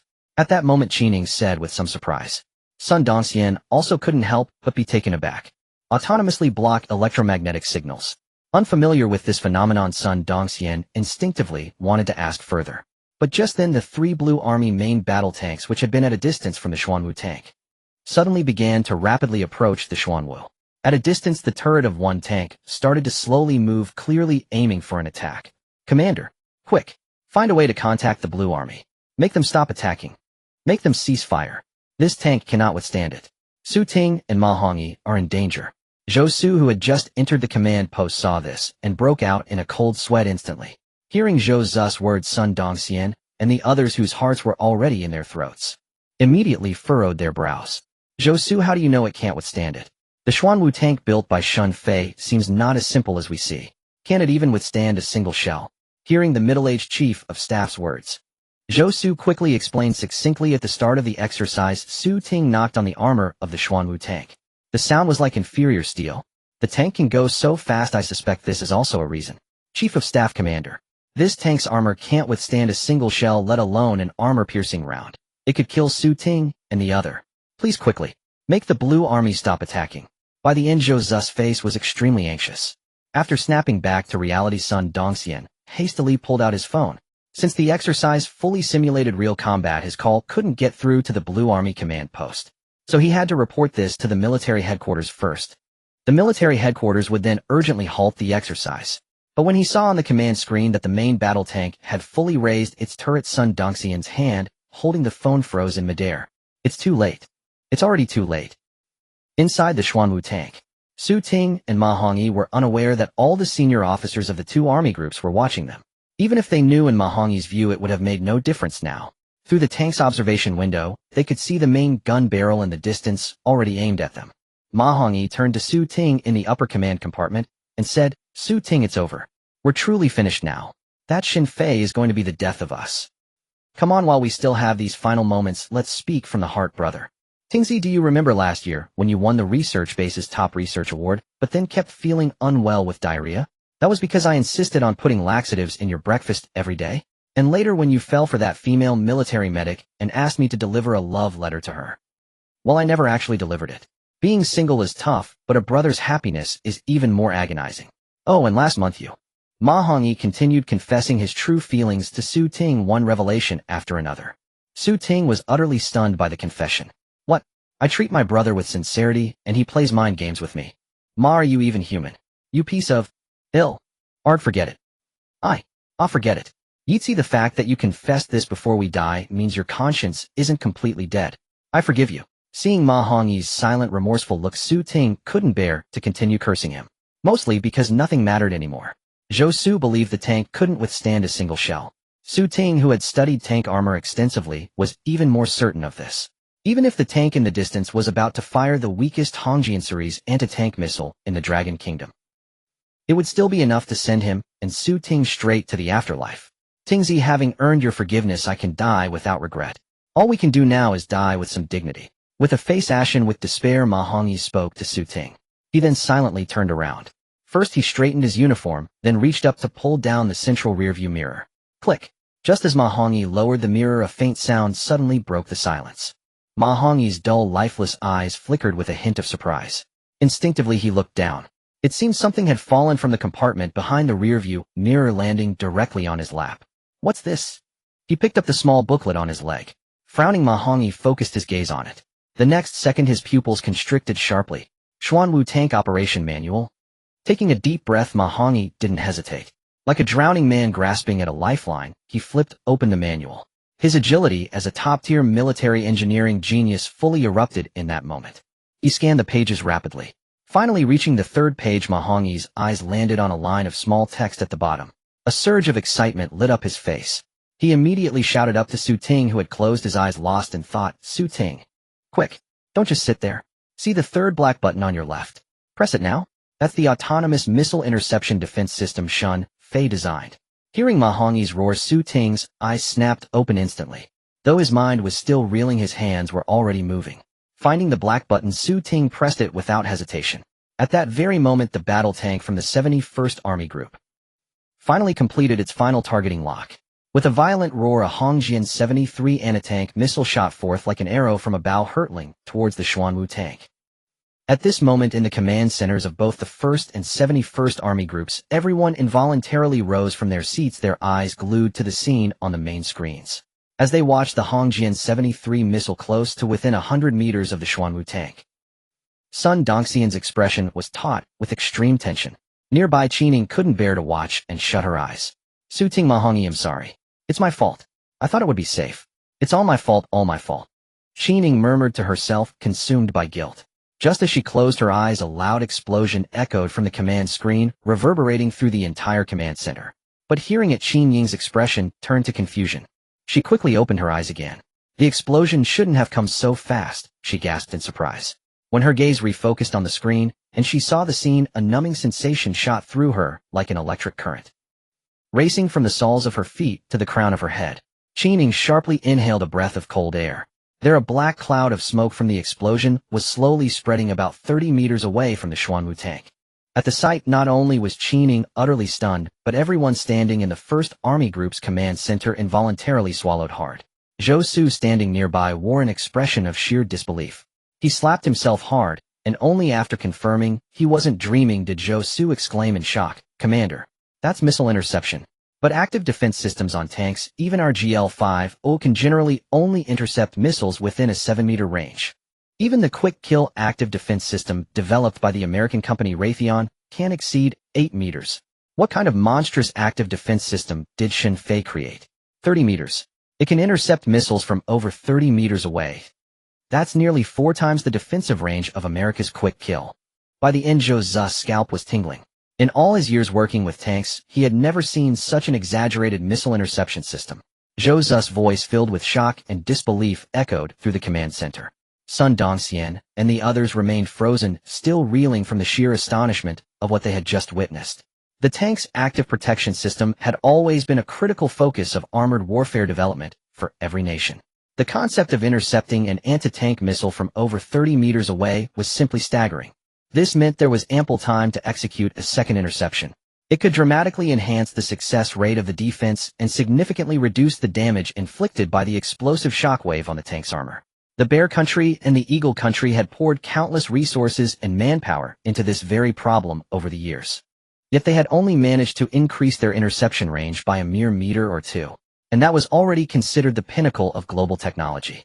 But with Shun Fei's Xuanwu active protection system, it boasted an interception range of 30 meters right from the start. How could this not fill Sun Dongxian and the other senior military officials with profound shock? This wasn't just standing at the apex of global active protection systems. This was Xuanwu sitting alone upon the throne, with all others kneeling as subjects below. Shen Fei has not disappointed us. He has not let us down. For this missile interception system alone, the 2 billion was worth it. After the initial shock subsided, Sun Dongxian couldn't help but clench his fists in excitement. Chun Jinmin, Qining, and the others nearby all nodded in solemn agreement. Even Zhang Taifeng, standing not far away, had a look of profound admiration in his eyes. However, the excitement on their faces was short-lived. It was shattered by another startled shout. "Commander, this is bad. The 71st Group Army seems to be getting serious. Several more heavy battle tanks are moving in. There are now 6 tanks targeting Xuanwu, including 2 Type 99s. Hearing this sudden shout, Sun Dongxian's brow furrowed deeply once more. Although Xuanwu's missile interception capability was almost absurdly effective, he could also tell that the 71st Group Army hadn't been using their full strength just now. They were merely testing the waters. Now faced with an encirclement by 6 battle tanks, Sun Dongxian's hand, holding his phone involuntarily, began to rise again. But at that moment Zhang Taifeng, who had been standing silently nearby, suddenly spoke up. Dongxian, don't issue the emergency stop for this exercise just yet. Let's see just what other tricks this Xuanwu tank created by our young comrade Shen Fei has up its sleeve. If anything goes wrong, he'll take full responsibility. Zhang Taifeng stared intently at the Xuanwu tank on the screen, a flicker of excitement crossing his eyes. Sun Dongxian was taken aback for a moment, then nodded in agreement. Yes, Chief. Over at the 71st Group Army's command center, the atmosphere was growing somewhat tense. The 30-meter anti-tank missile interception range, which had so astounded Sun Dongxian's group, was equally unsettling to them. Especially for Zhang Lin. Her cool, elegant eyebrows were tightly knitted together. Beside her, Wu Qing, whose face was usually as calm as a still lake, now also wore a look of uncertainty and surprise. No one had anticipated that a tank they had dismissed so easily would effortlessly intercept the Hongjian 73 missile. Transmit my orders. 3 frontline main battle tanks are to attack simultaneously. Load Hongjian 8 missiles. The remaining 3 main battle tanks will move to flank and intercept. This tank must not be allowed to advance an inch, nor be permitted to retreat.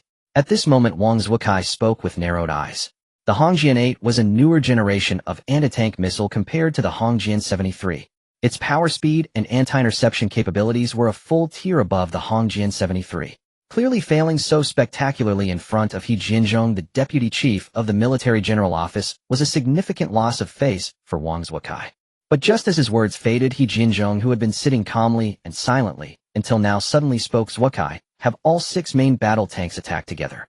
He Jianzhong's voice echoed through the command center, causing the senior military officials of the 71st Group Army to freeze in surprise. Then Wang Zuokai hesitated. Chief, aside from the first round, which used live ammunition, we can still use live rounds on the unarmored targets, as per the exercise rules. Although the missiles have been stripped of their metal jets to prevent casualties and are only meant to test armor integrity. But if 6 Hongjian 8s are fired simultaneously, even if this tank can intercept 1 or 2, the rest would be more than enough to blast it to smithereens. Wang Zuokai stared intently at He Jinzhong, his brow furrowing involuntarily. The decision to use 3 Hongjian 8 missiles wasn't arbitrary. It was based on his assessment of the Xuanwu tank's defensive capabilities. Now He Jianzhong's sudden directive left him at a loss. Zuokai, just do as I say. If anything goes wrong, I will take full responsibility. Under everyone's gaze, He Jinzhong uttered the same words as Zhang Taifeng. With He Jinzhong so resolute, Wang Zuokai had no choice but to comply. He nodded slightly and issued new combat orders. A few seconds later, the 6 main battle tanks on the barren plain all swiveled their turrets, aligning their barrels directly at Xuanwu. Meanwhile, on the other side, Su Ting and Ma Hongyi barely had time to relish their narrow escape. The moment they saw those 6 slowly elevating main gun barrels, a chill ran down their spines. Are they insane? 6 main battle tanks are about to fire at once. Are they treating this Xuanwu like some challenger tank? Ma Hongyi, quick, check the manual for any other defensive measures. Su Ting yelled. Inside the cockpit, Ma Hongyi was frantically flipping through the Xuanwu tank operation manual and replied impatiently, stop yelling. I'm looking. Nope, not this one either. Wait. This one. Su Ting, the second red button on your right. Press it now. The manual says it's the anti-infrared homing defense system button. Hearing this, Su Ting pressed the red button without a second thought. But then it suddenly dawned on him. Ma Hongyi, did you just say that again? Anti-infrared homing defense system. Are you sure you read that right? Does that kind of technology even exist? Su Ting was stunned into silence. If the Xuanwu tank's exaggerated missile interception capability was enough to astonish Su Ting, then the mere mention of its anti-infrared guidance defense system left him utterly bewildered. Although nations including the Dragon Kingdom had long been devoted to researching counter-guidance defense systems, this was unprecedented. No one had ever studied anti-infrared guidance before. It wasn't that the idea had never occurred to anyone, but it seemed nearly impossible to achieve, especially when applied to a land-based tank, which was nothing short of a pipe dream. Infrared guidance, also known as infrared thermal imaging guidance, locks onto targets by detecting the infrared radiation emitted by heat sources such as engines or human bodies. Aerial weapons like fighter jets do have some methods to counter infrared guidance. The first method is to fly toward the sun. For instance, when a fighter jet is locked onto by an air-to-air missile, the pilot would sharply climb and steer toward the sun. After shutting down the engine, the missile would chase the hotter sun until its fuel runs out. The second method involves deploying decoy flares, which also emit infrared radiation to confuse infrared-guided missiles. Leaving aside that both methods are now countered by certain missiles, even if they weren't, they're only viable for fighter jets. Land-based tanks simply cannot replicate these tactics. After all, how could a tank race toward the sun? Tanks can't fly. As for decoy flares, that's even less feasible. Fighter jets travel dozens of times faster than tanks, allowing them to use flares to quickly shake off guided missiles. The tank's sluggish speed compared to a fighter jet dictates that decoy flares are unsuitable for land-based tanks. That's why Su Ting was so taken aback when he heard the Xuanwu tank boasted anti-infrared guidance capabilities. Because he couldn't fathom, no matter how hard he racked his brain, how a tank could possibly counter infrared guidance. You're asking me. Who am I supposed to ask? Who knows how that freak Shin Fei pulled it off? Alright, stop bothering me. I haven't even finished reading this yet. Let me check. It should be the first button in the second row of the driver's cabin. The Smart Evasive Maneuver function. Yes, that's it, exactly this. As he spoke, Ma Hongyi swiftly pressed the button representing the Smart Evasive Maneuver system. Meanwhile, on the other side, the main gun barrels of 6 land-based tanks had completed their targeting and lock-on. With a series of thunderous booms, 6 Red Arrow 8 guided missiles screamed forth, striking toward the Xuanwu tank from multiple directions. At that moment, all the top military brass from both army groups widened their eyes once more, staring unblinkingly at the command display. Boom, boom, boom, whoosh, whoosh, whoosh. Within less than 2 seconds, 6 distinct sounds rang out in succession. As they watched the black clouds of smoke drift away one after another, both Army Group Command Headquarters plunged into a deathly silence. So quiet that only the hurried gasps of the assembled officers could be heard. After a full dozen seconds, it was Chief of Staff Li Dahai in the 71st Army Group Command who first spoke, his face a mask of shock. 6 missiles, and they didn't even graze a damn shadow of it. How the hell was this tank even built? Li Dahai's incredulous voice echoed through the vast command center. The others exchanged uneasy glances, for they had all seen it clearly moments ago. The 3 fastest missiles had been intercepted using the same method that had previously stopped the Red Arrow 73 missiles. Even the missile closest to the Xuanwu had been destroyed at a distance of about 20 meters. If that interception capability was enough to astound the senior officers of the 71st Army Group, then the remaining 3 Red Arrow 8 missiles that the Xuanwu had simply dodged were what truly blew their minds. Because when those 3 missiles were still about 30 meters away, the Xuanwu quickly activated and moved forward roughly 1 meter. And it was that 1 meter gap that allowed the 3 missiles to skim past the tank's hull, flying straight ahead without any hesitation. They ultimately slammed into a small hill and exploded, as if they had completely lost their target lock. As if they could only fly in a straight line. This tank is bizarre, utterly bizarre. All our missiles were strictly inspected before the exercise. There's absolutely no way any of them were defective.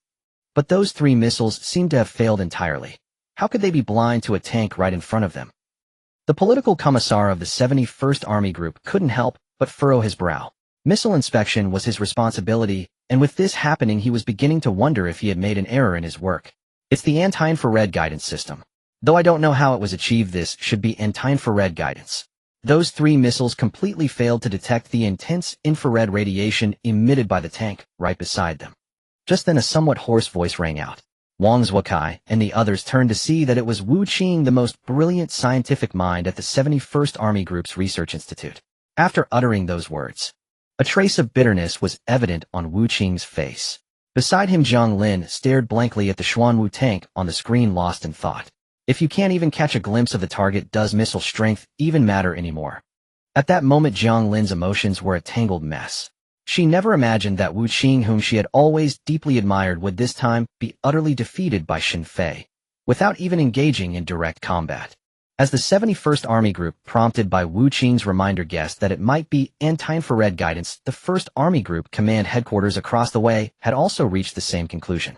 And among the crowd, Zhang Ku, after a moment of hesitation, finally mustered the courage to step forward before the assembled military leaders and speak. Senior Commander, Commander-Chief of Staff, and all esteemed leaders. Anti-infrared guidance is one thing, but I believe what's even more terrifying is the Xuanwu tank's intelligence system. This is my field of research, so I can see it clearly. With those 6 missiles, just now the Xuanwu tank actually had the capability to intercept all of them simultaneously. But it chose not to. Instead, it opted for the most efficient approach. Shin Fei's research in intelligent systems has truly opened my eyes once again. As Zhang Ke spoke, the admiration in his eyes for Shin Fei had reached an overwhelming intensity. But Sun Dongxian and the other military leaders were left momentarily stunned by his words. Zhang Ke, what exactly do you mean? Could you explain it in detail for everyone? Under the puzzled gazes of Sun Dongxian and the others, Zhang Ke raised his hand and pointed at the frozen image of 6 missiles on the large screen. Commander, do you see those 3 missiles that the Xuanwu tank intercepted with its Closian weapon system? They may seem unrelated at first glance, but applying the law of directional parameters reveals their significance. Those 3 missiles were fired from trajectories that offered the highest interception probability compared to the other 3. This is no coincidence. It must be the result of the intelligent system Shenfei installed on this tank. But the most terrifying part is yet to come.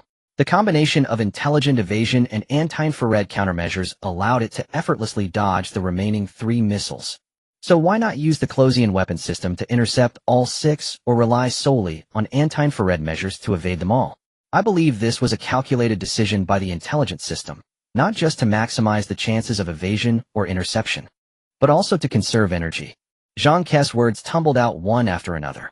Sun Dongxian and the other senior military leaders were utterly stunned. Beside them, Zhang Taifeng involuntarily swallowed hard, a flicker of astonishment shining in his eyes. A tank that boasted formidable defensive capabilities while autonomously conserving energy. This meant that in the absence of logistical support, its sustained combat effectiveness would surpass that of any other tank. This was no longer merely a matter of simplifying logistical operations. It possessed a combat attribute capable of altering the course of a battle at a critical moment. However, there's still something I don't quite understand, Zhang Ke continued. The Xuanwu tank's defensive capabilities far exceed those of any other tank by an enormous margin. We previously discussed that an intelligent driving system wouldn't have much impact on military operations. But the Xuanwu tank's terrifying detection range coupled with its intelligent driving is a completely different story. But what about its offensive capabilities? Could it be that the 200 million wasn't enough, so Shenfei simply didn't bother designing any offensive weapons? If that's the case, it would be such a waste. His gaze fixed on the bare turret of the Xuanwu tank in the footage. Zhang Ke couldn't help but speak up again. Upon hearing Zhang Ke's words, Sun Dongxian's expression stiffened slightly.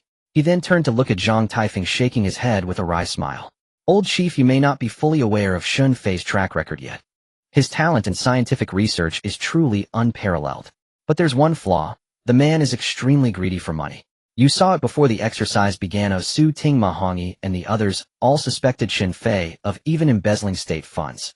Although judging by the astonishing capabilities the Xuanwu tank has displayed so far, we've all misjudged him. He's a conscientious, principled, and deeply patriotic young man, not deranged enough to cheat the state out of its money. But for a notorious profiteer, this is already his limit.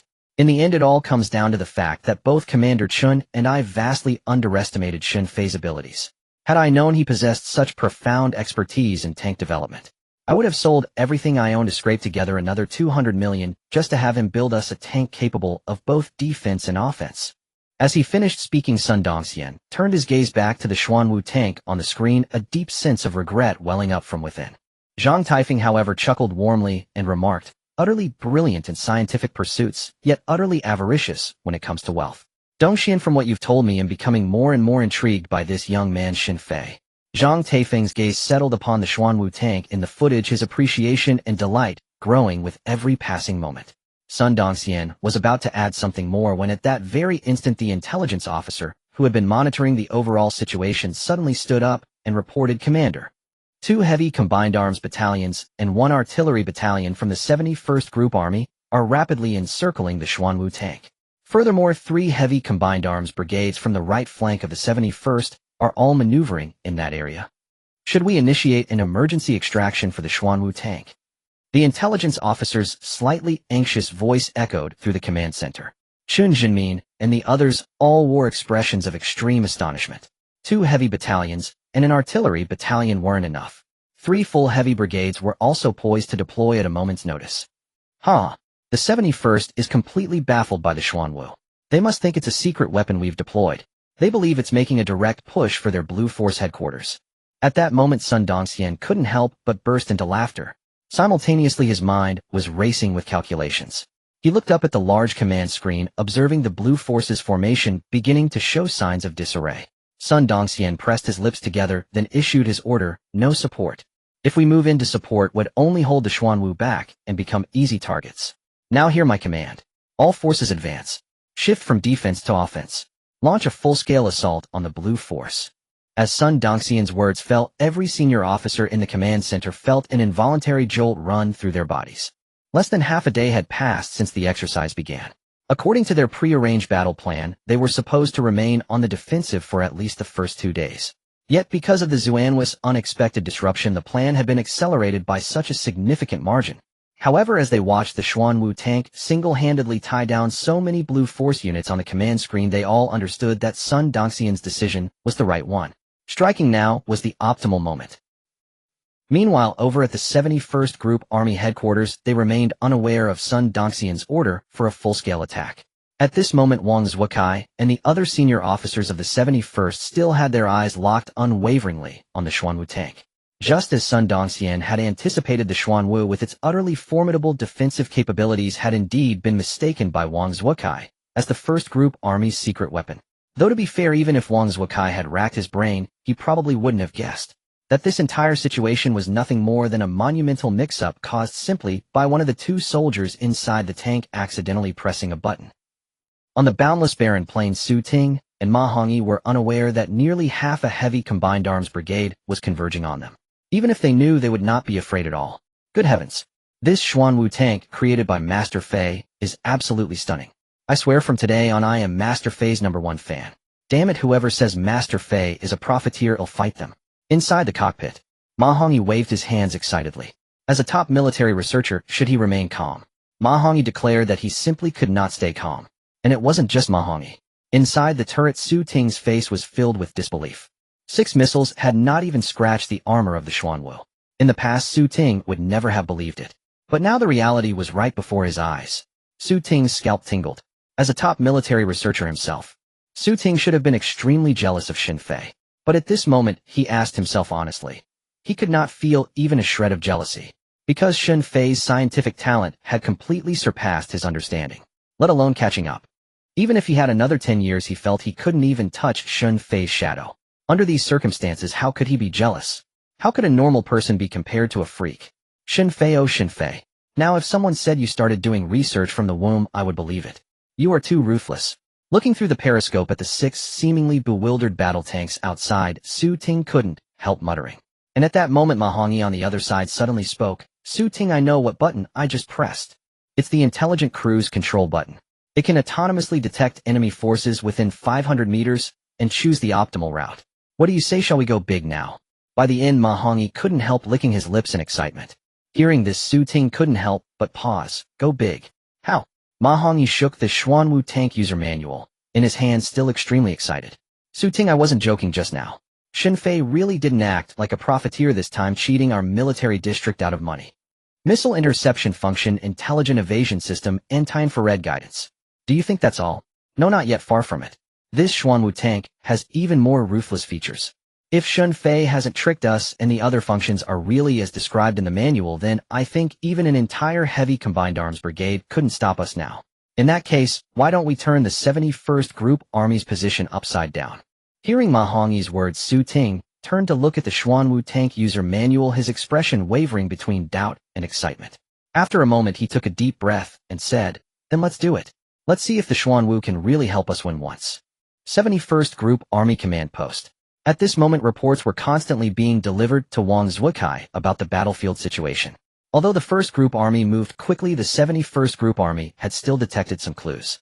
Chief of Staff Li Dehai frowned and said, Commander, something is not right over there. Should we ignore this tank for now? The overall situation is more important. Wang Zuokai did not answer immediately. Instead, he turned to look at the Xuanwu still parked on the plain, surrounded by their 6 battle tanks. He was silent for a full few seconds. Wang Zuokai frowned and sighed, then said, Fine, I'll listen to you. For now, let's not move our forces there. Pass my order. The 3 nearby heavy combined arms brigades are to begin turning. Commander, look, it's moving.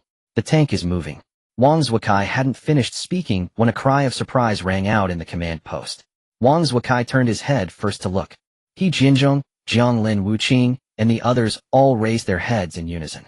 The Xuanwu tank, which had been stationary, suddenly began to accelerate. In the blink of an eye, it had already covered more than 10 meters. Such a launch-like start left Wang Zuokai and the others dumbfounded. They had already known the Xuanwu tank was fast, but a tank that could practically launch like that was even more unbelievable than seeing a ghost. Damn it! How was this tank engine built? How much power does it take to get a 20-30-ton tank moving this fast? Chief of Staff Li Dahai couldn't help cursing. Behind the crowd, Wu Qing frowned deeply, his face full of uncertainty. Li Dahai and the other non-experts found it astonishing, but Wu Qing, a top military researcher, understood the difficulty even more. Shen Fei had repeatedly shattered his expectations. Oh no! This tank is heading straight for our rear. Just as everyone was stunned by the sight, another cry of surprise rang out. In a matter of seconds, the Xuanwu tank had already rounded the 6 battle tanks surrounding it. Those tanks had just started to move to intercept, but they hadn't even covered a meter before the Xuanwu had left them far behind. Watching the Xuanwu, which was accelerating wildly and had already reached over 70 kilometers per hour, Wang Zhuokai could no longer stay seated. At this speed, it would take less than half an hour to reach their headquarters. If their command post were destroyed by a single tank, the 71st Group Army would be laughed to scorn by the other military districts. Listen to my order. Forget about the other areas. Concentrate all forces and block that damn tank. No matter what, it must be stopped at least 10 kilometers from the command post. Wang Zhuokai narrowed his eyes, his voice brooking no dissent. Li Dahai's expression froze. He turned to look at Wang Zhuokai, seeming to want to speak, but holding back. After a moment, he finally sighed and swallowed the words he had been about to say. Then he shifted his gaze to the Xuanwu tank racing across the screen. He couldn't help but inwardly sigh. Commander Sun, Commander Sun. I thought it was too much when you personally stepped up to speak for that Shen Fei over the drone incident. But now it seems your first group army has really struck gold. A single tank had forced a whole group army to change its battle strategy. I've been in so many exercises, but I've never seen anything like this. A single tank had forced a whole group army to change its battle strategy. I've been in so many exercises, but I've never seen anything like this. Under Wang Zhuokai's orders, aside from the 2 armored divisions and 2 heavy combined arms brigades stationed at the border between the red and blue forces, all remaining military power of the 3 heavy combined arms brigades and 1 artillery brigade began rapidly converging toward the heart of the blue forces territory. About 25 kilometers from the blue forces core area, the highly mobile 2nd Artillery Battalion had already arrived. Gazing at the 18 cannons now set in place, Battalion Commander Zhang Erpeo bellowed, "Damn, if the 71st Army has never suffered such humiliation. A single battle tank is charging straight into our heartland. It's utterly disrespecting our artillery battalion. When it gets here, you all hit it with everything you've got.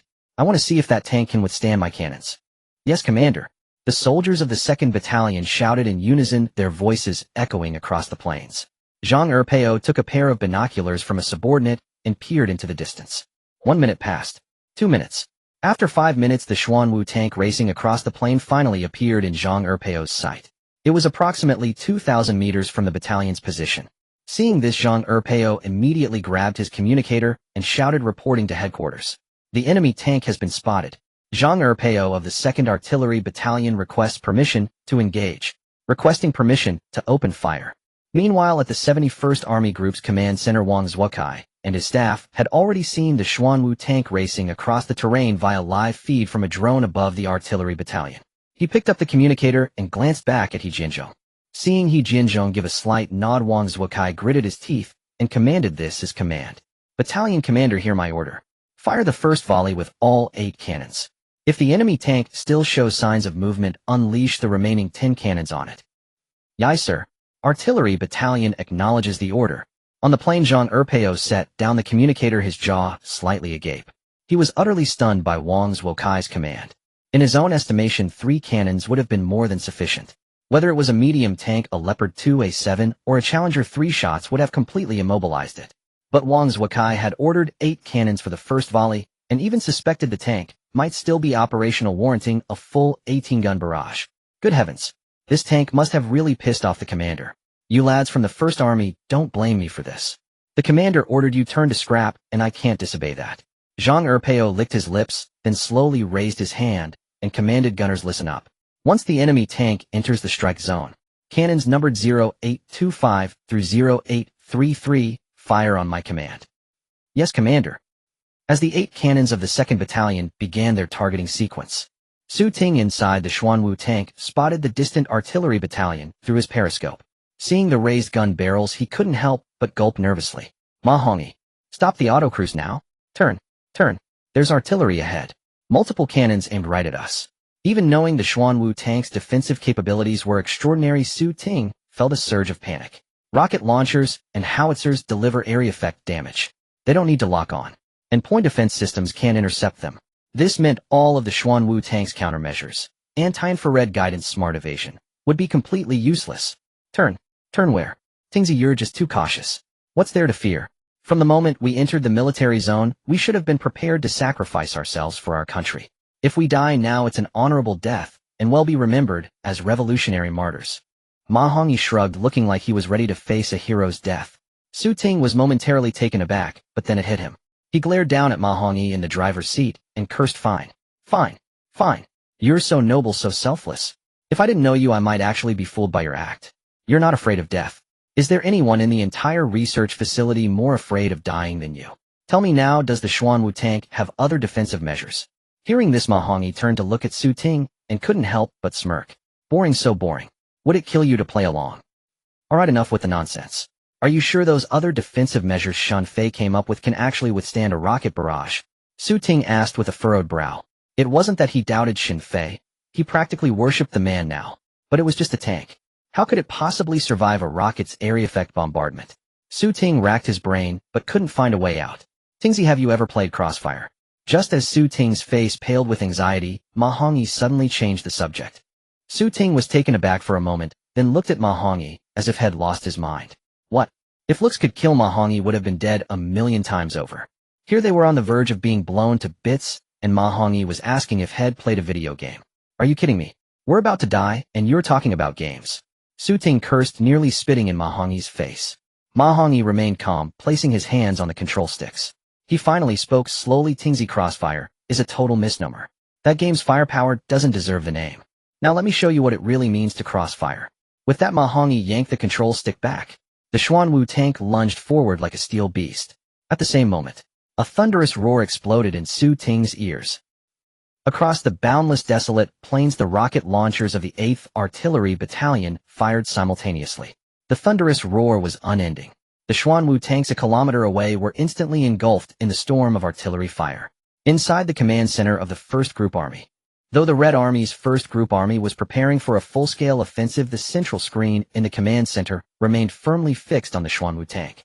Under normal circumstances, an unmanned reconnaissance drone flying this deep into enemy territory for so long would have been shot down long ago. But now the 71st Group Army clearly had no mind for anything else. At this moment, Sun Dongxian and the others watched as the Xuanwu tank on the screen was swallowed by the artillery fire, completely obscured from view. Their hearts were in their throats once more. Crazy. That damn 71st Group Army has lost their minds. 8 rocket launchers firing at once. Do they have no regard for the consequences? The Chief of Staff of the 1st Group Army couldn't help but slam his hand on the table. Although the drone had just spotted the entire artillery battalion, they hadn't expected that out of 18 rocket launchers, 8 would fire at once. The entire area within half a kilometer of the Xuanwu tank was now blanketed by rockets. Not just a medium tank, even a super heavy tank could hardly remain intact under such a barrage. Wang Zhukai wants to play rough, does he? Fine. They'll play rough with him. Pass my order, launch a full-scale assault on the Red Army's position. Hit them with everything we've got. Watching the scene of continuous explosions, Sun Dongxian's temper flared at this moment. It seemed everyone had forgotten this was just a military exercise. Commander, wait. Look. Just as the tension in the command center reached its peak, the political commissar of the 1st Group Army suddenly pointed at the main screen. Everyone quickly looked up. Shock filled every face. Through the thick, billowing black smoke, a dark shadow suddenly burst forth, racing at incredible speed towards the heart of the Blue Army's territory. Xuanwu. It's the Xuanwu. Damn, the Xuanwu is actually fine. How is that possible? What method did it use to withstand the area saturation strike? Among the crowd, Zhou Su couldn't help but widen his eyes in shock. Although the Xuanwu on the screen was covered in dirt and grime from the bombardment from its hull to its turret, it was completely undamaged. And the fact it could still move so fast proved it hadn't suffered any significant damage. Chief Chen, what's going on? All of Xuanwu's defensive measures should be useless against rockets. But with 8 launchers firing, it came out without a scratch. What kind of monster has Shen Fei created? Sun Dongxian looked at Chun Jinmin with astonishment. This was clearly beyond the comprehension of those not well-versed in science and technology. Yet while Sun Dongxian and the others were reeling in shock, Chun Jinmin wasn't faring much better. He stared at the Xuanwu on the screen with a furrowed brow, pondering for a few seconds before slowly speaking. When faced with area saturation strikes, if all countermeasures fail, there's only one explanation left. That is, the Xuanwu simply endured it. The Xuanwu's armor is far more complex than Zhou Su suggested. It might sound like common steel, but its defensive capability is probably several times tougher than the Stipe super-hard alloy material Qin Ying just developed. I've personally tested that Stipe super-hard alloy. It can only withstand a maximum of 2 Red Arrow 12 anti-tank missile hits. And after the second one, while the crew inside might survive, the tank would be completely immobile. But the armor Xin Fei built for the Xuanwu, I suspect it can withstand at least 5 Red Arrow 12s. Xin Fei has truly broadened this old man's horizons once again. By the end, Chen Jinmin felt a sense of inadequacy. Recalling his previous assessments of Xin Fei, he now felt a burning shame on his face. From the very beginning, he had underestimated Xin Fei. Endured it. It just endured it. On the other side, as Chun Zinmin's deduction echoed through the command center, everyone felt their scalps tingle and drew in a sharp breath. That was 8 rocket launchers, not 1 or 2, not 3 or 4. 8 launchers firing together could flatten a small enemy defensive base. But the Xuanwu just endured it and charged out of the bombardment zone without a scratch. It was simply unbelievable. Damn. Look, everyone. Chief Chen was right. It really did just endure it. At that moment, the political commissar, who always spoke with utmost civility, couldn't help but curse. Everyone turned to look at the main screen. They saw the 71st Group Army's artillery battalion, upon seeing the Xuanwu break out of the encirclement, opened fire with all 18 launchers simultaneously. The rockets chased the Xuanwu, and one of them slammed directly into its hull. A massive explosion and shockwaves spread out, shoving the Xuanwu over 2 meters sideways. But then, like a tank that gives no damn, it steadied itself and surged forward again. Guessing was one thing, seeing it with your own eyes was another. Watching the Xuanwu shrug off a direct rocket hit and maintain its full mobility, the military bigwigs in the command center couldn't help but gulp nervously. Now I finally understand why Xin Fei named this tank Xuanwu. It's not because of those already impressive defense systems. It's because this thing itself is terrifyingly tough, like a damn millennial iron tortoise. I have to take back what I said earlier. This has definitely blown the budget. 200 million wasn't nearly enough for Xin Fei to build armor this strong. Xin Fei is patriotic. He's truly patriotic. Sun Dongxian clicked his tongue in amazement. The others nodded heavily in agreement. If anyone ever called Xin Fei a profiteer again, these military bigwigs would be the first to object. Xin Fei had the skill, the character, and the vision. Commander, I don't know why, but I feel like crying. Xin Fei is just so touching. A man so greedy for money, and yet this time he's doing business at a loss. I admire him so much right now. Zhang Ke, usually so honest and simple, couldn't help but speak up. As he spoke, tears seemed to well up in his eyes. His words struck Sun Dongxian and the others like a heavy stone, hitting their hearts. If even someone as simple-minded as Zhang Ke was moved by Xin Fei, how could they not be? For the Dragon Kingdom to have a talent like Xin Fei is its fortune. Finally, Zhang Taifeng, who had remained silent, spoke slowly. The admiration in his eyes had now reached an unmistakable peak. The men of the First Group Army were deeply moved by Xin Fei's actions. On the other side, the atmosphere at the 71st Group Army's headquarters was far less pleasant. Watching the Xuanwu tank that 18 rocket launchers had failed to stop, Wang Zhukai and his men felt a creeping numbness spread across their scalps. A chill shot straight from the soles of their feet to the crowns of their heads. Damn it, this is a ghost. What the hell is that thing? 18 cannons couldn't even knock off a piece of its armor. Order the 3 heavy combined arms brigades to fall back immediately. Fall back immediately now. After the 71st Group Army's command center fell silent for a few seconds, Wang Zhuokai's roar erupted. The operations officer quickly nodded in acknowledgement. Chief of Staff Li Dehai, however, couldn't help but remind him, Commander, the Red Army has already launched a full-scale offensive. If we pull all 3 heavy combined arms brigades from the front lines, we might not be able to hold back the Red Army's attack. The 71st Group Army's advantage over the 1st Group Army lay precisely in having 2 additional heavy combined arms brigades. Now, with 3 brigades suddenly redeployed, the 71st Group Army would be outgunned compared to the 1st Group Army. This could easily lead to a major disaster. Chief of Staff Li, we can't worry about that now. If that tank actually reaches the command center and destroys it, we'll lose this battle outright. Besides, that tank is too bizarre. So far, all we've seen is its defensive capability. We haven't seen a single one of its offensive weapons yet. And I've already had people look into it. This tank was delivered to the 1st Group Army's base this morning on the back of a heavy truck. Sun Dongxian simply didn't have time to have the tank modified. In other words, even if they did have time, do you think the people at their research base could actually figure it out? So under these circumstances, what if As he trailed off, Wang Zuokai's face had darkened to an extreme degree. The other military bigwigs of the 71st Group Army, hearing his words, were instantly jolted awake. One by one their expressions turned uneasy and uncertain. If the Xuanwu tank were part of the 1st Group Army's standard combat arsenal, they believed Sun Dongxian would never dare to act recklessly. He certainly wouldn't have installed real combat weaponry on it, meaning there would be no actual threat. Everything would remain within the controllable bounds of the exercise. But now this tank was built by Xin Fei. With its defensive capabilities already so astonishing, what kind of offensive power might it possess? On this point, Wang Zuokai didn't dare take the gamble. Neither did the other military bigwigs of the 71st Group Army. Alright, that's enough. Issue the combat orders. Also, old chief, I think you should leave the command base first. And Jiang Lin Wu Qing.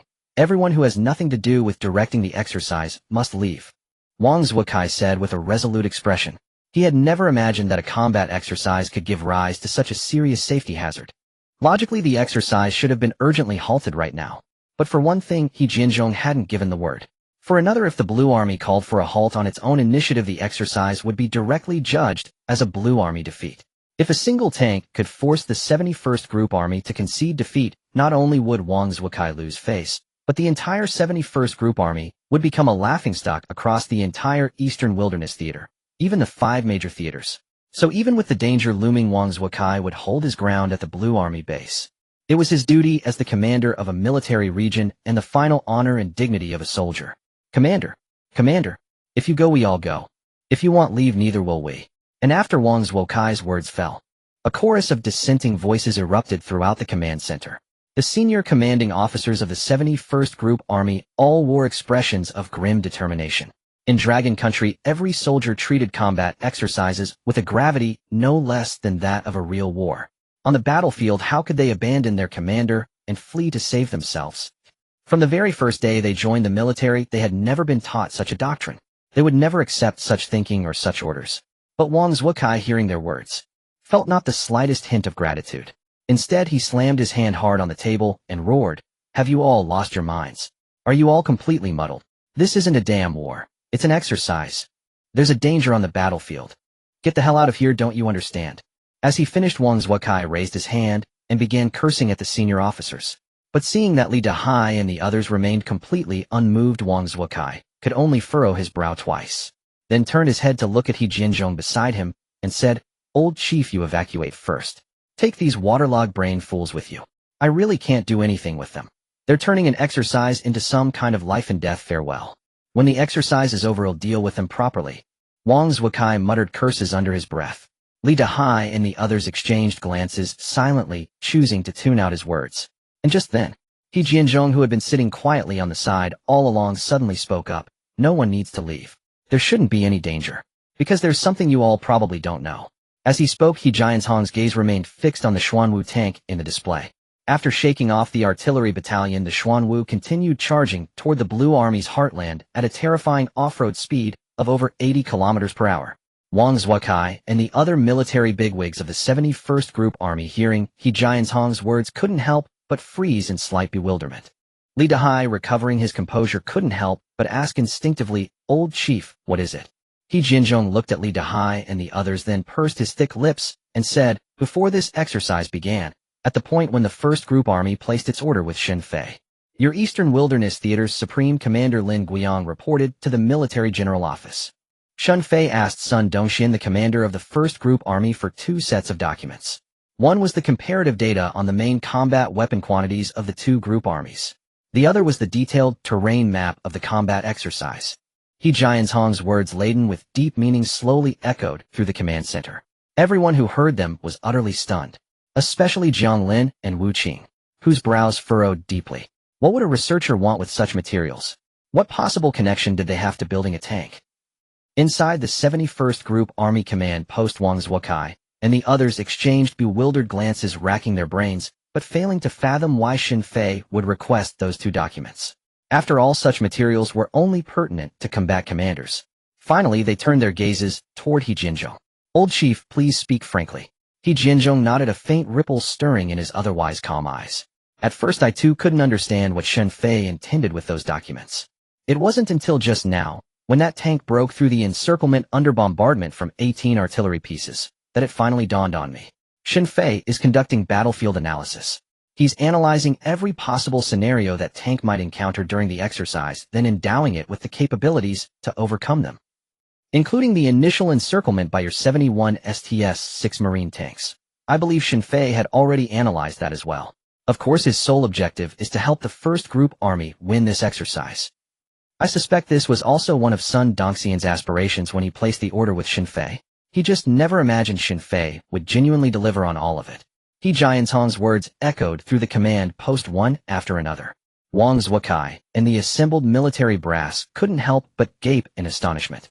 An eerie silence descended upon the command post, broken only by a few sudden ragged breaths. Several seconds passed. Chief of Staff Li Dahai finally swallowed hard and spoke. Analyze the battlefield situation, and then build a tank capable of securing victory for the first group army. That means everything happening right now is likely within Shin Fei's predictions. That tank breaking out from the barrage of 18 rocket launchers, that wasn't luck, it was inevitable. Old Chief, if these words hadn't come from your own mouth, I'd swear someone was pulling my leg. How can there be someone this extraordinary in the world? Li Dahai's lips trembled, his eyes filled with utter disbelief. Nearby Zhang Lin and Wu Qing stood with faces shadowed by dejection and frustration. They had believed Shin Fei merely surpassed them in scientific research talent. As long as they strived diligently, they could one day match his pace and prove themselves as the brightest stars of the new generation. But now, they felt as though endless surging waves were crashing around them, threatening to swallow them whole. It turned out they had never truly grasped the immense chasm between themselves and Shin Fei, a gap that extended far beyond mere scientific expertise. After all, research only required dedication within the confines of a laboratory. Since when did it involve analyzing battlefield tactics? And even if they tried, they wouldn't know where to begin. Yet Shin Fei accomplished it all with effortless ease.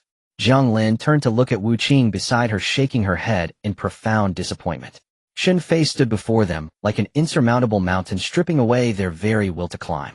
Even Wu Qing, who had always seemed so radiant in Zhang Lin's eyes, now appeared utterly dim and lackluster.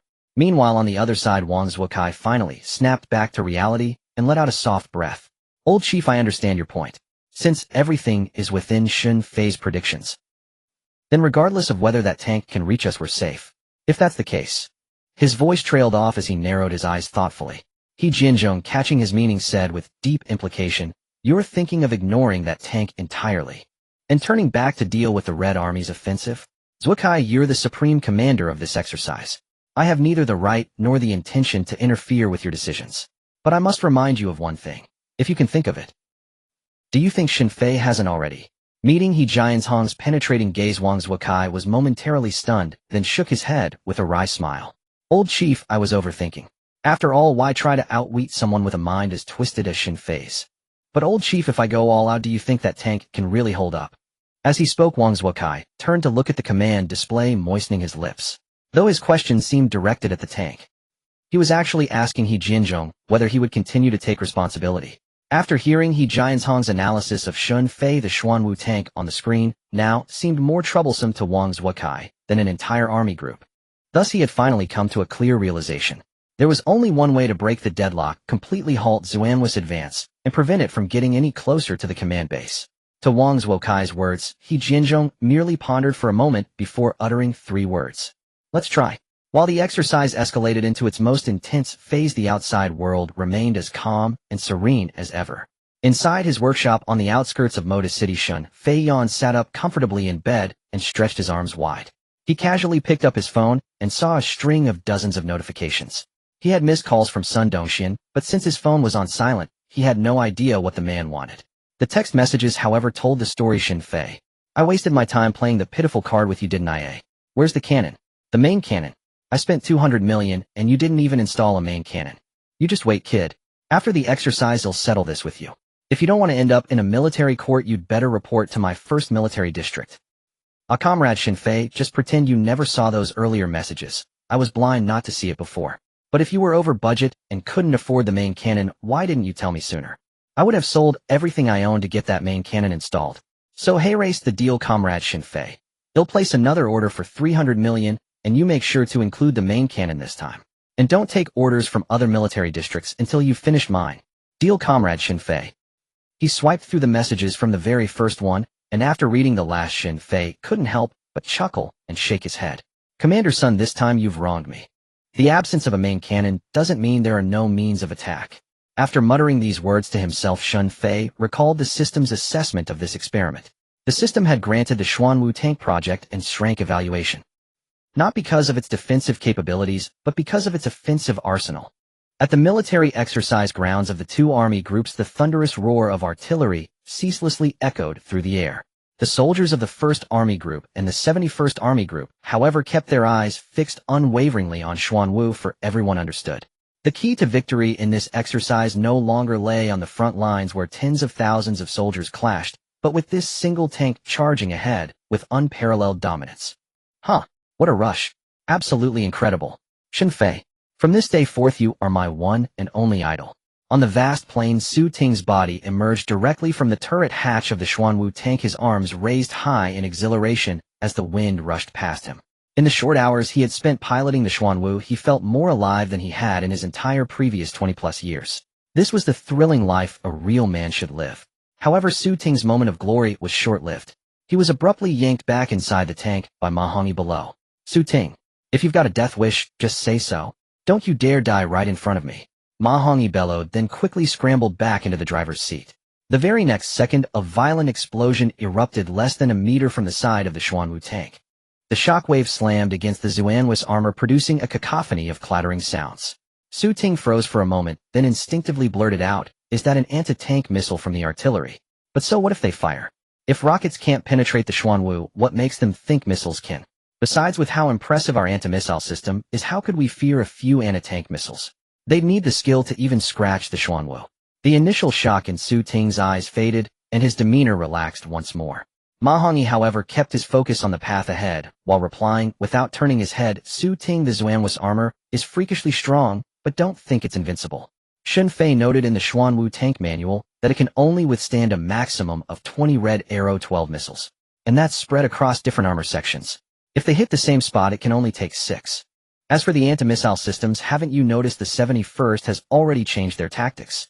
They've abandoned infrared guidance altogether and are now using purely inertial targeting.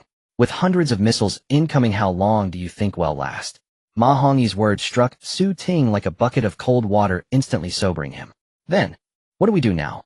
There must be a lot of 71st artillery units ahead of us. But we've come this far, we can't just turn back, can we? Su Ting said, a note of reluctance in his voice.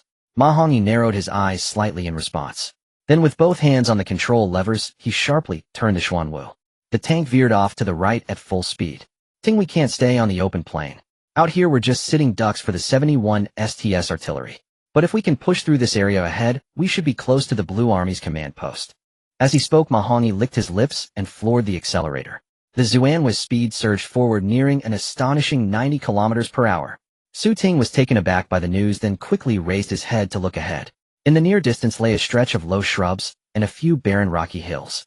Meanwhile, back at the 71st Army Group's command post, as they watched the feed from several reconnaissance drones, Wang Zhukai, whose face had been grim, finally allowed a smile to surface. They've taken the bait. Good. Li, are the preparations complete? Hearing the commander's question, Li Dahai quickly spoke up. Commander, everything is arranged. Our 50 main battle tanks are already in ambush positions on the only route through the 2 mountains. Once that tank is deep inside, it won't be able to escape even if it grew wings. It's a brilliant plan, Commander. You knew that tank, for all its armor, wouldn't dare to charge straight across the open plain. Li Dahai couldn't help but add a bit of flattery at the end. Others in the room chimed in with agreement. The atmosphere in the vast command post had finally lightened considerably. Over the past few hours, the Xuanwu had dealt them shock and pressure like nothing they had ever experienced. Now that they were finally about to watch the Xuanwu be eliminated, how could they not breathe a sigh of relief? All right, let's wait for the turtle to enter the jar, Wang Zhukai said calmly, clasping his hands behind his back. The room fell silent as everyone looked up at the main command screen. By now, the Xuanwu's speed had defied everyone's understanding of what a main battle tank could do. As Wang Zhukai watched the Xuanwu, a different thought began to form in his mind. While it was true that this was 1st Army Group's combat equipment, and no matter how much he admired it, he couldn't keep it. However, according to the rules of the exercise, he could temporarily impound the tank beforehand. That would give him time to have Wu Qing and the others thoroughly study the Xuanwu. As for when the exercise would actually end, with the Xuanwu no longer being a wild card, the timeline would be entirely up to Wang Zhukai.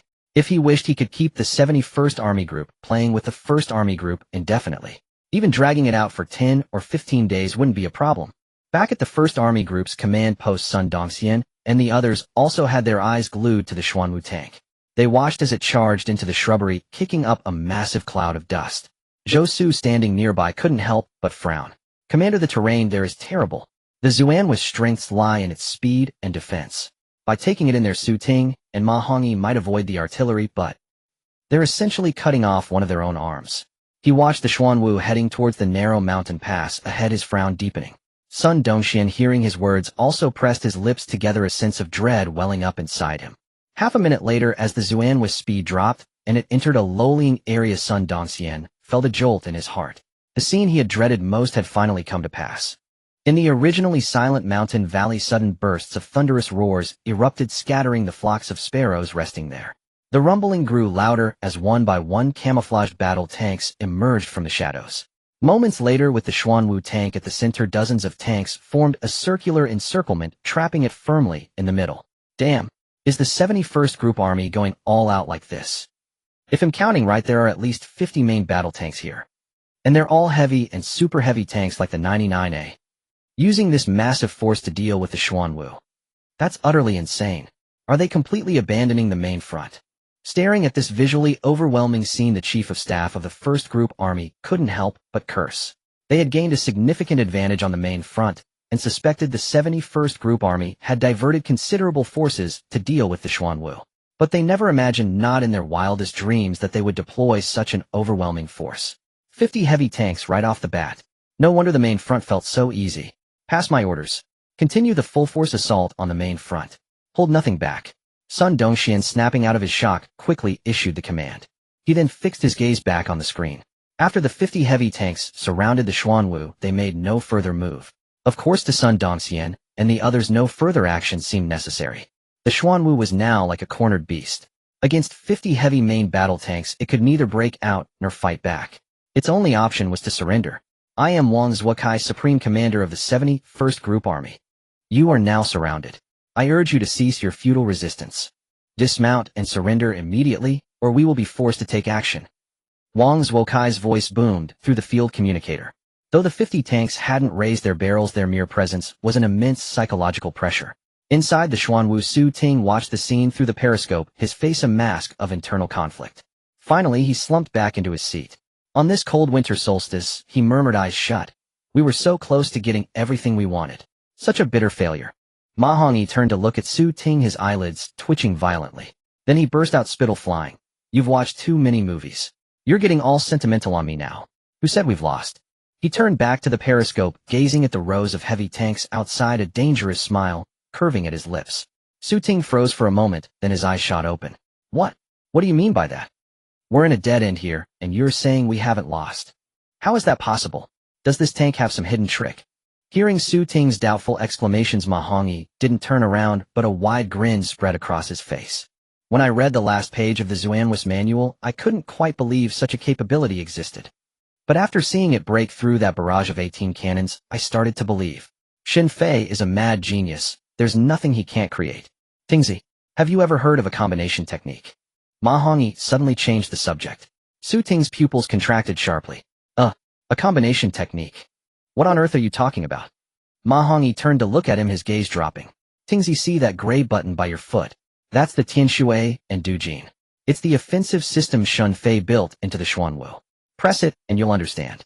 The Xuanwu's greatest strength has never been its defense. Ma Hongyi said, enunciating each word. Su Ting stared blankly at the gray button by his foot. Tianshui, Dujin, the Xuanwu's offensive system. At the 71st Group Army's command post, over 10 seconds had passed since Wang Zhuokai's ultimatum. Seeing no movement from the Xuanwu on the screen, he frowned, losing patience. He picked up the communicator again, his voice stern. They'll say this one last time. Do not resist. Dismount and surrender immediately. You have 3 seconds. After 3 seconds, I will give the order to fire. 3. As he counted the first number, a series of mechanical clanks echoed across the field. The main guns of all 50 tanks raised in unison. 2. At the next count, every main cannon was trained directly on the Xuanwu. Seeing it still remained motionless, Wang Zhuokai squinted, gritted his teeth, and prepared to call out the final number. But at that moment, a faint, strange sound emanated from the Xuanwu. Wang Zuokai quickly looked up. On its bare turret, small dark holes began to appear. The next second, a powerful shockwave suddenly rippled outwards, distorting the very air around it. Wang Zuokai froze, then reached for his communicator to order all tanks to prepare for defense. But then he noticed something was off.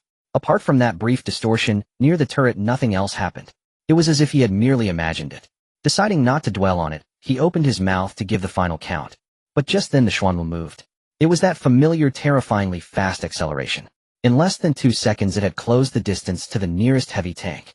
And then in the next instant, with a thunderous boom, powered by its immense engine, the Xuanwu rammed straight into the 2 tanks blocking its path, shoving them aside. It then shot through the gap, charging forward. Within moments the Xuanwu had vanished from Wang Zuokai's sight. It all happened in a flash. A few seconds later, realizing what had occurred, he grabbed his communicator and roared, "What the hell are your heavy composite brigades doing? Are you all just standing there dreaming? Get after it now. It's getting away." His voice echoed through the vast command center. But on the screen, the 50 heavy tanks remained frozen in place. Not a single one showed any sign of movement. Just as Wang Zuokai was about to explode with rage, a shocked cry came from beside him. "See, Commander. Communications are down. Our monitoring shows all 50 tanks have lost their signals." Lost signal. Electronic equipment failure. Could that have been an electromagnetic pulse? Wang Zuokai stared at the 50 main battle tanks frozen in place on the screen, his brow furrowing deeply. Just as the words left his lips, Wu Qing, standing behind the crowd, stepped forward and slowly shook his head. "Commander, it's not an electromagnetic pulse. Our main battle tanks are equipped with a dual start system. An EMP could only disable the electronic ignition. It couldn't stop the mechanical ignition. Moreover, an EMP requires a carrier. On the footage nothing appeared, just a shockwave. Under such circumstances, an EMP would have destroyed this tank from the first army group first. Furthermore, if this tank were truly armed with an EMP missile, it could never have charged out from the barrage of 18 rocket launchers. EMP warheads are far less stable than conventional explosives. They're extremely prone to sympathetic detonation. If I'm not mistaken, Shun Fei deliberately omitted the main cannon on this tank to reduce the risk of detonation and greatly enhance its survivability. Therefore, it's even less likely he would equip it with any electromagnetic pulse weaponry." Wu Qing delivered his analysis point by point, yet his own brow grew ever more furrowed. He simply couldn't fathom how Shun Fei had accomplished all this silently and instantly paralyzing so many tanks in place. Wang Zuokai and the other military heavyweights of the 71st Group Army, hearing Wu Qing's words, couldn't help but exchange uneasy glances, their scalps tingling. After a few seconds of silence, Wang Zuokai finally spoke slowly. "Zoom in on the footage. I must figure out exactly what kind of technique this is." "Yes, Commander." Following Wang Zuokai's directive, the operator quickly magnified the drone footage. Time rewound to the moment when the image on the Xuanwu's turret had appeared to blur. Wang Zuokai raised his hand to signal a slow-motion playback. 1 second. 2 seconds. At the 3rd second, the faces of Wang Zuokai, He Jianzhong, and all the military bigwigs turned dumbstruck. Under the combined effect of slow motion and magnification, they finally saw it clearly. The Xuanwu's turret had fired nothing visible. Instead, it had launched dozens of water droplets. No wonder they hadn't noticed anything unusual before. Water droplets are naturally colorless and transparent. Combined with the high-pressure propulsion, the naked human eye simply couldn't perceive them. Yet seeing this, the group felt no sudden clarity. Instead, confusion deepened in their eyes. How could a tiny drop of water completely cripple a main battle tank weighing dozens of tons? "Keep playing it," Wang Zuokai said with a tight frown. "Yes, Commander." As the footage continued in slow motion, all eyes fixated on one of the droplets. Moments later, the droplet streaked through the air and finally collided with the heavy tank's composite armor. The next second, a sight that made Wang Zuokai and the others gasp in shock appeared. The composite armor, so hard that even machine gun fire couldn't penetrate it, turned as soft as a piece of tofu upon contact with that tiny droplet. A small hole was easily pierced right through. This baffling spectacle sent a chill down the spines of Wang Zuokai and every military bigwig present. Wu Qing, standing nearby, stared at the small hole in the footage with a furrowed brow, his eyes showing signs of deep thought, but even more so sheer bewilderment. "Wu Qing, do you understand it?" At that moment, Zhang Lin slowly walked over to Wu Qing and asked. Hearing this, Wu Qing turned his head to glance at Zhang Lin, then quickly averted his gaze. He stared at the image on the large command screen for a long while. Finally, he slowly shook his head. "Even knowing that droplet can easily pierce tank armor, I still don't understand how it managed to paralyze the tank. I think only Shen Fei himself can answer that question." After breaking through the mountain valley, there were less than 20 kilometers left to the Blue Force's heartland.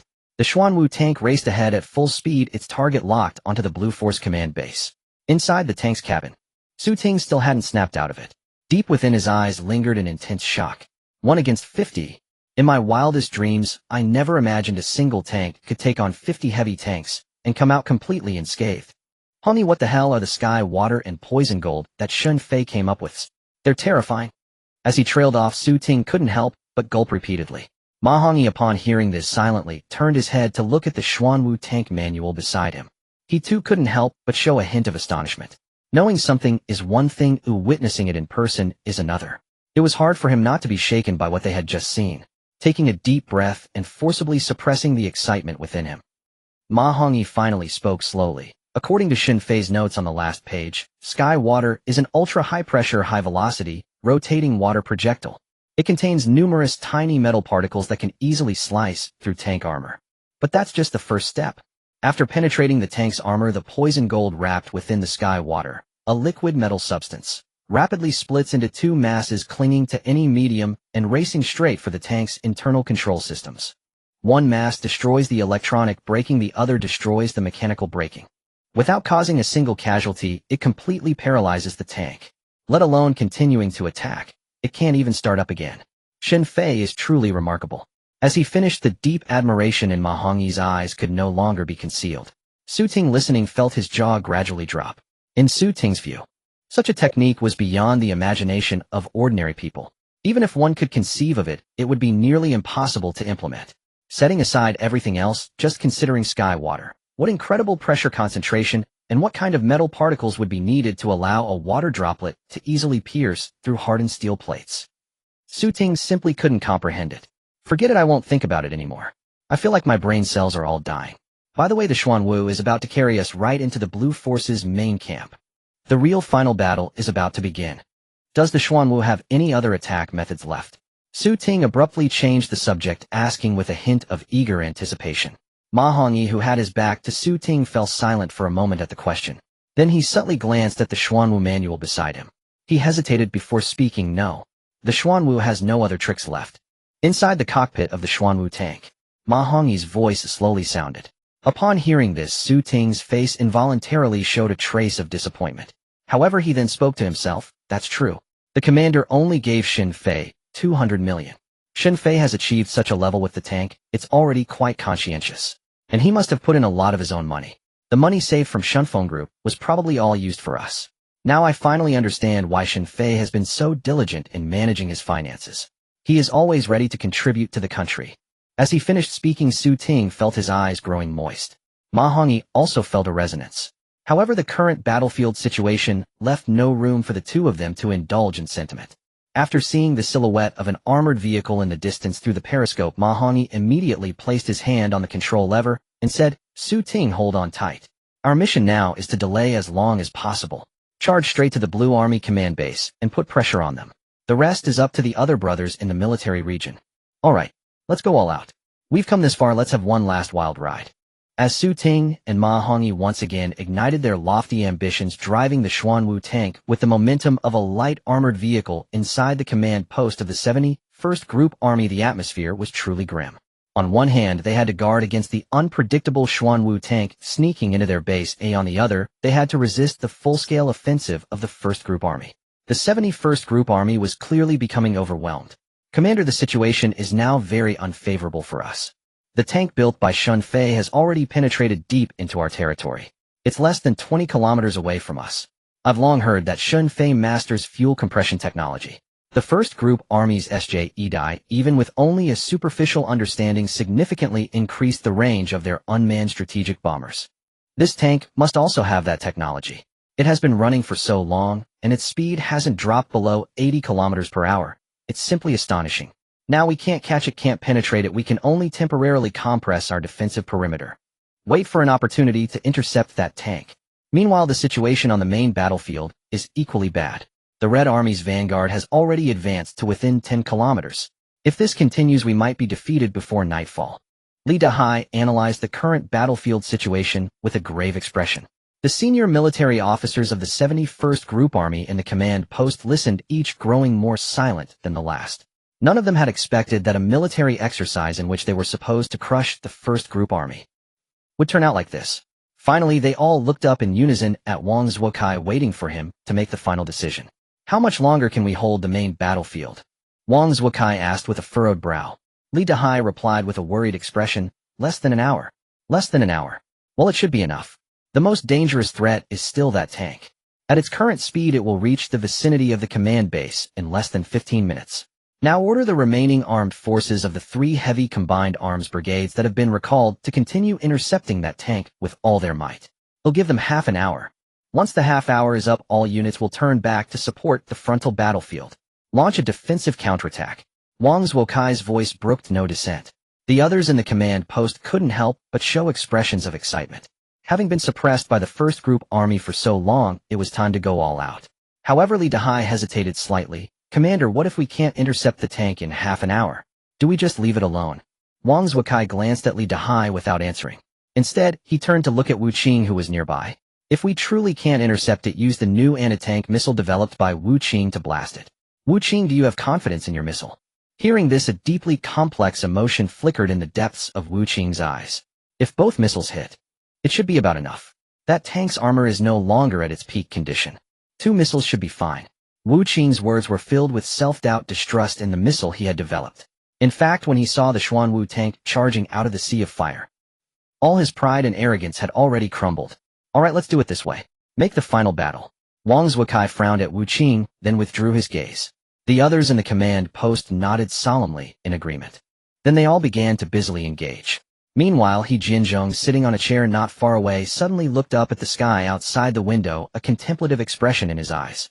About 20 minutes later, just as the 71st Group Army's desperate defense was finally showing signs of improvement, a cry of alarm suddenly rang out from the command post. Bad news. Bombers detected approaching the flank of our base. Parameters unknown. Suspected to be the 1st Group Army's SJE. Hearing the report, Chief of Staff Li Dahai was momentarily stunned, then he slapped his thigh heavily. How could I forget this? The 1st Group Army's secret weapon isn't just that tank. There's also the SJE. Small size, high speed, large payload. Harder to defend against than ordinary fighter bombers. Not long ago, the Russians suffered a heavy loss in exercises because of it. Li Dahai's solemn voice echoed through the command post. Wang Zhuokai's expression changed repeatedly. However, the 71st Group Army had not neglected air defense measures. Although they were overwhelmed by the 1st Group Army's full-scale offensive, allowing the unmanned bombers to slip through, in Wang Zhuokai's view, the situation was still under control. Issue my order.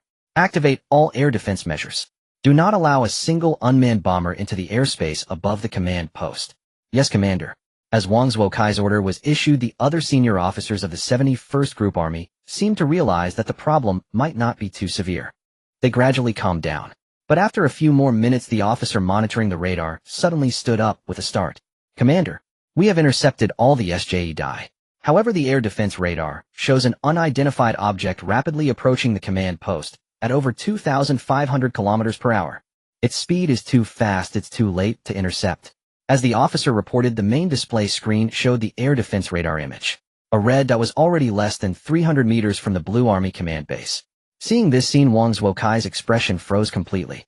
After a moment, he slowly closed his eyes, his face filled with despair and bitterness. It must be the drone built by Shun Fei himself. We've lost. We've lost after all. Shun Fei, did you analyze even this step? In the end, Wang Zhuokai murmured in a voice only. His closed eyes reopened. Wang Zhuokai's gaze was filled with unwillingness. His face ashen, he turned and strode out all the way past the command base. He then looked up, seeing not far away. An air-to-ground bomb was deeply embedded in the earth. At its tail, a red army flag fluttered gently in the breeze. Seeing this, Li Dahai and the others who had followed fell into a heavy silence. The exercise had been prepared for a week. The real battle ended in less than a day. This was an indelible disgrace for them, for the entire 71st Group Army. See, Commander. That tank was stopped 2 kilometers southeast of our headquarters. To be precise, the Red Army personnel inside surrendered and stopped the tank themselves. An officer rushed over to report. Wang Zhuokai looked towards the southeast, a cold glint flashing in his eyes. I've never been so humiliated. A single tank made a fool of me. Shun Fei, you're so good at battlefield analysis, why don't you analyze what I'm going to do next? Wang Zuokai said, walking swiftly. He strode to a nearby military vehicle, bent down, and climbed in. He floored the accelerator, the vehicle kicking up dirt as it shot forward. Only after it had traveled dozens of meters did Li Dahai and the others snap to their senses. Not good. The tank crew from the first group army is in trouble. The commander has never lost so miserably. He's truly enraged. Quick, go get the old chief inside. Only he can restrain the commander now. Hearing Li Dahai's anxious shouts, an officer immediately turned to run back into the command post. But at that moment He Jinzhong had already slowly walked out. Come, let's go and see for ourselves. Yes, old chief. Li Dahai nodded to He Jinzhong and quickly ran towards a military vehicle. Before long, 4 or 5 military vehicles carrying a host of military bigwigs sped off towards the east. Meanwhile, on the other side, on the vast plain, the Xuanwu tank lay silently still.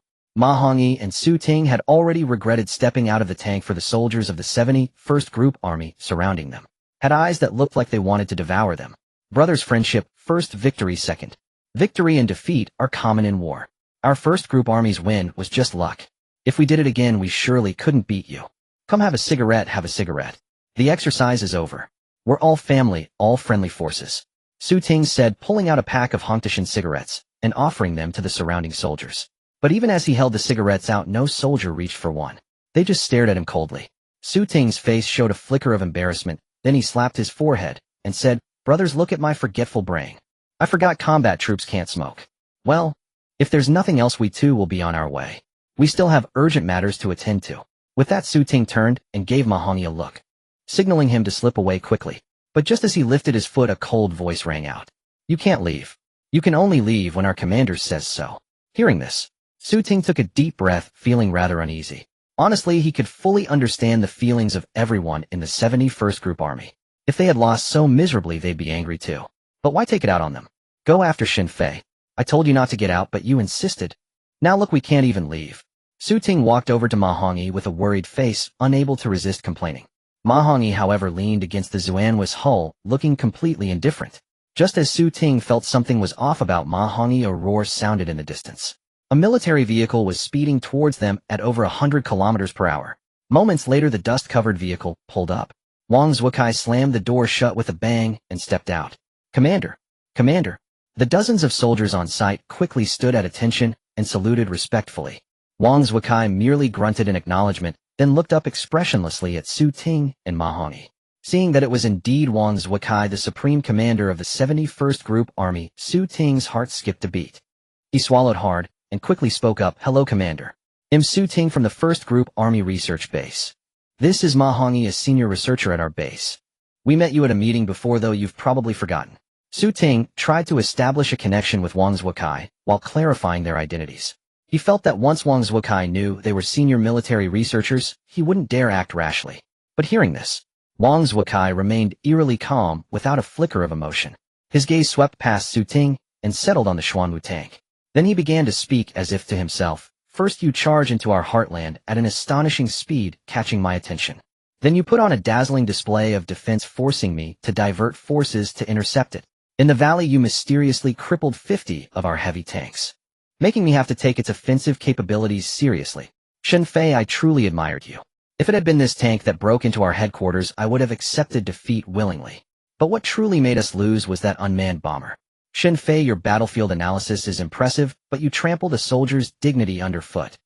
By the end, Wang Zuokai's face was dark and grim. Su Ting was taken aback by his words. Battlefield analysis. Commander, what are you talking about? What battlefield analysis did Xin Fei do? We've never even seen what he looks like. Su Ting was utterly confused. Ma Hongyi, however, suddenly showed a look of realization. He stepped forward and patted Su Ting on the shoulder, saying, let me explain. He turned to Su Ting and finished speaking. Ma Hongyi then lifted his head to look at Wang Zuokai, standing across from him. By now, Wang Zuokai's gaze had turned utterly frigid.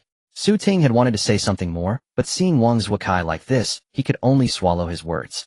Ma Hongyi, however, met Wang Zuokai's murderous stare with a fearless demeanor. Commander, hearing your words, I finally understand. This is why, despite how perilous our journey has been, we've managed to turn every crisis into safety. All of this was within Xin Fei's analysis. Now do you think this tank behind me is a decoy specially crafted by Xin Fei to mislead you? The primary goal being to draw the fire of your 71st Group Army, allowing the unmanned bombers to seize an opportunity. No, you're wrong. If that's what you think, you're underestimating Shinfei. Shinfei has never underestimated you or your troops.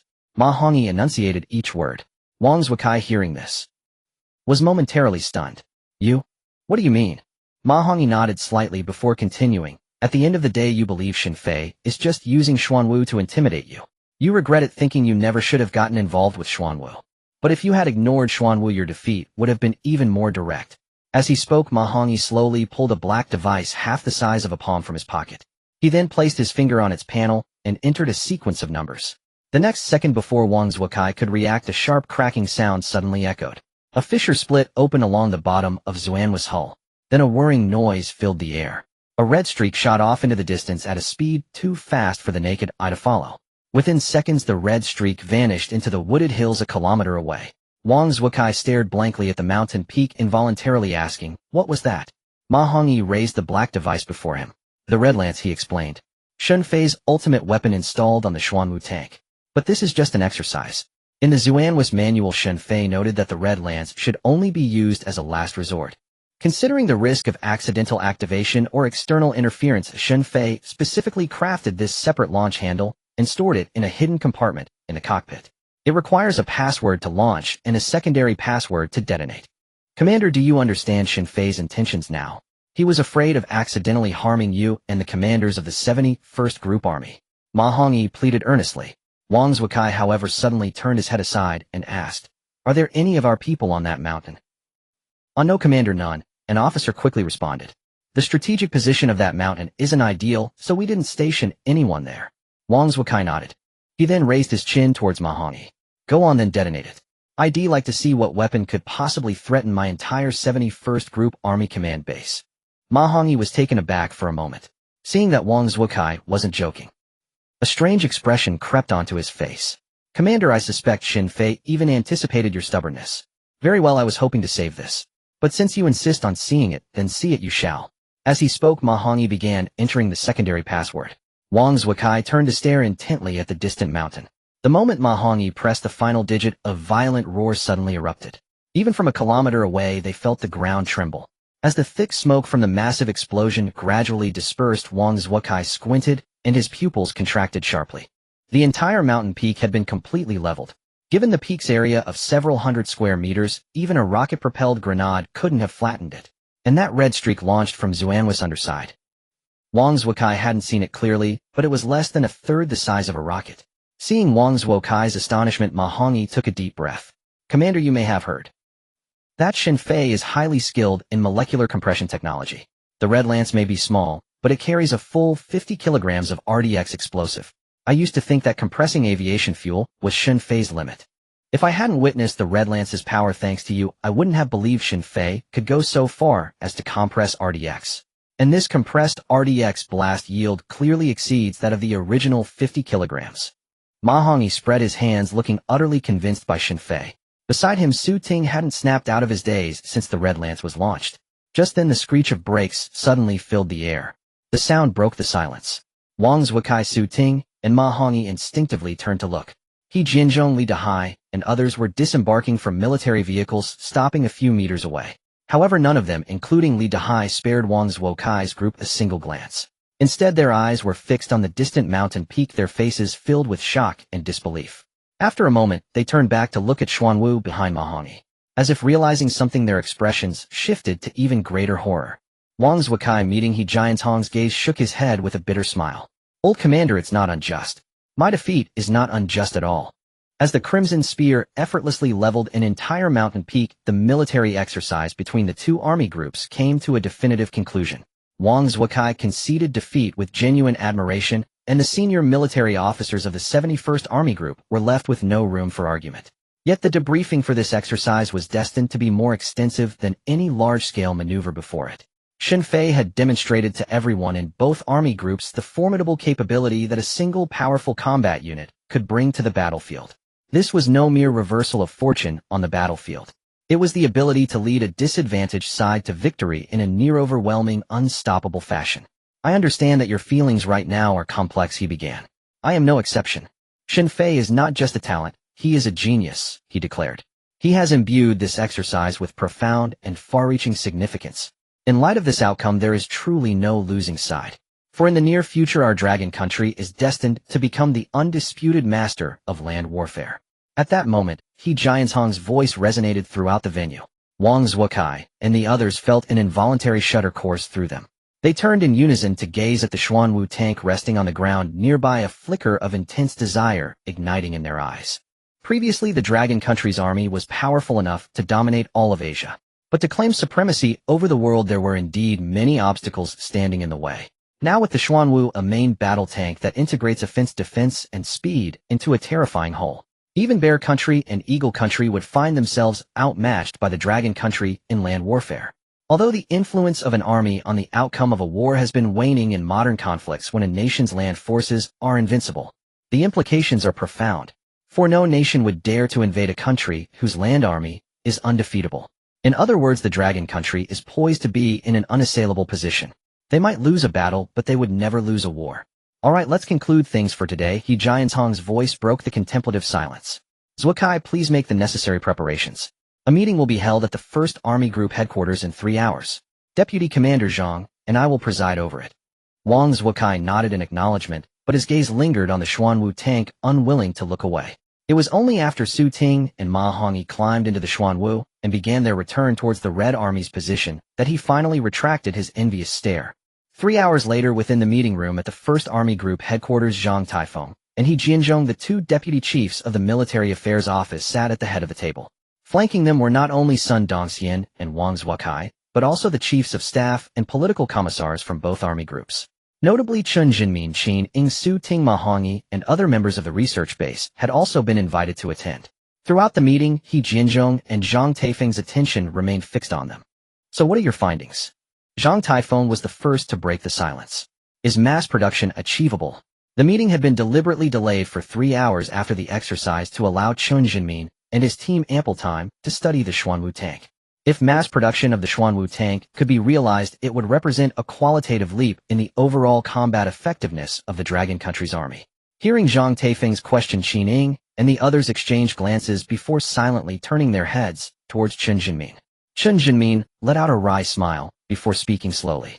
Honorable leaders, to be frank, it's not just mass production that's out of reach. Even replicating a single Xuanwu tank is an immense challenge. Zhang Taifeng and He Jianzhong exchanged a look, their brows furrowing in unison. They had anticipated that the technology behind the Xuanwu created by Shun Fei would be highly sophisticated and difficult to crack, but they hadn't expected that even a single replica would be deemed nearly impossible by Chen Jinmin and our top military researchers. He Jianzhong pressed. Elder Chen, even with ample time, it can't be done. Shun Fei has already created the prototype. Can't you just replicate it piece by piece? Without a second's hesitation, Chen Jinmin shook his head again. It's not a matter of time, leaders. The Xuanwu tank currently incorporates 8 key technologies: the power system, missile interception system, anti-infrared guidance system, intelligent evasion system, Xuanwu armor, Crimson Spear, Tian Shui, and Du Jin. Setting aside the baffling Tian Shui and Du Jin, even the simplest power system is beyond my comprehension. The engine's internal structure holds secrets I cannot decipher. Even a perfect 110 replica would fail to achieve the Xuanwu's maneuverability. As for the other technologies, they are even more difficult to crack. By the end, Chen Zinmin's face was etched with a bitter smile. He never imagined that one day he would feel so utterly defeated in the field of military research. Especially by a young man barely 20 years old. This. Hearing Chen Zinmin's response, the few military leaders in the room, who weren't well versed in science, looked at each other in bewilderment. Only He Jianzhong frowned, seemingly lost in thought. Seeing this, Chen Jinmin quickly added, "Leaders, of course no one understands the Xuanwu better than Shun Fei himself. However, I believe it's best not to ask him for the core technical data. For one, Shun Fei is a businessman and has clearly stated he has no intention of joining the military research base. He has already gone above and beyond by providing the drone manufacturing data to our first military region free of charge. Asking for more would be unreasonable. As for purchasing the data from him, leaders, how much do you think it would cost? 1 billion? 10 billion? Its value to our army's strength is immeasurable. And all of this is predicated on our ability to even understand the core technology. In reality, even if Shun Fei handed us the blueprints and data, it's highly unlikely we could produce a Xuanwu tank that is exactly the same. Take the drone data, for example. Shun Fei practically spoon-fed the information to Zhang Ku and his team, yet after all this time, they still struggle to fully grasp it. Being able to reverse engineer the SJ-1 is the limit of their capabilities. But as you both witnessed today, even the superior SJ-1 is worlds apart from the drone actually built by Xin Fei. Chun Zinman's words rang out one after another. The entire meeting room fell into a deathly silence. His words were like a basin of cold water poured over everyone's heads, instantly extinguishing most of the excitement and joy in the hearts of Zhang Taifeng, He Jianzhong, and the others. After another moment of silence, Wang Zuokai spoke with a hint of realization. Honored commanders, in my view, this isn't really a problem. A land battle tank like Xuanwu capable of shifting the tide of battle doesn't need to be produced in large quantities. One tank per army group is more than enough. Isn't the 71st Army Group's failure primarily because of the Xuanwu? Saying this, Wang Zuokai couldn't help but glance up at Sun Dongxian, who was sitting across from him. Sun Dongxian was momentarily stunned, then couldn't help but slam his hand on the table. Wang, what are you implying? A loss is a loss. Where do you get off making excuses? I heard you even tried to stop Su Ting and Ma Hongyi from leaving earlier. What's the matter? Can't handle losing. Trying to start something? Sun Ergu, who can't handle losing? You better watch your mouth. I'm just stating the facts. If you think you're so tough, come on before the troops are pulled back to the garrison, let's have another battle. Whoever backs down is the coward. One moment the meeting was proceeding smoothly, the next the two army group commanders were yelling at each other, pointing fingers. As the tension escalated, Zhang Taifeng's face darkened, and he roared. Are you two done? Have you no sense of decorum as army group commanders? Hearing Zhang Taifeng's roar, Sun Dongxian and Wang Zuokai immediately fell silent. He Jinzhong, standing nearby, also let out a cold snort. He then pointed at Wang Zuokai and said, continue. Yes, Commander. Wang Zuokai nodded hastily. He couldn't resist glancing at Sun Dongxian again before picking up where he left off, setting aside the quantity of Xuanwu tanks. Why would we bother with the expensive and lengthy research and development? The RD costs alone could have placed countless orders with Xin Fei. So why not just place the order directly with them? If we can't build it, isn't it enough if Xin Fei can? Finishing his point, Wang Zuokai spread his hands, suggesting the matter was hardly a headache at all. Zhang Taifeng and He Jianzhong exchanged a glance, suddenly realizing the logic. Clearly they hadn't considered this possibility before. Wang Zuokai's words were a real eye-opener. Indeed, Zuokai makes a valid point. This way all the problems are solved. We can even make it in time for the live fire exercise with the Shihuang Theater Command and the White Tiger Nation next week. After all, Shenfai's efficiency is far superior to any other military factory. Zhang Taifeng tapped his fingers on the table, barely able to contain his excitement. However, upon hearing this, Sun Dongxian and Wang Zuokai both couldn't help but look puzzled. Shihuang Theater Command. White Tiger Nation. A live fire exercise. Commander, we haven't heard anything about this. Sun Dongxian and Wang Zuokai said in confusion. Zhang Taifeng and He Jianzhong exchanged another glance. Their expressions gradually turned solemn. Zhang Taifeng then gave He Jianzhong a look, signaling him to explain. He Jianzhong nodded slightly and looked gravely at everyone present. What I am about to tell you is classified national military information. The very first sentence from He Jianzhong made Wang Zuokai and the others stiffen.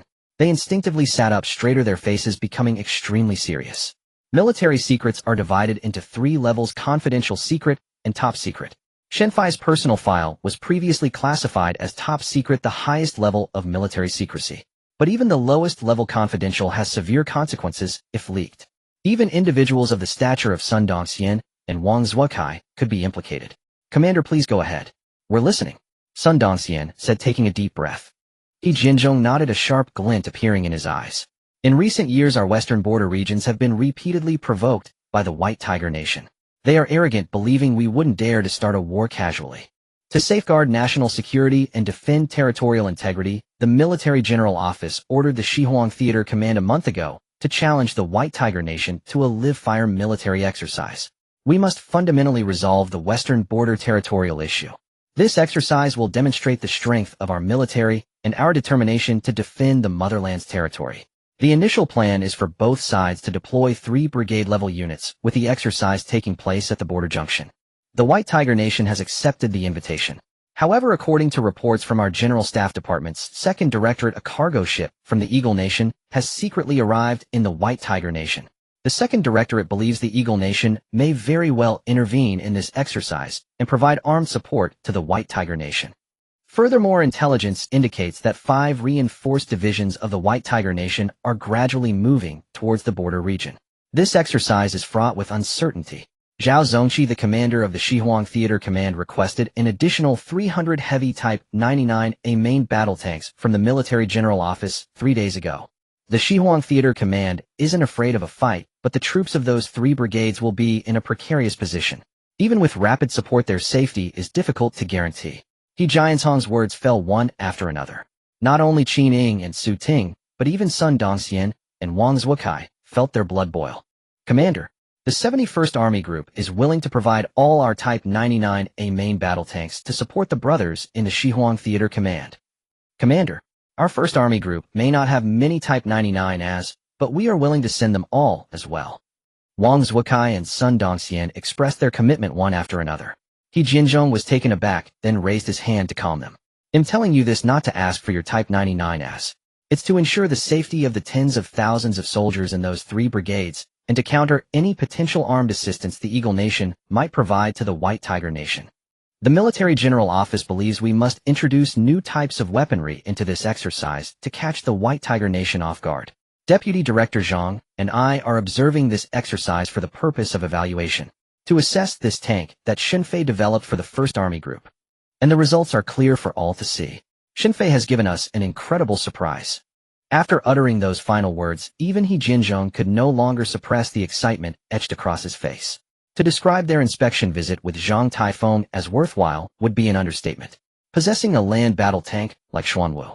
Even if the White Tiger Nation were merely colluding with the Eagle Nation, or even if they added the Bear Nation into the mix, the Dragon Nation now stood utterly unafraid.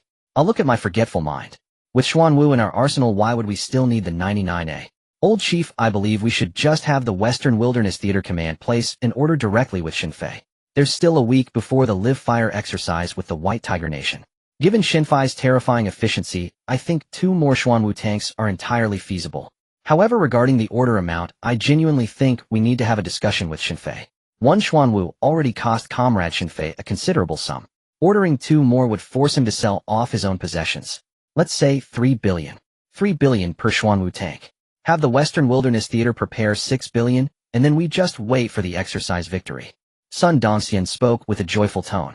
He hadn't anticipated that his decision to place an order with Xinfei would also indirectly resolve the thorny problem of the live fire exercise between the Western Wilderness Theater and the White Tiger Nation.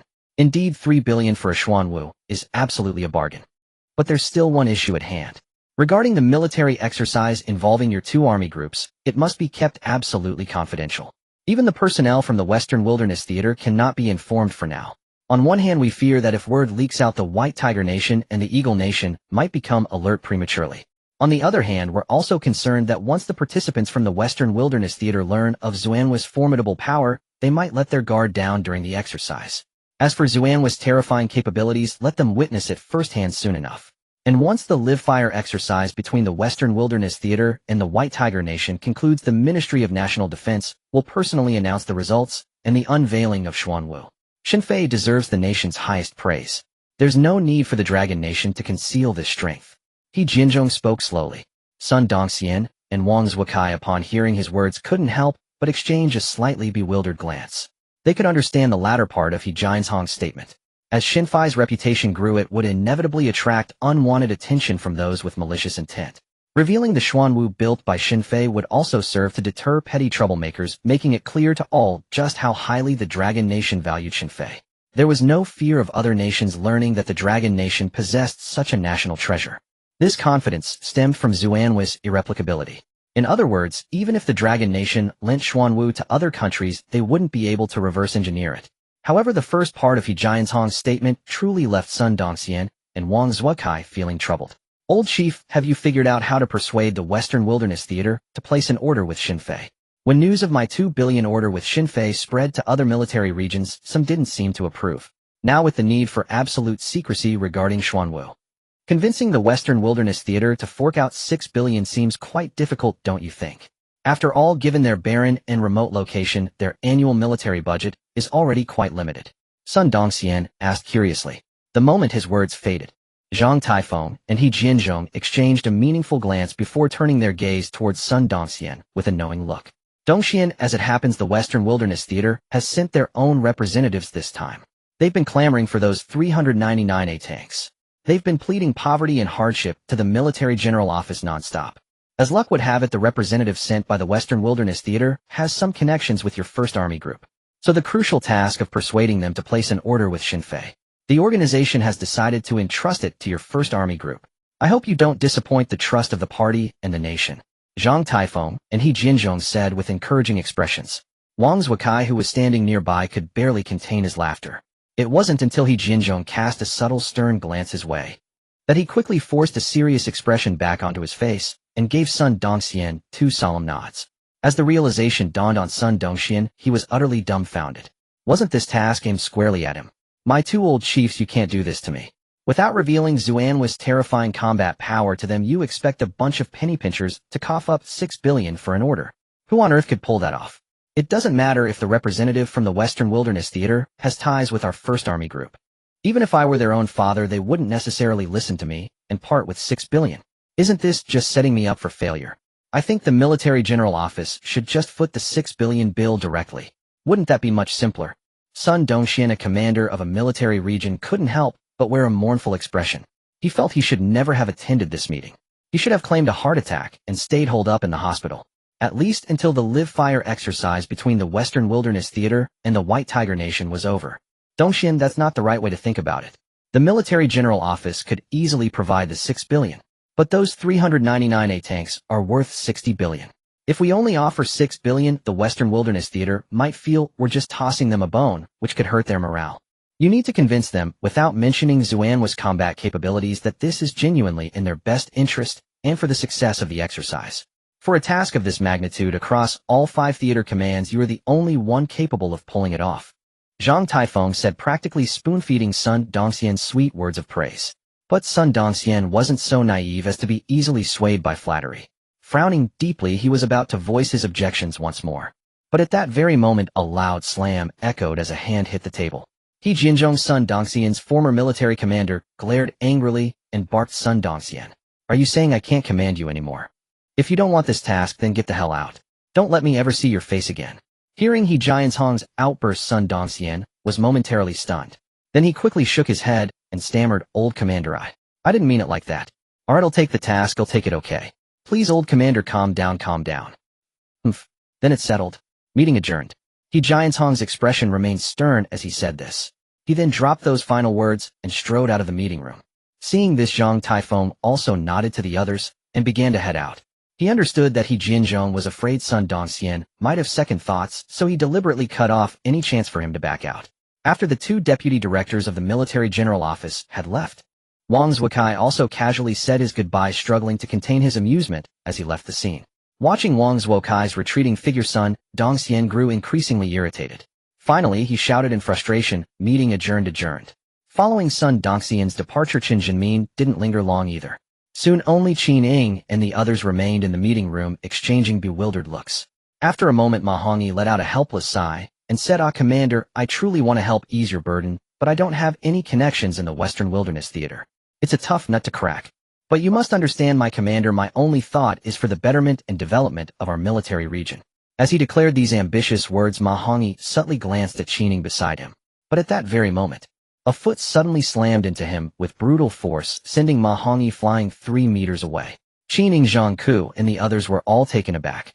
They turned their heads in shock and bewilderment. There stood Su Ting, his face dark with fury, glaring at Ma Hongyi. Before Ma Hongyi could even get up, Su Ting delivered another flying kick. You put laxatives in my food and you call that for the betterment of the military region? You were worried about me finding a girlfriend, and that's also for the betterment of the military region, is it? I've been holding this in for the entire damn trip. Take this.